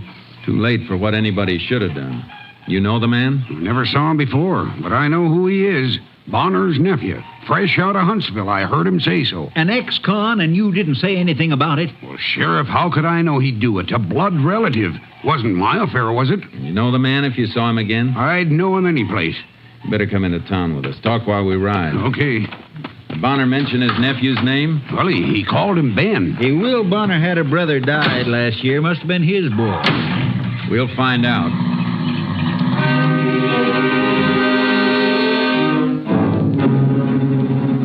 On the way into Stump Hill, Mac Kennedy told us the story of the threat and gave me a description of Ben Bonner. I put a shortwave radio call through to KTXA. Unit 10 to KTXA. KTXA, go ahead, Unit 10. Request all units be alerted to look out for subject Ben Bonner, recently released from Huntsville. Subject wanted for questioning in murder of Will Bonner at Stump Hill. 10-4. Request special alert on all roads leading from Stump Hill. Subject may be leaving area on foot or by hitchhike. 10-4. Unit 10, clear. KTXA, Austin. Maybe young Bonner didn't run for it, Jace. He may be hiding out someplace nearby. Not likely, Sheriff. If he killed his uncle, he'll go for distance. He killed him, all right. You can bet on that. When a man's life's at stake, Kennedy, I don't bet.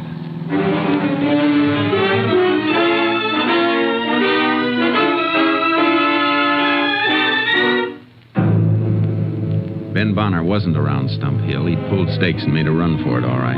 We got the information from a woman in the crowd near the store when we got back to town. Her name was Sadie Wattle. She ran a rooming house. I rent all my rooms to extra farmhands, generally, because I don't have to serve no meals that way, with them eating where they're working. So naturally, I thought this fella was one of them migratory hands. Yeah, I understand all that, ma'am. All I want to know is when Ben Bonner left your place. Well, it must have been just around midnight last night. Everybody was in and sleeping, and the house was locked up. And, well, the phone woke me up, and it was for him, that Ben. Phone, huh? You know who called him? Of course not. I didn't know who he was or nothing about him, except his name was Ben. Did you recognize the voice of the person who called? No. Well, please go ahead about the phone call. Well, I called him to the phone, that's all. Fine time of night to be waking people, I told him. Then he answered it. Right after that, he lit out like the the devil was after him. You hear any of the conversation? I did not. I mind my own business. Besides, all he said was hello.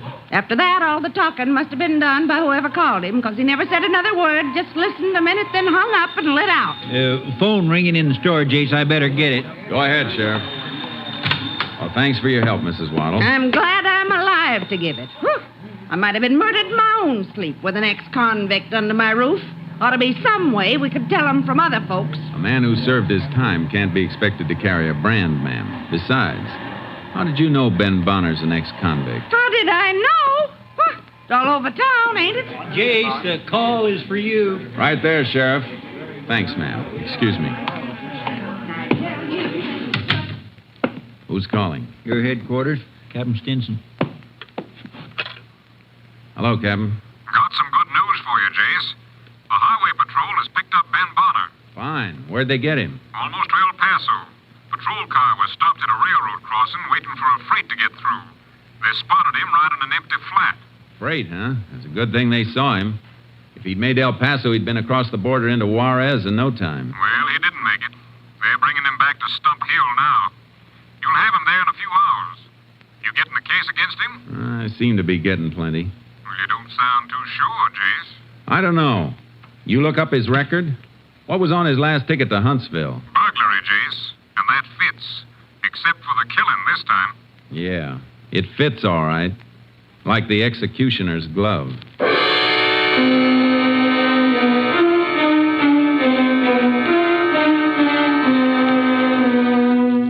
Stump Hill was 5 miles cross-country from the nearest railroad spur. We had time before the highway patrol would be delivering Ben Bonner. We sent Kennedy back to his farm. I unloaded charcoal from my horse trailer, and the sheriff got his horse. We rode to the railroad tracks.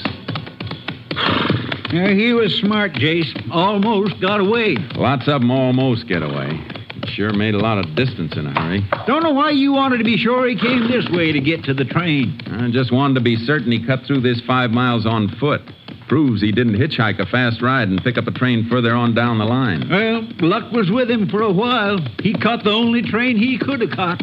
You mean only one freight goes through here at night? Yep. Hotshot passenger clears first at about 1 a.m. Freight comes through about 15 minutes later. Slows for the grade here where he jumped it. About 1:15's the schedule for the freight then, huh? That's right. Well, let's get back to town. Come on, Chuck. You look like that train schedule means something, Jace. It might. Coroner's report ought to be in by the time we get back to town. Hey, I see what you mean. If Bonner was killed between 2 and 3 a.m. like you figured... It'll mean his nephew Ben was on that freight at the time the old man was killed. The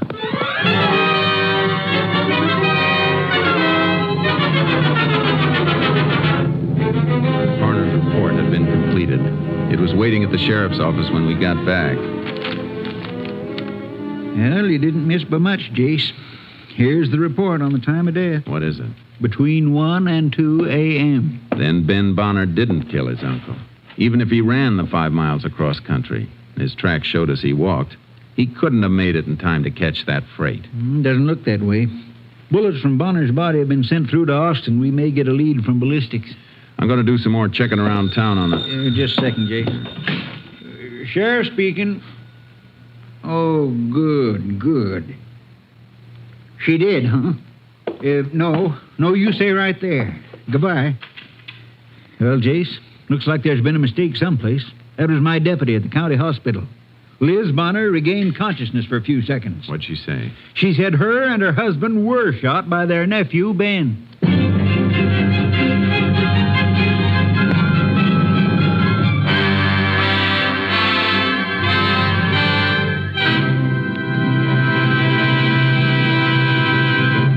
You are listening to Tales of the Texas Rangers, starring Joel McCrea as Ranger Jace Pearson. We continue with tonight's case, Blood Relative, an authentic story from the files of the Texas Rangers.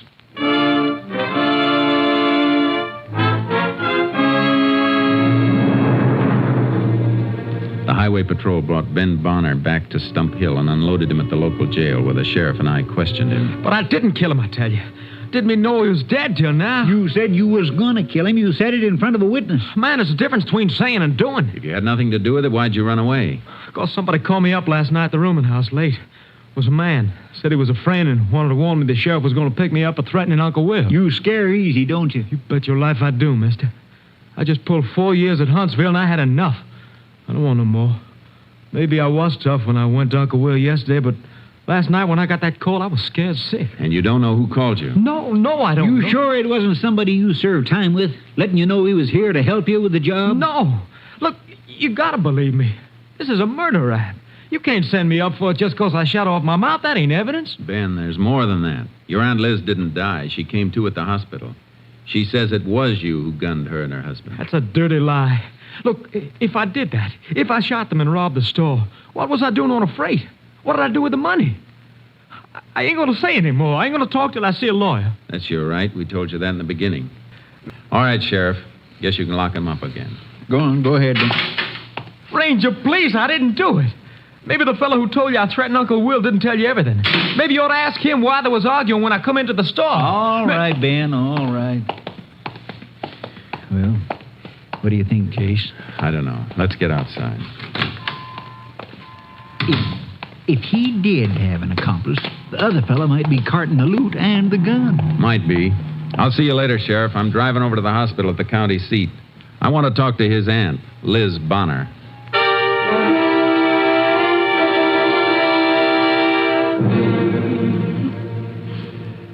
Mrs. Bonner, the doctor will only let me stay a minute. Well, shot Will, just getting up. Who shot him, Mrs. Bonner? Ben, ungrateful, wanted to help him. How did it happen? There was a noise in the store. Woke us up. Will called, said, "Who's there?" Then he got up, went to put on the lights, but Ben shot him. Did he get the lights on? Did you ever see your nephew? No, but it was him. He said he'd do it. It was him. If you didn't see him, did he say anything? Did you hear his voice and recognize it? No, he just shot Will. I screamed, and that's all. But you didn't see Ben or recognize his voice? No, but he said he would. It couldn't be anybody else. I think you're wrong, ma'am. I think it could be. I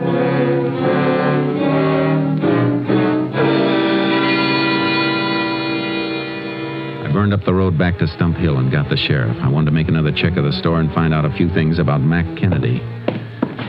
Doggone it, Jace. You're sending your dogs at the wrong tree. Mac Kennedy's been Will's friend for years. I just asked if Kennedy'd ever been in trouble. Never. He's an honest, God-fearing dirt farmer, and that's all. What kind of shape is he in financially? Well, Jace, a man don't have to be a criminal just because he's down on his luck. Mac's crops have been bad. Sheriff, I'm just asking a few questions, that's all. Well, I'm sorry, Jace.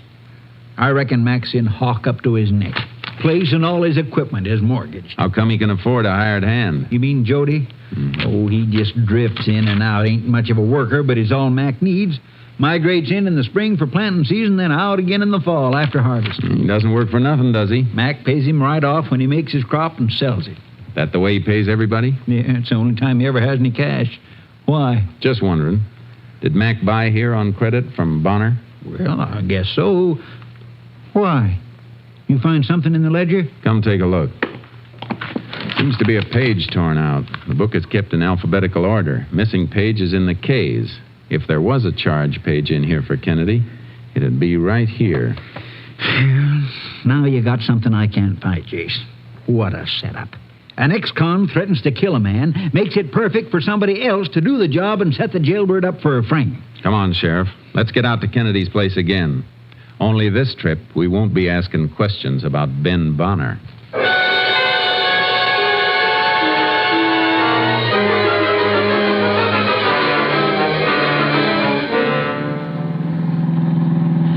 There's one thing still bothering me, Jace. Mac Kennedy's never been in trouble. So how come we both spotted the marks of a professional knob-knocker on the burglary? It's been bothering me, too. And the more I think of it, the more I wonder why he tore that charge page out of the ledger. Why do something that would point right at him when he had somebody else all set up to take the fall? Just beating the bill wouldn't make the chance worthwhile. Not with murder, it wouldn't. KTXA to Unit 10. Oh, this may be the ballistics report, Jace. Yeah. Unit 10. Go ahead, KTXA. Lab report completed on bullets used in slaying of Will Bonner. .38 caliber, probably Smith & Wesson. special. 10-4. Unit 10, clear. KTXA Austin. A minute, KTXA. Stand by, please. KTXA standing by. What's the matter, Jace? Just got an idea. Something that didn't fit before. That hand who works for Kennedy, that Jody. What's his last name? Jody? Let's see. It's Pelham. Jody Pelham. Why? I'll tell you in a minute. You there, KTXA? Standing by, Unit 10. This unit requests quick check on subject Jody Pelham. Repeat, Jody Pelham. Urgent. 10-4. Get back to you with information soon as possible. Unit 10, clear. KTXA Austin. Jace, you figuring Jody helped Mac Kennedy to pull this job? Maybe. Or maybe Jody did it on his own. I want to know if he's got a record. What switched your thinking to him? He was waiting outside Bonner's store for Kennedy when Ben walked in yesterday and made his threats. Well, sure, he admitted that. Kennedy told him about Ben when he come out and they drove on back to the farm. Yeah, but when Jody came into town the next morning and came to tell us about the threats, he pretended he didn't know too much. Just knew that old Will Bonner had been threatened. Couldn't say who made the threats. Well, I don't get what you're driving at, Joe. If Kennedy told him, he must have told him the whole story about the threats coming from Bonner's nephew. A nephew just gotten out of prison. That'd be the logical way to tell it. And that's the way Kennedy did tell it. But Jody was anxious not to seem to know too much. Hey, sure, I see what you mean. Kennedy wasn't in town this morning till we went out and brought him in. Yeah, but when we got back, everybody in town knew that the man we were looking for was Bonner's nephew, and that he was an ex-con. Sadie Waddles told us that. Only one it could have come from was Jody. He spread it around while we were out getting Kennedy. When we get to the farm, draw him out. Don't pounce on him until I get an answer on him from Austin. I hope it's the right answer. It may save Mac Kennedy's life.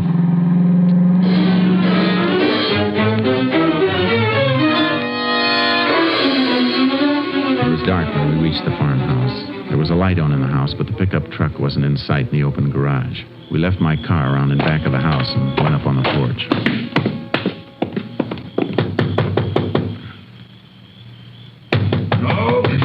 Okay, hold your horses. Oh, Sheriff, Ranger, huh? I thought it was Jody coming back with the pickup. Where'd he go? He drove up north to Edgeville this afternoon. Said he wanted to get something. He ought to be back soon. Well, aren't you going to ask us in, Mac? Oh, sure thing. Make yourself at home. Understand you got Bonner's nephew today. Heard a couple of women chewing about it on the party line. Yeah, we got him temporarily. What do you mean, temporarily? He didn't kill anybody, Mac. Hmm? You had an argument with Bonner yesterday. What about? I reckon that's my business. Yours and Bonner's. But he's dead now, so that makes it my business. Better talk up, Mac. Well, I've been running up a big bill. Will was cutting me down a little. You admit you owed him money. Why wouldn't I admit it? I pay my bills. Any man says otherwise is a liar. Nobody is saying otherwise, Mac. You keep a gun around here anyplace? Yeah. What kind? Smith & Wesson 38. It's right there on the mantel over the fireplace. I'll get it, Jace. Oh, don't wipe off any prints. Stick a pencil in the muzzle and lift it that way. Okay. Pencil won't go in, Jace. Something jamming it. And let me see. Don't have to worry about prints on that. Outside's been wiped clean with an oil rag. Looks like paper jammed in there. We'll soon find out. I'll take these shells out and poke the pencil through. There. Why, it's Mac's charge page from the ledger. What's that? What are you trying to pull? Take it easy, Mac. We're not after you. Smell this gun and look at it, Sheriff. It was used, then reloaded, but never cleaned. Well, that gun hasn't been touched in years. Mac, this gun killed Will Bonner and almost killed his wife last night. Jody Pelham did it after you told him about Bonner's nephew. But why would he tear out that page and plant it here? So he could use Mac here to give himself a double cover-up. He made the call to the rooming house and got Ben Bonner to run. But he knew if Ben was caught any place and could set up an alibi, there'd be a second search. That's why he tore out the page and planted it here on Mac. I'm sure glad you know it wasn't me. If it was you, you'd have burned the page. That dirty little... Hey, here he comes now. That's the pickup. You want to help us nail him? I'd like to blow his brains out. There's a better way. Let him feel safe. Here, let me put these cuffs on you quick. Hmm? Put that gun back in the mantel, Sheriff. Yeah, but are you sure that you... Like he says, Mac. Boy, I didn't know anybody was here. Mac, what's the matter? What are you doing with those things on? What's your guess, Jody? Or what's in that bag you're carrying? Well, I just picked me up a bottle. Package stolen, Edgeville? Yeah, what'd you use for money? You don't get credit on liquor. Well, Mac, he paid me some wages this morning. Well, you dirty little liar. Oh, I get it. I kind of wondered where he got the money. Now you know, huh? Well, when I got up last night and found he was gone, I sort of got to wondering this morning. You shut up, Mac. All right, Sheriff. I guess we can take him in. You better come along to make a statement, Jody. Sure. I hate to do a thing like this to a friend, but I guess he deserves it, doing old Bonner like he did. Yeah. I thought you'd feel that way. Let's go.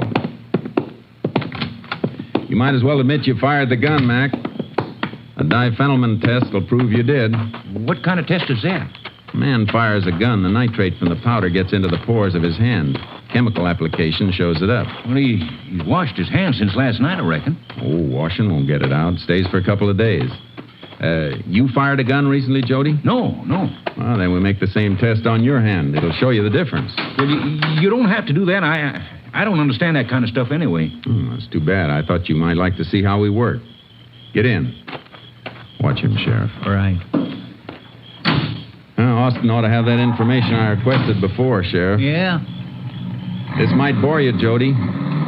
Unit 10 to KTXA. Go ahead, Unit 10. This unit back in service. Been waiting for you.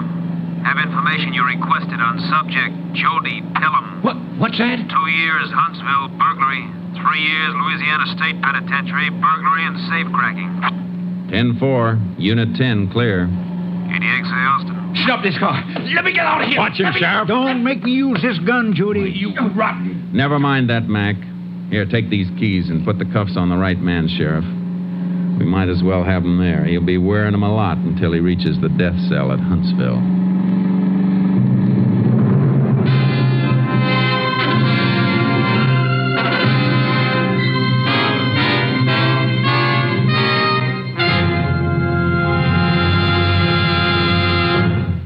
Jody Pelham was tried and convicted for the wanton murder of Will Bonner.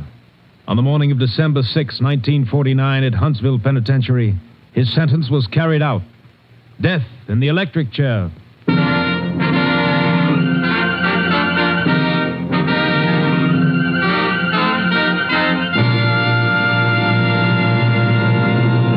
And now, here again is the star of our show, Joel McCrea. Folks, Tales of the Texas Rangers is moving to a new time. You won't hear us next Sunday, but the week after that, we'll be back just an hour and a half later than usual on NBC, right after Theater Guild. So we'll see you in 2 weeks, on Sunday, November 26th. And I hope you'll be listening. Good night. Good night, Joel. See you 1 week from this coming Sunday. Remember, friends, as Joel told you, Tales of the Texas Rangers will come to you an hour and a half later, immediately following Theater Guild. Beginning next Sunday at this time, you'll hear Hedda Hopper's fine program. The week after next, November 26th, Joel McCrea as Ranger Jace Pearson will be with you again. A week from Sunday, Joel McCrea in another authentic reenactment of a case from the files of the Texas Rangers.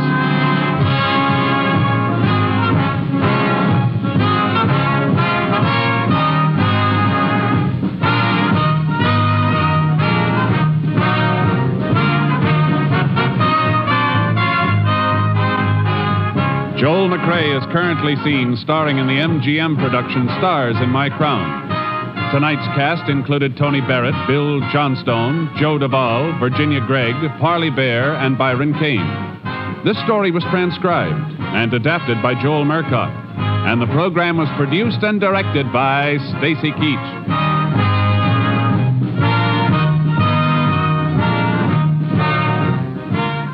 1 week from next Sunday, Tales of the Texas Rangers will be back with you immediately following Theater Guild.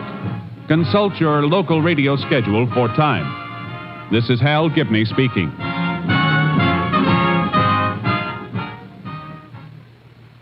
Three chimes mean good times on NBC.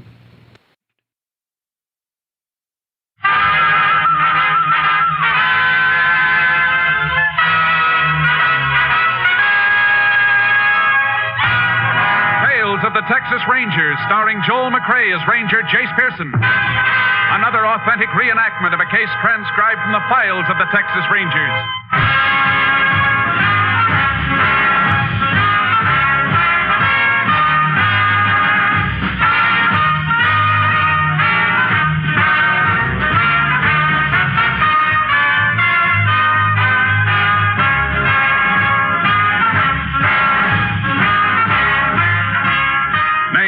dates and places in the following story are fictitious for obvious reasons. The events themselves are a matter of record.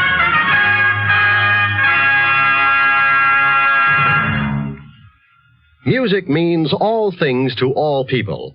Music is relaxation, adventure, Elysian fields of dreams come true.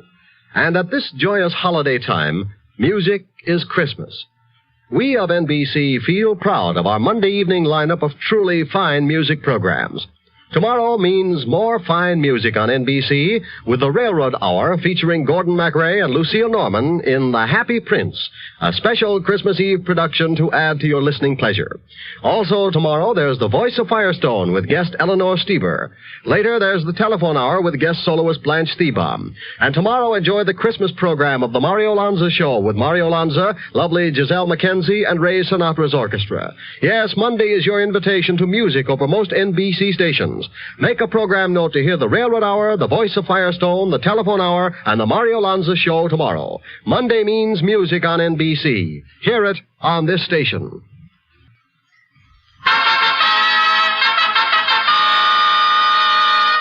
And now, from the files of the Texas Rangers, the case called Christmas Payoff.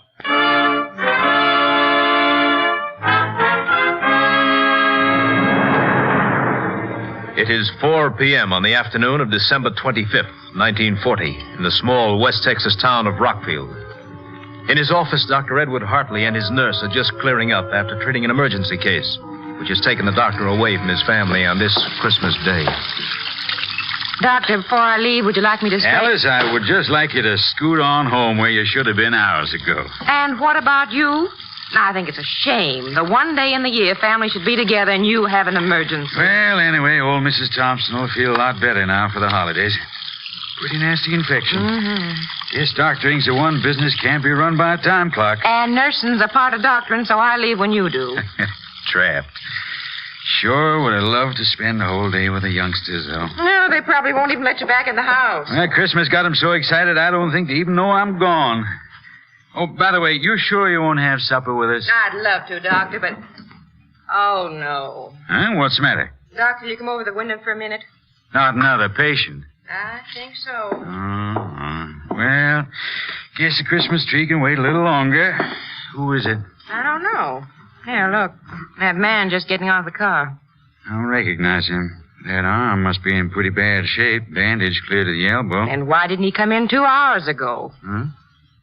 What do you mean? That man was sitting in that car 2 hours ago. Only was parked in front of the house next door. I wonder... Come away from there. What, Doctor, what... I don't want him to see you. Now, go on. What else? Well, just an hour later, when I took Mrs. Thompson out to her car, he was still there. And he meant it. He really meant it. Doctor, what is it? Alice, now listen to me. Don't ask any questions. I want you to get in the supply closet and stay there. What? Whatever you do, don't make a sound.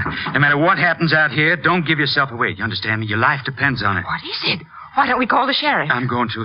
Hurry into the closet. Now remember, not a sound. I should have known it'd come. I didn't know when. Come on. Operator, this is Doc Hartley. Listen carefully. I have to speak quietly. Get the sheriff to my office as quick as you can, and don't call back. Just get him out here. Can't stall any longer. Come in. Just a minute. Here goes.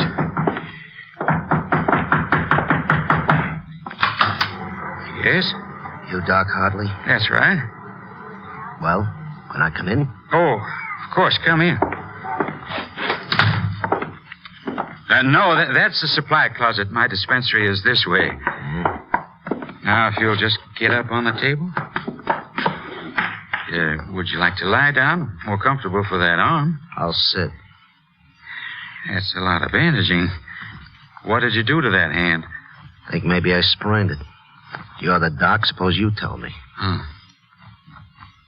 You always work this slow, Doc? Oh, I'm sorry. Where's your nurse? She's gone home a long time ago. Not even supposed to be working today. This is Christmas, you know. Yeah, I know. Why don't you pull the last of the bandage off, Doc? Don't you want to see my hand? I know what's in it. Then I'll do it myself. Yeah. See? There's your Christmas present, Doc, in my fist. Nice 38. Don't you want it, Doc? Why are you doing this? Why? Maybe I shouldn't give it to you. You guessed what it was. Spoiled my surprise. Nah, you look like a nice guy. I'll give it to you anyway. Look at me, Doc. You know what it's for. You get your... Merry Christmas, Doc.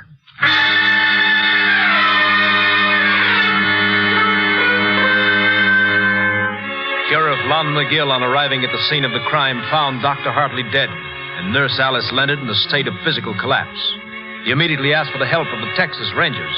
Ranger Jace Pearson was assigned, joining the sheriff at the doctor's office a short while later. Photographer will be out of your way in a minute, Jace.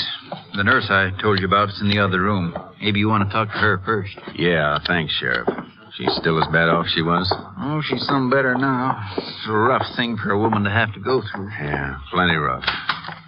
In here, Jace. Alice. Alice, this is Ranger Pearson. It's Alice Leonard, Jace. Been Doc Hartley's nurse for 6 years. Howdy, ma'am. I'm sorry. I just can't seem to get a hold of myself. But it was so horrible. I know how you must feel, ma'am, but you'll be helping a lot by answering a few questions. I tried. Fine. Sheriff here has given me what you told him, so I won't put you through that again. Just want to clear up a few things. You know of anyone who might have wanted Doc dead? Oh, what sort of person would want that? Doctor was a wonderful man. Never had an enemy in his life. Sheriff, he'll tell you that. That's right, Jace. Doc was a real popular man in this town. I never heard a word against him. Friend didn't put him where he is now, Sheriff. Ma'am, you say you saw the killer's face? Yes, through the keyhole. You think you'd recognize him if you saw him again? Yes, I'm sure I would. Good. Now, from their conversation, would you say the doctor knew this man? No. Yet when he saw him through the window, he made you hide in the closet. Yes, that's right. He say anything at all about the man? No. Wait, I remember now. He said something about... He meant it. He meant it? Yes. What is it, ma'am? I just remembered something, a note. What note, Alice? A few weeks ago, the doctor got a letter. I opened it because I take care of his mail. Go on. Inside was just a piece of paper with words cut out from newspapers pasted to it. It said the payoff is soon. What did the doctor say when he saw it? Well, he just laughed, said it was some sort of joke. But I caught him sitting and staring at it a few times after that. You know where that letter is? Well, I think it's in his desk. Miss Leonard, you remember anything about the car this man drove? No, just that it was black, a sedan. Oh, and the front fender had a big dent in it. I remember I could see it from the office window. I think that'll do for now, ma'am. You go home and try and get some rest. Tell the deputy I said to drive you home, Alice. I will. I hope you find the man who did this. I hope you find him. Yeah, poor woman. She was mighty fond of the doc, Jace. Must have spent some bad minutes in that closet. Yeah, the doc had a couple of bad minutes, too, Sheriff. The photographer must be finished in there by now. Let's take a look. Nothing's been touched in there, Jace. Everything's just the way we found it. Thought you'd want it that way. Thanks, Sheriff. Let's have a look at the doc. I'll just whip the sheet off him here. He shot at close range, all right. Powder burns. The angle of the shot seemed to bear out the nurse's story. Ballistics will fill us in later. Let's have a look at this desk. Okay, Jace? Well, there's not much on this side, Jace. What's the matter? Drawer full of Christmas candies. That'll be a nice Christmas for those poor kids. Hey, wait a minute, Jace. I think this is what you want. Yeah, that's it. The payoff is soon. No envelope with it? I reckon Doc threw that away. It'll be a tough one to trace. Cheap paper, the message in newspaper captions. And it's used a lot for blackmail because it's so hard to run down. Well, where to now, Jace? Has the doc's wife been told about this yet? No. Been holding off. I sure don't relish it none. Those kids and all. Let's tell her together then, Sheriff. It's a little easier that way. Thanks, Jace. Anything more we can do here? No, but before we go, I want to check on that black sedan with a smashed front fender. See if it's on the stolen car list. Sure thing. If you can spare a couple of deputies, Sheriff, I'd like them to do a house-to-house on this street. Maybe somebody else got a look at that car or the killer. It's a good idea, Jace. There's not much to go on, is there? There's enough. They always leave enough. And this is one killer I want, Sheriff. I want him bad.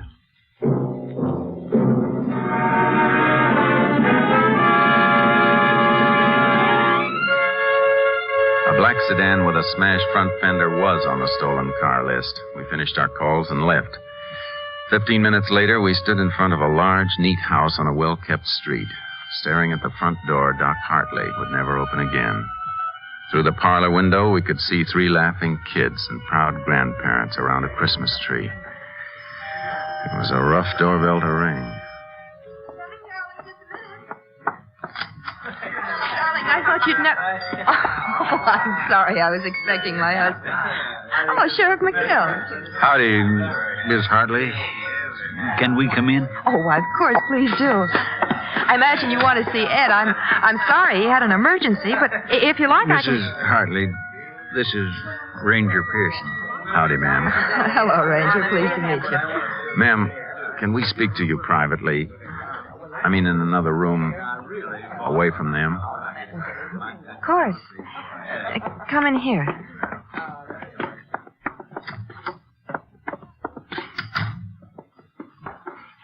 Well, what is it? Ma'am, it's best to say it quickly. Your husband, he's been killed. Oh, no. Here, you better sit down, Miss Hartley. I'm sorry, ma'am. How did it happen? He was shot, ma'am, by a man who came in asking for treatment. I want to find that man, Mrs. Hartley. I know how you feel at a time like this, but if you could answer a few questions, it'd help. I'll try. Has anyone threatened your husband that you know of? Did he seem worried lately? No. Did anyone call him today beside the woman he went to treat? Just a man. What man? A little past noon, the phone rang. Some man asked for my husband. I told him he was at the office on an emergency, and he just hung up. You recognize the voice, Mrs. Hartley? No. Just one more question, ma'am. Do you know of anyone who had a grudge against the doctor who'd have wanted this to happen? No. Nobody. Nobody except... Except who? Oh, I was thinking of that man, the one he sent to prison. Sent to prison, ma'am? I think I can explain that, Jace. You mean that Nixon thing, Miss Hartley? Yes. Well, it happened a couple of years back, Jace. A fellow named Al Nixon robbed the payroll of a gas cracking plant about 40 miles from here. Shot during the getaway, though. Came through here and forced Doc Hartley to treat him at gunpoint. You know what kind of stretch they gave him, Sheriff? No, I don't remember. You see, that was before I was sheriff. I was living at the other end of the county then. Well, anyway, seems Doc somehow sneaked a phone call while he was treating Nixon, and the police got him. Isn't that right, Miss Hartley? Yes. They sent him to Huntsville. Mrs. Hartley, I'm sorry to put you through this. We're going to leave now. Is there anything we can do for you? Nothing. There's nothing anyone can do. How will I tell the children? Oh,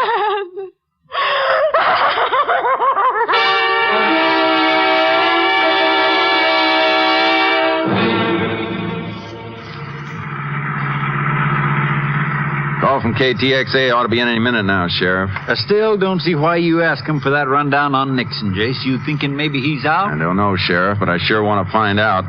Nixon's got a real good motive for this killing. Well, I got to go with you on that. But... KTXA hold it, to Sheriff. Unit 10. That's KTXA to Unit 10. Unit 10 to KTXA. Go ahead. Have information you requested. Al Nixon, sentenced life term, Huntsville Penitentiary, December 1937. Money from gas cracking plant payroll never recovered. 10-4, Unit 10 clear. KDXA Austin. Well, that kind of kills that, don't it, Jace? Man with the best motive of all is serving life at Huntsville. It's still too good to pass by, Sheriff. What do you mean? Look, Nixon may be in Huntsville for life, but that doesn't change his motive. It's still good.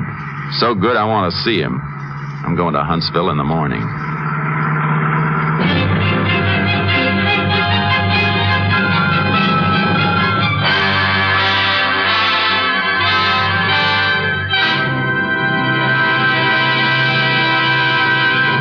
In a moment, we will continue with Tales of the Texas Rangers, starring Joel McCrea as Ranger Jace Pearson. Who catches tuberculosis? The young? Yes, but so do the old. And so do people of any race or nationality. 500,000 Americans are afflicted with TB. 40,000 a year die from it. Yet TB is preventable and curable. It can be controlled. How? One way is through Christmas seals. Christmas seals are the sole support of the 3,000 voluntary associations affiliated with the National Tuberculosis Association, which are fighting to wipe out TB in their communities. The greater the Christmas seal sale, the nearer we are to ending the scourge of tuberculosis. If you haven't already purchased your Christmas seals, you can still buy and use them. Be glad of this easy, inexpensive way to help others. Be grateful for the opportunity to help safeguard your own home against the dread white plague. And now back to Tales of the Texas Rangers, starring Joel McCrea. We continue now with Tales of the Texas Rangers and our authentic story, Christmas Payoff.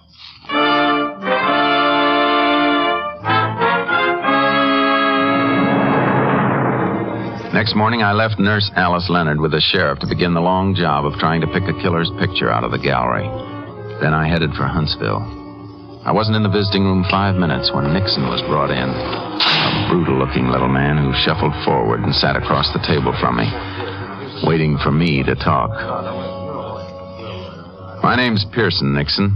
Ranger Pearson. What do you want, a medal for remembering your name? I want some answers. And if I don't give them to you, you'll have me arrested, huh? You remember Dr. Hartley, Nixon? Yeah, I remember him. Look around. Ain't this good reason to remember him? He didn't put you here. You put yourself here. Hartley put me here. Oh, but don't you worry a head about me, Ranger. I'll make out. Yeah, you worry about Hartley. Hartley's dead, Nixon. You mean that? He's dead. Shot to death. Something funny, Nixon? Sure. Don't you get it? He put me in here, now he's dead, but I'm still alive. Ooh, you cops, you're all so smart, ain't you? Sure, you got me, but you never got the money. And best of all, Hartley is dead. You're in the right place, Nixon. So that's why you're here, huh? Maybe I killed him, huh? Sure, I'll confess. I just walked through the walls, knocked him off, and flew back like a bird. Phone call for you, Ranger. You can take it in the office. All right, guard. Thanks. You through with Nixon? Yeah, you can have him. This way. Hey, Ranger, arrest me. I killed him. In there, Ranger. Thanks. Hello? Sheriff McGill, Jace. How you making out? Old trail, Sheriff. Nixon's no help. How'd you come out? Nurse picked out a picture, Jace. Swears it's him. Fella named Lou Crowley. You run a make on him? I sure did. He did the last 2 years in Huntsville. Released a week ago. Beginning to fit, Sheriff. Any more on that car? I was just coming to that. They found it about 100 miles from here. Abandoned in some brush just outside of Crest City. I want to see that car, Sheriff. Tell them to hold it where it is. As soon as I talk to the warden, I'm heading for Crest City. Want to meet me there? Sure thing, Jace. Meet you at the hotel. Never can tell what's coming, Sheriff. That cold trail's all warmed up again.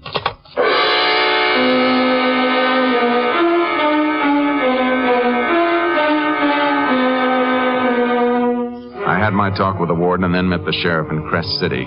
As we headed for the spot where the abandoned car had been found, I kept thinking of Doc's wife and her 3 small kids. I was getting closer to a killer, and I liked it. No, I don't know, Jason. No matter how I figure it, there's always a couple of loose ends. Well, then try this, Sheriff. Al Nixon is doing life for a payroll robbery, and he's convinced it's Doc Hartley's fault. Now, that payroll was never found because Nixon hid it someplace before they got him. Yeah, I follow that far, Jace. In Huntsville with Nixon was Lou Crowder. Now, Nixon knew he wasn't ever going to get to use that money, so suppose he made a deal with Crowder. Crowder could have it if he killed Doc Hartley. But what was to stop Crowder from just digging up the money and not killing the Doc? Well, Nixon's too smart for that, Sheriff. Probably set it up so he'd let Crowder know where the money is after he was sure of Doc's death. Yeah. It figures all right. But how would he let Crowder know? By letter, Sheriff. The warden told me Nixon's already written Crowder 3 times. What good would that do? All mail coming out of Huntsville is censored, Jace. I know, but the 2 men had plenty of time to rig a code when they were together in the pen. Then a letter could be the answer. That's right. Yeah, the highway patrol car up ahead must be where the car is. Yeah. Yeah, this is it. Howdy. Howdy, fellas. There's a car, Jace, just behind this brush. Jace, even if your figuring's right, what do you reckon this car is going to tell us? Just one thing, Sheriff.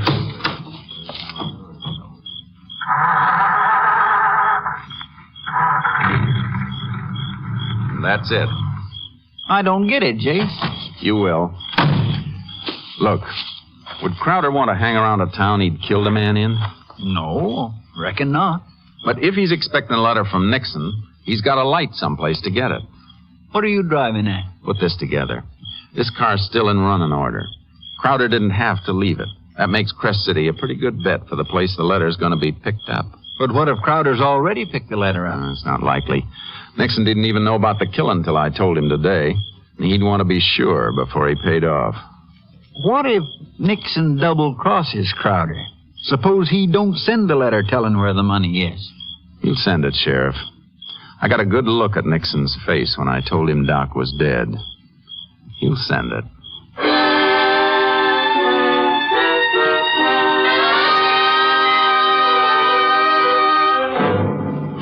Back in Crest City, the postmaster agreed to notify us the minute he got any letter postmarked Huntsville without giving it out. The very next day, the letter was there. A man had come in for it, but was told it hadn't arrived. The postmaster noticed the man was driving a car with a horse trailer attached. I got my horse trailer, and we set the trap in the post office the next morning. That's Crowder, all right, Jason. He got the letter. Shall we take him? No. Hold it, Sheriff. What's the matter? I don't want to take a chance. He's probably armed. Some of these people may get hurt. Well, what are you going to do? Give him a lead and tail him. All right, let's move up the front door and see where he goes. I've been expecting a kettle, if you want. He just got in that car, Jace. Yeah. The one with the trailer. He's pulling out. Come on. You reckon he'll head straight for that money? Yeah, there's no doubt about it. He's not pulling that horse trailer for nothing. He must be heading someplace he can't use a car. It's all right with me. We'll get him, Sheriff. Wherever he goes, we'll get him.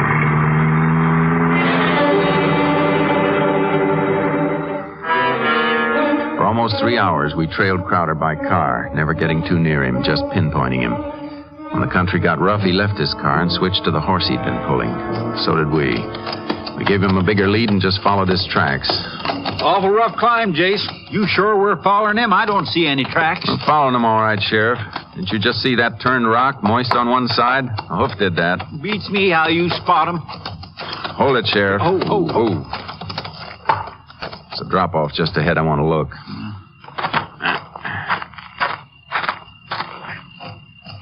See anything, Jace? Shh. Hold it. He's just over the drop, about 20 feet. Is he digging, Jace? Better than that, Sheriff. He's found it already. Now, look, Sheriff. He's in a dead-end canyon. I'm going down after him. You cut along this ridge and close in from the base. All right, Jace, but be careful. Come on, boy.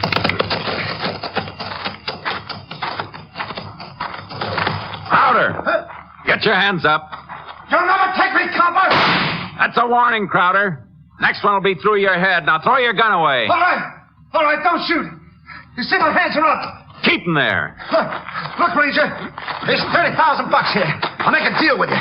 Take half the money. Just give me a chance. Like the chance you gave Doc? You're not going to get that money. No, you don't. Give me that knife. You all right, Jay? Yeah, I'm all right, Sheriff. You were taking an awful chance that way, Jace. Yeah, I know it, Sheriff. I had a bad minute there when I saw his knife glint in the sun. Thought you'd have to gun him for sure. I didn't want it that way. I had to take Crowder alive, Sheriff. He's my Christmas present to the warden at Huntsville.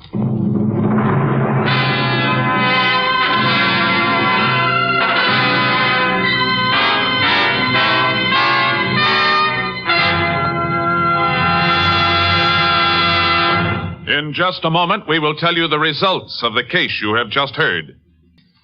With Christmas just around the corner, we at NBC hope that you all will have a joyful, happy holiday season. With the program scheduled on the NBC Radio Network, we will try to add to your listening pleasure as you relax and tune for your favorite entertainers. Special programs are planned by all of our NBC shows, and we know that you will want to hear as many of them as you possibly can. To put it in musical form, here is a holiday wish from the NBC Chimes. Happy holiday, happy listening, happy holiday, happy listening. NBC wishes you a season of good cheer, a merry, merry Christmas and a happier New Year. Happy holiday, happy listening, happy holiday, happy listening. Yes, from all of us at NBC to all of you throughout the country comes this sincere, hearty wish for a Merry Christmas.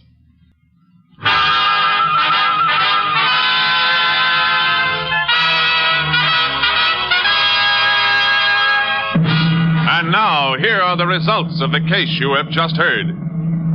On February 3rd, 1941, Al Nixon was removed from Huntsville Penitentiary to stand trial along with Lou Crowder for the premeditated murder of Dr. Hartley. Both men were found guilty. The sentence, death in the electric chair. This is Joel McRae, folks.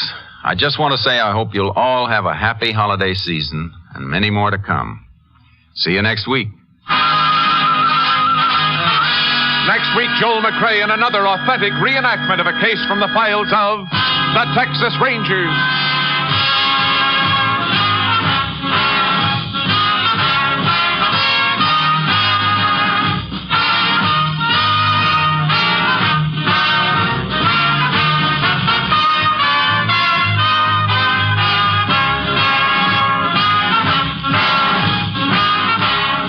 The cast included Tony Barrett, Lillian Bayeb, Whitfield Connor, Lou Krugman, Michael Ann Barrett, and Parley Bear. Technical advisor was Captain M.T. Lone Wolf Gonzalez of the Texas Rangers. This story was transcribed and adapted by Anthony Barrett, and the program was produced and directed by Stacy Keach. Hal Gipney speaking.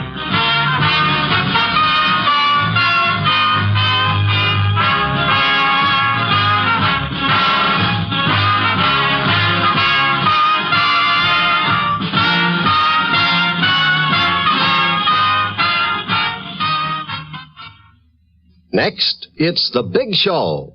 All this and Tallulah, too, on NBC.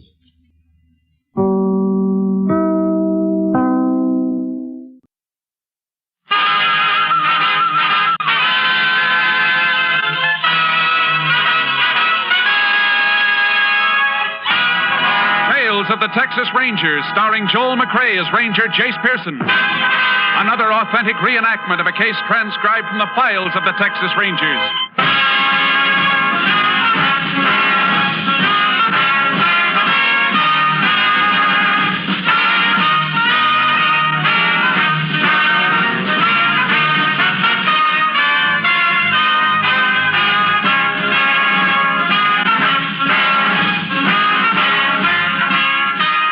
Dates and places in the following story are fictitious for obvious reasons. The events themselves are a matter of record.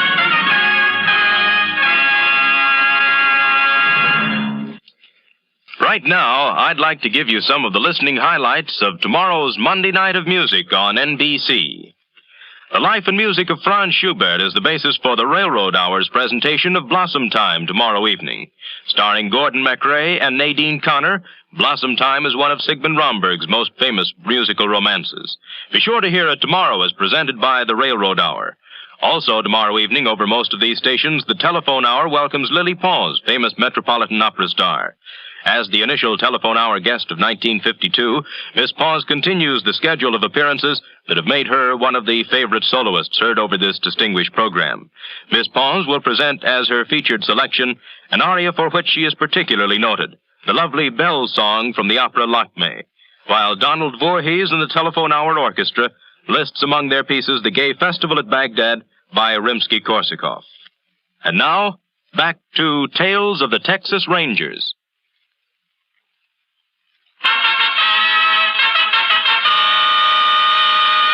And now, from the files of the Texas Rangers, the case called Birds of a Feather.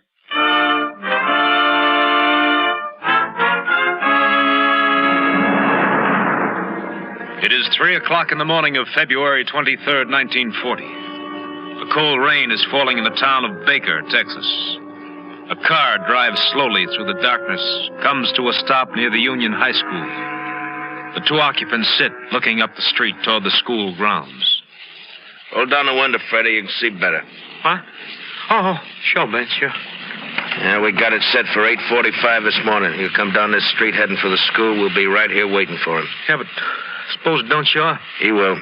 And I've been checking it every day for a week. Yeah, but suppose it don't. Suppose something goes wrong. Nothing's gonna go wrong. Joe's out the shack now. We want to have everything ready for him. You'll be driving then, and what's the matter with you, Freddie? You ain't even listening. Sure. Heard every word you said. Well, what did I say? Joe's out at the shack. And what? Well, guess I must have missed the rest. Yeah, you must have. You're scared, ain't you, Freddie? Ain't you? Okay, so I'm scared. Who wouldn't be on a job like this? Look, Ben, why don't we stick to filling stations? We're making a living. A living? $15 here, 20 there. What kind of living's that? We'll get more off this job than we hit in 100 filling stations. I don't like it, Ben. I just don't like it. All right, let's get out of here. Roll up your window. All right. I'll tell you something, Freddie. Joe ain't gonna be happy when he finds out you've been crying like this. I know, but Now shut up and listen. This thing we got planned, it's big. We can't afford no slip-ups. Now just relax. Three of us always done all right. Yeah, sure, but we never tried nothing like this before. Oh, sure, if it goes okay, you win a lot, but if you lose, it's for good. We ain't gonna lose. Well, Okay, Ben. You're set for the job. I won't argue. Only, I'm pulling out. You what? Well, I can't help it if I'm scared, can I? Oh, why'd you say something? Oh, look, Ben, you and Joe can handle a job. It don't need 3 men. I might just louse you up. Yeah, you just might. Well, I wouldn't do you no good feeling like I do, you know. I'll catch a train back to Dallas this morning. Sure, Freddie, sure. I wouldn't want you to do nothing you're scared of. Oh, I'm sure glad you feel that way, Ben. I was afraid you'd be sore. Me, Freddie? No. We've been through too much together for me to get sore at you. Now, if you don't want to... What's the matter, Ben? The car feels funny. Must be this old road. No, it ain't the road. Feels like the back tire's flat. Maybe I better stop. Get the flash out of the dashboard and take a look, huh, Freddie? All right.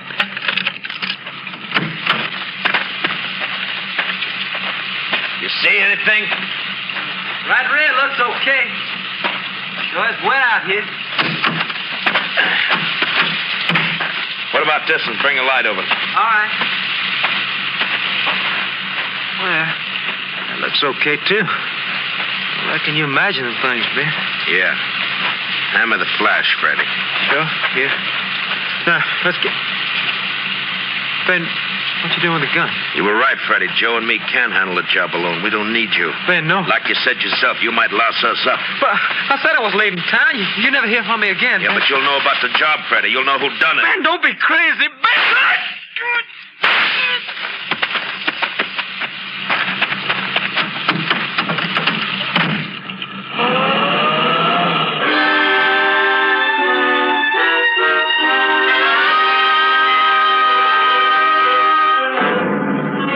Shortly after 7 that morning, a farmer on his way to town noticed a man lying in some brush by the side of the road.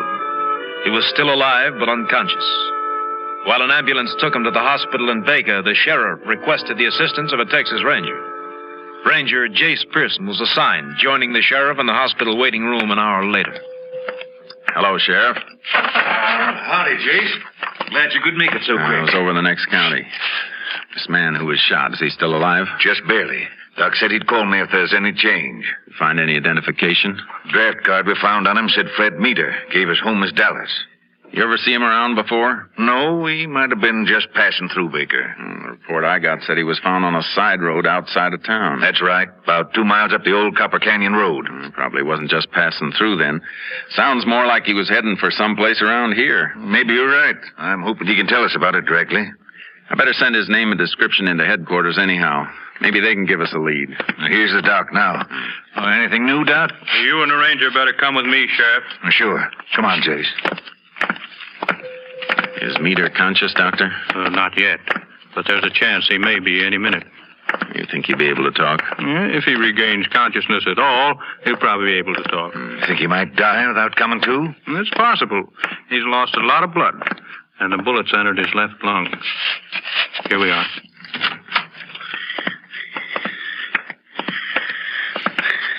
You can leave him now, nurse. I'll stay with him. Looks the same as it did a while back, Doc. Not quite. Pulse a little weaker, respiration slower. I'm afraid he's just about finished. No chance of his pulling through. Sounds like he's coming to. How about it, Doc? Well, sometimes just before the end, they do. You see? He's opening his eyes. It's all right if I talk to him now? Certainly. Fred, can you hear me? I think he did hear you, Jace. Who shot you, Fred? Tell us, who shot you? Look, Jace, he's trying to say something. Yeah. John Warren. John Warren. Wait. Just a minute, Sheriff.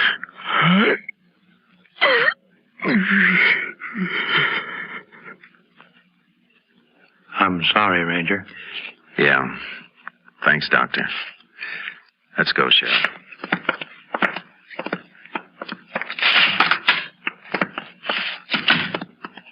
You know the name John Warren, Sheriff? Sure do, Jace. This Meter fella, he's all wrong. Why, John Warren's one of the leading citizens in Baker. Does he live nearby? About a mile out of town. But, Jace, this don't make sense. I know John well. He wouldn't have any connection with a kid like that. That's something we better make sure of. Come on, Sheriff. We're going to visit Mr. Warren.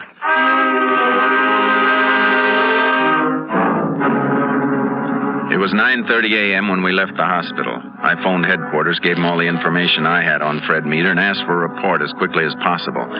Then we headed for John Warren's home. It was a rambling ranch-type house set back in the low hills just outside town. Mr. Warren opened the door for us himself.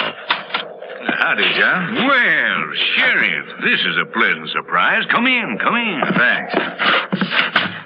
This is Ranger Pearson, John. Howdy, Ranger. Come on, over here by the fire. Well, sit down, sit down. Yeah, sure glad you stopped by. I'm afraid this isn't a social call, Mr. Warren. Oh, well, no matter. Glad to see you anyhow. It gets lonely around here. Boys at school all day.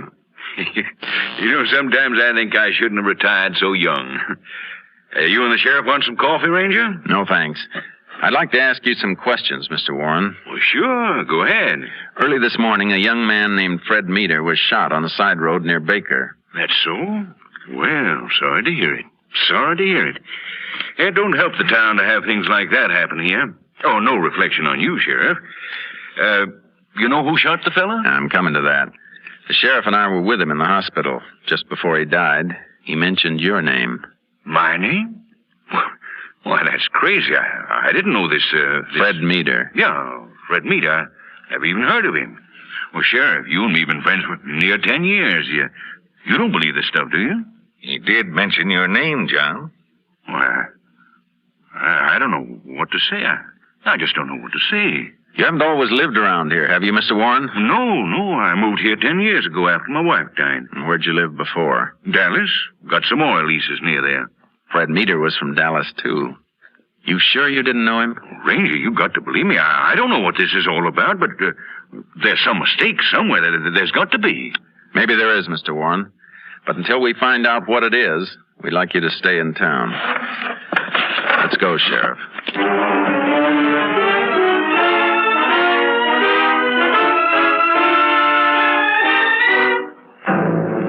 We drove back to the sheriff's office, arriving there just before noon. Sheriff went in to talk to his deputy while I stayed at the trailer to give Charcoal his feed bag. 5 minutes later, I joined the sheriff in his office. Jeez, look at this, will you? What is it? Message from Austin. Deputy just gave it to me. Anything about Fred Meader? You bet there is. Fred Meader had a record. 3 convictions for larceny. Filling station jobs. Anything else? Yeah. Seems he worked with a gang. Picked up each time with 2 other fellas. Ben Morphy and Joe Wills. That could be something. We'll get out a pickup on him. There's something else, Jace. Fred Meader, Ben Morphy, and Joe Wills all worked at one time for the Warren Oil Company. John Warren's outfit? That's it. Get your hat, Sheriff. I've just thought of a few more questions to ask Mr. Warren.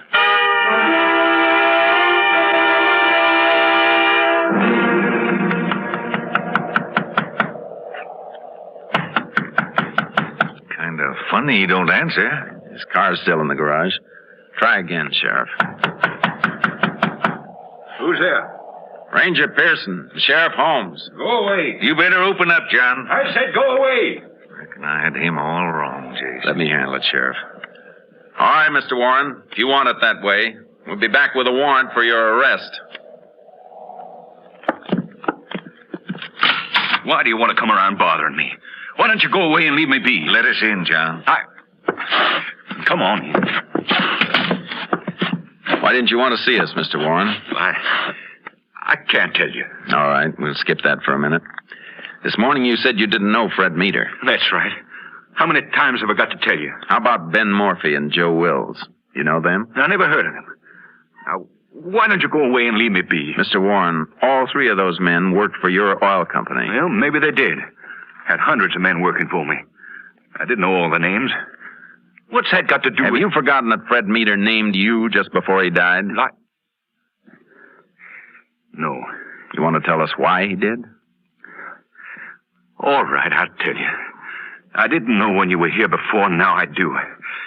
It wasn't me that Meader was talking about. He said your name, John. I heard him. It wasn't my name. Did you ever stop to think that I've got a son? Young Johnny? But he's just a kid. Yeah, just a kid. And they're going to kill him. My boy. Mr. Warren. They said if I told the police, they'd kill him. I don't want him to die, Ranger. You hear me? I want my boy alive. Easy now, John. What's this? Don't you understand? This note I just got. They've kidnapped my boy.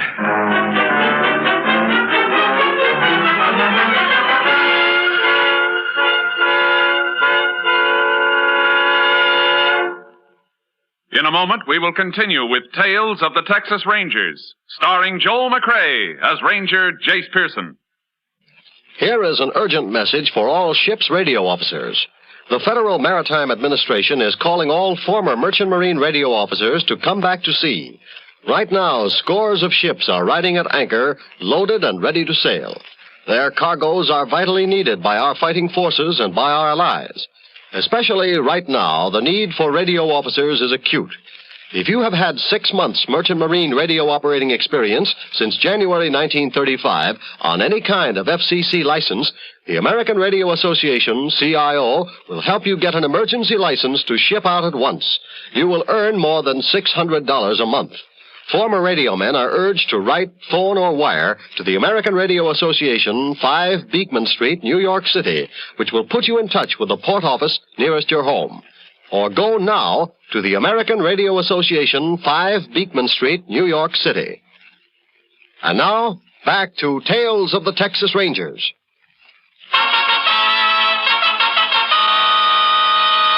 We continue now with Tales of the Texas Rangers and our authentic story, Birds of a Feather.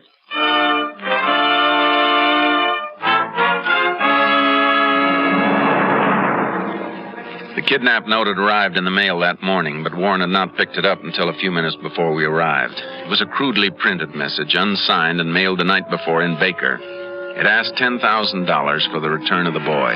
The money was to be brought in $50 bills to a shack in Copper Canyon at 4 o'clock that afternoon. It was now 1:15.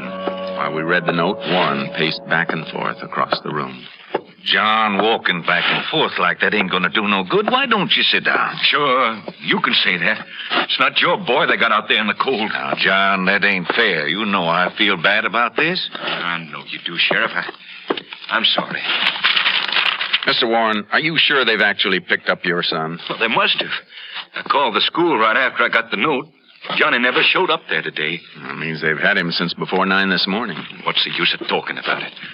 Just let me leave the money and get my boy back. We'd like to help you get him back. You've read what I said in the note. If I bring the police in, they'll kill him. Mr. Warren, what I'm going to say will sound pretty blunt, but I want you to think about it. No, I can't think. Now, just a minute. You must believe that once the kidnappers get the money, they're going to take the trouble to bring your son back. Well, The ranger's right, John. They wouldn't do that. Too much risk getting caught. You mean that even if I leave the money, that they'll kill Johnny? I'm not saying they will, but they might. Look at it this way. Sure, the note said they'd bring your son back, but did it say when or how? Well, no. I've seen a lot of these cases, Mr. Warren. I know how tragically most of them end because the victim doesn't call in the police. All right. What do you want me to do? First of all, you've got to understand one thing. We'll do our best to help you, but it's humanly impossible to guarantee anything. I understand that, Ranger. Good. Now, let's see. It's 1:20. How long will it take us to get to Copper Canyon, Sheriff? Well, if we cut across the back of this ranch, shouldn't take us over 20 minutes on horses. Good. You got a horse for the sheriff, Mr. Warren? I sure have. Corral's full of them. Is there some place we can watch the shack without being seen? I reckon the best place would be along the rim of the canyon. They wouldn't spot us there. I don't suppose you have all that cash handy, Mr. Warren. I'll have to get it from the bank. You know any of the bank officials well? The president. One of my best friends. I'll get the money directly from him. Have him mark the bills and record the serial numbers. Well, he'll want to know why. Tell him, and ask him not to say anything to anybody. All right, Ranger. We'll be taking off now. You can ride to the canyon as soon as you have the money. You want me to leave it there just like they said? That's right. We'll be watching. And we're going to count on catching whoever picks it up.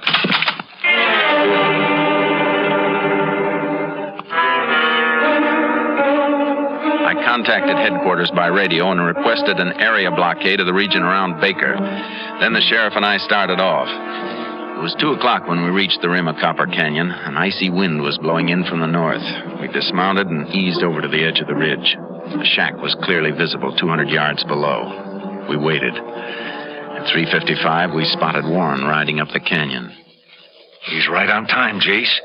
You reckon somebody's waiting for him in that shack? Maybe. Shouldn't be long before we find out. Don't it strike you funny that they only asked 10,000? John must be worth close to $1 million. They could have got 50,000 easy. This is a small-time larceny gang, Sheriff. 10,000 must look pretty big to them. Yeah. Poor John. Sure hope we can get that kid back to him. We're going to make a good try. There he goes. Opening the door of the shack. Better get ready. If there's anybody in there, we don't want to lose him. I'm ready. But one of the kidnappers is in there. You could pluck him easy with that rifle when he comes out. That wouldn't be any good, Sheriff. And we'd never find out where they're hiding the boy. There's John again. Jeez, he's waving at us to come down. Now, what... Come on, Sheriff. Let's go down and see what he wants.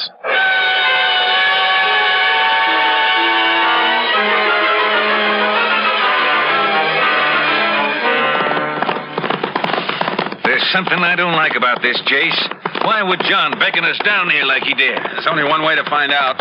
We'll know in a minute. I don't see him around. He must have gone back into the shack.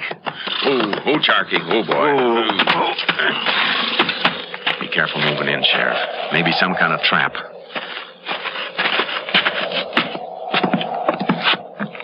Mr. Warren? It's all right, Ranger. Come on in. Look what's in this cage. I'll be darned. Pigeons. What's that strapped on their backs? Capsules to carry messages or money. They're homing pigeons, Sheriff. I knew it wouldn't work, Ranger. These men are clever. They don't take chances. Did they leave any instructions? Yeah.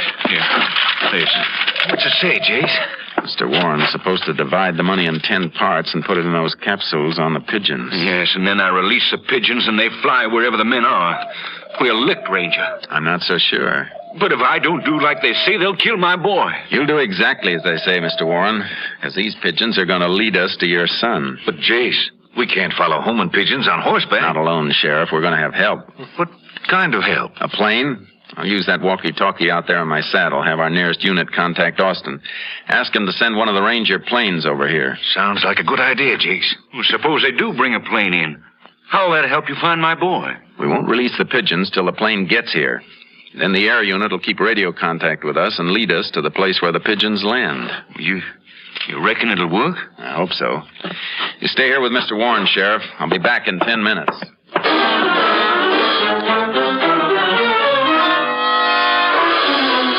I rode to higher ground so my radio signal would carry. I contacted the highway patrol car. It relayed my message to Austin. Headquarters said they could have Unit 902, our Ranger plane, overhead in 25 minutes. Then I went down to the shack again, and we waited.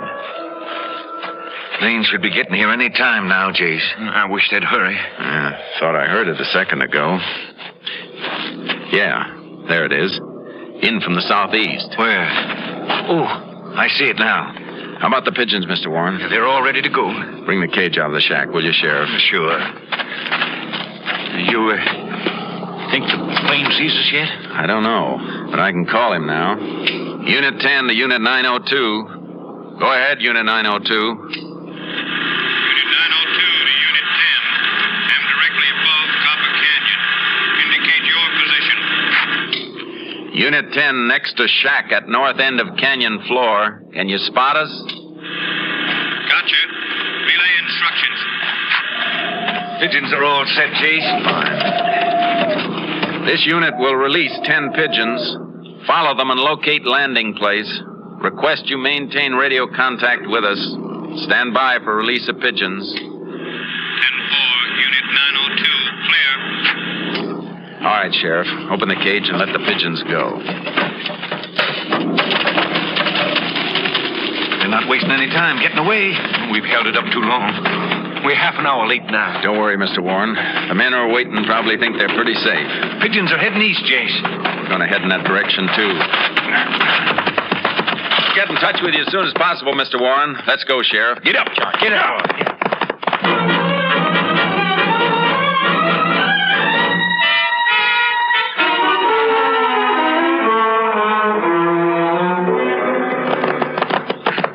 We've been riding for over 10 minutes, Jace. Shouldn't we be hearing from your plane? He's probably got more than he can do just keeping his eye on those pigeons. We'll hear from him. I sure hope it's soon. Gets dark early these days. It could be him coming in now. Unit 902 to Unit 10. Unit 10 to 902. Go ahead. This unit has cut off motor. I'm gliding to avoid detection. Is my signal clear? Signal clear, 902. Pigeons are now landing at shack, due east your former position. Shack located at base of hill, where dry wash makes horseshoe bend. That's the old Martinez shack, Jace. Been empty for years. Sounds like it's occupied now. Thanks, 902. We'll take it from here. Unit 10 clear. 10-4, 902 clear. How far is the Martinez shack from here, Sheriff? 4 miles, maybe. 5 at the most. And we got a knock on it, Sheriff. No telling what their plans are now. Get up, Chart. Come on, boy.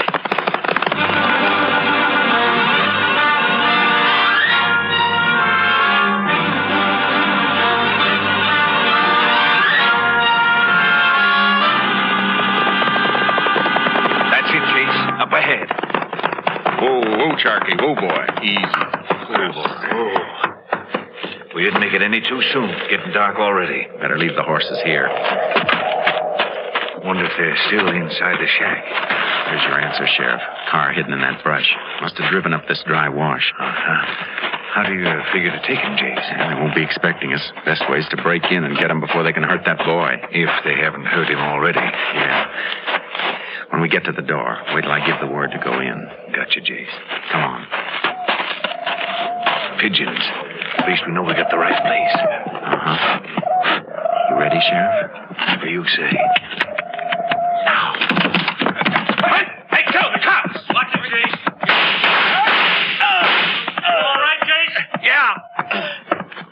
sure clipped this one. He's dead in a doornail. I think we just nicked the other one. Oh, I'm hurt. I'm hurt bad. It's only your shoulder. Where's the boy? In the back room. See if he's all right, Sheriff. Sure. Your name Joe Wills? No, Joe's over there. Get me to a doctor, will you? Young Warren's all right, Jace. I'm untying him. Good. You must be Ben Morphy. Yeah. Get me to a doctor. Oh, my shoulder. There's nothing wrong with your legs, Ben. Get up. It's a long trip to Huntsville, and you're walking the first part.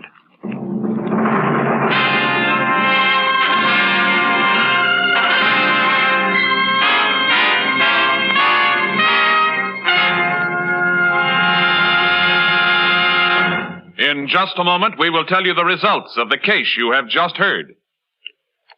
There's man-to-man adventure in store for you Tuesday night with Cavalcade of America and the Man Called X. Gregory Peck will be heard as a prisoner named Brown when Cavalcade of America tells the story of the man who instituted widespread prison reforms by becoming a voluntary inmate. It was in 1931 that Thomas Osborne, a former mayor of Auburn, New York, visited the governor of New York to see what could be done to make Sing Sing more effective. He saw the same men return again and again for new prison sentences. Working from the point of view that prisons should be repair shops and not scrap heaps, he entered the prison to find out firsthand about the conditions in penal institutions. His discoveries and improvements led to his becoming warden of the self-same prison in which he was a prisoner. You'll hear this story Tuesday on the Cavalcade of America. And also on Tuesday over most NBC stations, Herbert Marshall takes over as the Man Called X with stories of intrigue in the far-off corners of the world.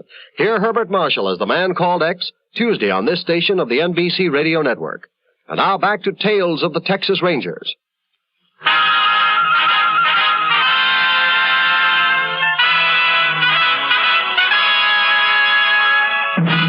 And now, here are the results of the case you have just heard. Soon after the arrest, Ben Morphy confessed to the killing of the third member of the gang, Fred Meter.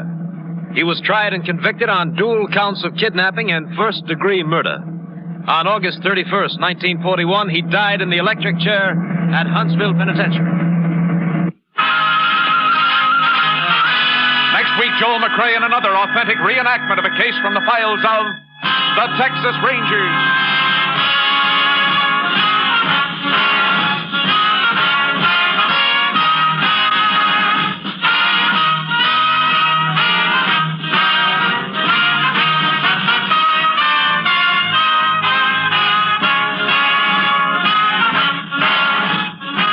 The cast included Tony Barrett, Bill Conrad, Ed Begley, Ernie Newton, and Bill Johnstone. Technical advisor was Captain M.T. Lone Wolf Gonzalez of the Texas Rangers. This story was transcribed and adapted by Charles E. Israel, and the program was produced and directed by Stacy Keach. Hal Gibney speaking.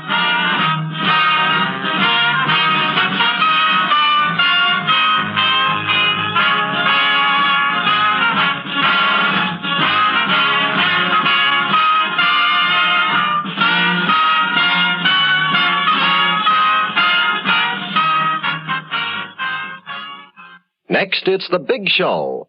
All this and Tallulah, too, on NBC.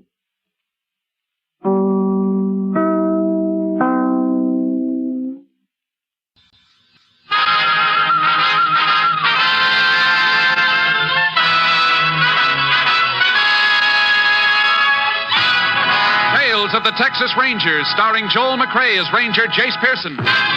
Another authentic reenactment of a case transcribed from the files of the Texas Rangers.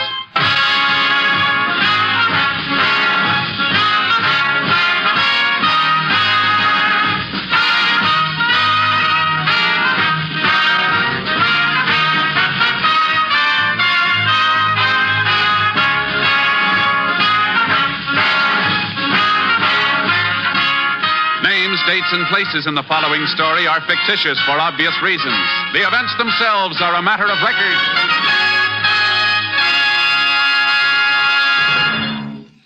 Before we bring you today's Tales of the Texas Rangers, let's turn on our microphones down the hall in Studio A here at NBC's Hollywood Radio City, where rehearsal for the Phil Harris Alice Faye show is in progress. Yeah. Now, that's the way we'll do it on the show. It sounded great, fellas. Phil, would you like to talk to the listeners during this break in rehearsal? Yeah, Bill, I'd love to. Folks, I'd just like to take a few seconds here to remind you about part of the fine lineup of entertainment for the rest of the evening right here on NBC. Right after Tales of the Texas Rangers, listen to The Big Show with Tallulah Bankhead and all of her darling guest stars. I know you'll want to hear the music and comedy The Big Show is lined up for you today. And then we come on to keep you entertained with our show, starring Alice Faye, Frankie Remley, Julius Abruzio, and some band leader, Phil, what's his name? Please, will you slow up a minute? It's the Phil Harris Alice Faye Show, right after The Big Show today, and I hope you'll listen, folks. And now, let's return to Tales of the Texas Rangers.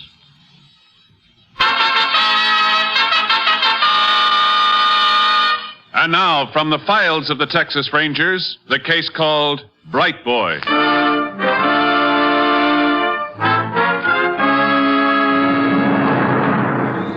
It is 7:45 p.m., June 19th, 1947.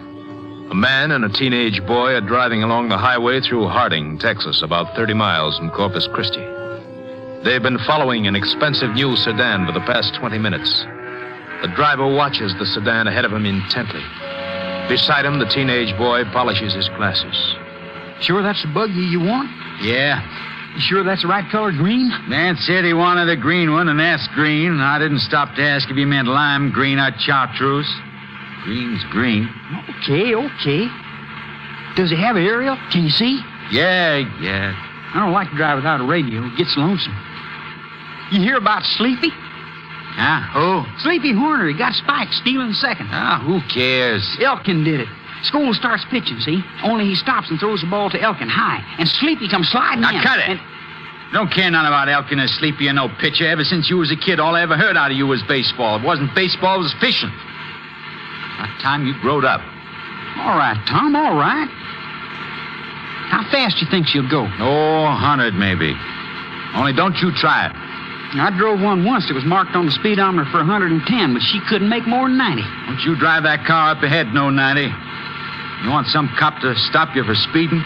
Ain't no one stopped me yet. Well, you get picked up, Larry, and I don't know you. Now, you remember that. I ain't telling you how to drive this car. Well, I'm telling you, don't you take that car over 50. You're getting too smart for your own good lately. Think everything's a game, like those baseball players of yours. Okay, Tom, I won't speed. You know, I wished I had a gun, like you got. You get a gun, you'll be dumb enough to use it. What do you think you need one for? I don't know. Just wished I had one. He's turning. Yeah, he'll stop at the grocery store. Always does. I still wished I had a gun. You getting scared? I can take care of myself. When you get down there, you call your cousin Melvin, see if he wants to drive one of the cars across. Mexican can't drive both of them. Yeah, sure. He's slowing down. You know what to do now. Sure. I got the jumper wires already. Connected, just like you seen me do the other times, on the coil. Try to open that hood quiet-like. I know how to do it. You better. I'm sort of worried you going alone for the first time. I'm telling you, I'll be all right. When'll I see you, Tom? As soon as I swipe that other car. Probably day after tomorrow. I'll call you and say where you're to meet me. I'll drop you off just past the store. And wait till he gets inside. Okay, Larry. Okay, so long.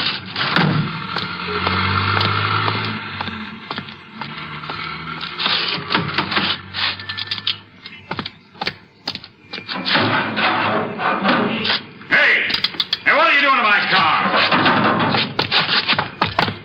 Get away from that car. What do you think you're doing? Leave go me. Lousy little... Let me alone. No! Tom, you're breaking it. I'm turning you over to the sheriff. I'll kill you. Drop that knife. I'll kill you. I'll kill you. No. How's that?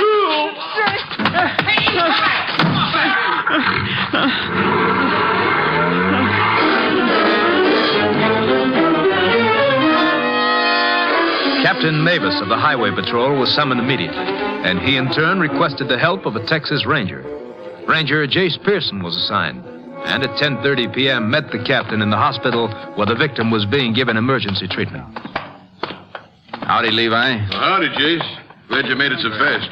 He's in there. How is he? Pretty bad? The boys tell me his arms and chest are all cut up, but he could be a lot worse. Expect he'll be scarred up some, though. Let's see him. Yeah.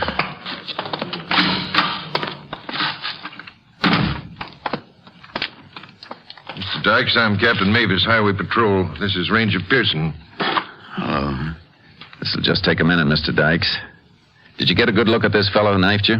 No, not much light. First saw him, he was looking under the hood, and it happened pretty fast. Or how about his size? Was he a big man? Not rightly a man at all. He was just a kid. Maybe 16 or 17. Kid, huh? Can you describe him at all? Well, like I said, it was dark. I wouldn't know. I wouldn't know him if I saw him. Except he had glasses, and they got knocked off. I got him here, Jace. Picked him up on the street. Ordinary steel rim kind. Let's see. The lens is pretty thick. He must have bad eyes. One lens broken. Yeah. How'd he start the car, Mr. Dykes? You leave the motor running when you got out? Oh, I know better than that, Ranger. I turned it off and took the key. Still in my clothes, I guess. The kid must have used a coil jumper under the hood to short the ignition wires. Well, that's what we figured, Jace. Well, thanks, Mr. Dykes. We'll get a complete statement later. You better get some rest now. Come on, Levi. Take it easy, Mr. Dykes. Okay. He's lucky the knife didn't get into his face. Yeah. You said on the phone there's been a string of these car thefts. Yeah, it's the 5th. 5 expensive cars stolen in the last 6-7 weeks. Always done the same way, but nobody got hurt before this one. Somebody always does sooner or later. You recover any of them? Not one. I got a vague description of one of the thieves a couple of weeks back. A young punk wearing glasses. Might be the same kid. Doesn't sound like a kid taking a car for a joyride. They usually abandon it by morning. I know. Looks like somebody's building up a real sweet racket for himself. He's able to get rid of them so fast that you can't find him. The kid's probably not playing a lone hand. Yeah, that's the way I figured. After I talked to the sheriff tonight, I contacted Austin. It was headquarters' idea we work together. Let's get back to your office and call Austin. That pair of glasses looks like our lead.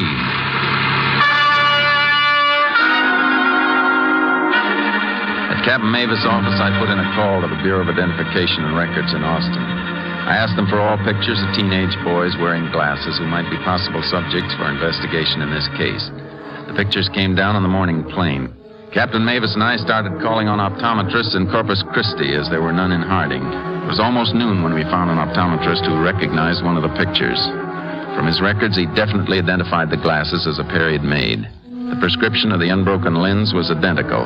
Subject's name was Larry Vale, age 17. He'd been picked up in September of the previous year for investigation of car theft and was released for lack of evidence.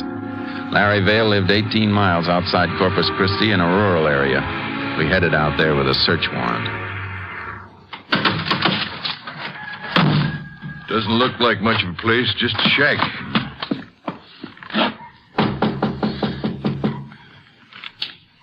Think maybe he's in there, hiding? It's possible. What do you want to do? Let's take a look around back. They got chickens back there. Maybe somebody around. Might have left these parts after last night. Ought to be someone here. Kids don't usually live alone. You'd imagine we'd find his folks around. Look, Jace, all that feed on the ground. Chickens haven't had time to eat it all. Couldn't have been fed more than a few minutes ago. Who's that out back? Yeah, there is somebody in the house. Come on.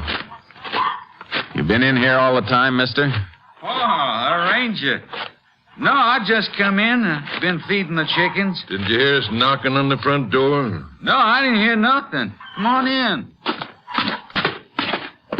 I'm Tom Vale. I'm Ranger Pearson. This is Captain Mavis, Highway Patrol. Howdy. Yeah, do you want to see me about something? Larry Vale live here? Why are you asking about Larry? Just want to talk to him. What about? Just tell the ranger where he is, mister. Well, he ain't here. Was he here last night? Well, no, he went fishing. Does every once in a while. Stays away a few days at a time. Oh, excuse me. I better turn down the fire on those beans. You any kin to Larry? Yeah, I'm Larry's brother. Why? He in trouble? Maybe. Where does he go fishing? Oh, all around. He was gone when I come home yesterday. Got any idea where we can find him? Maybe a Rockport or Port Aransas. Likes to fish off the jetties. Might even be on a shrimp boat. Does it once in a while. Pick up a couple bucks. How about a can of beer? No, thanks. Me either. About your brother. Doesn't he have a steady job? Larry? No. He used to work in a packing plant, icing vegetables. Didn't like it, though. Rather go fishing. Makes spending money selling his catch.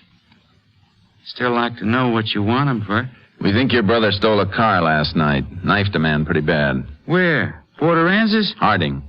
Oh, it must be some mistake. Larry wouldn't do nothing like that. Besides, I know he went fishing. We want to have a talk with him about it anyhow. Okay, but I know you got the wrong guy. Larry's a good kid. He wouldn't cut anybody. He was investigated for car theft last year, wasn't he? Well, yeah. They said he took a car.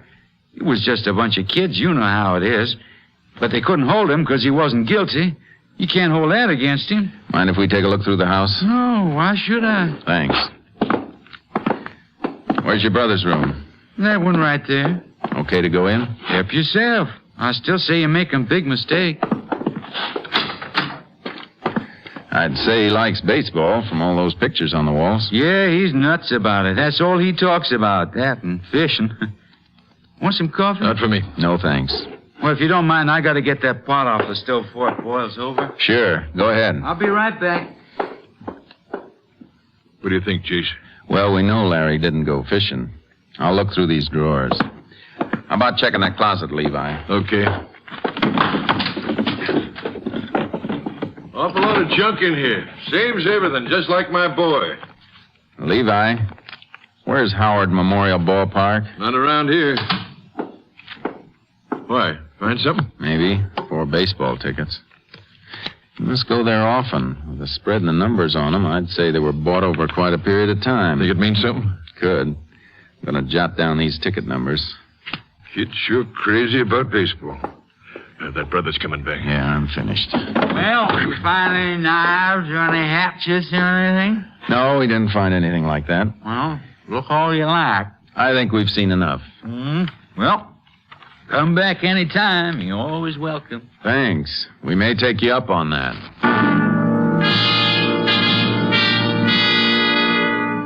We went back to the Highway Patrol office and put out an APB on Larry Vale. We learned that Howard Memorial Ballpark was located in Meade, Texas, 150 miles away. I followed a hunch and called the manager of the ballpark to check on the dates of the ticket stubs found in Larry Vale's room. Come here, Levi. I want you to see this. Your hunch pay off? Uh-huh. I think we got something. A car stolen here May 9th. The kid sees a ball game in Meade May 10th. Car stolen May 23rd. Kids in Meade the 24th. Same routine June 6th and 7th, and again last week. And Meade's right on the border. You think those cars are being run over into Mexico? Wouldn't be surprised if the pattern holds up. Larry Vale's due to see that game tonight. And so am I.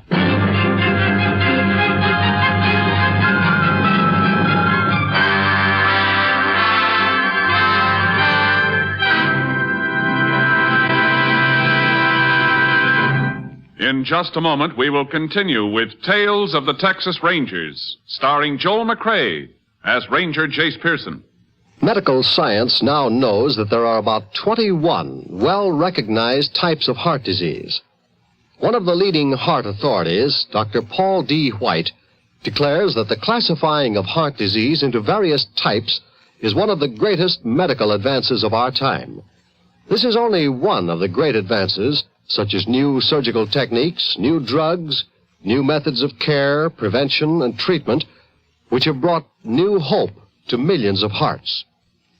New Hope for Hearts is the slogan of the Heart Fund of the American Heart Association and its affiliates.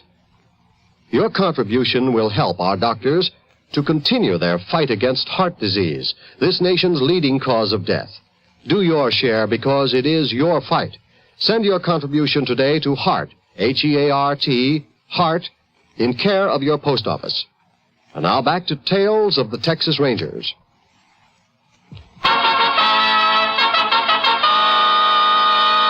We continue now with Tales of the Texas Rangers and our authentic story, Bright Boy.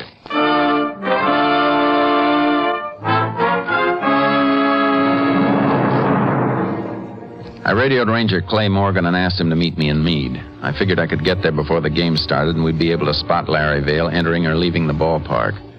I was 30 miles from Meade when it started to rain. By the time I pulled into town, it was coming down hard. Clay was waiting for me at the hotel coffee shop. Might as well sit down and have a cup of coffee, Jace. Why? What's up, Clay? Well, I hate to tell you, but the game's been called off. I was afraid of that. Could I have a cup of coffee, miss? Any other ideas where we can find him? There's better than 60,000 people in this town. Might run into quite a job picking him out. Yeah. Thank you. Got a mugshot of him? Yeah, a couple. Here's his picture wearing glasses, taken last year. Just a punk, isn't he? Uh-huh. Here he is again, without his specs. He sure must need them the way he squints. Probably having a rough time now that he's lost them. Unless he had another pair made. I don't think he's had time for that yet. Many optometrists in town, Clay? 4 or 5. He could be having them made here. I think we better start making the rounds in the morning.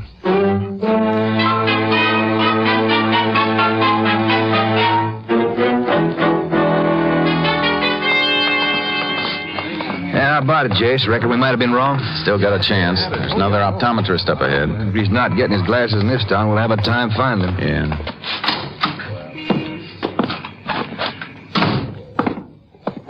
Nobody here, Jace. Probably in the back. Hit the call bell. Yeah. Just a minute. Morning, Rangers. Seems every time I go in back, somebody comes in. I'm sorry if we... Oh, that's all right. I'm used to it. Ought to move the lens grinders up front. What can I do for you, gentlemen? I'm Ranger Pearson. This is Ranger Morgan. Glad to know you. I'm Doc Heath. We're looking for a kid about 17. Figure he might have come here for glasses. Here's his picture. It's about a year old. Just a second. I put my glasses on. This young fellow you're looking for in trouble? He's wanted for questioning. Yes, sir. He was in yesterday morning. You positive? Absolutely, Ranger. It's the same one. Matter of fact, it's his glasses I'm working on now. Order the same kind of frames like in this picture. You know where he's staying? Got his address right here on the order. 128 Junket Street. Name's Sam Jones. Okay, thanks. He'll be back at 3 to pick his glasses up, doing a rush job for him. Says his eyes were killing him. Been a lot of help, Doc. Much obliged. Glad to be of service, Rangers. Anytime. If we don't find him by 3, we'll be back.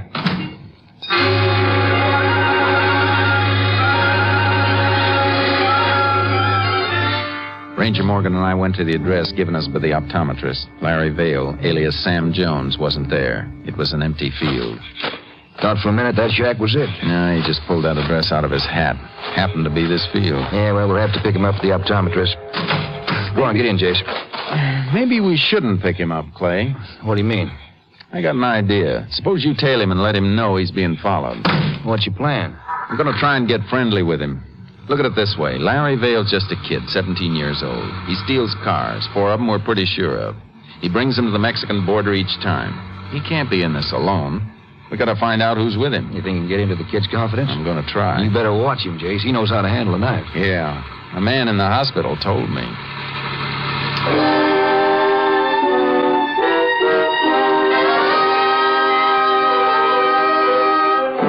We drove to the local highway patrol office. They arranged for me to borrow a cheap suit that looked like somebody'd slept in for a week. I put it on and we drove back to the optometrist's office. We got there a few minutes after 2. Clay parked the car out of sight while I went in to see the optometrist. Hello, Doc. Howdy. Oh, didn't recognize you in them clothes. Boy been here yet for his glasses? No, he hasn't. Expect him pretty soon now. Oh, we'll be outside watching. Don't let him know we've been here. Well, I'll try. I'm sure try, Ranger. What's the matter, Doc? Oh, I'm just a little edgy, I guess. And just keep calm. We'll do the rest.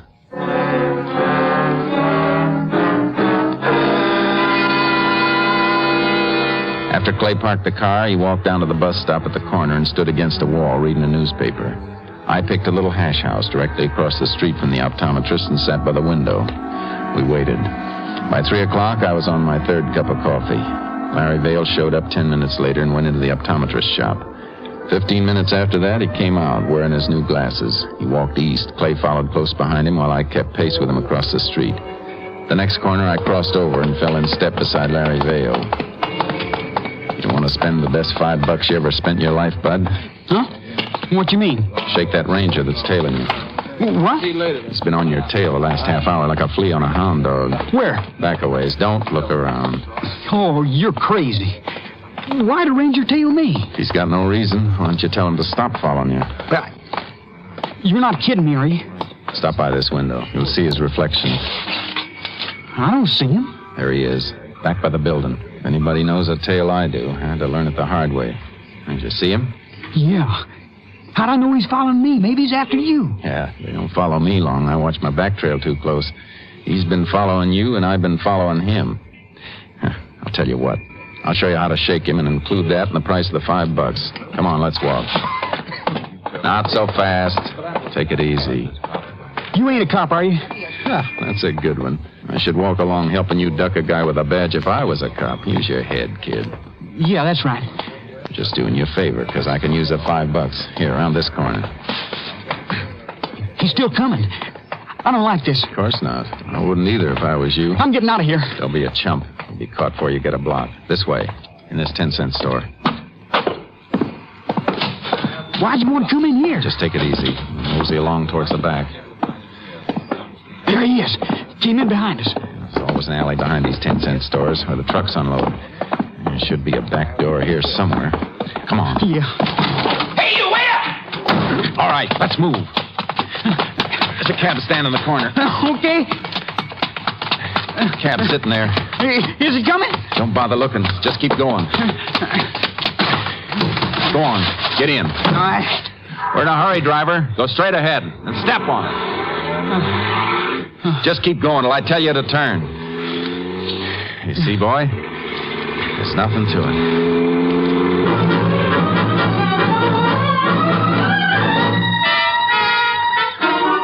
An hour later, I was still with Larry Vale. We left the cab after a short ride and walked the last 3 blocks to the small hotel where he had a room. He insisted on buying some peanuts on the way. I told him my name was Steve Jarvis and let him do most of the talking. Good peanuts, Steve. Want some more? No, it'll spoil my appetite. No. Boy, I want to tell you I'm the luckiest guy in the world, meeting up with you, and I did. How many times could something like this happen? It was good goobers. Wished I'd bought some more. You know, often you run into somebody your age already knows the score. Yeah, I guess that's right. You hot too, Steve? You don't think I'm bumming around because I like it, do you? Right now, I need a steak to get me on my feet. Oh, I owe you some money. Sure was worth a pin, what you did. No, I don't want your dough, kid. I need some real dough. Gotta find a good deal. Hey, Steve, I got an idea. Why don't you work with us? Yeah? Who's us? Me and the boss.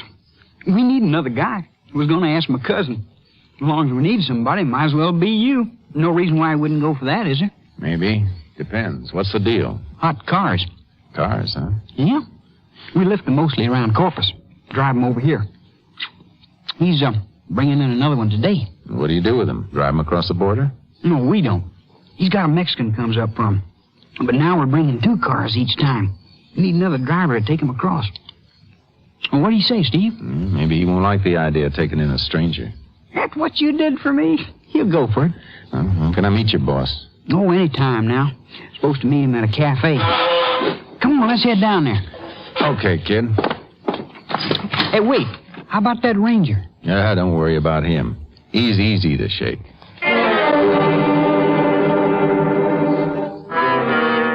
We took a taxi to a small cafe in a tough district just off the main drag. I spotted Clay behind us. He was doing some real trailing now. Larry and I went in and sat in the rear booth. That's where we were to meet the boss. He'll be here any time now. Good food, huh? Not bad. What kind of price you get for the cars over the border? Better than here? Oh, sure. Always $1,000 over the regular price. Sometimes more. Sounds all right. You got a regular contact there? Yeah, Mexican. He's got a garage in Rio del Sur. Hey, waitress, how about some coffee, huh? This Mexican, he takes some down to Mexico City. Ever run into trouble on this end? Oh, I did this time. The guy almost caught me. Taught him a lesson, though. I cut him up real good. You should have seen the look on his face. Yeah. I'll bet he almost died laughing. Hey, that's good. Hey, where's that coffee? You sure this boss is coming? Oh, don't worry. He'll be here. Tell you what, Steve. How about us going to the ball game next Saturday? You and me, huh? Sure. We'll get good seats right behind home plate. And then... Here he comes now. Where? In the front door. Boy, when I tell him what you did for me, he'll sure be glad to meet you. I'll bet he will. Hi, Larry. Everything all right? Hi, Tom. Want you to meet Steve Jarvis. Howdy, Joe. Beat it, Larry. What? Hold it, Vale. Beat it, Larry. Here's the Rangers. Ranger! Hey, grab the kid. Come on, you dirty. Drop the gun. I'll break your wrist. Drop it. I got the kid, Jase. Please, let me go. Let me go. Put out your hands, Vale. You okay, Jason? Yeah. I didn't mean to do it, honest. You got his knife? Yeah, Exhibit A. You stupid punk. I didn't know he was a ranger, Tom. How was I to know? A lot of things you don't know, son. Maybe someday you will.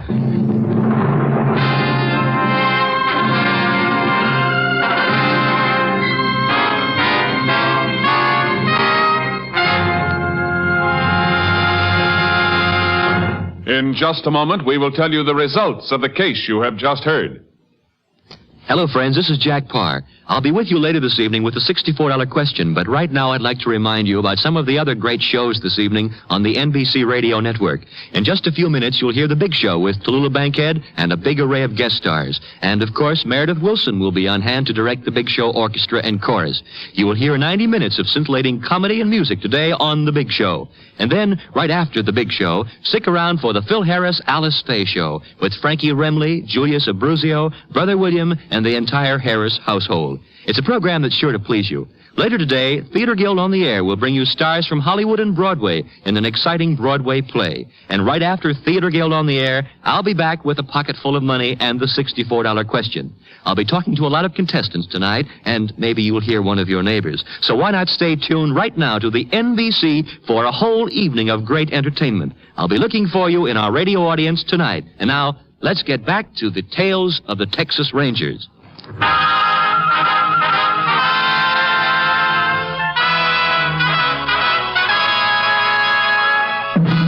And now, here are the results of the case you have just heard. Larry Vale was found guilty on 4 counts of auto theft and 1 count of armed assault. He was sent to the state school for boys at Gatesville until he became of age. His brother Tom Vale pleaded guilty to contributing to the delinquency of a minor and to 5 counts of auto theft. He received a 20-year term at Huntsville. Mexican authorities cooperated with the Texas Rangers in apprehending the others involved in these crimes.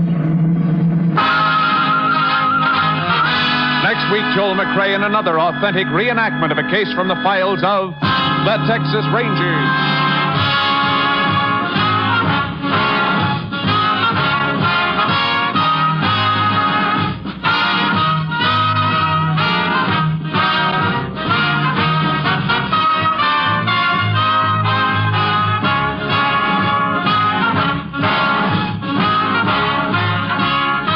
McRae will soon be seen in San Francisco Story, a Warner Brothers release. The cast included Tony Barrett, Sam Edwards, Whitfield Connor, Paul McVeigh, and Herb Ellis. Technical advisor was Captain M.T. Lone Wolf Gonzalez of the Texas Rangers. This story was transcribed and adapted by Bernard Ederer and Robert A. White, and the program was produced and directed by Stacy Keats. Hal Gibney speaking.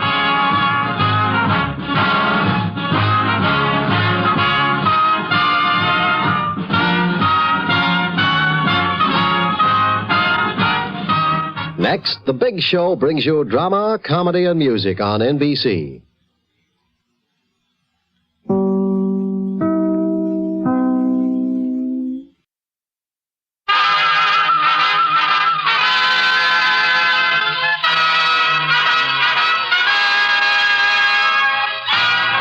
Tales of the Texas Rangers, starring Joel McRae as Ranger Jace Pearson. Another authentic reenactment of a case transcribed from the files of the Texas Rangers.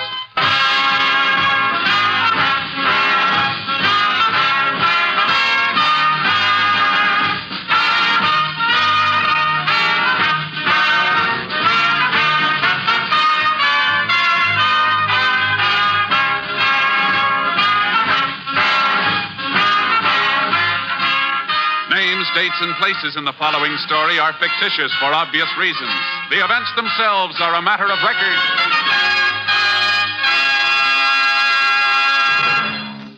Before we bring you today's story of the Texas Rangers, let's talk a moment with Phil Harris and Alice Faye during a break in the rehearsal for today's Phil Harris Alice Faye show. Thank you, Bill Foreman.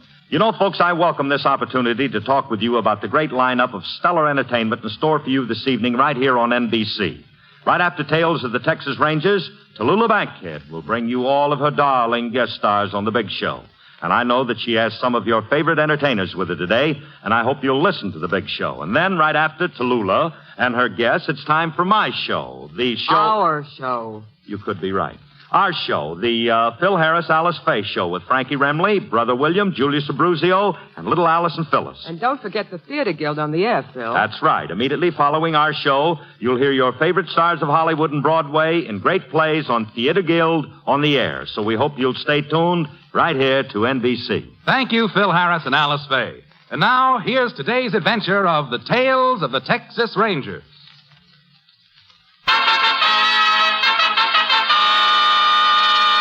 And now, from the files of the Texas Rangers, the case called The Iceman.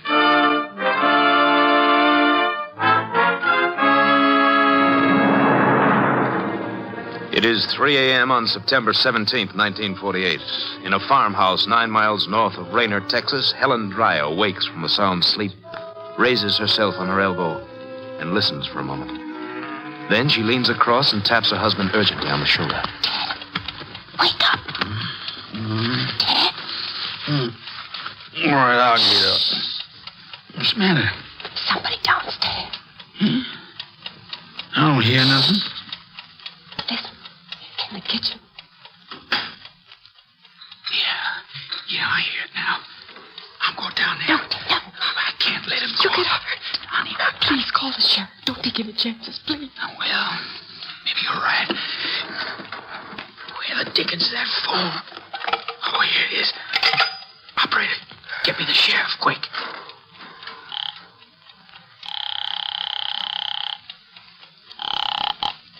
Sheriff Holmes speaking. Sheriff, this is Ted Dreyer. You'll have to talk up. I can't hear you. There's a burglar in my house. Who'd you say this was? Ted Dreyer, Farm Road 22. The man's down in my kitchen. Well, I'll get out there right away.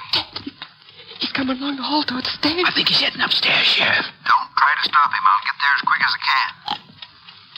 Dad, he's coming up here. Yeah. What do we do? Oh, Dad, I'm so scared. Dad, you're sleeping, honey. Whatever happens, don't move. You're not gonna... No. Honey, quiet.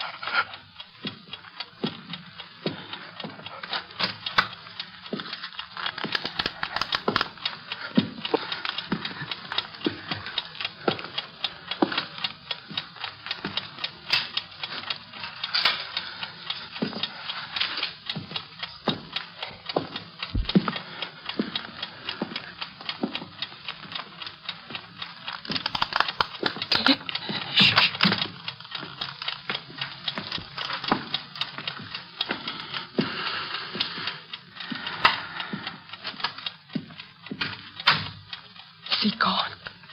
Yeah, honey, he's gone. Oh.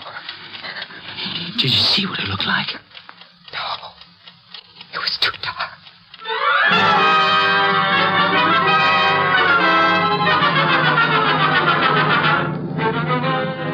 The sheriff reached the Dreyer farmhouse 20 minutes after the departure of the intruder. He found Mrs. Dreyer in a state of hysteria and sent her upstairs with her husband. After a cursory investigation, he immediately contacted the Texas Rangers and requested assistance. Ranger Jace Pearson was assigned, arriving on the scene at 4:25 a.m. The sheriff led him directly to the kitchen. Hey, you see what I mean, Jace? Yeah, I'm glad you called us, Sheriff.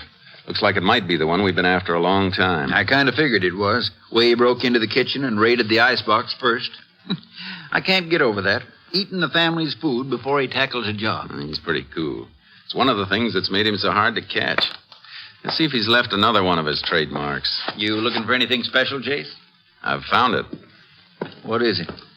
Method he uses to trip the latch on the screen door. Pushes an ice pick through the screen. Does he always carry that ice pick with him? As far as we know, he does. Cap Stinson over at headquarters calls him the Iceman. Well, Iceman or no, I sure don't relish having him in my county. Afraid you'll have him around town for one more night anyhow. Why would make you say that? It's part of his M.O. Always hits 2 nights in a row in the same area. Pick's house is pretty far from town, and the second place is always on the opposite side of town from the one he worked the night before. It shouldn't be hard to nab him, then. That's what we've thought for over a year now. We even know a couple of other interesting things about him. He never enters a house where there's a dog, and he wears gloves on the job. And even knowing this, we haven't been able to catch him. So you haven't been getting any fingerprints on him then, huh? No. I sure wish somebody'd at least get a look at him. We've learned a lot about him since he's been operating, but we still don't have any idea what he looks like. Well, maybe the dryers can tell us something. She ought to be feeling better by now. Just a second. What's this on the floor? You have a piece of paper handy I can use to sweep some of it up? Well, here's a sheet out of my notebook. That'd do the trick. Uh-huh. Thanks. Yeah, I thought so. What is it, Jason? Here, smell it. I'd say it was snuff. So would I. Mr. Dryer use it? Nope. Ted smokes cigars. It looks like we've just discovered another one of the Iceman's habits. And every time we do, we get just a little bit closer to catching him. I sure hope you're right. Let's go up and see if the Dryers can tell us anything. Miss Dryer was right jumpy when I got here. Not much wonder either. She was the one first heard him moving around in the kitchen. How much money to get here? Over $80. Ted had just been to the bank. All right, if the ranger and me come in? Sure, come on in, Sheriff. Find anything to help you? Well, we think so. How you feeling now, Miss Dryer? Oh, it's still a little shaky. I don't think I'll ever sleep again tonight. The way he came right into this room. Now, honey, it's all over. I know, but I'm still so scared. Sure. Don't you and the sheriff want to sit down, Ranger?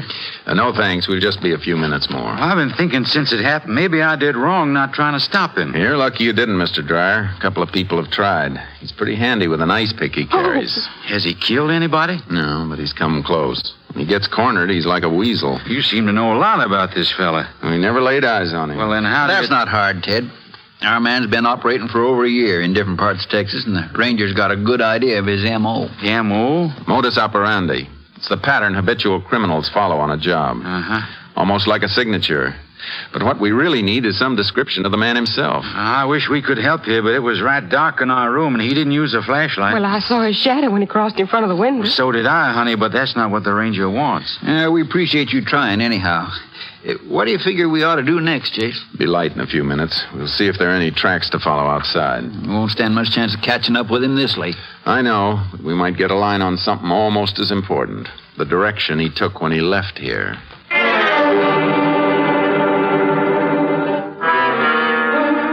As soon as it was light enough for trailing, we went outside. Back of the house, we found a spot where the thief had rested on the ground prior to the burglary. Near the front door, we discovered tracks leading southeast across the fields. I unloaded charcoal from the trailer, and the sheriff borrowed a horse from Mr. Dryer. Tracks were easy to follow. After about 3 miles, we pulled up. Ooh, Shark. Oh, boy. Yeah. What do you make of that, Jason? Looks like he stopped to rest again. The way the brush is crushed, I'd say he'd spent quite a while here. Yeah, and I don't figure. Why would a man who just broke into a house stop so close to the place he robbed? Could have been waiting for something. How far is the main highway from here? Pretty close, just over that rise. We'll see if the tracks lead there. Get up, Chunky. Come on, boy. If you're right about his waiting for something, it could be he's got a partner with the car. Meets him on the highway at some special time. Maybe, but our Iceman strikes me more as the type who'd work alone. Tracks look like they're going to lead right onto the highway, Jace. Suppose they do. Where do we go from there? See if he crossed the road. If he did, might give us some indication of where he was heading. And if he didn't? That's something we'll have to try and figure out. Ooh, Charky.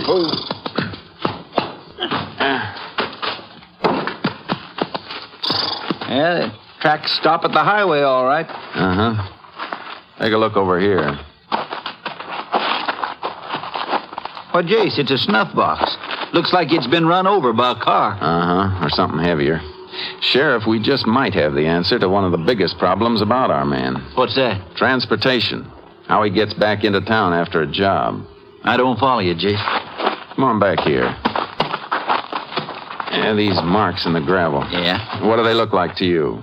Well, they could be tire marks. From dual wheels. Double spurt of gravel where they started off. And up there where the snuff box was, you can see where the front wheels turned. You figure he might have been picked up by a truck? It's a little too long for a truck. Could have been one of those big trailer jobs. Yeah, then the rear wheels wouldn't have traction. No, I got a hunch it was a bus that picked our friend up. Well, there is a bus due in town from this direction at 4:50. And make it pass here around 4:30. Just right for the Iceman to make it. You mean he might plan his jobs around bus schedules? It's possible. Reckon we better try to locate the driver who brought in that bus. That shouldn't be too hard. Drivers all change at Rayner.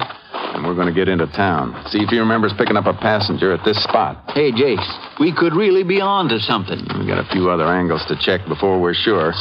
But if they pan out, we got just one more detail in the Iceman's M.O., and this might be the one that trips him up.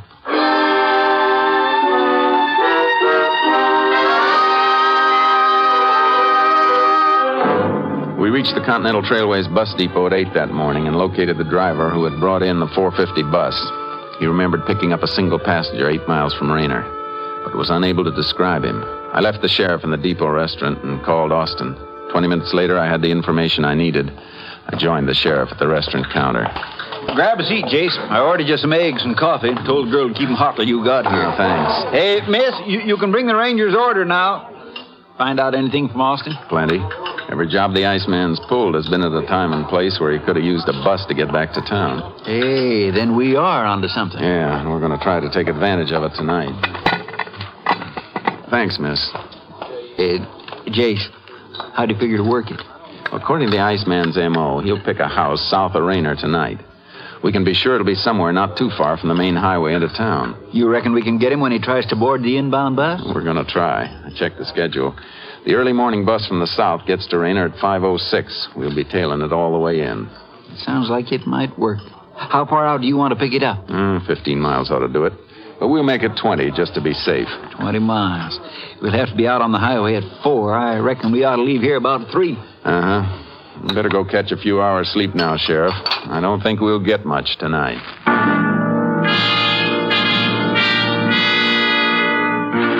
At 3 the next morning, the sheriff and I drove south on the highway out of Rayner. It was still dark when we picked up the inbound bus at 4:17 a.m. We tailed it for 5 miles without seeing anyone. 10 miles from town and still no results. At the 7-mile mark, the sheriff leaned forward in his seat. Hey, Jace. Yeah? Can you get a little further over to the right? You think you see somebody? I'm not sure. How about now? Yeah, that's better. Yeah, up at the top of the next hill. The bus headlights just caught him standing at the side of the road there. Hold on, Sheriff. We're going around the bus. Then we're going to roll. You see him now? Yeah. Stay on your toes in case he makes a break when we stop. Right, Jace. If you get close to him, watch out for that ice pick. I'll try not to get that close. Get ready. Well, can you beat that? A woman. I ought to kick myself. She had me fooled, too. There ought to be some kind of law against women wearing slacks. Reckon she works in the aircraft plant. And we'll let the bus pass us again. He might still be between here and town. What'll we do if we don't spot him? Turn around, come out again. There's another bus due at 9:03. We'll pick it up at the same place and tail it. He's got to be around here somewhere, and we're going to find him.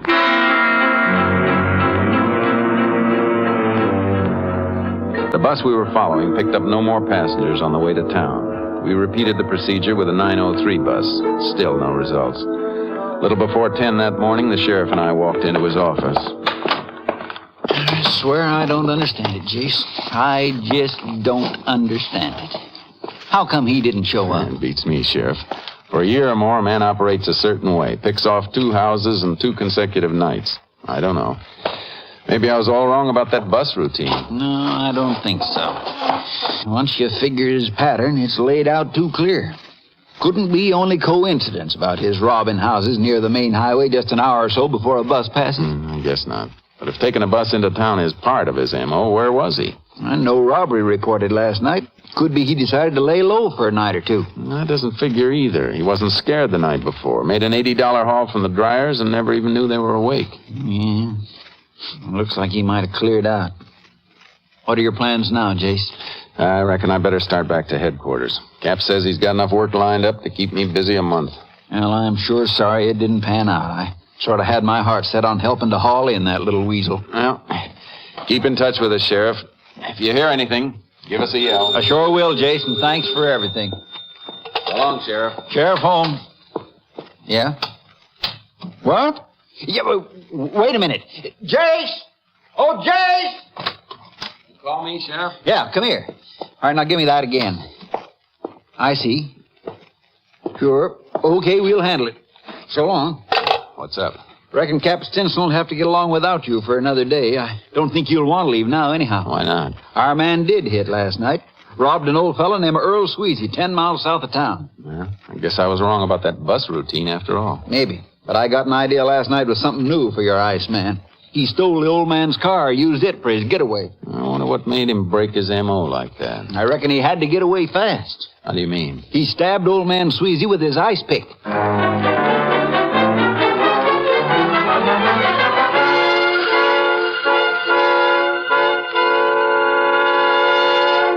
In just a moment, we will continue with Tales of the Texas Rangers, starring Joel McCrea as Ranger Jace Pearson. Have you ever stood on a western plain and watched the black funnel-like cloud of a tornado sweep across the countryside? Have you ever seen the destruction left in its wake? Whenever and wherever disaster strikes, your Red Cross must be prepared to care for the injured, the homeless, the destitute. Following the sweep of a tornado, the raging waters of a flood, the blow of a hurricane, the need for help is immediate and urgent. If you are there on the scene, you will certainly do all you can to help. But even if you are hundreds of miles away, you can still answer the call of the victims through your Red Cross. For you, all of us are the Red Cross. Our Red Cross sets up shelters for the homeless, provides food and clothing and medical care.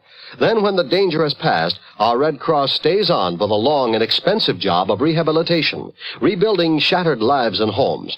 Many people lack the resources to make a new start after disaster losses. Then they turn to you, and you answer their call through your Red Cross.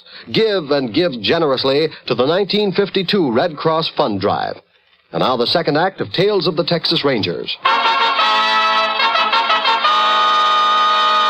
We continue now with Tales of the Texas Rangers and our authentic story, The Iceman.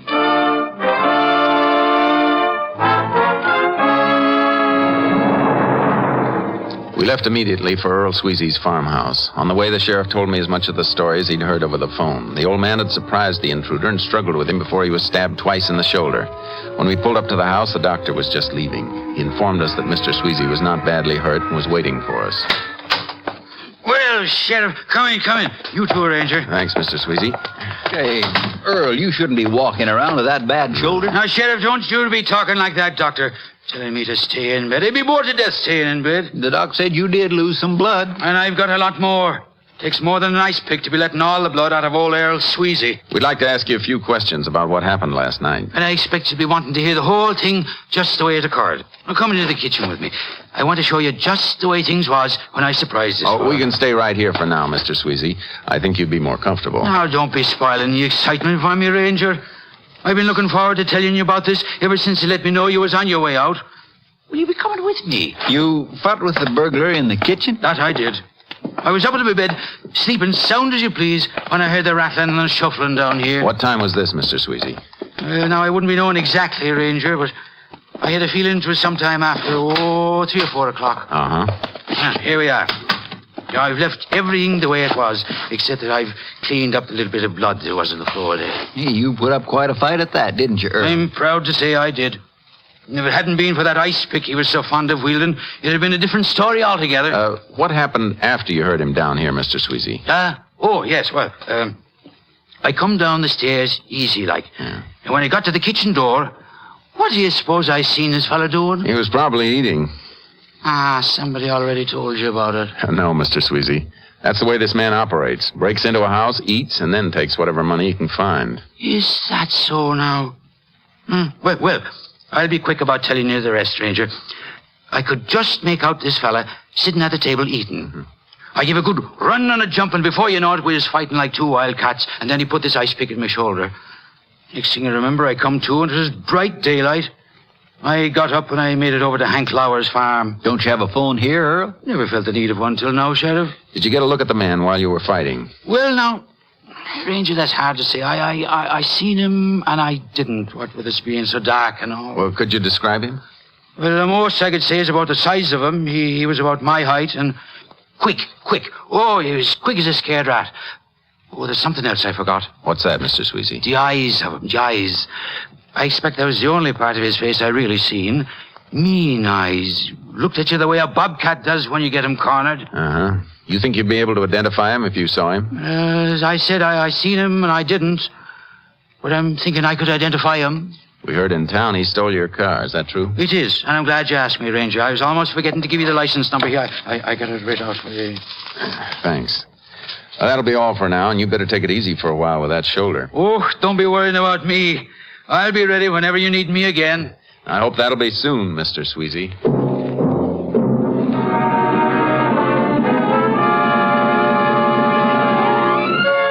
We put out a tracer on Mr. Sweezy's car. Around noon of the third day, the car was found covered with brush off a small dirt road near Route 190. We were checking the area when I received a radio call. KTXA to Unit 10. Unit 10 to KTXA. Go ahead, KTXA. Iceman has been located through a standard MO check in town of Delaney. Reported breaking and entering during early hours this morning. Delaney, that's 50 miles north of here. 10-4. Does KTXA know exact location of crime with reference to center of Delaney? House belongs to O'Brien Edwards. Location 12 miles east of town. 10-4. This unit will proceed immediately to Delaney. Unit 10, clear. 10-4. KTXA Austin. He's already hit east of town. Should be west for his second strike. Want to tail a bus again tonight, Sheriff? If it means another crack at this Iceman, you just try and stop me. Let's get rolling, Jace.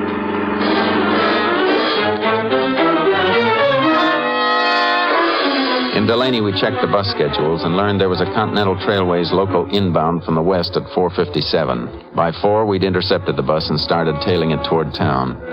At 4:25, we spotted a man standing at the side of the road a quarter mile ahead of the bus. He passed the bus and pulled up 10 yards from the man, keeping him in our headlights. He made no attempt to run as we got out of the car. I saw him throw something over in the brush, Jake. Yeah. Stay where you are, mister. We want to talk to you. A bus is coming. I gotta get in town. Wave the bus on, Sheriff. Sure. Look, what you doing? I gotta get on that bus. We'll give you a ride into town. You got no right to do this. What's your name? George Tagg. Where do you live? I don't have to tell you nothing. I asked you where you live. I want an answer. Dallas. What are you doing out here tonight? Maybe I've been visiting a friend. Your friend have a name? Look, you got no business asking me questions like this. Frisk him, Sheriff. Yeah. You keep your hands off me. Shut up. Well, looks like the beginning of pay dirt, Jace. Box of snuff, wallet full of money, and a pair of cotton gloves. I want to use these gloves. My gloves? Got a right to use them any way I want. You ought to learn the law a little better. I suppose you go get that ice pick you just threw away. I don't know what you're talking about. See if you can find it, Sheriff. I'll find it if it's the last thing I do. Now, look, how long are you going to stand out here asking me questions? Until we're finished. Where were you tonight? Told you before. Visiting a friend. Who? Maybe I can't tell you. Maybe she got a husband. Jace? Find it? Yeah. Sharp and shiny. Here. How many houses you break into with this, Tagger? I never saw that before. I don't think I'd claim it either if I'd stabbed as many people with it as you have. You wasting your time. You promised me a ride into town. Am I going to get it? Yeah, but not to the town you think. You're going to get a ride a long way back to a town called Rayner. We arrived in Rayner around 10 that morning. We locked Tagger in the county jail and contacted Mr. Sweezy. We told him we wanted him to make an identification and arranged to have a special show-up in the cell block. Tagger and 5 other men were to be presented to him in the hope that he could identify the man who'd entered his house. Come on in. Got the 6 of them over there in one cell. Fine. This'll be far enough, Mr. Sweezy. Wait here while the sheriff brings the men out. Yeah, I'll have them out for you in a second. Ranger, if I'm not able to identify this man, do you have enough on him to send him away anyhow? Maybe. But without identification, a good lawyer could get him off. All right. Ollie, come on out of there. Come on and stop talking. Now form a straight line in front of the cell. Get moving, all of you. We'll get a little closer now, Mr. Sweezy. Any of these men look familiar to you? I'm not able to say for certain, Ranger. Just take your time. That one.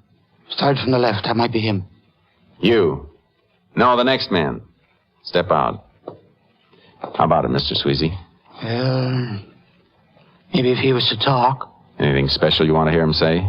Maybe if he was to say, I'll get you. That's what he said when we was fighting. Let me hear you say, I'll get you. Look, what is this? Say it. I'll get you. Maybe if he was to whisper. That's the way he says when I heard him. Whisper those same words. I don't know how. You heard the ranger whisper. I get you. Mr. Sweezy? Ranger, I can't be sure. I just wouldn't want to be saying. Well, thanks anyhow. Sheriff? Oh, wait a minute. What is it? I was just remembering, in the fight the other night, just before he put the ice pick in my shoulder, I had a hold of him and I scratched the back of his neck. Are you sure? And wasn't I almost forgetting? If that's the man, he'll have the mark of my fingernails across the scruff of his neck. All right, you. Turn around. Look, what you trying to do? Turn around. You can't make me do nothing I don't want to Ranger, do. it is him. That look he got in his eyes just then, I'd know them eyes any place. It's him for sure. Oh, you did it! I'll kill him! Come on. Just get out of here! Let's get back in that cell. I said in the cell. You can't put me in it! I lock it, Sheriff. I get out! Rattle all you want, Taggart. It's gonna take more than an ice pick to get through that door.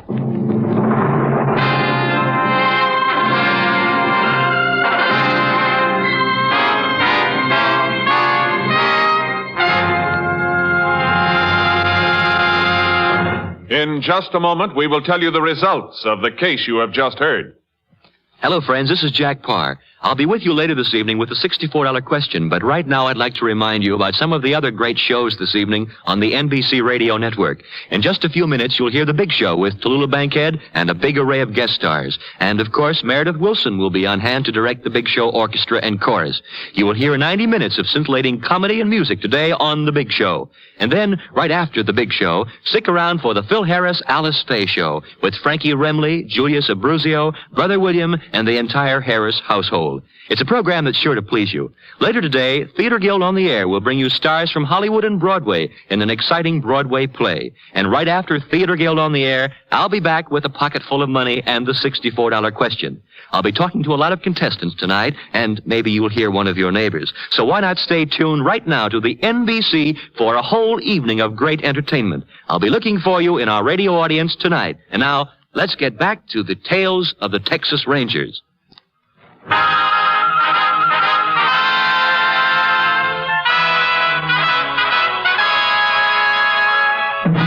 And now, here are the results of the case you have just heard. On November 17th, 1948, George Taggart was tried in the Rayner County Court on dual charges of felonious assault and burglary. He was convicted and sentenced to 23 years in Huntsville Penitentiary. Next week, Joel McCrea in another authentic reenactment of a case from the files of the Texas Rangers.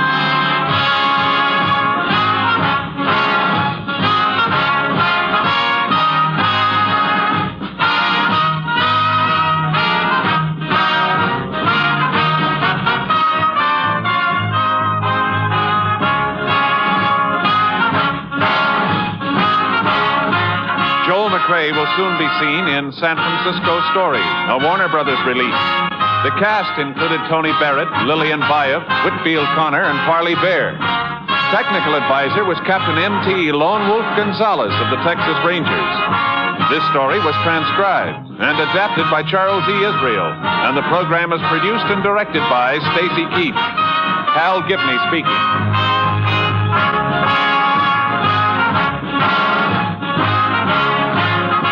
Next, The Big Show brings you 90 minutes of drama, comedy, and music on NBC.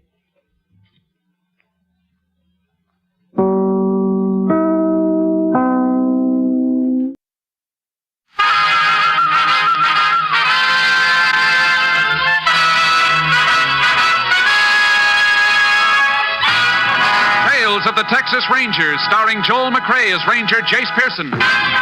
Another authentic reenactment of a case transcribed from the files of the Texas Rangers.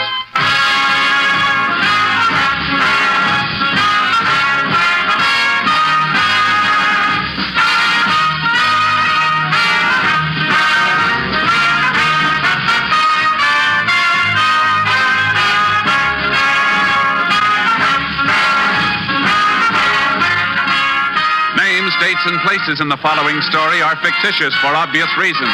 The events themselves are a matter of record.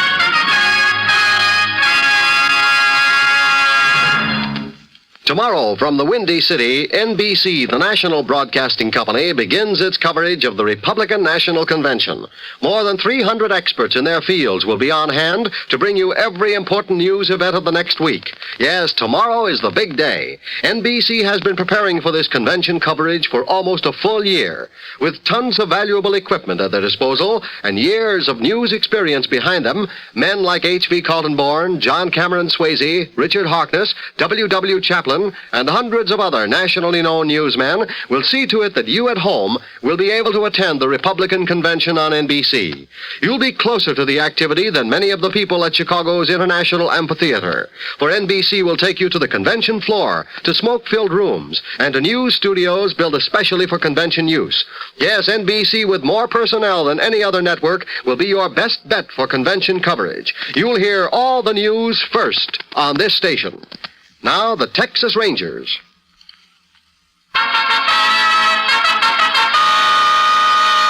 And now, from the files of the Texas Rangers, the case called the Boomerang.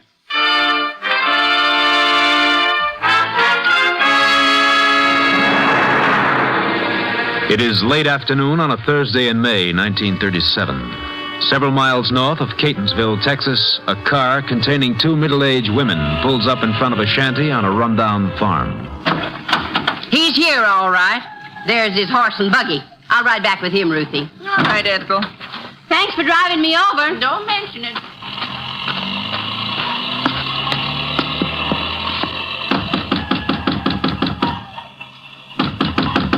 All right. Don't break it down. I'm coming.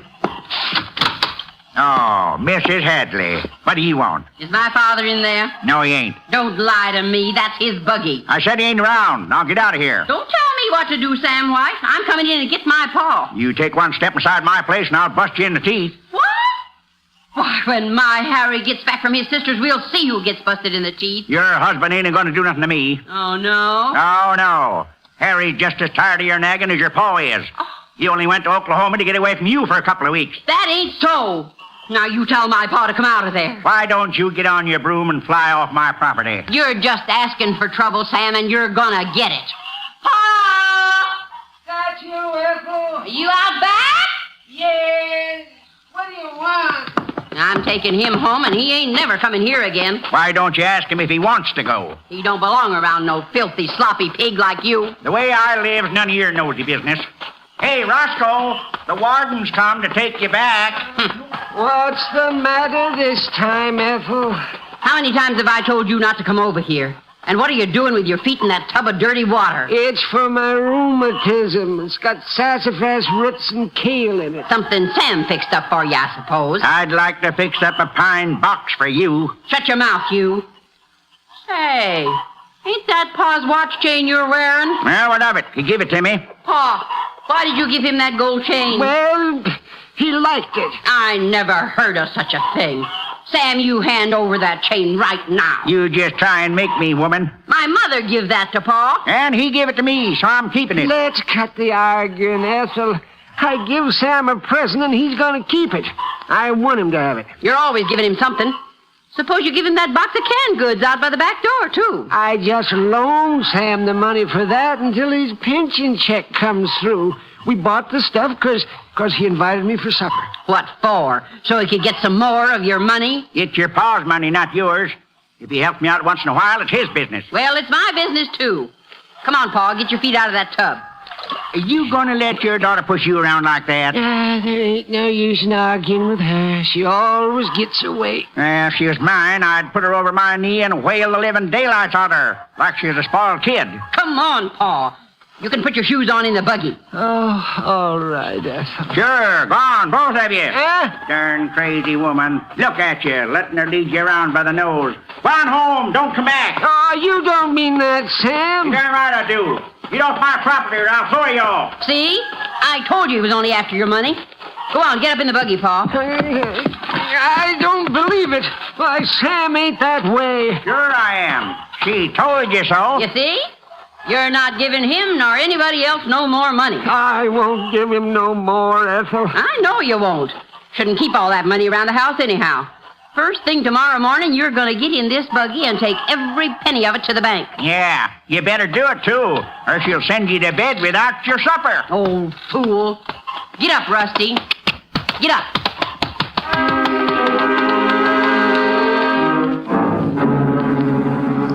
At 3:30 the following afternoon, Mrs. Hadley went to the office of Sheriff Nielsen and reported that her father, Roscoe Kreider, was missing. After a preliminary check, the sheriff requested aid from the Texas Rangers. 45 minutes later, Ranger Jace Pearson was at the sheriff's office. You'll find him, won't you, Ranger? We'll do our best, Mrs. Hadley. When was the last time you saw your father? About 9:30 this morning, when he took off in the buggy. With the $1,400? Yes, sir. Was in a tin box. He never got to the bank, Jace, and we can pretty well rule out the possibility of an accident. He's not at the hospital, and no doctor around here has seen him. Oh, excuse me. I know something terrible's happened to him. And it's all my fault. I made him go. I'll be right back, Jace. I'm going to take this call in the other office. Okay, Sheriff. Was your father feeling all right when he left for the bank, Mrs. Hadley? He wasn't ailing, if that's what you mean. But he was in pretty low spirits because I kept after him till he took off in the buggy. I was only doing it for his own good. Did he ever stay away this long before? No, sometimes he'd sneak off with that awful man named Sam White. But I stopped off there, and Sam claims he ain't seen him all day. You think he might be lying? He sure could be, Ranger. He's a nasty old man. Can I see you over here? Sure. Excuse me, ma'am. What is it, Sheriff? That phone call. One of our boys in a plane thinks he spotted Kreider's horse and buggy. Where? On the edge of Bourne's Lake. But there was nobody near it. Have a deputy take Mrs. Hadley home. We'll go out there.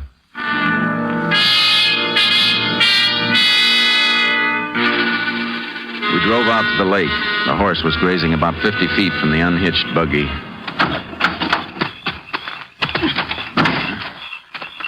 Well, don't see him anywhere. There's nothing in the buggy. You can see where he walked around unhitching the horse. Yeah, and I would look over there, Sheriff. Where? Down toward the edge of the water. A lot of footprints. Yeah. He must have gone up to his ankles in mud. Looks like someone shoved a rowboat off here into the water. Reckon he went rowing? It doesn't make much sense that Roscoe Kreider would take his money down here and go rowing. It sure doesn't. Can you see any boats on the lake? No, not from here. Let's get up on that rise. We ought to be able to spot it from there. The lake's only half-mile across at most. And this should be high enough. And there isn't a single boat out there. Now, wait a minute. There's one over there in that inlet. Nobody in it, though. Let's take a look.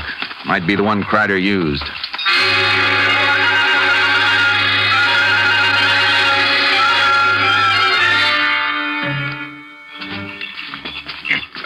Fine place to leave a boat. Yeah.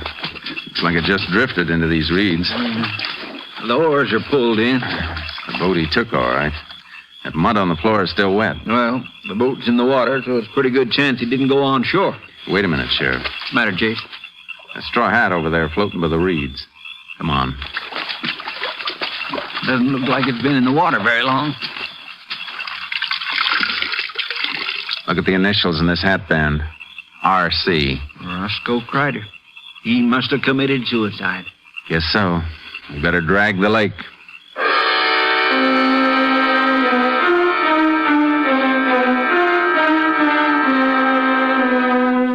We told Mrs. Hadley the news. She broke down and bitterly blamed herself for her father's death.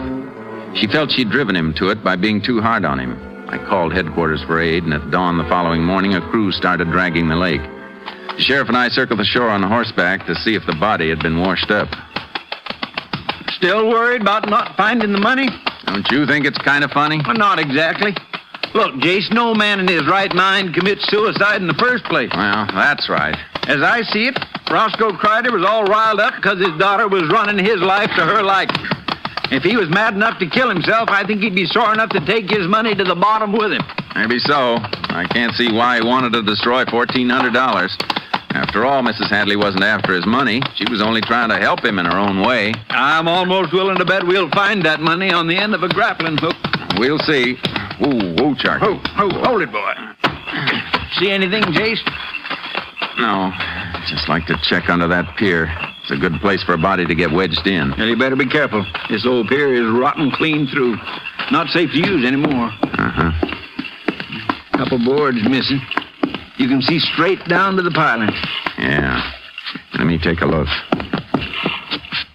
See anything, Jace? No. It's all clear down here. Let's go out to the end. Sheriff, have any of the dragging crew been on this pier? No, I told them to keep off. Why? There's fresh mud tracks on this planking. Well, I know none of the boys were out here. Looks like these tracks were made by someone who got out of a boat. You mean maybe Roscoe Kreider didn't commit suicide? I don't know. We didn't find any suicide note. Besides, what proof do we have that Roscoe Kreider wasn't robbed and killed? You think these tracks belong to somebody who killed Roscoe? It's sure possible. Killer could have tried to make it look like suicide by rowing Kreider's body out the middle of the lake and pushing it overboard, then landing here at the end of the pier. Yeah, that'd sure explain these muddy tracks. Yeah. Another thing. The wind's been blowing from the southeast for the last couple of days. The boat would float right toward that inlet. That's just where we found it. Maybe you're right, Jace. Maybe it was murder. When we find the body, we'll know for sure. So, now we start looking for a murderer, huh? Uh-huh. And a clever one. Somebody who knew Roscoe Kreider was carrying a lot of money. Only two people knew that, Mrs. Hadley and Sam White. That's just what I've been thinking. Let's go pick him up.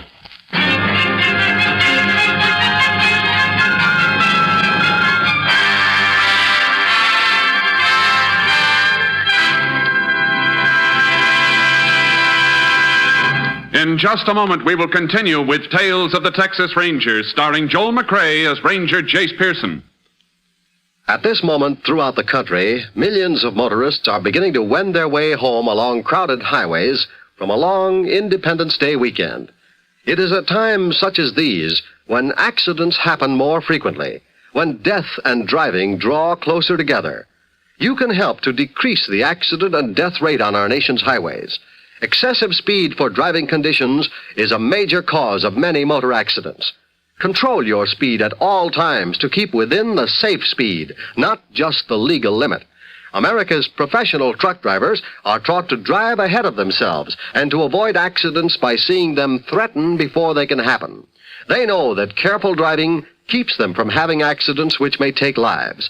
Speed is the number one killer on the highways. So drive carefully today on your way home from an enjoyable weekend, and tomorrow wherever you go in your car. Exercise caution, courtesy, and the golden rule, for the life you save may be your own. Now Act 2 of the Texas Rangers.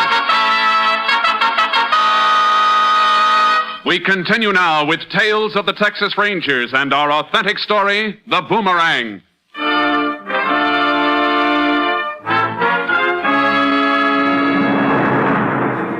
We left the crew at the lake and drove to Sam White's dilapidated farmhouse.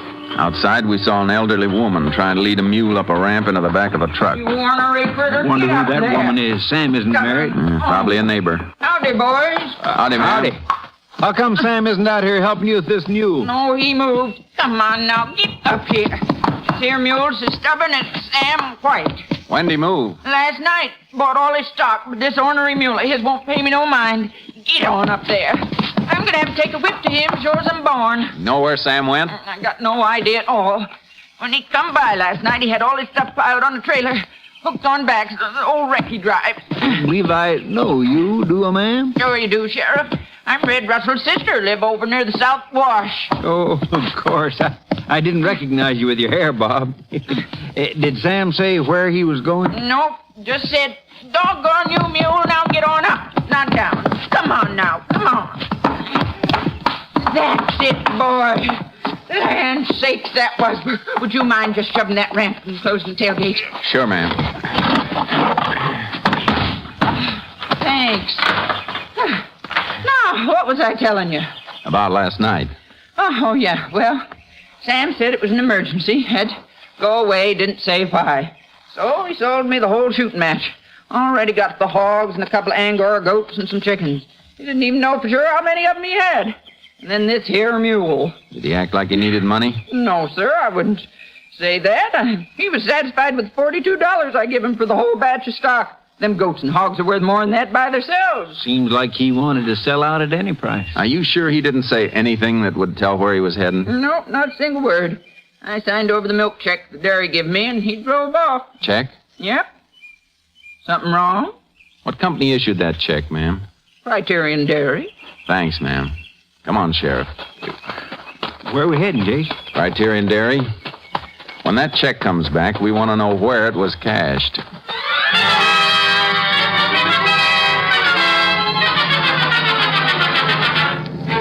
We went to the dairy company. They arranged with their bank to notify us when the canceled check came back. Meanwhile, we continued our search for Roscoe Kreider's body without success. A week later, the check came through. It had been cashed 300 miles away in Tucker, Texas, by a real estate broker named John Cooney. We went there. Well, that's it, Jace. There's your sign, John Cooney. Maybe Sam White bought some property. Here, I'll get it. Thanks. Morning, gentlemen. What can I do for you? You, Mr. Cooney? Yes, sir, I am. You remember cashing this check? Let's see now. Oh, sure. I took it as a rental payment a few days ago. From a man named Sam White? That's right. Rented him a little place out on York Road. He gave me the check for part of the rent. Is something wrong with the check? No, it's okay. How do we get to Mr. White's place? Well, it's about 3 miles out on York Road. But if you want to see him, he's probably in town. What makes you think so? Well, when he rented the farm, he asked me where he could pick up some stock. I told him to go down to the auction yard today. They have sales every Monday, you know. I'm sure he'll be down there. That's about it, Jace. Yeah. Let's get over to that auction.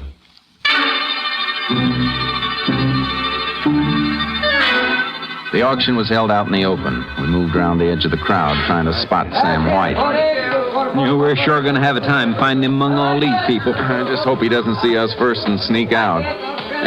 Why don't we mix with the crowd and wander through it, Sheriff? Okay. Could we get through here, please? Sam's a big man, Jace. Easy to... Hey, Jace, I think I see him. Where? Right up front, wearing that checkered shirt. Uh-huh.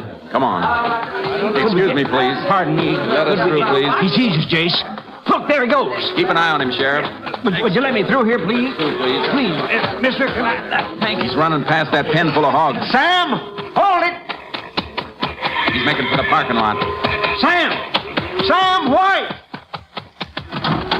Hold it, White. You're not going anywhere, so just stand still. Well, what do you want of me, Ranger? I ain't done nothing unlawful. And then why are you running away? I wasn't running from you.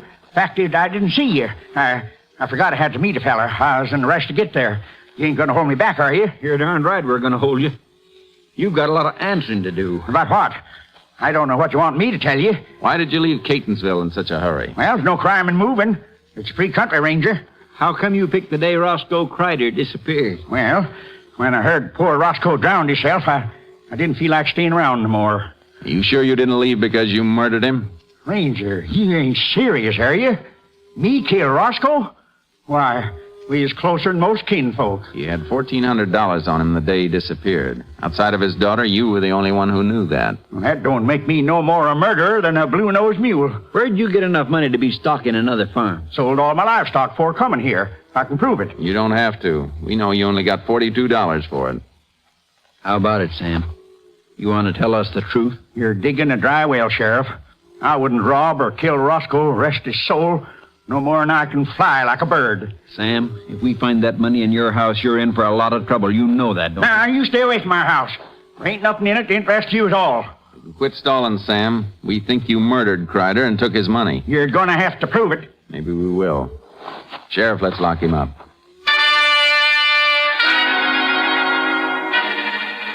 We turned Sam White over to the local constable. Then we got a search warrant from the magistrate and went out to the farm White had rented. Well, look at it, Jace. Hardly any difference between this shack and his last one. Yeah, I reckon he was going to use that money for other things. Door's locked. Let's try that window. It's open a couple inches. Good. Yeah, I'll go in first. You don't have to climb through. I'll open the door, Sheriff. Okay, Jace. He doesn't have much furniture in here. Shouldn't take us long to go through his stuff. Not many places in here to hide it. Let's try this closet. Package is up on the shelf. What old shoeboxes? Yeah, here's a tin box. The cover's really jammed on tight. Well, there it is. Neat little stack of bills. Mm-hmm. I reckon this cinches the case. It sure does. Let's show this to Sam White. See what he has to say. Come on. Hey, wait a minute, Sheriff. What is it? You hear that noise? Sounded like it came from that back room. Careful, Sheriff.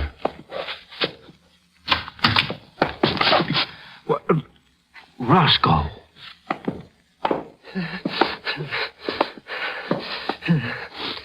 What are you doing here, Mr. Kreider? Please don't take me away. I don't want to go back home. Are you all right? Ethel sent you to bring me back, didn't she? Please tell her you couldn't find me. Nobody sent us, Mr. Kreider. We thought you were dead. Well, that's what I wanted you to think. Ain't there some way you can forget you seen me? How about telling us what this is all about? You promise I can stay here? You're an adult. You got a right to do anything you want. Yeah, my daughter don't think so. Everything I done was wrong. I couldn't smoke in the house. I had to eat only what she liked. I had to go to bed when she had company. Treated me just like a kid. Well, you had money. Why didn't you move out? I did. I moved in with Sam once. Ethel come after me and made me go back home. I mean, she took me by the arm and she dragged me. She said my place was with her. You didn't have to pretend you were dead. There must have been some other way. Oh, I don't know, Ranger. Ethel would never give up on me unless I was dead. I ain't never going back. Did Sam talk you into that fake suicide? Yeah. You sure he didn't do it just to get more of your money? Oh, no, Ranger. Why, Sam always pays back what he owes me. And the only money I spend now is for my own keep. I see. Mr. Kreider, you know your daughter has to be told you're alive. No. It'd just be the same thing all over again. Nagging me and bawling me out. Please don't tell her. We have to, Roscoe. She filed a missing persons report. She has to know you're alive. Well, you have to tell her where I am? That part's up to you. Well, then I don't want her to know. She's been miserable blaming herself for your suicide. She don't care. She does, Mr. Kreider. She does care. She thought she was doing the right thing for you. She knows now she was wrong. Yeah, not Ethel. She'd never own up to being wrong about anything. If you could see her now, you'd know how sorry she is for the way she treated you. I wish I could believe that. It'd make me feel a lot happier. You give us a chance to prove it? Well, maybe. But how? You leave that up to us.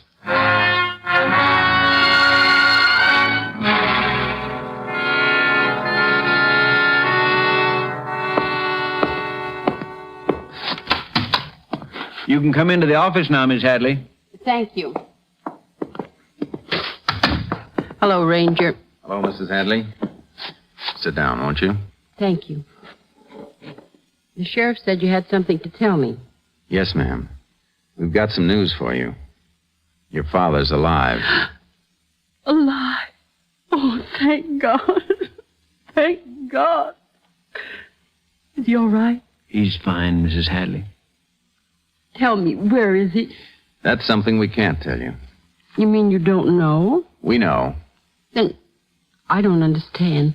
Why can't you tell me?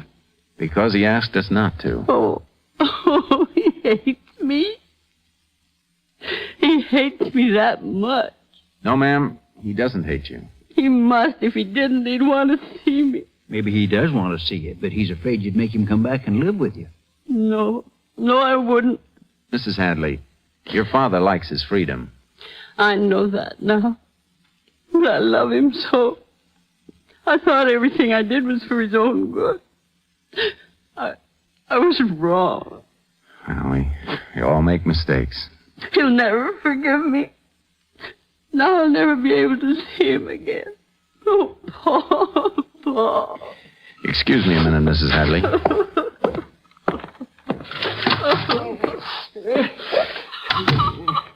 Did you hear what she said, Mr. Kreider? Yes, I heard. You believe us now? I believe you, Ranger. I want to see her.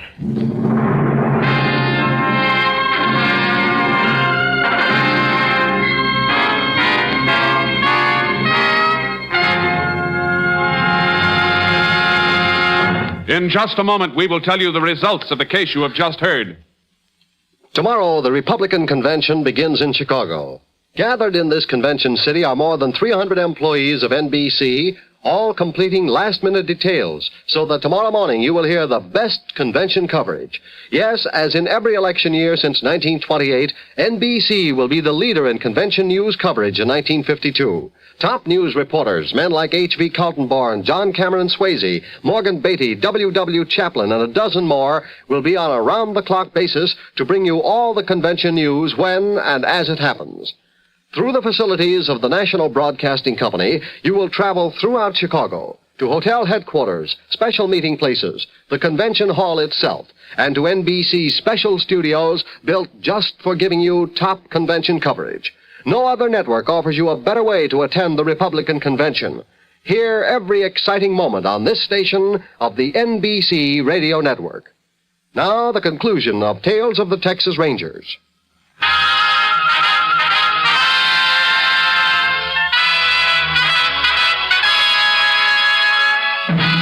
And now, here are the results of the case you have just heard. Mrs. Hadley kept her word. Her father continued living quietly with Sam White on their rented farm. Until his death 7 years later, Roscoe Crider made periodic visits to his daughter in Catonsville. And here again is the star of our show, Joel McRae. Folks, today is a red letter day for Tales of the Texas Rangers. It marks our second anniversary on the radio. And as we go into the beginning of the third year, we want to tell you listeners how much we've appreciated your letters and wonderful comments. Most of you know that it takes a lot of work to put on a show of this type. From the gathering of the research material to the sign-off of the actual broadcast, there are dozens of people who help to put over Tales of the Texas Rangers.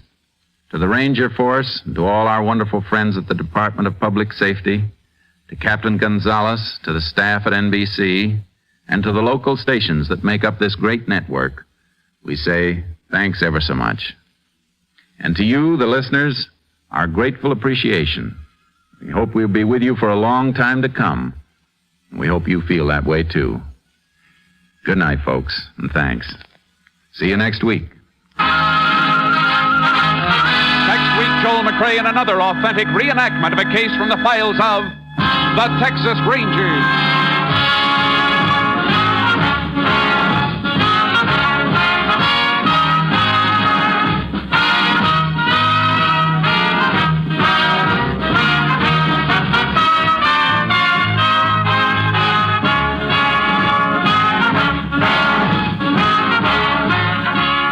Joel McRae is currently seen in San Francisco Story, a Warner Brothers release. The cast included Tony Barrett, Elizabeth Slifer, Ralph Moody, Howard McNair, Parley Bear, and D.J. Thompson. Technical advisor was Captain M.T. Lone Wolf Gonzalez of the Texas Rangers. This story was transcribed and adapted by Bernard Ederer, and the program was produced and directed by Stacy Keach. Hal Gibney speaking.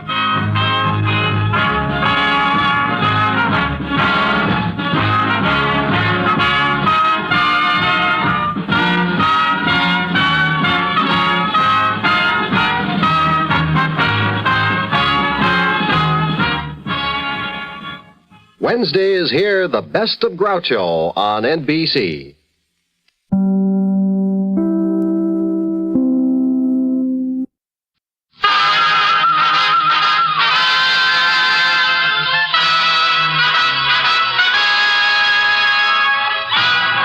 Tales of the Texas Rangers, starring Joel McRae as Ranger Jace Pearson. Another authentic reenactment of a case transcribed from the files of the Texas Rangers.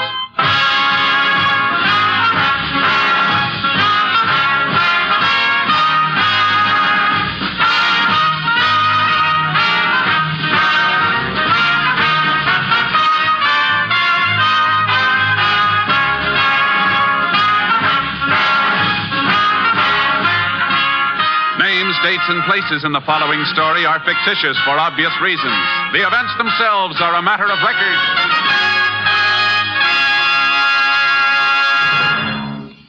In 2 days, a new year will be upon us, and with it come top New Year's Day football games on this NBC station.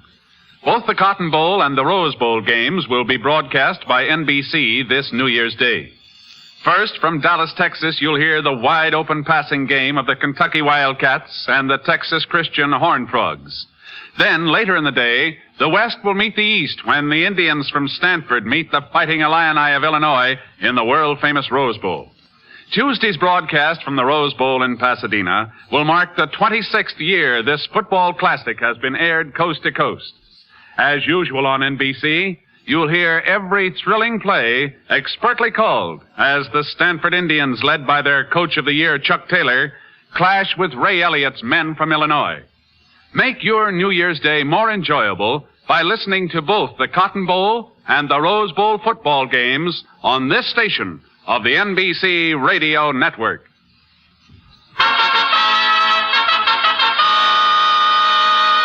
And now, from the files of the Texas Rangers, the case called Killer's Crop.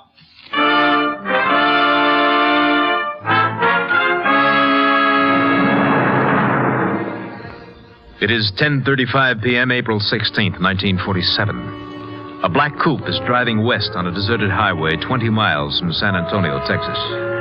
Inside the coupe, the girl glances nervously at the driver. Meeker, Yeah? what's this all about? What do you mean, Kitty? You know what I mean.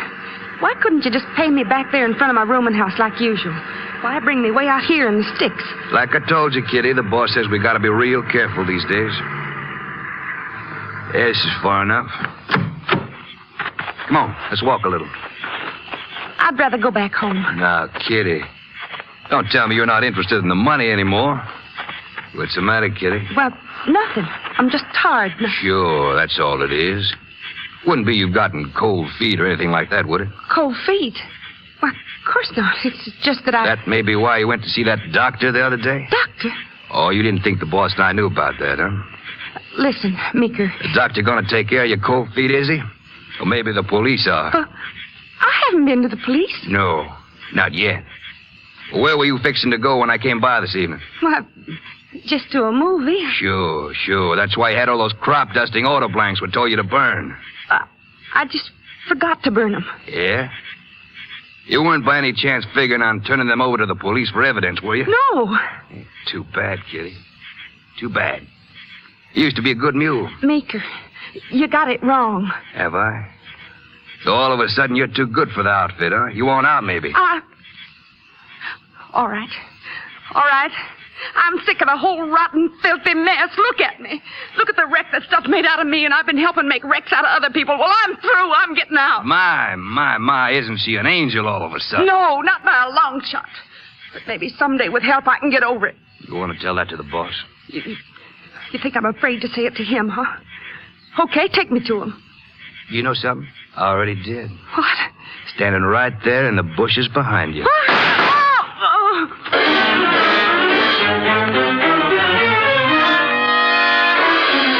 2 days later, a young boy accidentally discovered the girl's body in the bottom of a dry wash near the highway.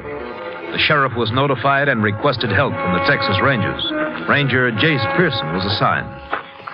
Nothing's been moved, Jace. Good. Here we are. Yeah. Shot from close range, looks like. Uh-huh. Pretty young, isn't she? Sure is. Any identification on her? Purse had been emptied. But see the ring on her finger? Yeah. Class ring. According to it, she graduated from Ransford High School 4 years ago. Well, we should be able to get an identification from the school records then. What is it, Jace? Sheriff. Take a look here.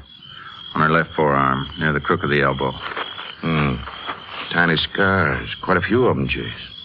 What does that spell to you, Sheriff? Narcotics addict? Things like this make me sick at my stomach. So young. 21, 22. Look at her. Look where it led her.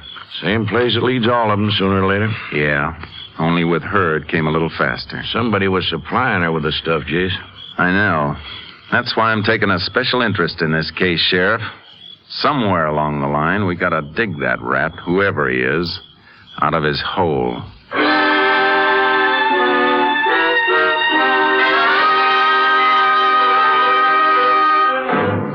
From the Ransford High School records, we identified the dead girl as Kitty Barrows, 22 years old. She had listed as her next of kin an uncle, S.B. Cullen, who owned a ranch near Ransford. Cullen was sent for. In the meantime, we learned that Kitty had lived at a rooming house in San Antone. We called on her landlady there, Mrs. Wormser. Kitty dead. Ranger, I just had a fear it might be something like that. She'd been gone overnight before, but this time when it got to be 2 days, I just began to get a fear. Yeah. Mrs. Wormser, where did Kitty work? Work? Well, I'm not sure she did. Oh? At least I don't know what kind of a job you could hold down, being out all hours and sleeping all morning like she used to. I see. Always was a mystery to me where she got her money. But I'm one that believes in minding my own business. But she did seem to have quite a little money. Sheriff, these days, to dress the way she did and drive that flashy yellow convertible around, you don't do that on nothing. Yellow convertible? Yes. Still parked out back. Well, we want to take a look at that. You say she went out at night frequently, Mrs. Wormser? Well, there were several boys I had dates with her. Never saw any of them more than once. And then there was one that was with her several times. You know his name? No. Can you describe him? Well, I'd say he was in his late 20s, maybe 30. About your height, Sheriff. Anything else? No. Except he always wore a leather jacket. I'm afraid that's not very much to go on, ma'am. Well, it's about the best I can do. I always believe in minding Yeah, I know. Say, Well, come to think of it, there was something else. Something about his face. What do you mean? Well, his skin seemed like it was stretched kind of tight across his cheeks, so when he smiled, it stretched even tighter. Made the smile look kind of painful, like it hurt him, too. I see. Well, thank you very much, Miss Wormser. If there's anything else, we'll contact you again. Sure, Ranger. Sure hope you catch whoever did it. So do we, ma'am. Apparently, Kitty was a little on the wild side. Had quite a few casual dates. A thing like that could be tough to run down. At least we've got a lead on one of her dates. Fellow in the leather jacket who looks like it hurts him to smile. Uh-huh. Pronounced facial characteristic like that can be a big help in making identification. Yeah, but even so, it's not too much to go on. I know. Sheriff, one of two things. Either Kitty was killed by one of those casual dates, in which case it will be tough, or else her killing stems from something else. The narcotics angle? Yeah, she was an addict. She didn't have a job, yet she wore flashy clothes and drove a convertible. Where was she getting her money? I can think of one place. From peddling narcotics or running them. I'll have the lab give her car a good going over. If she was using it to transport narcotics, they'll be able to tell us.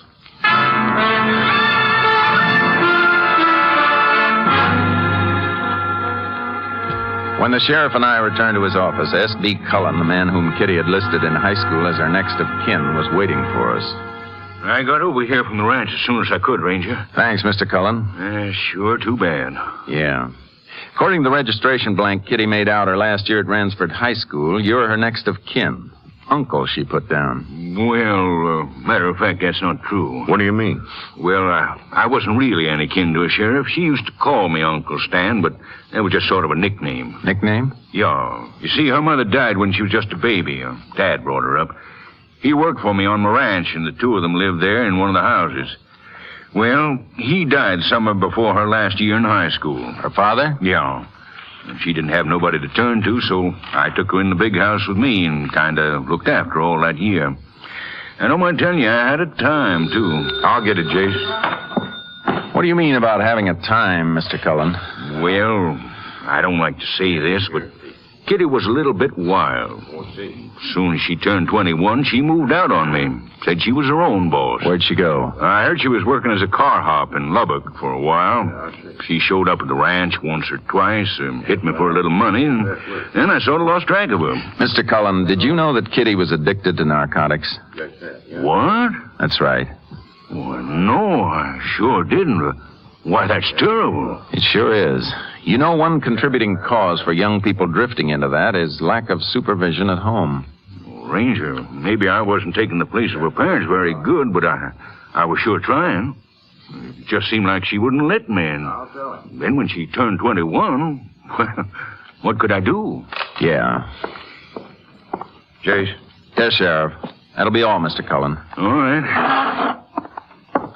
Oh, Sir Ranger. Huh? I was just wondering, I'd like to arrange for Kitty to have a decent burial. I know it's not much, but... Yeah, it can be arranged. Thanks, Ranger, thanks. What is it, Sheriff? Your boss just telephoned. Captain Stinson? Yeah, said the lab reports had been sent to his office. Good. I'll get up there right away and see if they've turned up any leads for us.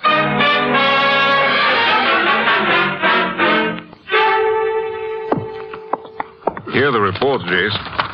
Looks like your hunch the girl was transporting narcotics in her car was a good one. Yeah, microscopic particles found in the trunk. That's right. I found something else, too. In the tread of the tires. Quite a bit of insecticide. Insecticide? The kind they use for spraying crops. I wonder where... Hey, wait. What's this? Little scrap of Mexican newspaper. They found it in one corner of the auto trunk. It's got a lot of the powder on it. Could have been used to wrap the stuff. Mm-hmm. As you can see, there's a little of the paper's name showing at the top. And just 4 letters. E-N-D-O. Either part of the paper's name or the town where it's published. Mexico. I wonder if that's where the stuff came from. It's a chance, although you know how thorough the Border Patrol has been. Yeah. You got anything else, Captain? One thing more. Something that hits me kind of hard. What is it? We located a doctor who told us Kitty had planned to enter a sanatorium for treatment. What? Say, that could peg the reason for her murder. If she was running the stuff and decided to take treatments for her own addiction, that means she was probably trying to pull herself out of the mess. Whoever she was working for could have found out about it. Could have been afraid she'd turn them in. So they killed her to shut her mouth. It's a rotten business, Jace. And as far as I'm concerned, this is the most important case we've got. I feel the same way, Captain. We find who Kitty was working for, and we've got her killer. And right now, looks like the trail leads into Mexico.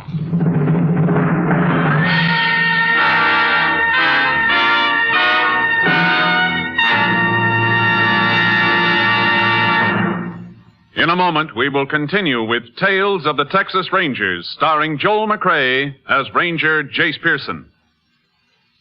Our National Safety Council reports that last year more than 35,000 persons were killed in traffic accidents, with more than 1 million injured. Almost without exception, these fatalities and injuries were the result of carelessness, violation of traffic rules, or that drinking took away the driver's skill and judgment. Of those who lost their lives, 9,000 were pedestrians.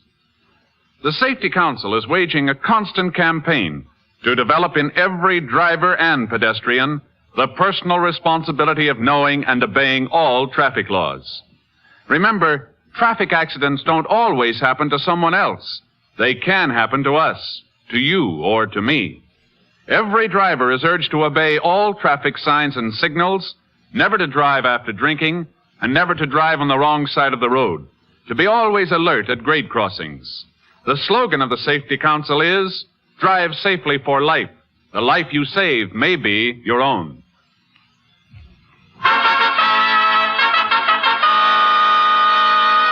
We continue now with Tales of the Texas Rangers and our authentic story, Killer's Crop.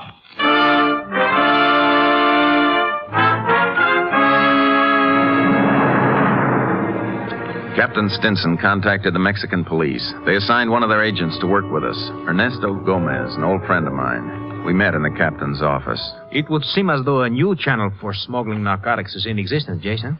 That's the way it looks to us, Ernesto. The Border Patrol's got a pretty tight clamp on all the old ones. Here's a case of it reaching as far north as San Antone. You fellows have any recent leads on operations in Mexico? Si, Captain Stinson. We make it a point to keep track of recognized traffickers in narcotics down there. Which of them are in jail, which have served their sentences, and where they are. You'll probably do the same thing. Mm-hmm, yeah. A year ago, one of them completed his prison sentence. Chuy Flores. He had been convicted as a grower. Grower? Si. He raised poppies and extracted the raw powder. After he was released from prison, he dropped out of sight. Only yesterday, I received a report that he had been seen recently in a town 100 miles or so below the border. That's Mendota, at the foot of the San Jacinto Range. He was buying provisions and claimed to be mining in the mountains. Wait a minute. What's the name of that town again? Mendota. That's it. What do you mean? In the trunk of the dead girl's car, we found a scrap of newspaper which apparently had been used to wrap the stuff in. We could only make out 4 letters of the name, E-N-D-O. That's part of Mendota. There's our tie-in, Captain. Sure looks like it, Jace. It would then appear that Flores is up to his old tricks, Jace. Yeah. Ernesto, I think we better take a little trip in the Ranger plane over the San Jacinto Range. See if we can find out where those tricks of his are.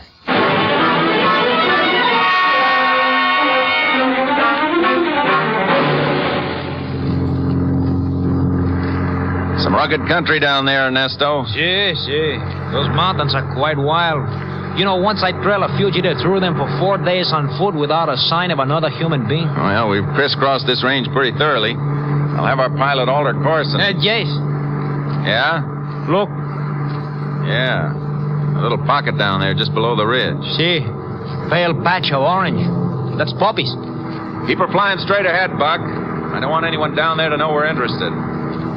I reckon that could be your chewy florist, Ernesto? Yeah, there's a real good chance of it, Jace. Got the spot fixed in your mind? See, got it. Okay, that's all we need to see from here. Now we'll go back and pack in for a closer look.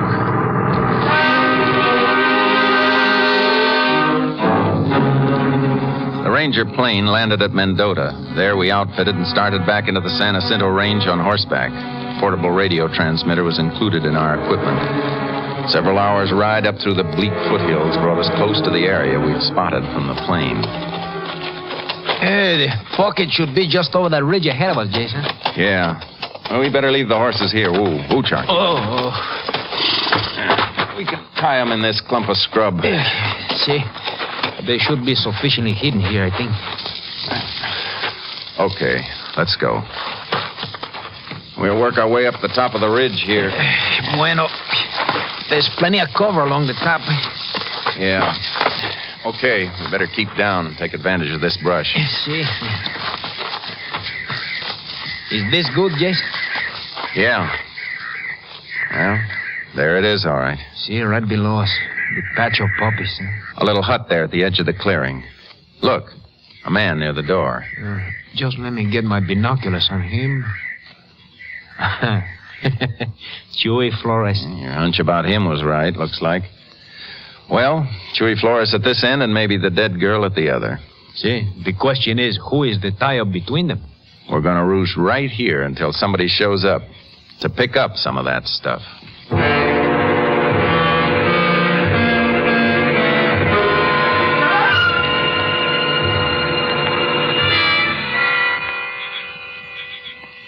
You know, lying here among these rocks in the sun, I'm beginning to feel slightly like a lizard. Yeah, good eye.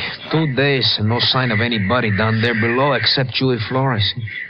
Jess, this could go on for a long time. Yeah, I know, but it's a cinch Flores isn't growing those poppies down there for his own amusement. Even so, it may be that the... Hold it. Ernesto, listen. It's an airplane, eh? See, there it is. Yeah, it's heading this way. It's starting to circle now. Well, Jace, we already seen that there's not enough room down there for a plane to land. I don't think it has to land, Ernesto. Look down there in the clearing. Flores has hoisted a couple of poles out of the brush. And a rope stretched between them. And a package dangling from the center of the rope. It's a flying pickup. Yeah, he's starting his dive. We'd have to fly very close to the ground. Now he's flattening out, see? There's a hook dangling from the plane. He's making a pass at it now. Hooked it. See? He's a very skillful pilot, huh? Get down. He's climbing out this way. Hey, did you make out that number on the underside of his wing? I could get only the first part of it. NC45 something, huh? Yeah. With what I noticed, I think that's enough. What'd you notice, Jess? Looks like a crop dusting plane to me, Ernesto. You mean the kind which sprays the crops in the fields? Yeah, that explains why he's so good at low flying. It also could explain the insecticide in the tire tread of Kitty's convertible. See. Yeah. Flores here, the pilot in the middle, the dead girl at the other end. You think that the pilot is the boss of the operation? I don't know. To get an answer to that, first, we gotta find the pilot.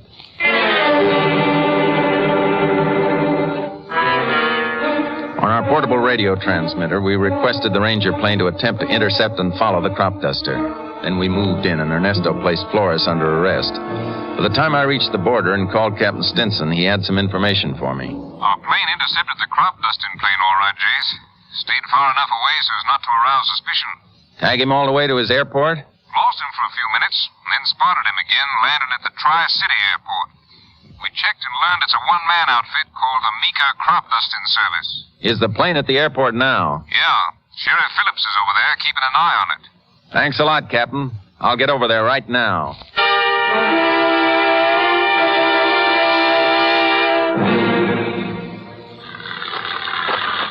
Jace, over here. Yeah, Sheriff. I've been setting up headquarters here behind this shed for the time being.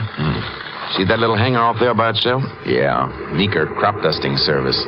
Captain Stinson said it was a one-man outfit. Uh-huh. Meeker's a pilot.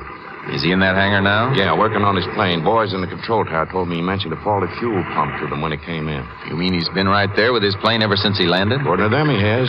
That puts us in luck, Jace. If he's the boy that picked up that package below the border, then it should be somewhere in that plane or hangar. Yeah, Hey. Man coming out of the hangar. Must be Meeker. Heading for the coffee shop, looks like. Sheriff, you get a good look at him? I sure did, Jace. Skin stretched tight across his face. You can't miss it. That's the guy Kitty's landlady told us about. The one she saw Kitty with several times. Yeah. Well, it's all beginning to slide into place, Jace. It sure looks that way. Come on, we need that package for evidence. And now's a good time to get it. While Meeker was in the coffee shop, the sheriff and I searched the plane and the small office in the corner of the hangar. But we were unable to find the package. I don't get it, Jace. We know Meeker picked it up below the border on the fly. Maybe that's just the way he unloaded, Sheriff. On the fly. What do you mean?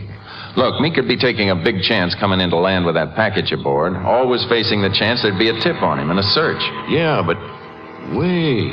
You figure he dropped it somewhere before it landed. Could be. But where?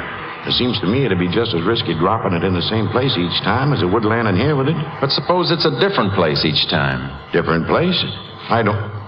Hey, wait a minute. Meeker's a crop duster. Sure. And what'd we see in his office there? Crop dusting orders. Right.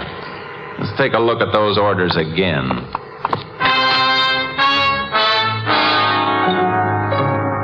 On the top of the spindle was an order for that day to dust a cotton field 20 miles east. We rushed to that cotton field, hoping to find the package before it was picked up.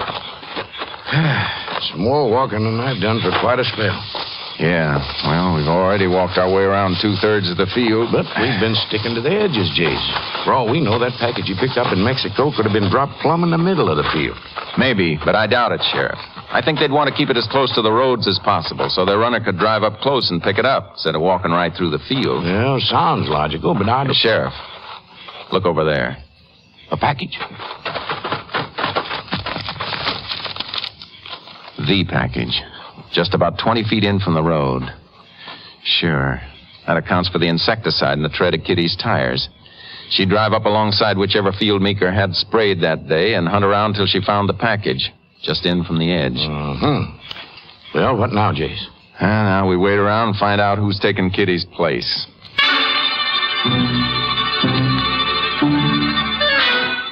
We concealed the car behind a pump house at one corner of the field and staked out in a clump of bushes nearby. Shortly after dark, a car came down the road. Stopping, Jace? Yeah. I figured they wouldn't let that package sit in the field very long.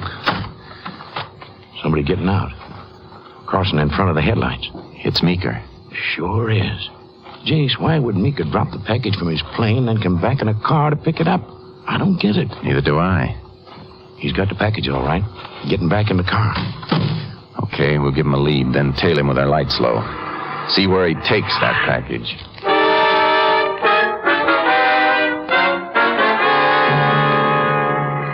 Look, Jace. He swung off the road. Turned off his lights. Yeah, must have turned in up there past those trees. Okay, we'll leave the car here. Looks like a ranch where he turned in. Yeah. Drove back there beside the house and parked. Here's the turn-in. Wait a minute. The mailbox here. Enough moonlight to make out the name? Yeah. S.B. Cullen. What? Well, that's the fellow we had in for questioning. The one that had been looking after Kitty. Yeah.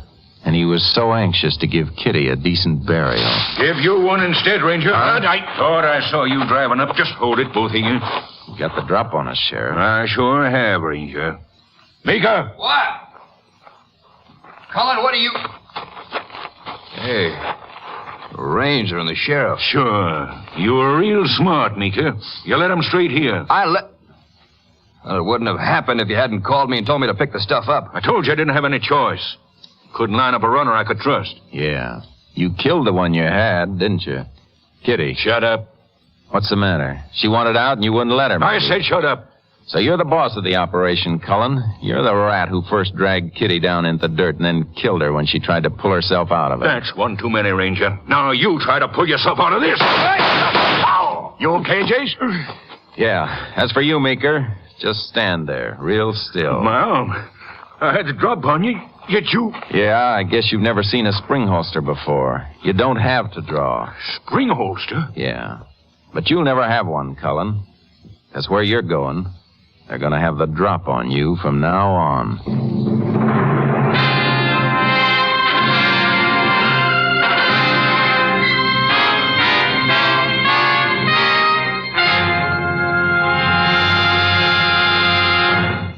In just a moment, we will tell you the results of the case you have just heard. Here's another last-minute reminder to make your plans now to enjoy both the Cotton Bowl and Rose Bowl football games Tuesday on this station.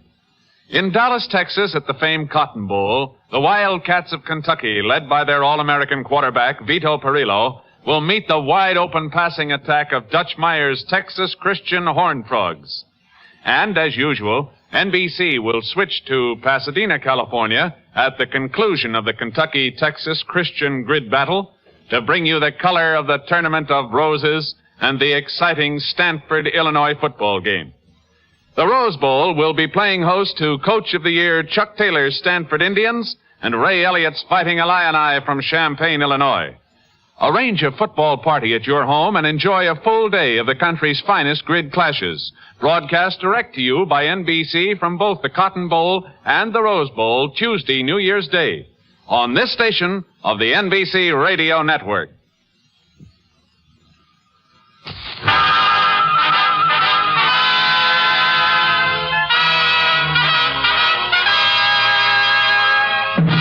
And now, here are the results of the case you have just heard. William Meeker and S.B. Cullen were indicted and tried for the brutal murder of Kitty Barrows. For his part in the crime, Meeker was given a life sentence. On the morning of November 3rd, 1948, at Huntsville Penitentiary, Cullen was put to death in the electric chair. Next week, Joel McRae in another authentic reenactment of a case from the files of the Texas Rangers.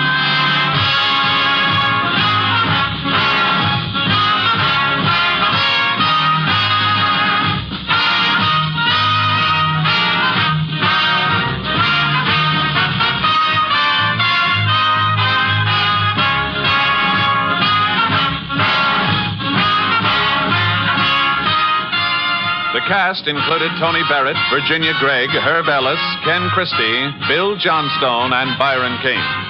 Technical advisor was Captain M.T. Lone Wolf Gonzalez of the Texas Rangers. This story was transcribed and adapted by Bob Reif, and the program is produced and directed by Stacy Keach. This is Hal Gibney speaking.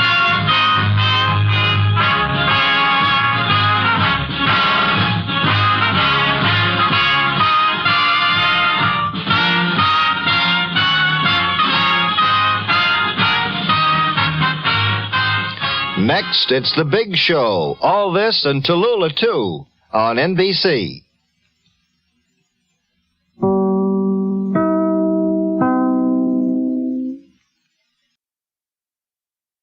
It's National Wheaties Week.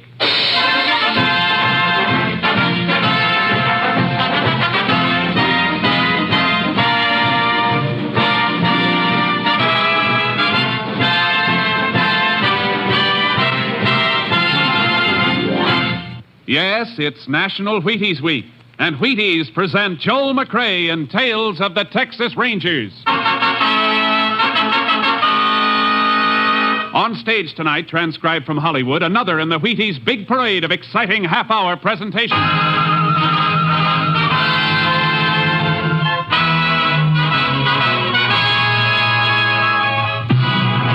Tales of the Texas Rangers, starring Joel McRae as Ranger Pearson.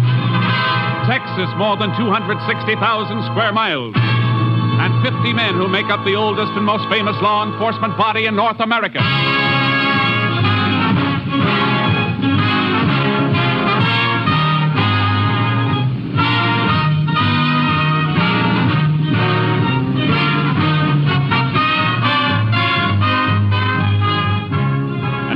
from the files of the Texas Rangers come these stories based on fact. Only names, dates, and places are fictitious for obvious reasons.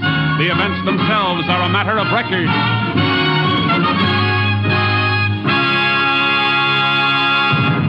Case for tonight, Quicksilver.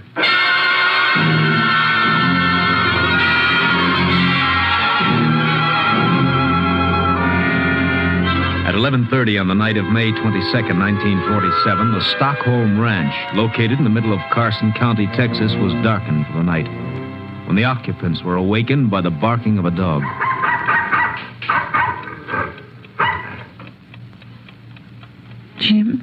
Jim, wake up. What's the matter, Flo? You hear Jeep bark? Oh, kinda. I was half asleep. It's funny. He barked and then shut up real fast. He might have took off after something. He'd have kept on barking then. It sounded like he was... Be quiet a second. See? Don't hear him anymore. Yeah. What are you going to do? Gonna take a look, see. It ain't like Jeep to bark at nothing, then shut up. Jim. What's the matter? Jim, somebody came in the house. Oh, you probably just heard the kid tossing in his sleep. No, I got a funny feeling. All right, I'll put on a light and have a look. I'm coming along. I want to go and see if anything...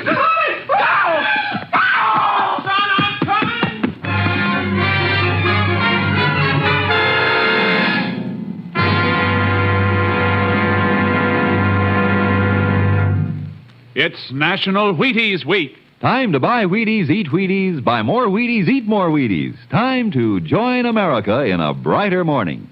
Sure, it's National Wheaties Week. Everybody's eating them. You have some, too. Have them for fun. Have them for flavor. Have them for feeling good and working good and looking good. Have Wheaties for any reason at all, but get them. Whole wheat, crisp whole wheat, golden whole wheat. There's a whole kernel of wheat in every Wheaties flake. You try them. See how Wheaties at 7 can help at 11. It's National Wheaties Week.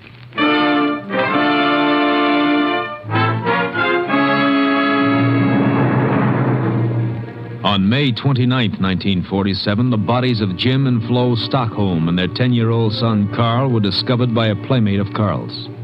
Sheriff Lockins notified the Texas Rangers, and Ranger Jace Pearson was assigned to the case. Place is just like it was, Jace, excepting for the bodies. Kind of a mess, isn't it, Sheriff? Yeah. All three of them in their night clothes, you said. Uh-huh. This here is Jim and Flo's bedroom. I see. Bedclothes mussed up. Whoever did the killing woke him up. Likely the dog woke him. Oh, yeah. Jeep, you said. Found him dead a piece from the house. Clubbed over the head. Uh-huh. Okay, let's say Flo and Jim Stockholm were awakened by the dog. Jim would get up and see what was the matter. Flo went with him probably to see if the kid Carl was okay. He didn't get no further than in this room here, right outside the bedroom. Yeah, all three of them. Funny Jim Stockholm didn't have a gun. Yeah, if he thought somebody was in the house or prowling around outside, he'd have grabbed his gun. Unless something stopped him. What are you thinking about, Jace? Just that the killer might have got in Carl's room. That's right over here. Uh-huh. Maybe Carl spotted the killer, hollered, and that'd make both Jim and Flo jump fast. Yeah. Jim wouldn't think of grabbing his gun. This window here has been jimmied up. You see that? Yeah. I guess you're right. Killer coming this way. Kid saw him, yelled. Tried to get out. Got as far as the room out here. Uh-huh. There's what they were killed with, Jace. Flat iron. An old-fashioned flat iron. Yeah, used as a doorstop. Killer grabbed it and used it. Wonder why he didn't shoot. How far away is the next ranch, Sheriff? 6 miles at least. Why? Just figuring maybe the killer didn't want to risk the noise of shots. Must have picked up the flat iron. Why, he killed the little kid, too. Didn't want anybody to be able to identify him. Yeah, likely. Well, what now, Jace? I'd like to fine-comb this house for fingerprints. Meantime, I got a few things I'd like you to find out in town.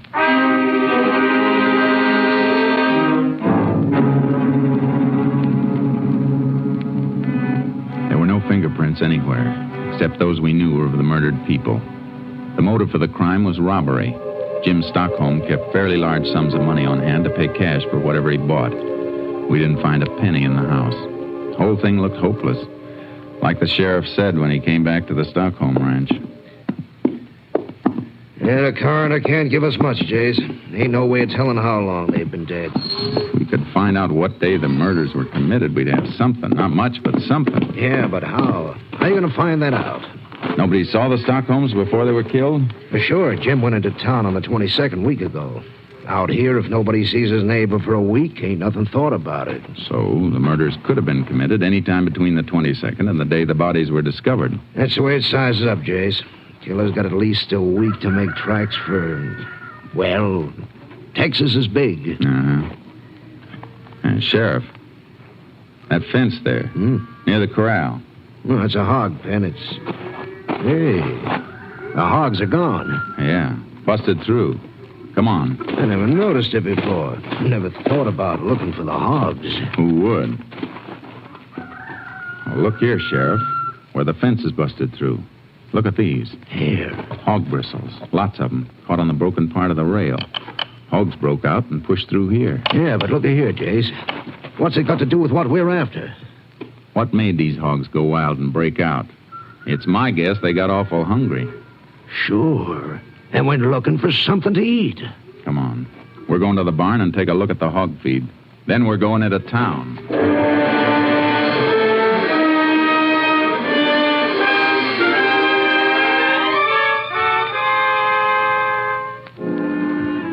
We found 3 sacks of hog feed in the barn. 2 of them were full, unopened. The third had just about enough mash taken out for 1 feeding. Sheriff Larkins and I went into town. Then the sheriff asked a few questions I wanted answered, and I checked at the feed store. Sure, Jim Stockholm bought all his feed in here, Ranger. You remember when he was in last, ma'am? Bet I do. It's the last time anybody saw him. The 22nd? That's it. What'd he buy? 3 sacks of hog mash. Yeah, got all the information you wanted, Jace. Thanks, Sheriff. Now, ma'am, is there anything else you can remember about that day? Stockholm seemed troubled or anything? No, just stopped in for a minute. All he said was he had to get back with the mash. He was all out. Are you sure of that? Just as sure as I'm standing here. And you're sure it was the 22nd? I can make it real sure, Ranger. Got all my sales in this book. Let's see. 25th. Yeah, here it is. 22nd. 3 sacks of hog mash to Jim Stockholm. Thank you, ma'am. Let's go, Sheriff. You're sure welcome, Ranger. You helped a lot. What have you got, Jace? The Stockholms were killed on the 22nd. How do you know?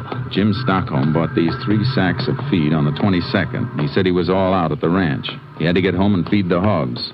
We found 2 of the bags unopened. Yeah, and the third with only about enough mash out of it to give the hogs 1 meal. Which means he fed the hogs on the 22nd, but he didn't the next day or the next. Because he was dead. That's it. Now, we got a lot of checking to do, and it's all going to hinge around the 22nd.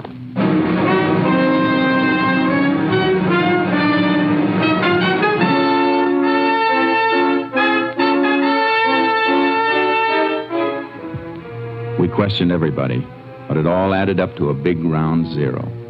Everybody knew Jim Stockholm and liked him. He didn't have an enemy. Everyone we questioned could account for his time on the 22nd. Nobody'd seen a stranger in town. So I played a hunch. Sheriff Larkins and I rode over to the Stockholm ranch trying to pick up anything. Then about 8 miles north of the ranch, we got a break. Hey, Jace! Jace! Yeah, Sheriff? Come here, will you? What do you got, Sheriff? I don't know. It looks like ashes. Empty bean can there, too. Looks like somebody cooked himself a meal here. Horses' tracks around here, too. 1 horse. Yeah. Looks like they might be about a week old. Might not mean a thing, Jace. Could be anybody's horse. Sure could, but nobody in town saw a stranger. Little town like that, people notice a stranger right away. But if a man came riding from this direction, chances are nobody'd see him. Still could be anybody. I know. Well, I'm going to take a real close look. Okay, I'll cover this part. Good. Sheriff, come here. Get something? I think so. Look. Tied his horse to this mesquite. See? The horse stood here, a piece of mesquite broken off. Oh, and here's something else. Take a look. Dirt. Just ordinary earth. Take a good look. It's different from the earth around here. It sure is. Different color and different texture. Sheriff, I got a hunch this dirt scraped off a boot when he got back in the saddle. Scraped off by a stirrup. Here's a bigger hunk of it. Yeah, reddish color. You ever see dirt like this around here? No. That hunk's got a funny shape. Backed in against the instep of a boot, it'd take this shape.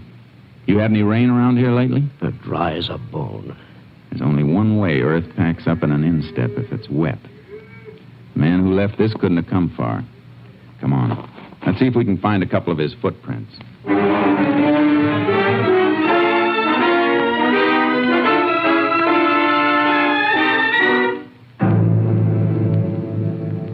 We picked up a few prints. I took their measurements. Then we went back into town. I asked some more questions.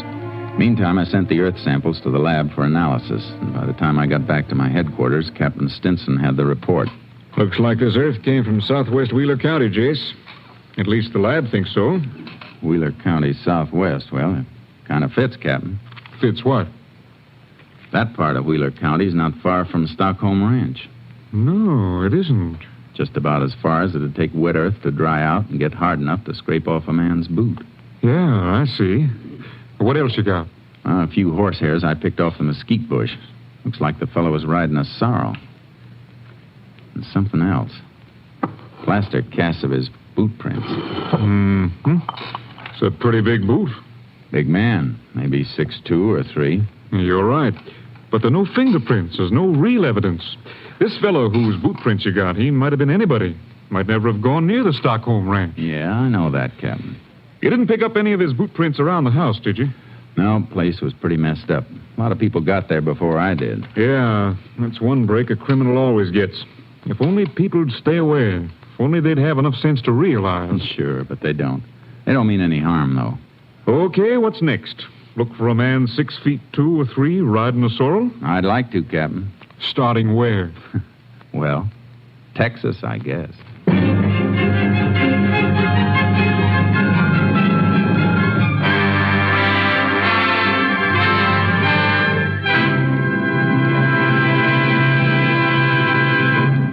It's National Wheaties Week. Yup. And in celebration of National Wheaties Week, when everybody eats Wheaties, even trombone players, here's that well-known radio musician, Abe Lincoln. Honest, his name really is Abe Lincoln. And here he is, stepping out from behind the scenes to say, "Get your Wheaties." Oh, come on, Abe. You didn't come out from your trombone to say just that. No, but that's the idea. Folks, the Wheaties Big Parade has been bringing you some pretty solid entertainment this summer. I can say it because I've worked along with all the other fellows helping put this entertainment on the air. And now it's National Wheaties Week, and we hope that every one of you who's enjoyed these programs will go out and get your Wheaties. The backstage folks like me, the people whose voices you usually never hear, we'd sure like it if we thought you'd enjoy our programs enough to go out and get some Wheaties. If you like the Texas Rangers, buy a box of Wheaties on Monday, will you? Thanks, and good night, Abe. Remember, it's National Wheaties Week.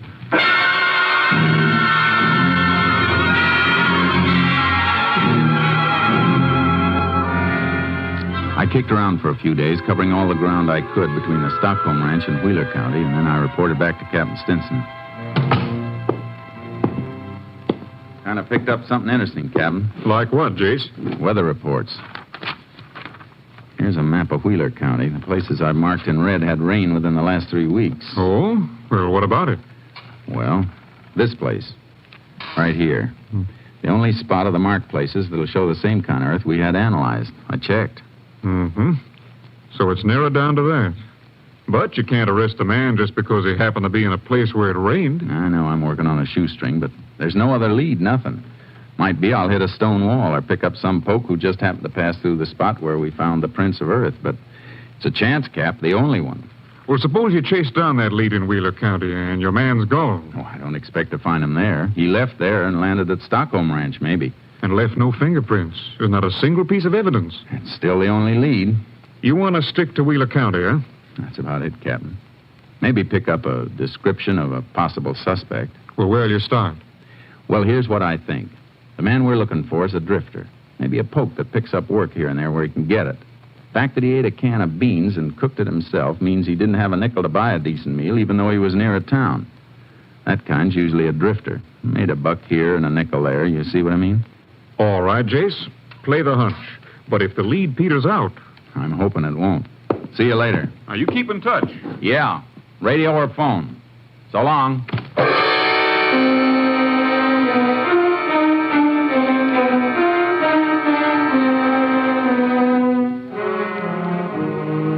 A little while later, I was in Wheeler County, Southwest. I checked one ranch after another, some big, some small. What I wanted to know was, had anyone seen a man about 6'2" or 3, a man who owned a sorrel and didn't have steady work? I once read where a man found a needle in a haystack. Did it on a bet. Well, my needle could be in any haystack. Then on the Claude Edwards Ranch near Ramsdell, I ran into something. Sure, I remember a poke about like that, Ranger. Big fella. Had himself a sorrel. Did he work for you, Mr. Edwards? Couple of days. Drifted in looking for something to do.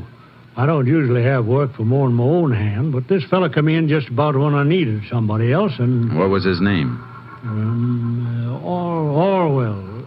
Yeah, that was it, Orwell. Now, when was he here? Oh, let me see now. That'd be around the 19th, 20th. And when did he leave? He do something, Ranger? I don't know, Mr. Edwards, but I'd sure like to hear everything you know about him. Well, he worked for a couple of days, then come in asking for his pay. That was maybe the 22nd. Are you sure? Pretty darn sure. It's awful important. All right, I'm sure. We had a spell of rain about them. I had him mend the roof. He didn't like it none. Did he say where he was going? Anything at all? Didn't say, and I didn't ask.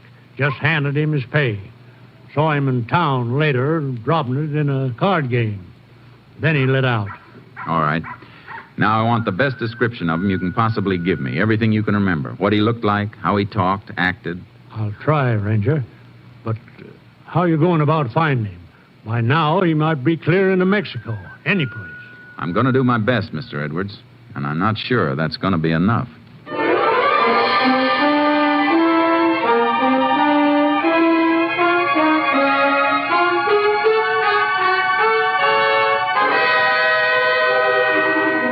I got a description of Orwell. 6'2", dark hair, rode a sorrel, tight-lipped, not too easy to get along with, black mustache. Funny how little that people notice things unless it's something they really want to see.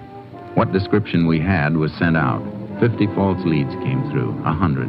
But every once in a while, one came through that matched something else.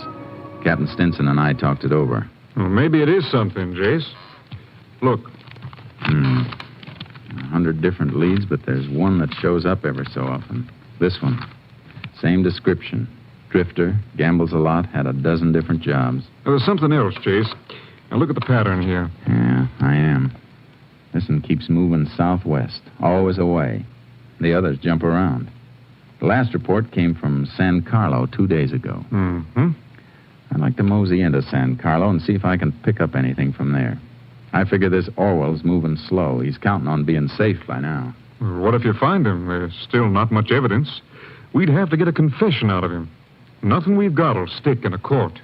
I got an idea about that. Let me try it, Captain.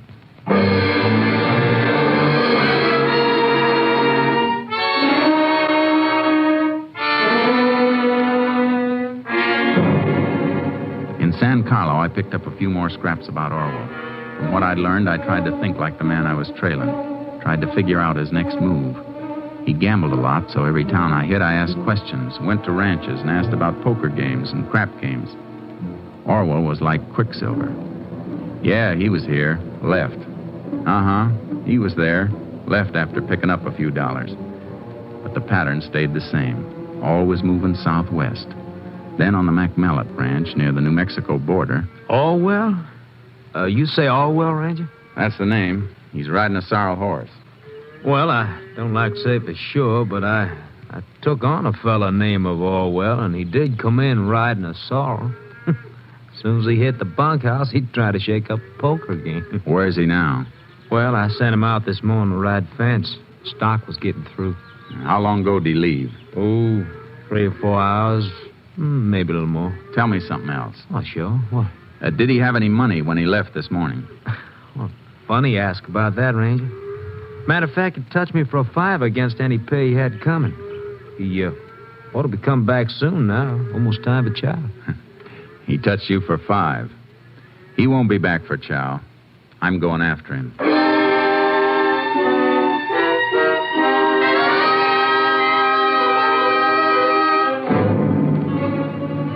I followed the fence rider's trail. It was well into the afternoon when I spotted a rider up ahead. I took off my badge and stuck it in my pocket, put my guns in my waistband under my jacket, and caught up with him.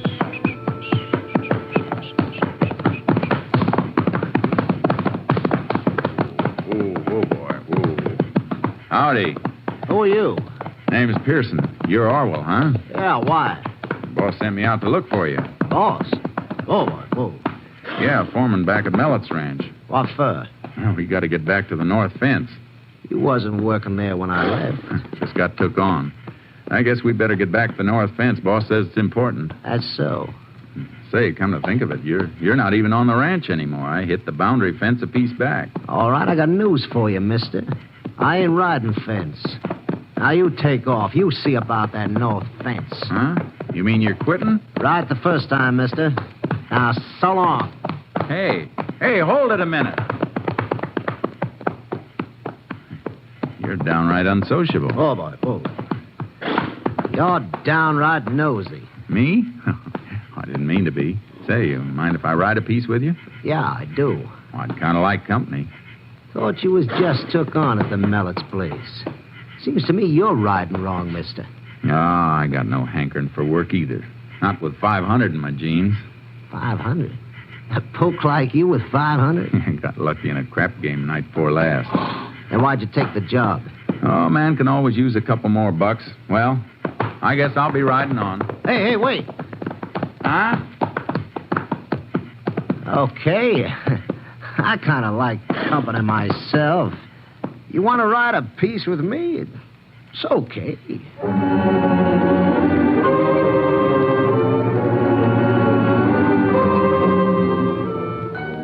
We rode on the rest of the day, and I found out Orwell was planning to head into Mexico. We bedded down early, and along toward midnight, when Orwell thought I was asleep, he raised up and moved toward me.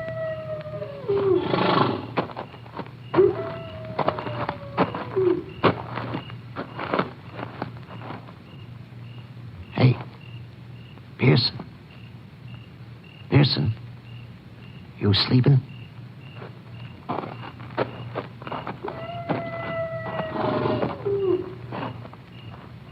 Something you want in my saddlebag, Orwell? I thought you were sleeping.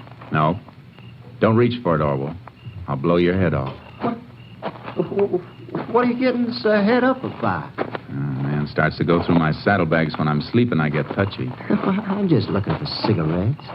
No need for that gun. Yeah? Sure.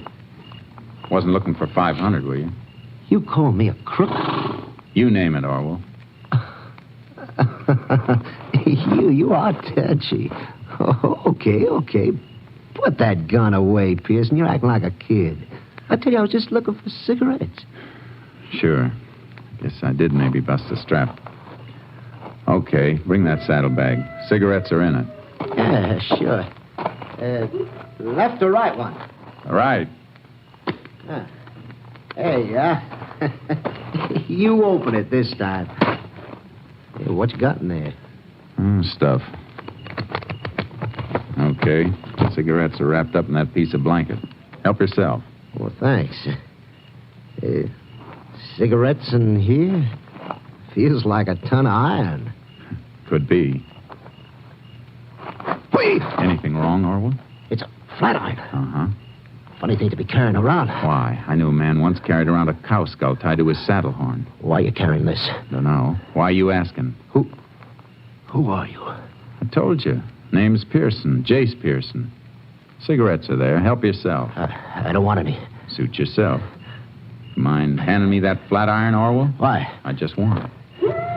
Go on, hand it to me. No. Hey, you're looking real pale, Orwell. You're not scared of coyotes, are you? Shut up. Iron makes a good nutcracker. Maybe I carry it for that. Shut up, I said. Go on, Orwell.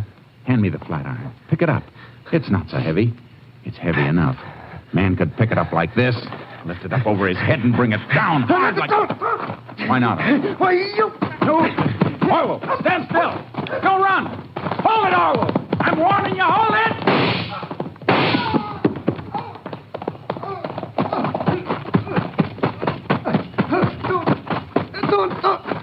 Don't shoot again. Unless I have to. Who are you? Pearson. Texas Rangers. Figured I'd get caught up with... Guess we better start going, Orwell. You're not hurt too bad. Shooting by moonlight kind of spoils a man's aim. Come on, let's go.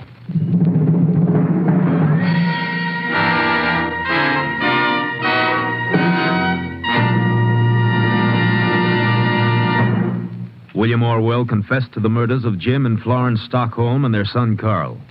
On July 15th, 1947, Orwell was convicted. His sentence, death in the electric chair.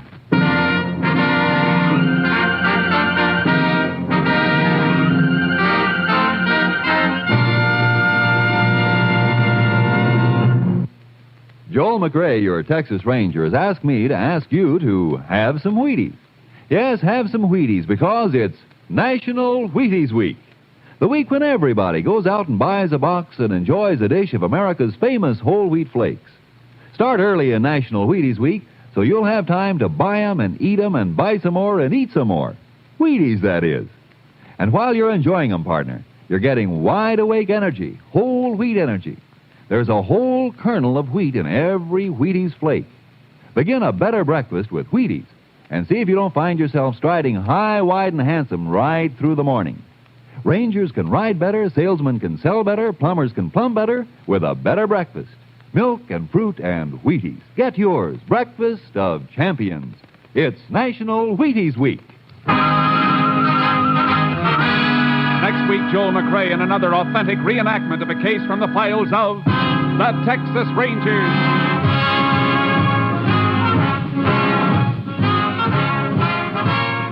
Joel McRae will soon be seen starring in the MGM production Stars in My Crown.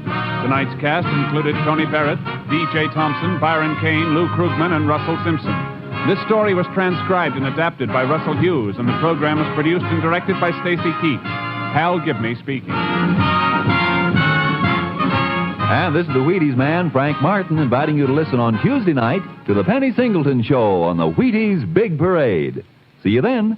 Remember, it's National Wheaties Week. Come on, everybody, to the Wheaties party. Eat a lot of Wheaties like the champions do. Dance together, cheek to cheek. This is National Wheaties Week. Eat a lot of Wheaties like the champions do. Wheaties, a breakfast of champions. Tomorrow, Sigmund Romberg conducts the Summer Symphony on NBC. The National Broadcasting Company presents Joel McRae in Tales of the Texas Rangers. Tonight, transcribed from Hollywood, another authentic reenactment of a case from the files of the Texas Rangers.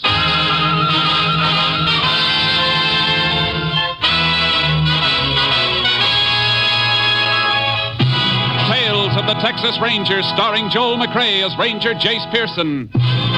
Texas, more than 260,000 square miles. And 50 men who make up the most famous and oldest law enforcement body in North America.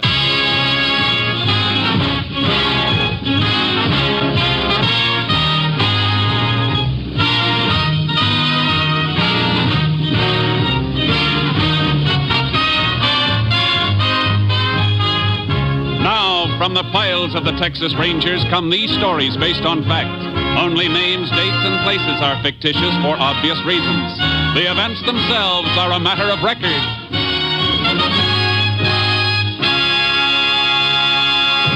Case for tonight, Soft Touch.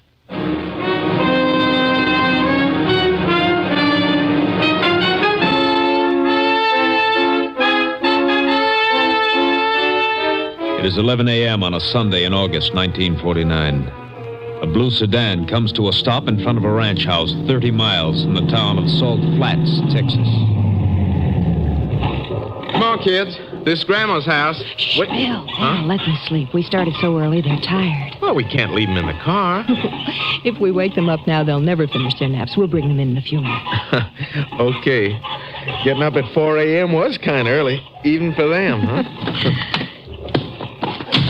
Hey, look. Pa's painted the windmill. Oh, Bill, I love this place. I wish we didn't live so far away. Yeah. We don't get here often enough. Hey, wonder where the folks are. They usually stand in the middle of the road waiting for us when they know we're bringing the kids for a visit. The door's open. Your mother's probably in the kitchen cooking enough food for a dozen. Yeah. Don't smell anything cooking. Ma? Pa? You home? Maybe they're still at church, Bill. No, they're always back by 10 o'clock. The garage door was closed, too. Pa always leaves it open when he's got the car out. Oh, then they must be in back someplace. Yeah. Hey, Ma? Pa, where are you? I've never known your mother to be any place but in the kitchen, Bill. Yeah, but she doesn't hear so well anymore. Let's take a look. Ma? Nobody here, Judy. Bill, what's that spilled on the floor at the door to the pantry? Huh? Hey, Judy, it looks like blood. Oh, Bill. Ma! Pa! Oh, good Lord. Mom, it's dead. Bill, honey, come away. Come away.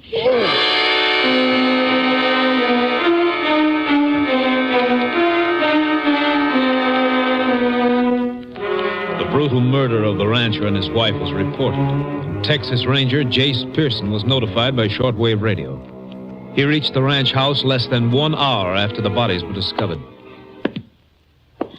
I'm sorry to have to ask questions at a time like this, Mr. Ross. It's all right. My kids are asleep in the car, though. Mind if my wife takes them into town? I won't leave you here, Bill. Please, honey, I'll be all right. I don't want the kids to come in here or even know about this. Might be best, ma'am. I'll meet you at the hotel later. All right, honey. Better tell me anything you know, Mr. Ross. Yeah. Well, we drove out from Fort Worth this morning. That's my home now. I'm a commercial artist. This is the first time we've been here in 5 months. Hello, Sheriff. Howdy, Ranger. Your wife told us to come right in, Bill. I sure am sorry. Yeah, it's... Might have known something was wrong when I didn't see your folks at services this morning. They never did miss. You better go on with what you were telling me, Mr. Ross. But nothing else to tell. Judy noticed the blood in the kitchen by the pantry door. Okay. Better take a look at him, Sheriff. All right. Just one thing more, Mr. Ross. Your parents have any enemies you know of? No. Jed and Martha Ross never made an enemy in their whole lives, Ranger. Say, you don't want me to go in there with you, do you? No, it won't be necessary. Just take it easy. Kitchen's here. They took a pretty cruel beating, Ranger. Yeah. No sign of a weapon, though. Here, help me move the old man's body a little, will you? Right. Easy here. There. A lot of heavy welts, but beaten to death and then put in here. Blood comes mostly from hemorrhaging, though, not so much from cuts. You'd think a weapon would have cut him up more than that. Unless it was wrapped in something. Only one other thing I can think of. Bare fists. Mm-hmm. Hey, what's this? Let me see. Well, just a little hunk of paper. Yeah, crumpled, too. Piece of a larger sheet. Rest of it must have been torn away. It feels like a good grade of letterhead paper. Mean anything to you? Well, if we find the rest of the paper this came from, no. But if we don't, it could mean plenty. Like what? And the way this is crumpled might have been part of something the old man was hanging on to, and somebody tried to get it away from him. Mm-hmm. I'm going to send this into our lab at Austin. Looks like this happened sometime last night. That's something we'll know when we get an autopsy report.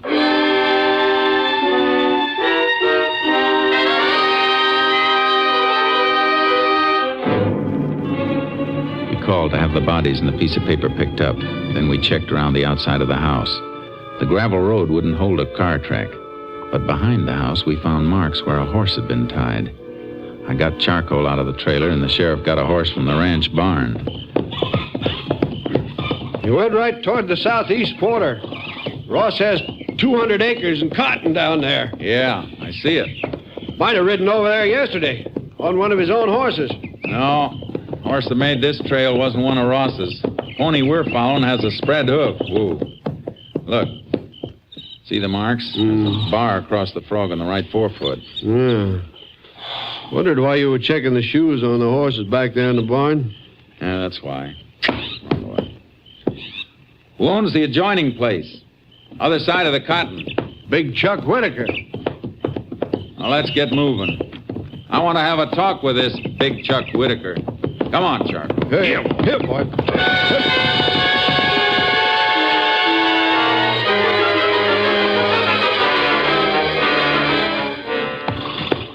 Yeah, I was over there yesterday afternoon, but I didn't kill nobody.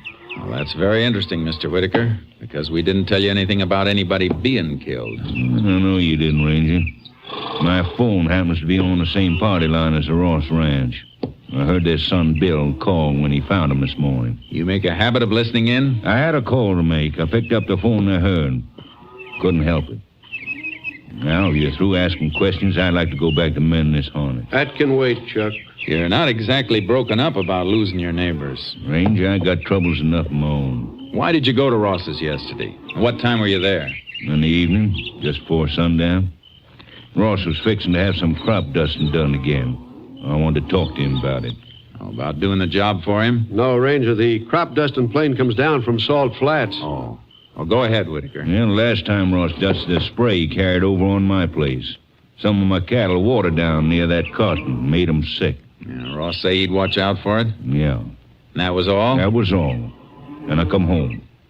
All right, Whitaker. Come on, Sheriff. All right. So long, Chuck. Yeah. Easy, boy. Here. Hey, wait a minute. Whoa, Chuck. Yeah, Chuck? Yeah, I just thought of something. When I left Ross's place just before dark, a car drove up as I came around the house. Who was in it? Man, that's all I know. You didn't see his face? No. Only thing that makes me think of it was something I noticed. Car wasn't from around here. How do you know? Well, they had one of them fancy frames around the license plate. You know the things I mean, that got the name of the town stamped on it. Did you notice the stamp? Yeah. Car was from San Antone. San Antone, huh? Thanks. Yeah. Let's go, Sheriff. Get up, Chuck. Hip. Good thing he noticed that car and remembered it. Might be a big help. Yeah. Might be a big lie, too. That man's hard. He just acts hard, Ranger. Kind of sour since his wife ran off with one of his cowhands a few years back. But he don't need no harm. Maybe not. He makes a bad impression. He's liable to send more flowers to Ross' funeral than most anybody around. I've known killers to do that before, too.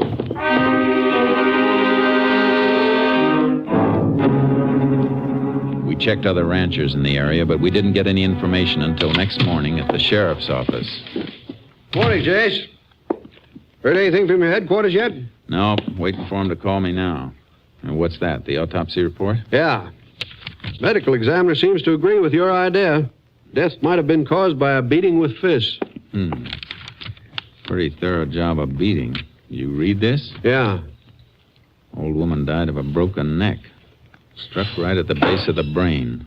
Rabbit punch. Yeah. Old man Ross hemorrhaged to death, like you said. Broken jaw, broken nose, ribs smashed in under the heart. Vessels ruptured from being beaten on the kidneys and in the solar plexus. I'd like to get my hands on anybody who'd do that. If you did get your hands on him, you'd have your hands full. Whoever did it was big, and he could hit. Plenty hard and in just the right spots. You still got Chuck Whitaker on your mind? Only because he fits the bill in a few ways. Never hurt nobody before. No, but he's a bitter man. That kind can... Excuse me. Hello? Yes, he's here. Yeah. For you, Jace. Captain Stinson calling long distance. Thanks. Hello, Cap. Hello, Jace. Just got a report on the scrap of paper you sent in. Special type. The paper stock indicates the original sheet was a letterhead printed in the government printing office at Washington. You know which bureau? No, but we're checking. Try and find out if any department there has had any correspondence with Jed Ross recently. That's what we're doing. But don't expect anything in a hurry. I won't. Bye, Jace. Bye, Captain. You find out where the paper come from? Yeah, some government office in Washington.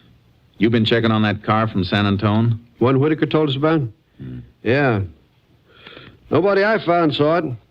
How about you? Nobody. Seems like the only one did see it was Chuck Whitaker. I hate to admit it, Jace, but it's beginning to look that way. Let's get our horses.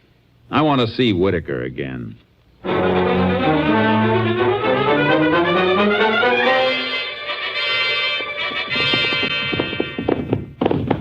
When you've known a man all your life, you hate to think he's a murderer. On the other hand, you hate to see a neighbor get killed, too. If Whitaker's telling the truth, he's got nothing to worry about. I feel mighty sorry for young Bill Ross. He was all busted up at the funeral parlor.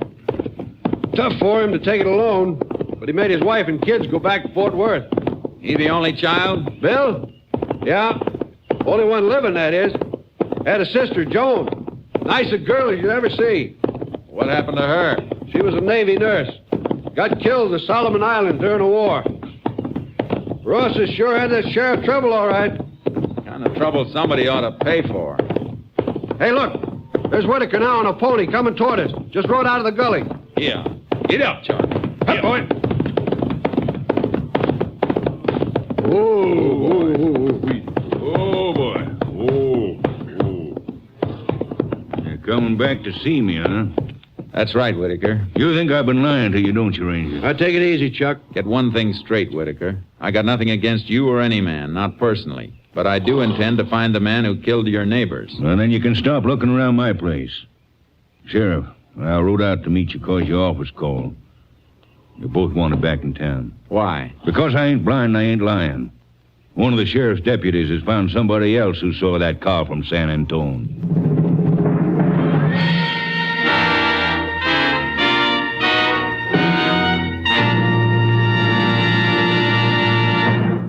You are listening to Tales of the Texas Rangers, starring Joel McCrea as Ranger Jace Pearson.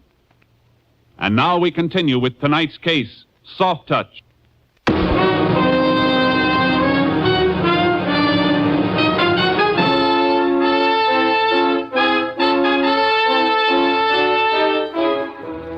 We went back to town and from there to a roadside cafe about 15 miles out the state highway.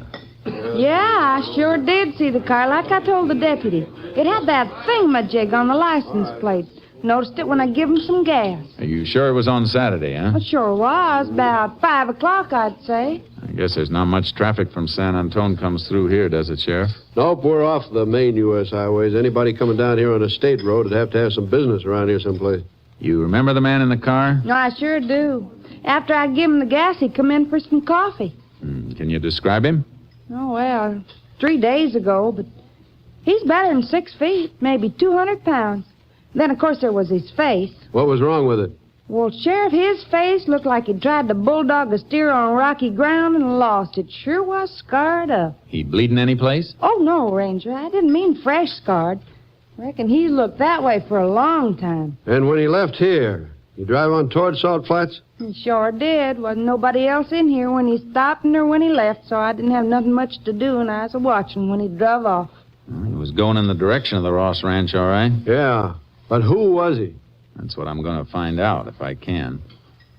Bill Ross said he's a commercial artist, didn't he? Yeah, why? Because I want to bring him out here, get a detailed description of that face, and see if Ross can draw something that comes close to it.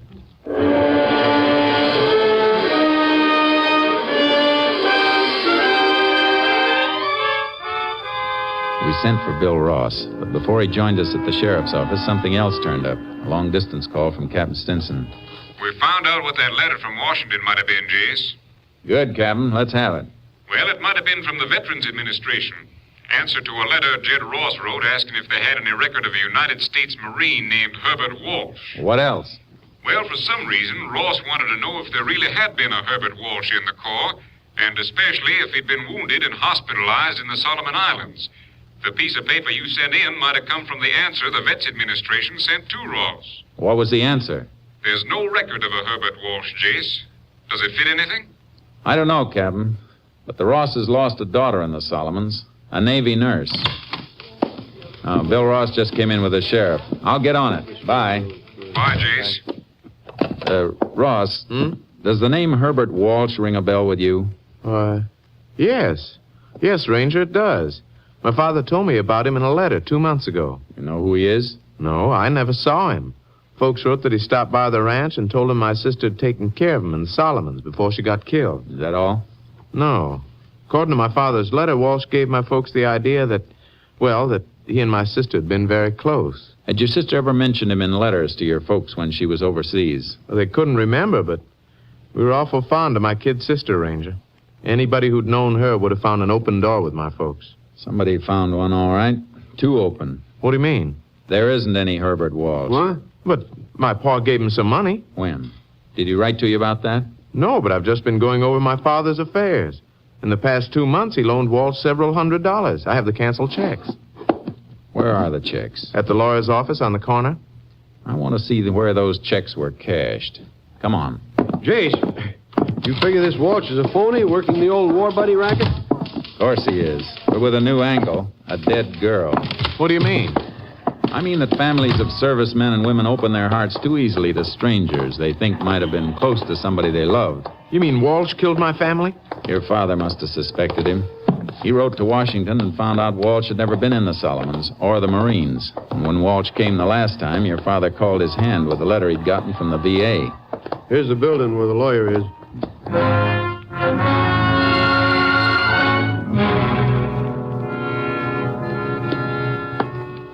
Here are the checks, Ranger. 4 of them, total of $600. Endorsed by Walsh. Cashed for him by merchants in San Antone. That car came from San Antone, Jace. That sure fits. It sure does. Let's get out to that cafe and get that sketch drawn up.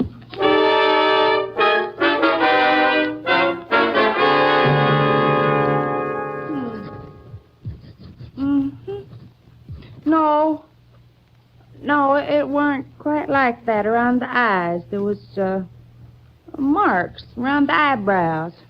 She means scar tissue. Oh. See, eyes deeper set then. Like this? Yeah, sure would. The nose didn't come out so far. Had a kind of a dent in the middle. Oh. Take that out. Here.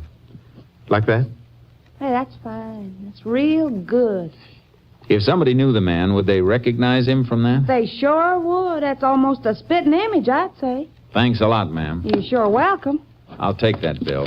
Thanks again. Come back. Well, he ain't the prettiest fellow I ever saw. I don't know. My folks said that, too. But Walsh told him he'd been in a Jap prison camp, been treated bad. Walsh was lying, if Walsh is his real name. Must have got beat up someplace, Jace. Yeah, and I've got a hunch I know where. What do you think? In a prize ring. The man who killed your folks was a professional fighter. You figuring that just because of his face? And one other thing. Don't forget that autopsy report, Sheriff. That's right. Well, you remarked right then that the fellow who threw those punches knew what he was doing. I'd sure like to get my hands on him. 2 old people, and getting at him through my kid sister. Don't think about your own revenge. The law will take care of that. Yeah, but no law can bring them back to life. Drop you at the office, Bill, you and the sheriff. I'll be in touch with you later. Where are you going, Jace? Out of your territory. San Antone.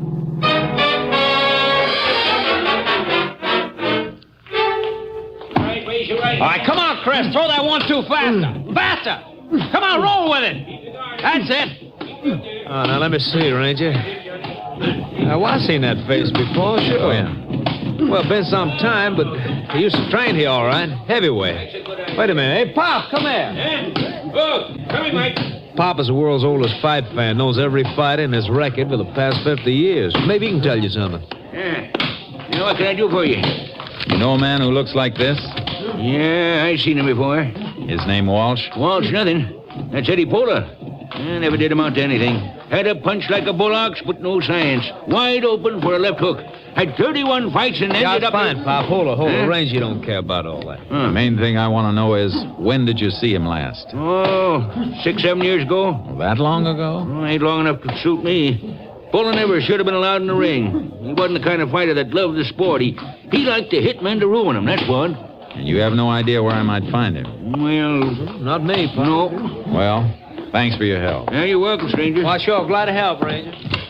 Hey, wait a minute, Ranger. Yeah? I just remembered. There was a gal Pola used to hang out with. Name was, Dolly Richards. She might know where he is. Well, you know where I might find her? Well, she used to work in the box office of the Empire Theater. That's all I know. Thanks. I'll try it. You planning to arrest Eddie Pola? That's my plan, all right. Why? Well, don't surprise me none, you understand, but let me give you some advice. Go ahead. Watch yourself in the clinches if you find him, Ranger. He's tough for 9 miles unpaved road. He's bad medicine. And he won't be fighting by the rule books if he knows you want him. Thanks, Pop. I'll be careful. Yeah, being careful ain't enough. Get off first. Remember, he's a sucker for a left hook. If he gets a chance to hit you good, he won't stop till he kills you.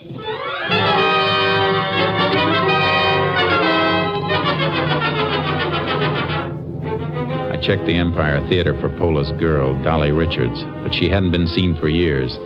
I put through a call to headquarters asking them to check auto registration for one in Pola's name. It was late afternoon when Captain Stinson got back to me by phone. The car he was using must have been stolen, Jace. There's nothing registered in that name. You checking for a criminal record on him? Yeah, but there's nothing in this state. We're checking with other states, though. I just sent teletypes off.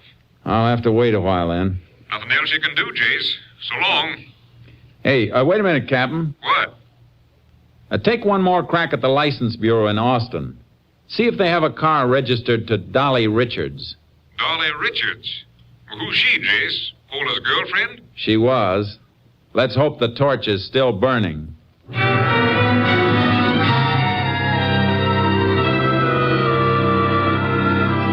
didn't move from the phone until the captain called back. This time he had something. Here it is, Jace. Car registered to Dolly Richards. Texas license T49753. Her address is RFD number 4 on Farm Highway 73. It's a turnoff north of Tilden. Well, that doesn't sound right to me, Captain. Car I want had San Antone marked on the license plate frame. That's still all right, Jace. Dolly Richards bought the car 6 months ago from a San Antone dealer. Frame might have been on there. That's better. Any out-of-state record on Pola? Not yet. You want to wait another hour or so? No, you can give me word by short wave. I'm heading toward Tilden.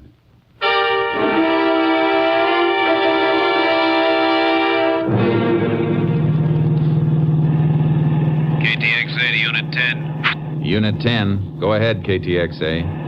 Report on subject Eddie Pola.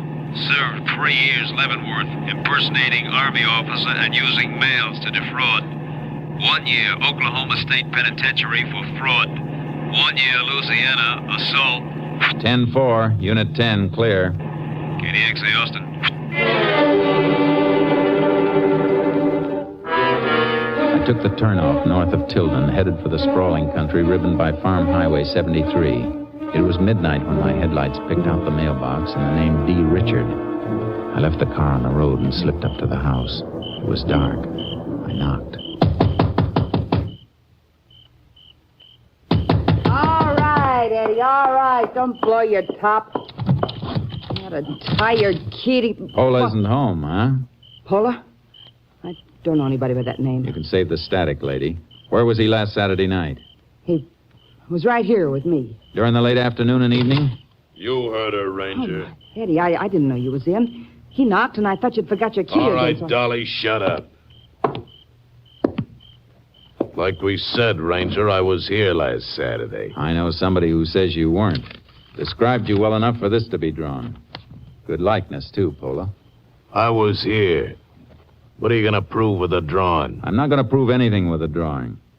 But I'm going to have an eyewitness prove that you were near Salt Flat Saturday when Jed and Martha Ross were murdered. Murdered? Shut up, Dolly. Forget to tell her about that part of it, eh, Pola? Maybe he forgot to tell her about the checks to Herbert Walsh, the Marine the VA never heard of. Where's that letter you ripped out of the old man's hand? All right, Ranger, I'll show you. Come in. Yeah, it's over here, and...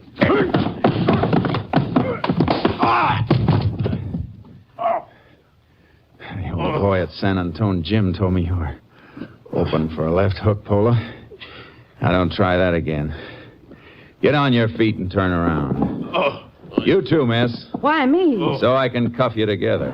What are you taking me for? For harboring a murderer. And to give you a chance to decide whether you want to stick to your story or tell the truth. All right, move.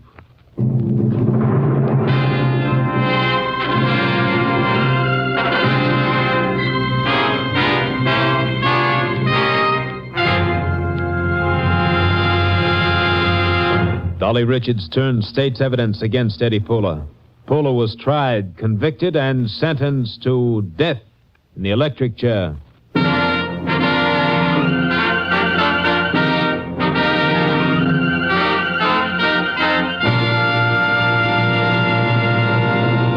And now here again is the star of our show, Joel McCrea. Many years ago, a group of Texas Rangers had a showdown battle with a notorious band of killers. Several days later, the Rangers assigned to the case staggered back to their headquarters, showing the marks of combat, many of them badly wounded. The captain of the company, too impatient to wait for a written report, went to the barracks where the men were cleaning up and tending to their wounds. "What happened?" the captain asked. There was silence for a moment as the Rangers looked up at him. Finally, one of them said, "Oh, nothing much, Cap. We had a little shooting match, and they lost. Good night, folks. See you again same time next week." Next week, Joel McCrea in another authentic reenactment of a case from the files of the Texas Rangers.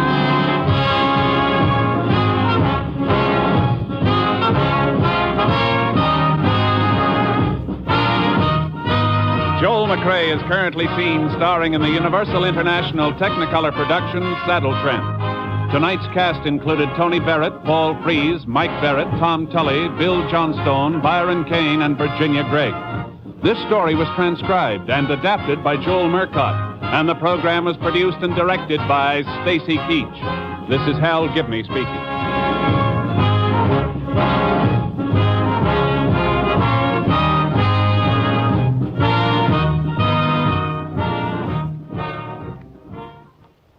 Three chimes mean good times on NBC. The chimes are really excited about a big show. In fact, it's the big show.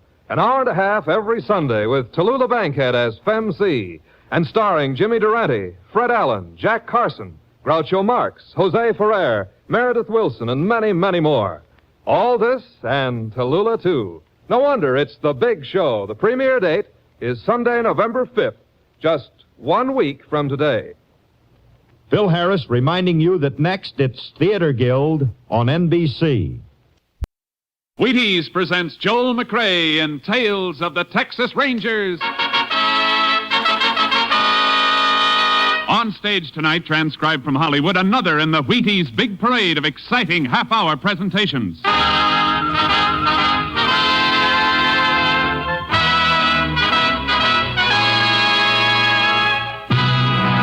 Tales of the Texas Rangers, starring Joel McCrea as Ranger Pearson. Texas, more than 260,000 square miles, and 50 men who make up the most famous and oldest law enforcement body in North America.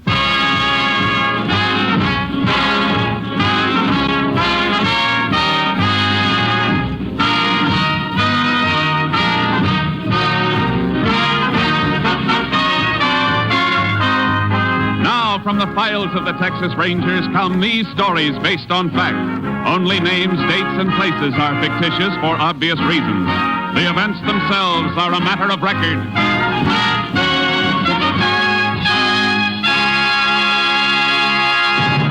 Case for tonight, the White Elephant.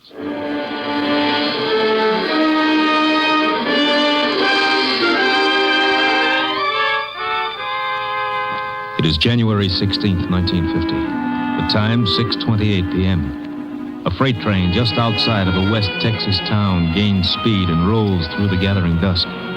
Inside a gondola car, a hobo crouches in a corner as the brakeman comes toward him. All right, Bo, this is where you get off. Now, listen, pal, just let me get to the next town. I said this is where you get off.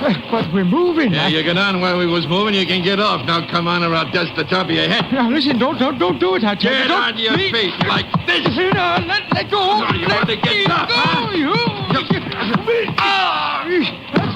I told you to leave me alone, pal. Slug me, will you? Oh, you ain't getting me. I'm coming.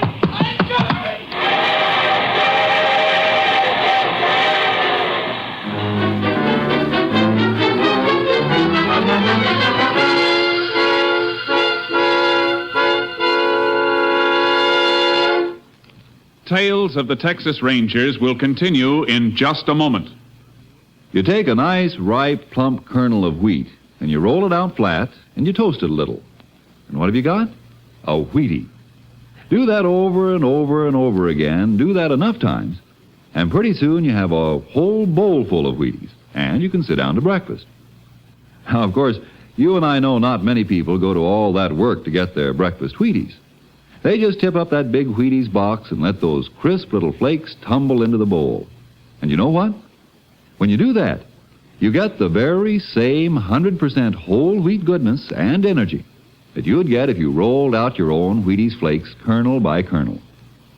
And the best tip I can give you is to tip the Wheaties into your own bowl first thing in the morning and see how Wheaties at 7 can help at 11.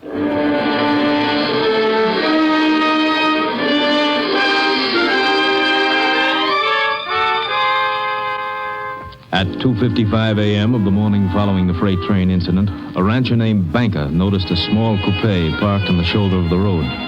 It bore Oklahoma license plates. Banker turned his spotlight on the car, saw a man slumped down on the driver's seat. A half hour later, Sheriff Caldwell, notified by Banker, began investigation of the murder and called in the Texas Rangers. Ranger Jace Pearson was assigned to the case. And a few hours later, Pearson, Banker, and Sheriff Caldwell stood at the scene. Pearson listened to Banker. It was just about 3 this morning when I saw it, Ranger. How come you were driving along this road that late? I've been to a rancher's meeting in Almira's. I was going to spend the night there and change my mind. Uh-huh. Did you take this road when you left for Almira's? Yes, sir. What time? Yesterday morning, about 7:30. And then this car came here sometime between 7:30 yesterday morning and 3 this morning. I guess so. You never saw the dead man before, huh? Well, it's the first time I laid eyes on him. All right, Mr. Banker. You can go. If you need me, I'll be home. No identification on the body at all, huh, Sheriff? Nothing in the pockets. Picked clean as a whistle. Anybody else been around the car? Nope. Deputy kept his eyes on it. The car's facing west. Going west when it was stopped. Tire tracks on the shoulder tell that. Mm-hmm. Blood on the seat. Yep. 38 bullet done it. 38? Might be a police special. Banker got one? Banker, but just asking, for now. You see, You see something? Look here, Sheriff. Huh?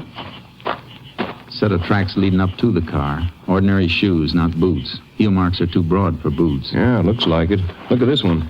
Sole print with a hole in it. Now look. The prints lead from that way, north, up to the car. A little scuffle, and the prints turned back north. Mm-hmm. In other words, Sheriff, somebody walked up to the car, stood there, then turned and went back north. Oh, and here's something else.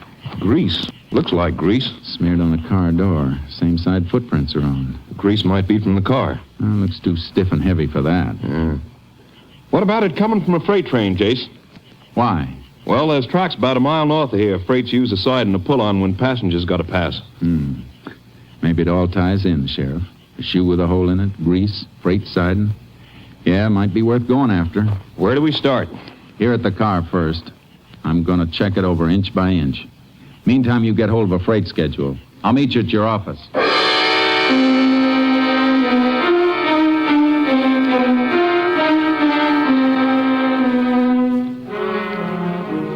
When I checked the car inside and out, I found a few things that were interesting and a little puzzling. I sent a sample of grease to the laboratory for analysis and took plaster casts of the footprints. Then went on to Sheriff Caldwell's office. He had the information I'd requested. Here it is, Jace. Schedule of freights went through yesterday. How many? 3 of them. We can check those all right. Of course, we might be sending the dogs up the wrong tree. Looks like a hobo to me. Yeah. Let me see the dead man's fingerprints. Sure, here you are. These match with some of the prints in the car. See? Closed delta. Yeah. How about those others you got? Picked these up on the door that had the grease on it. Smeared all over. A couple clear enough to use, only... Only what, Jace? You know, there wasn't a single print on the steering wheel. Seems like the dead man's prints ought to be on it. Gloves? I didn't find any gloves on him, nor in the car. Yeah. By the way, I got a call out if any hobo picked up or seen on those trains. Good. Now, I found these tucked under the sun visor in front of the driver's seat. Gasoline receipts made out to Carl Thompson. Oh, that'll save a lot of checking. We'll forward the dead man's prints anyway. That steering wheel bothers me. Excuse me, Jace. Sheriff Caldwell. Oh, yeah, good. Hold him. We'll be there as soon as we can make it. Something else, Jace. Brakeman in one of those freights we've been checking has a story. Some hobo slugged him and jumped. Okay, let's go.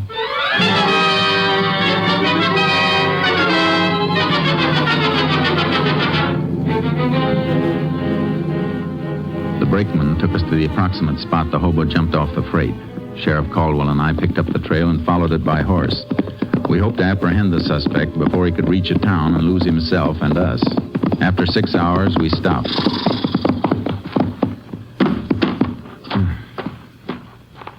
What's the matter, Jace? Tracks are different. Come here and take a look. Different? Yeah, look. The right print's a little deeper, favoring his left a little. Hurt himself, huh? Must have twisted his leg when he took the jump off the freight. Kept getting worse. Sat down here, smoked a cigarette. Here's the butt. He ain't going to make such a good time with a bum leg. And we've been traveling at a steady trot. Uh-huh. Okay. Let's get going.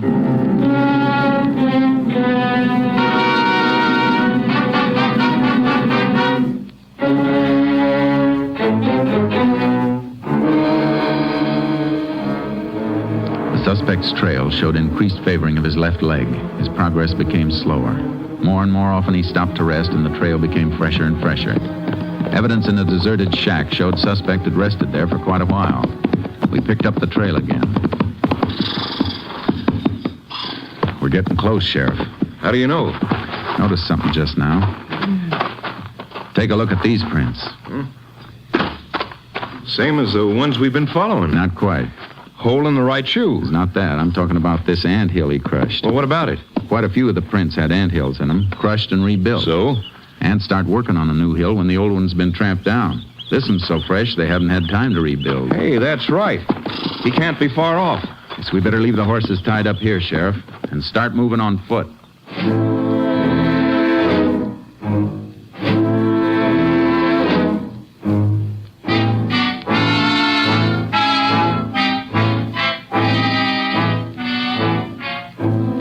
At 8:15 that evening, we found the man we were hunting. He was asleep. He gave us no trouble, and he denied anything and everything about the crime.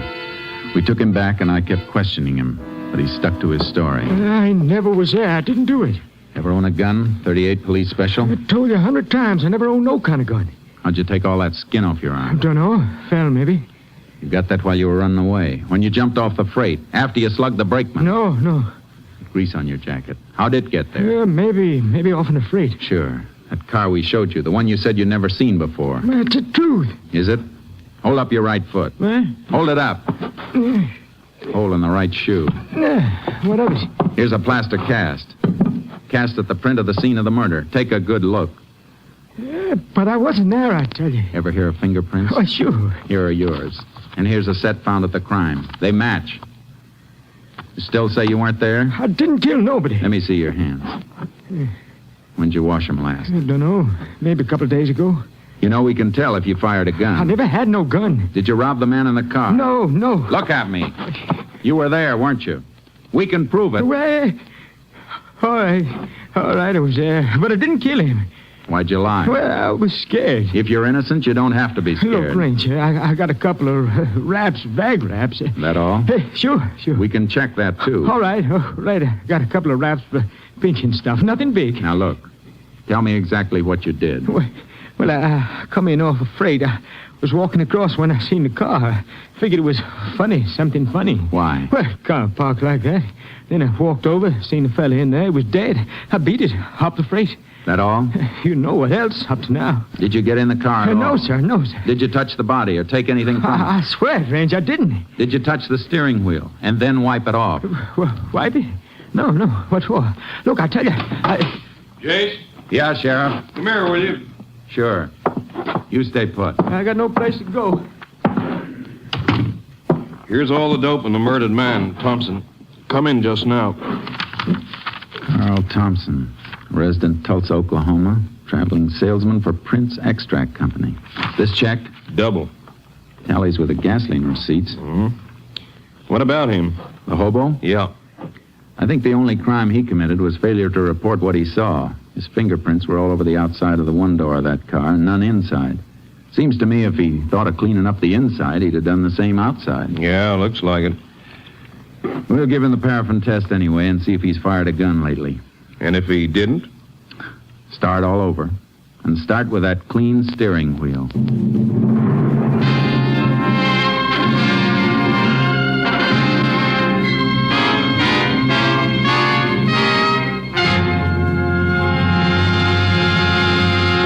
In just a moment, we continue with Tales of the Texas Rangers, starring Joel McCrea as Ranger Jace Pearson.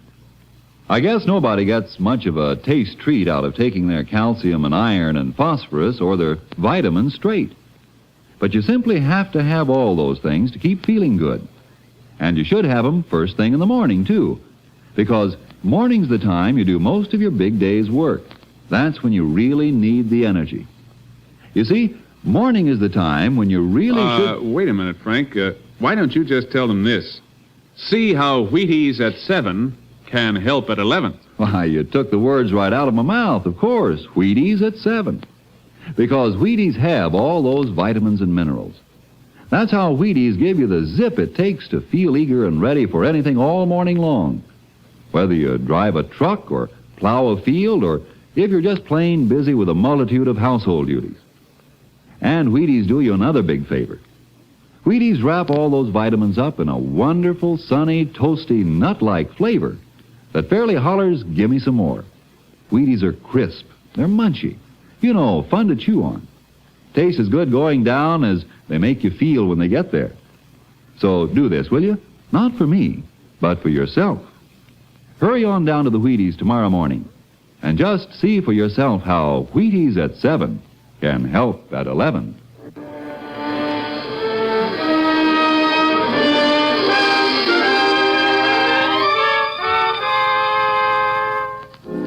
The result of the paraffin test was negative, but we held the hobo pending further investigation. I reported back to my captain, Stinson, at company headquarters.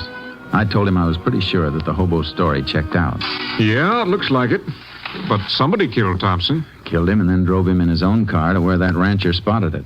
There wasn't anything on Thompson, huh? No money, no papers, only these. Gasoline charge account receipts. Somebody went to an awful lot of trouble to clean him, but they overlooked these. Mm-hmm.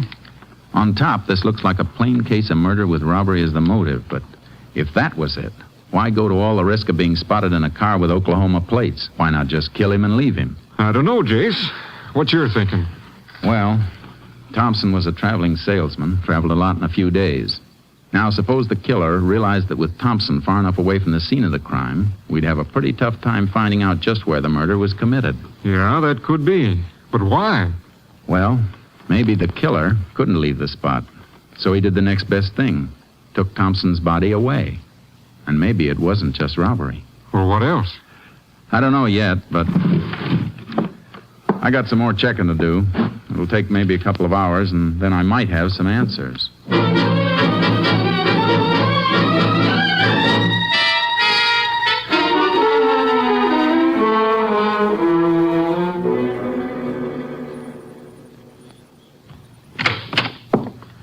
Well, a couple hours on the nose, Jace.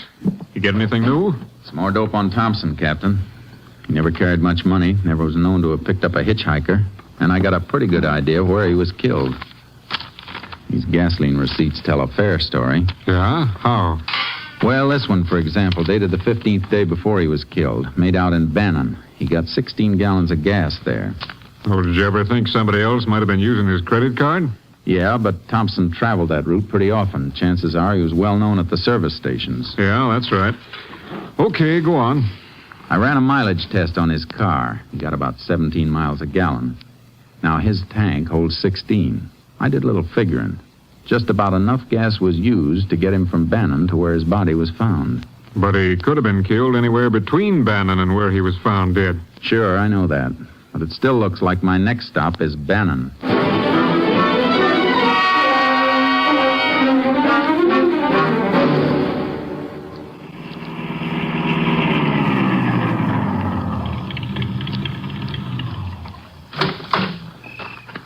Howdy, Ranger. Howdy. How many? Whatever she'll take.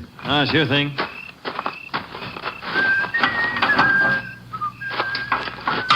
You the owner here? Yes, sir. How long? A couple of years. You work alone? Well, nights, yeah. Take a look at this, will you?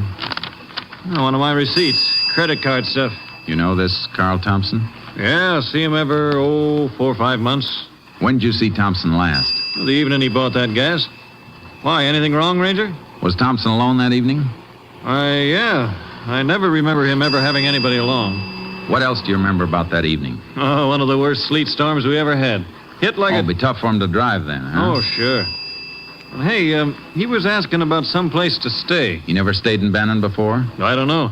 Leastways, he didn't know much about the places. I told him to try the hotel. He said it was full up. He said the motels were jam-packed. The lousy weather. You know where he went? Well, said he was going to try and find a place along the highway. Why, anything wrong? Plenty. Here's for the gas. I might come back and ask you some more questions. Thanks.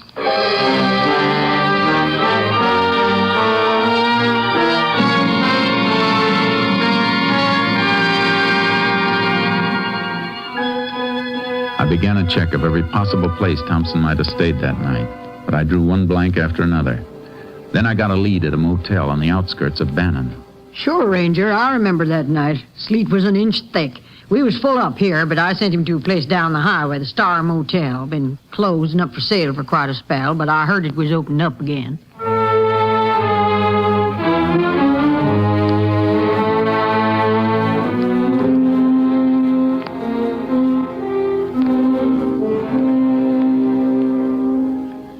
I went to the Star Motel. It was closed tight. Every cabin was locked, the windows boarded. There wasn't a soul around. I was just about to leave when I noticed something. The electricity must have been on somewhere in the place because the little wheel under the dials of the meter was spinning. It was enough to send me back into town to ask a few more questions.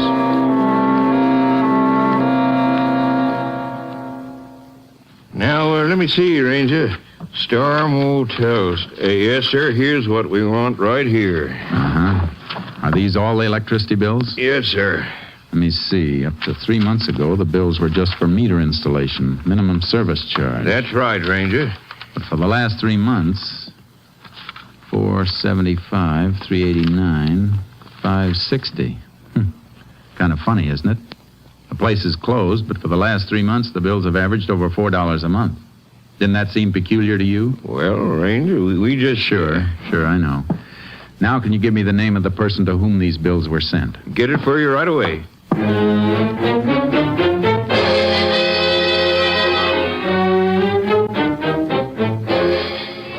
Why, yes, Ranger, Mr. Carlson's here. I believe he's on the phone right now, but if you come in... Thank you, ma'am. You Mrs. Carlson? Yes. I hope I'm not bothering you any, Miss Carlson. Not at all, Ranger. My husband's here. Oh, yeah? Yeah, I see. Well, I think that could be arranged. Yeah, sure. Tell you what, I'll come out a little later. I'll bring the client with me. Sure. Thanks for calling. Goodbye. And this is Ranger Pearson. Oh, hello. Sorry to barge in like this, Mr. Carlson, but I got a few questions. Questions? Sure, what about? You own the Star Motel, don't you? Yes, I do. Star Motel. Oh, that white elephant. White elephant? Yeah, I've been trying to get rid of it for 2 years. Why? Well, like Bessie said, it ain't been worth a hoot since the new highway went in 2 years ago. Only half the traffic that used to pass it. It hasn't been used for 2 years? Well, I guess I didn't mean exactly that. What did you mean? I tried to keep it going for a year after the highway went through, but couldn't rent enough rooms. Wasn't worth trying to save. You got the keys to it? Keys? Sure. Is something wrong, Ranger? Might be, ma'am. Can you take me through the motel, Mr. Calson? Anytime. Right now, suit you? Couldn't be better. Let's go.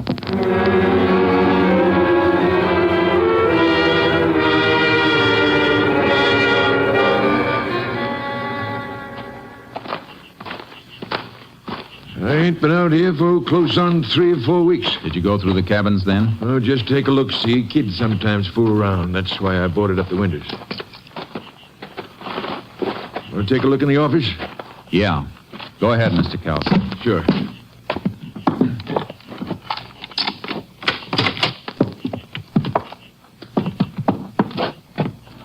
Nothing in here, Ranger.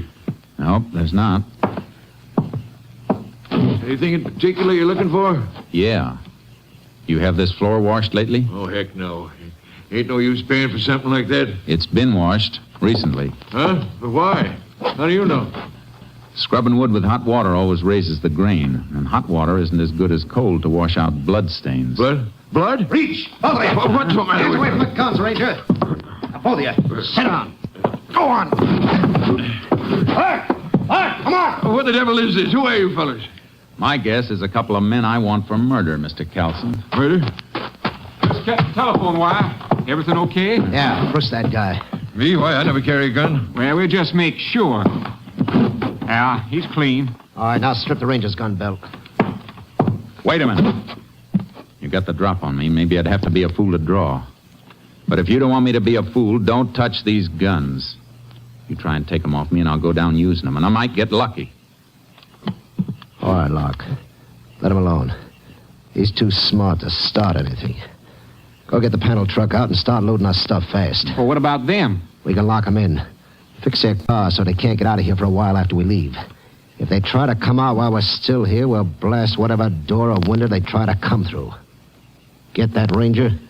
I get it. Okay, I'll be outside, Chuck. So your name's Chuck, huh? Good as any. What are you and that other fella doing in my place? Go ahead, Chuck. Tell him. Some other time, friend. Now you two listen. Because I ain't going to say this twice. Try to bust out before you hear us drive off and you'll get it good. Now stay put. Oh, they got us locked in. Yeah. Oh, don't go near that window. You heard what he said. Little crack in the boarding. I'm just taking a look. What are they doing? Come here and take a look for yourself. Oh, I should have watched the place more. I never knew anyone was using it. Been used plenty. Look what they're taking out. Furs. All kinds of stuff. It's beginning to make sense. Closed down motel made a nice storage bin for stolen and smuggled goods till they could run it to the markets. Oh, they'll get away. You said there was a murder. Take it easy, Mr. Calson. We'll get them. Oh, they'll be across the border in a half an hour before we could even reach a phone. Maybe you better take a chance and get shot down in cold blood? No. But we'll get them all right. Know why, Mr. Calson? Why? Because you'll help.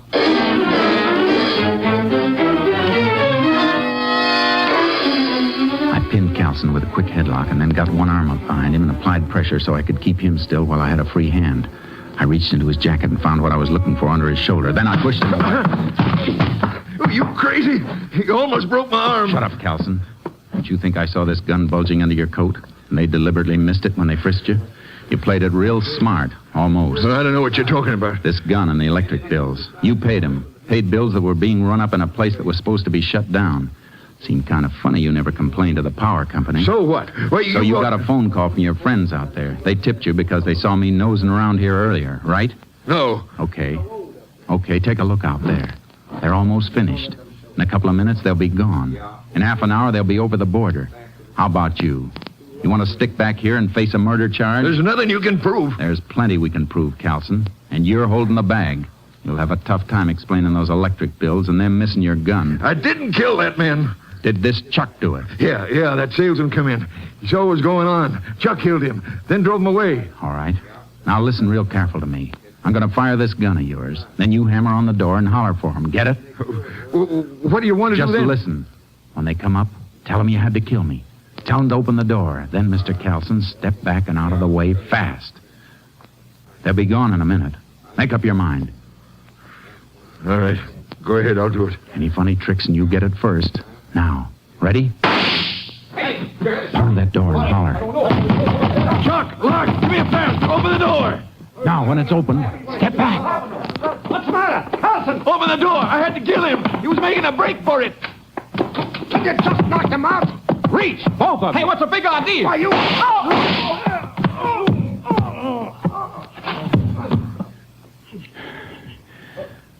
We'll come back for him later, Carlson. Meantime, let's you and me get back to town. I got you a deal for this White Elephant Motel. You can trade it for a jail cell.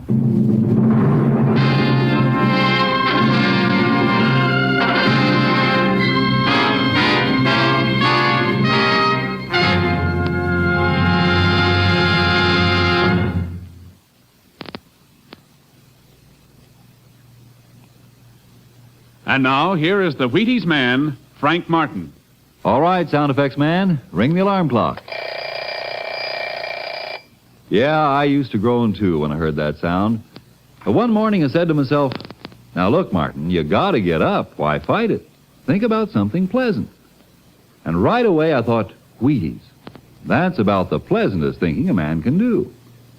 Why, when you figure you can sit down to a bowl of good, crisp Wheaties and then feel like tackling the world, when you know a bowl of Wheaties and milk and fruit can help you work good because you feel good, why, it almost makes you want to shake hands with your alarm clock.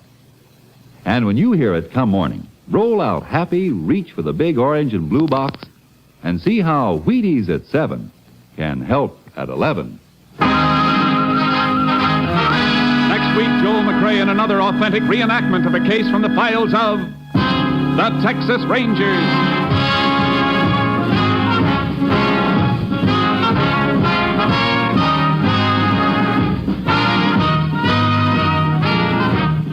Joel McRae will soon be seen starring in the Universal International Technicolor production Saddle Tramp.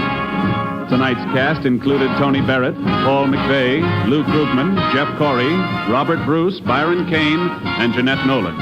This story was transcribed and adapted by Russell Hughes. The program was produced and directed by Stacy Keach. And this is Hal Gibney speaking.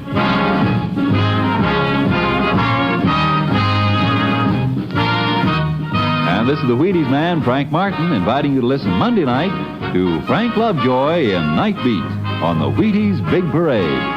See you then.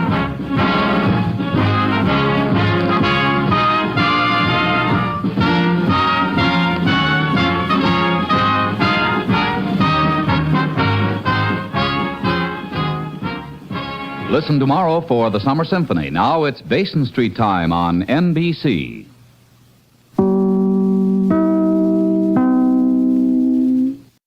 Read about your favorite NBC entertainers. Yes, in the November NBC Silver Jubilee issue of Radio TV Mirror magazine, you can enjoy reading about such NBC stars as Fibber McGee and Molly, Bob Hope, and Groucho Marx.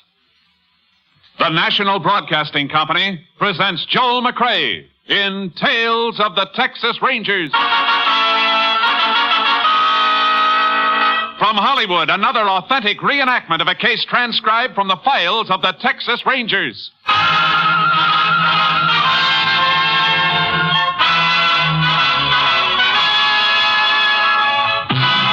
Tales of the Texas Rangers, starring Joel McRae as Ranger Jace Pearson. Texas, more than 260,000 square miles, and 50 men who make up the most famous and oldest law enforcement body in North America.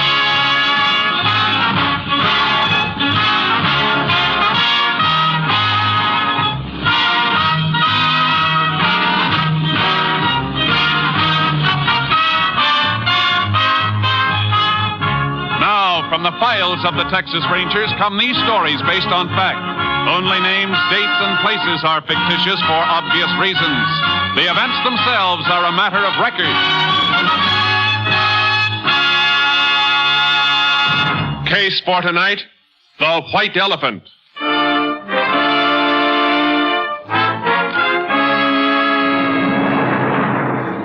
It is January 16th, 1950.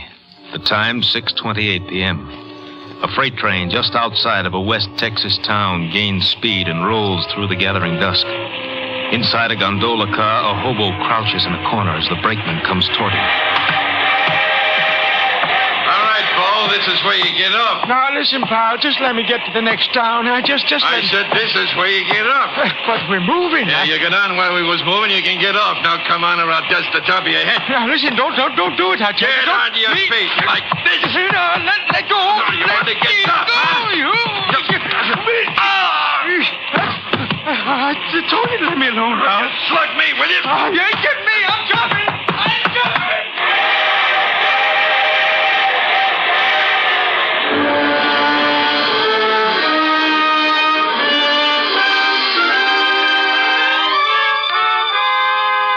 At 2:55 a.m. of the morning following the freight train incident, a rancher named Banker noticed a small coupe parked on the shoulder of the road. It bore Oklahoma license plates. Banker turned his spotlight on the car, saw a man slumped down on the driver's seat. A half hour later, Sheriff Caldwell, notified by Banker, began investigation of the murder and called in the Texas Rangers. Ranger Jace Pearson was assigned to the case. And a few hours later, Pearson, Banker, and Sheriff Caldwell stood at the scene. Pearson listened to Banker. It was just about 3 this morning when I saw it, Ranger. How come you were driving along this road that late? I've been to a rancher's meeting in Almira's. I was going to spend the night there and change my mind. Uh-huh. Did you take this road when you left for Almira's? Yes, sir. What time? Yesterday morning, about 7:30. And then this car came here sometime between 7:30 yesterday morning and 3 this morning. I guess so. You never saw the dead man before, huh? It was the first time I laid eyes on him. All right, Mr. Banker. You can go. You need me, I'll be home. No identification on the body at all, huh, Sheriff? Nothing in the pockets, picked clean as a whistle. Anybody else been around the car? Nope, deputy kept his eyes on it. Car's facing west, going west when it was stopped. Tire tracks on the shoulder tell that. Mm-hmm. Blood on the seat. Yep, 38 bullet done it. 38? Might be a police special. Banker got one? Banker, but just asking, for now. You see, You see something? Look here, Sheriff. Huh? Set of tracks leading up to the car. Ordinary shoes, not boots. Heel marks are too broad for boots. Yeah, looks like it. Look at this one. Sole print with a hole in it. Now look. The prints lead from that way, north, up to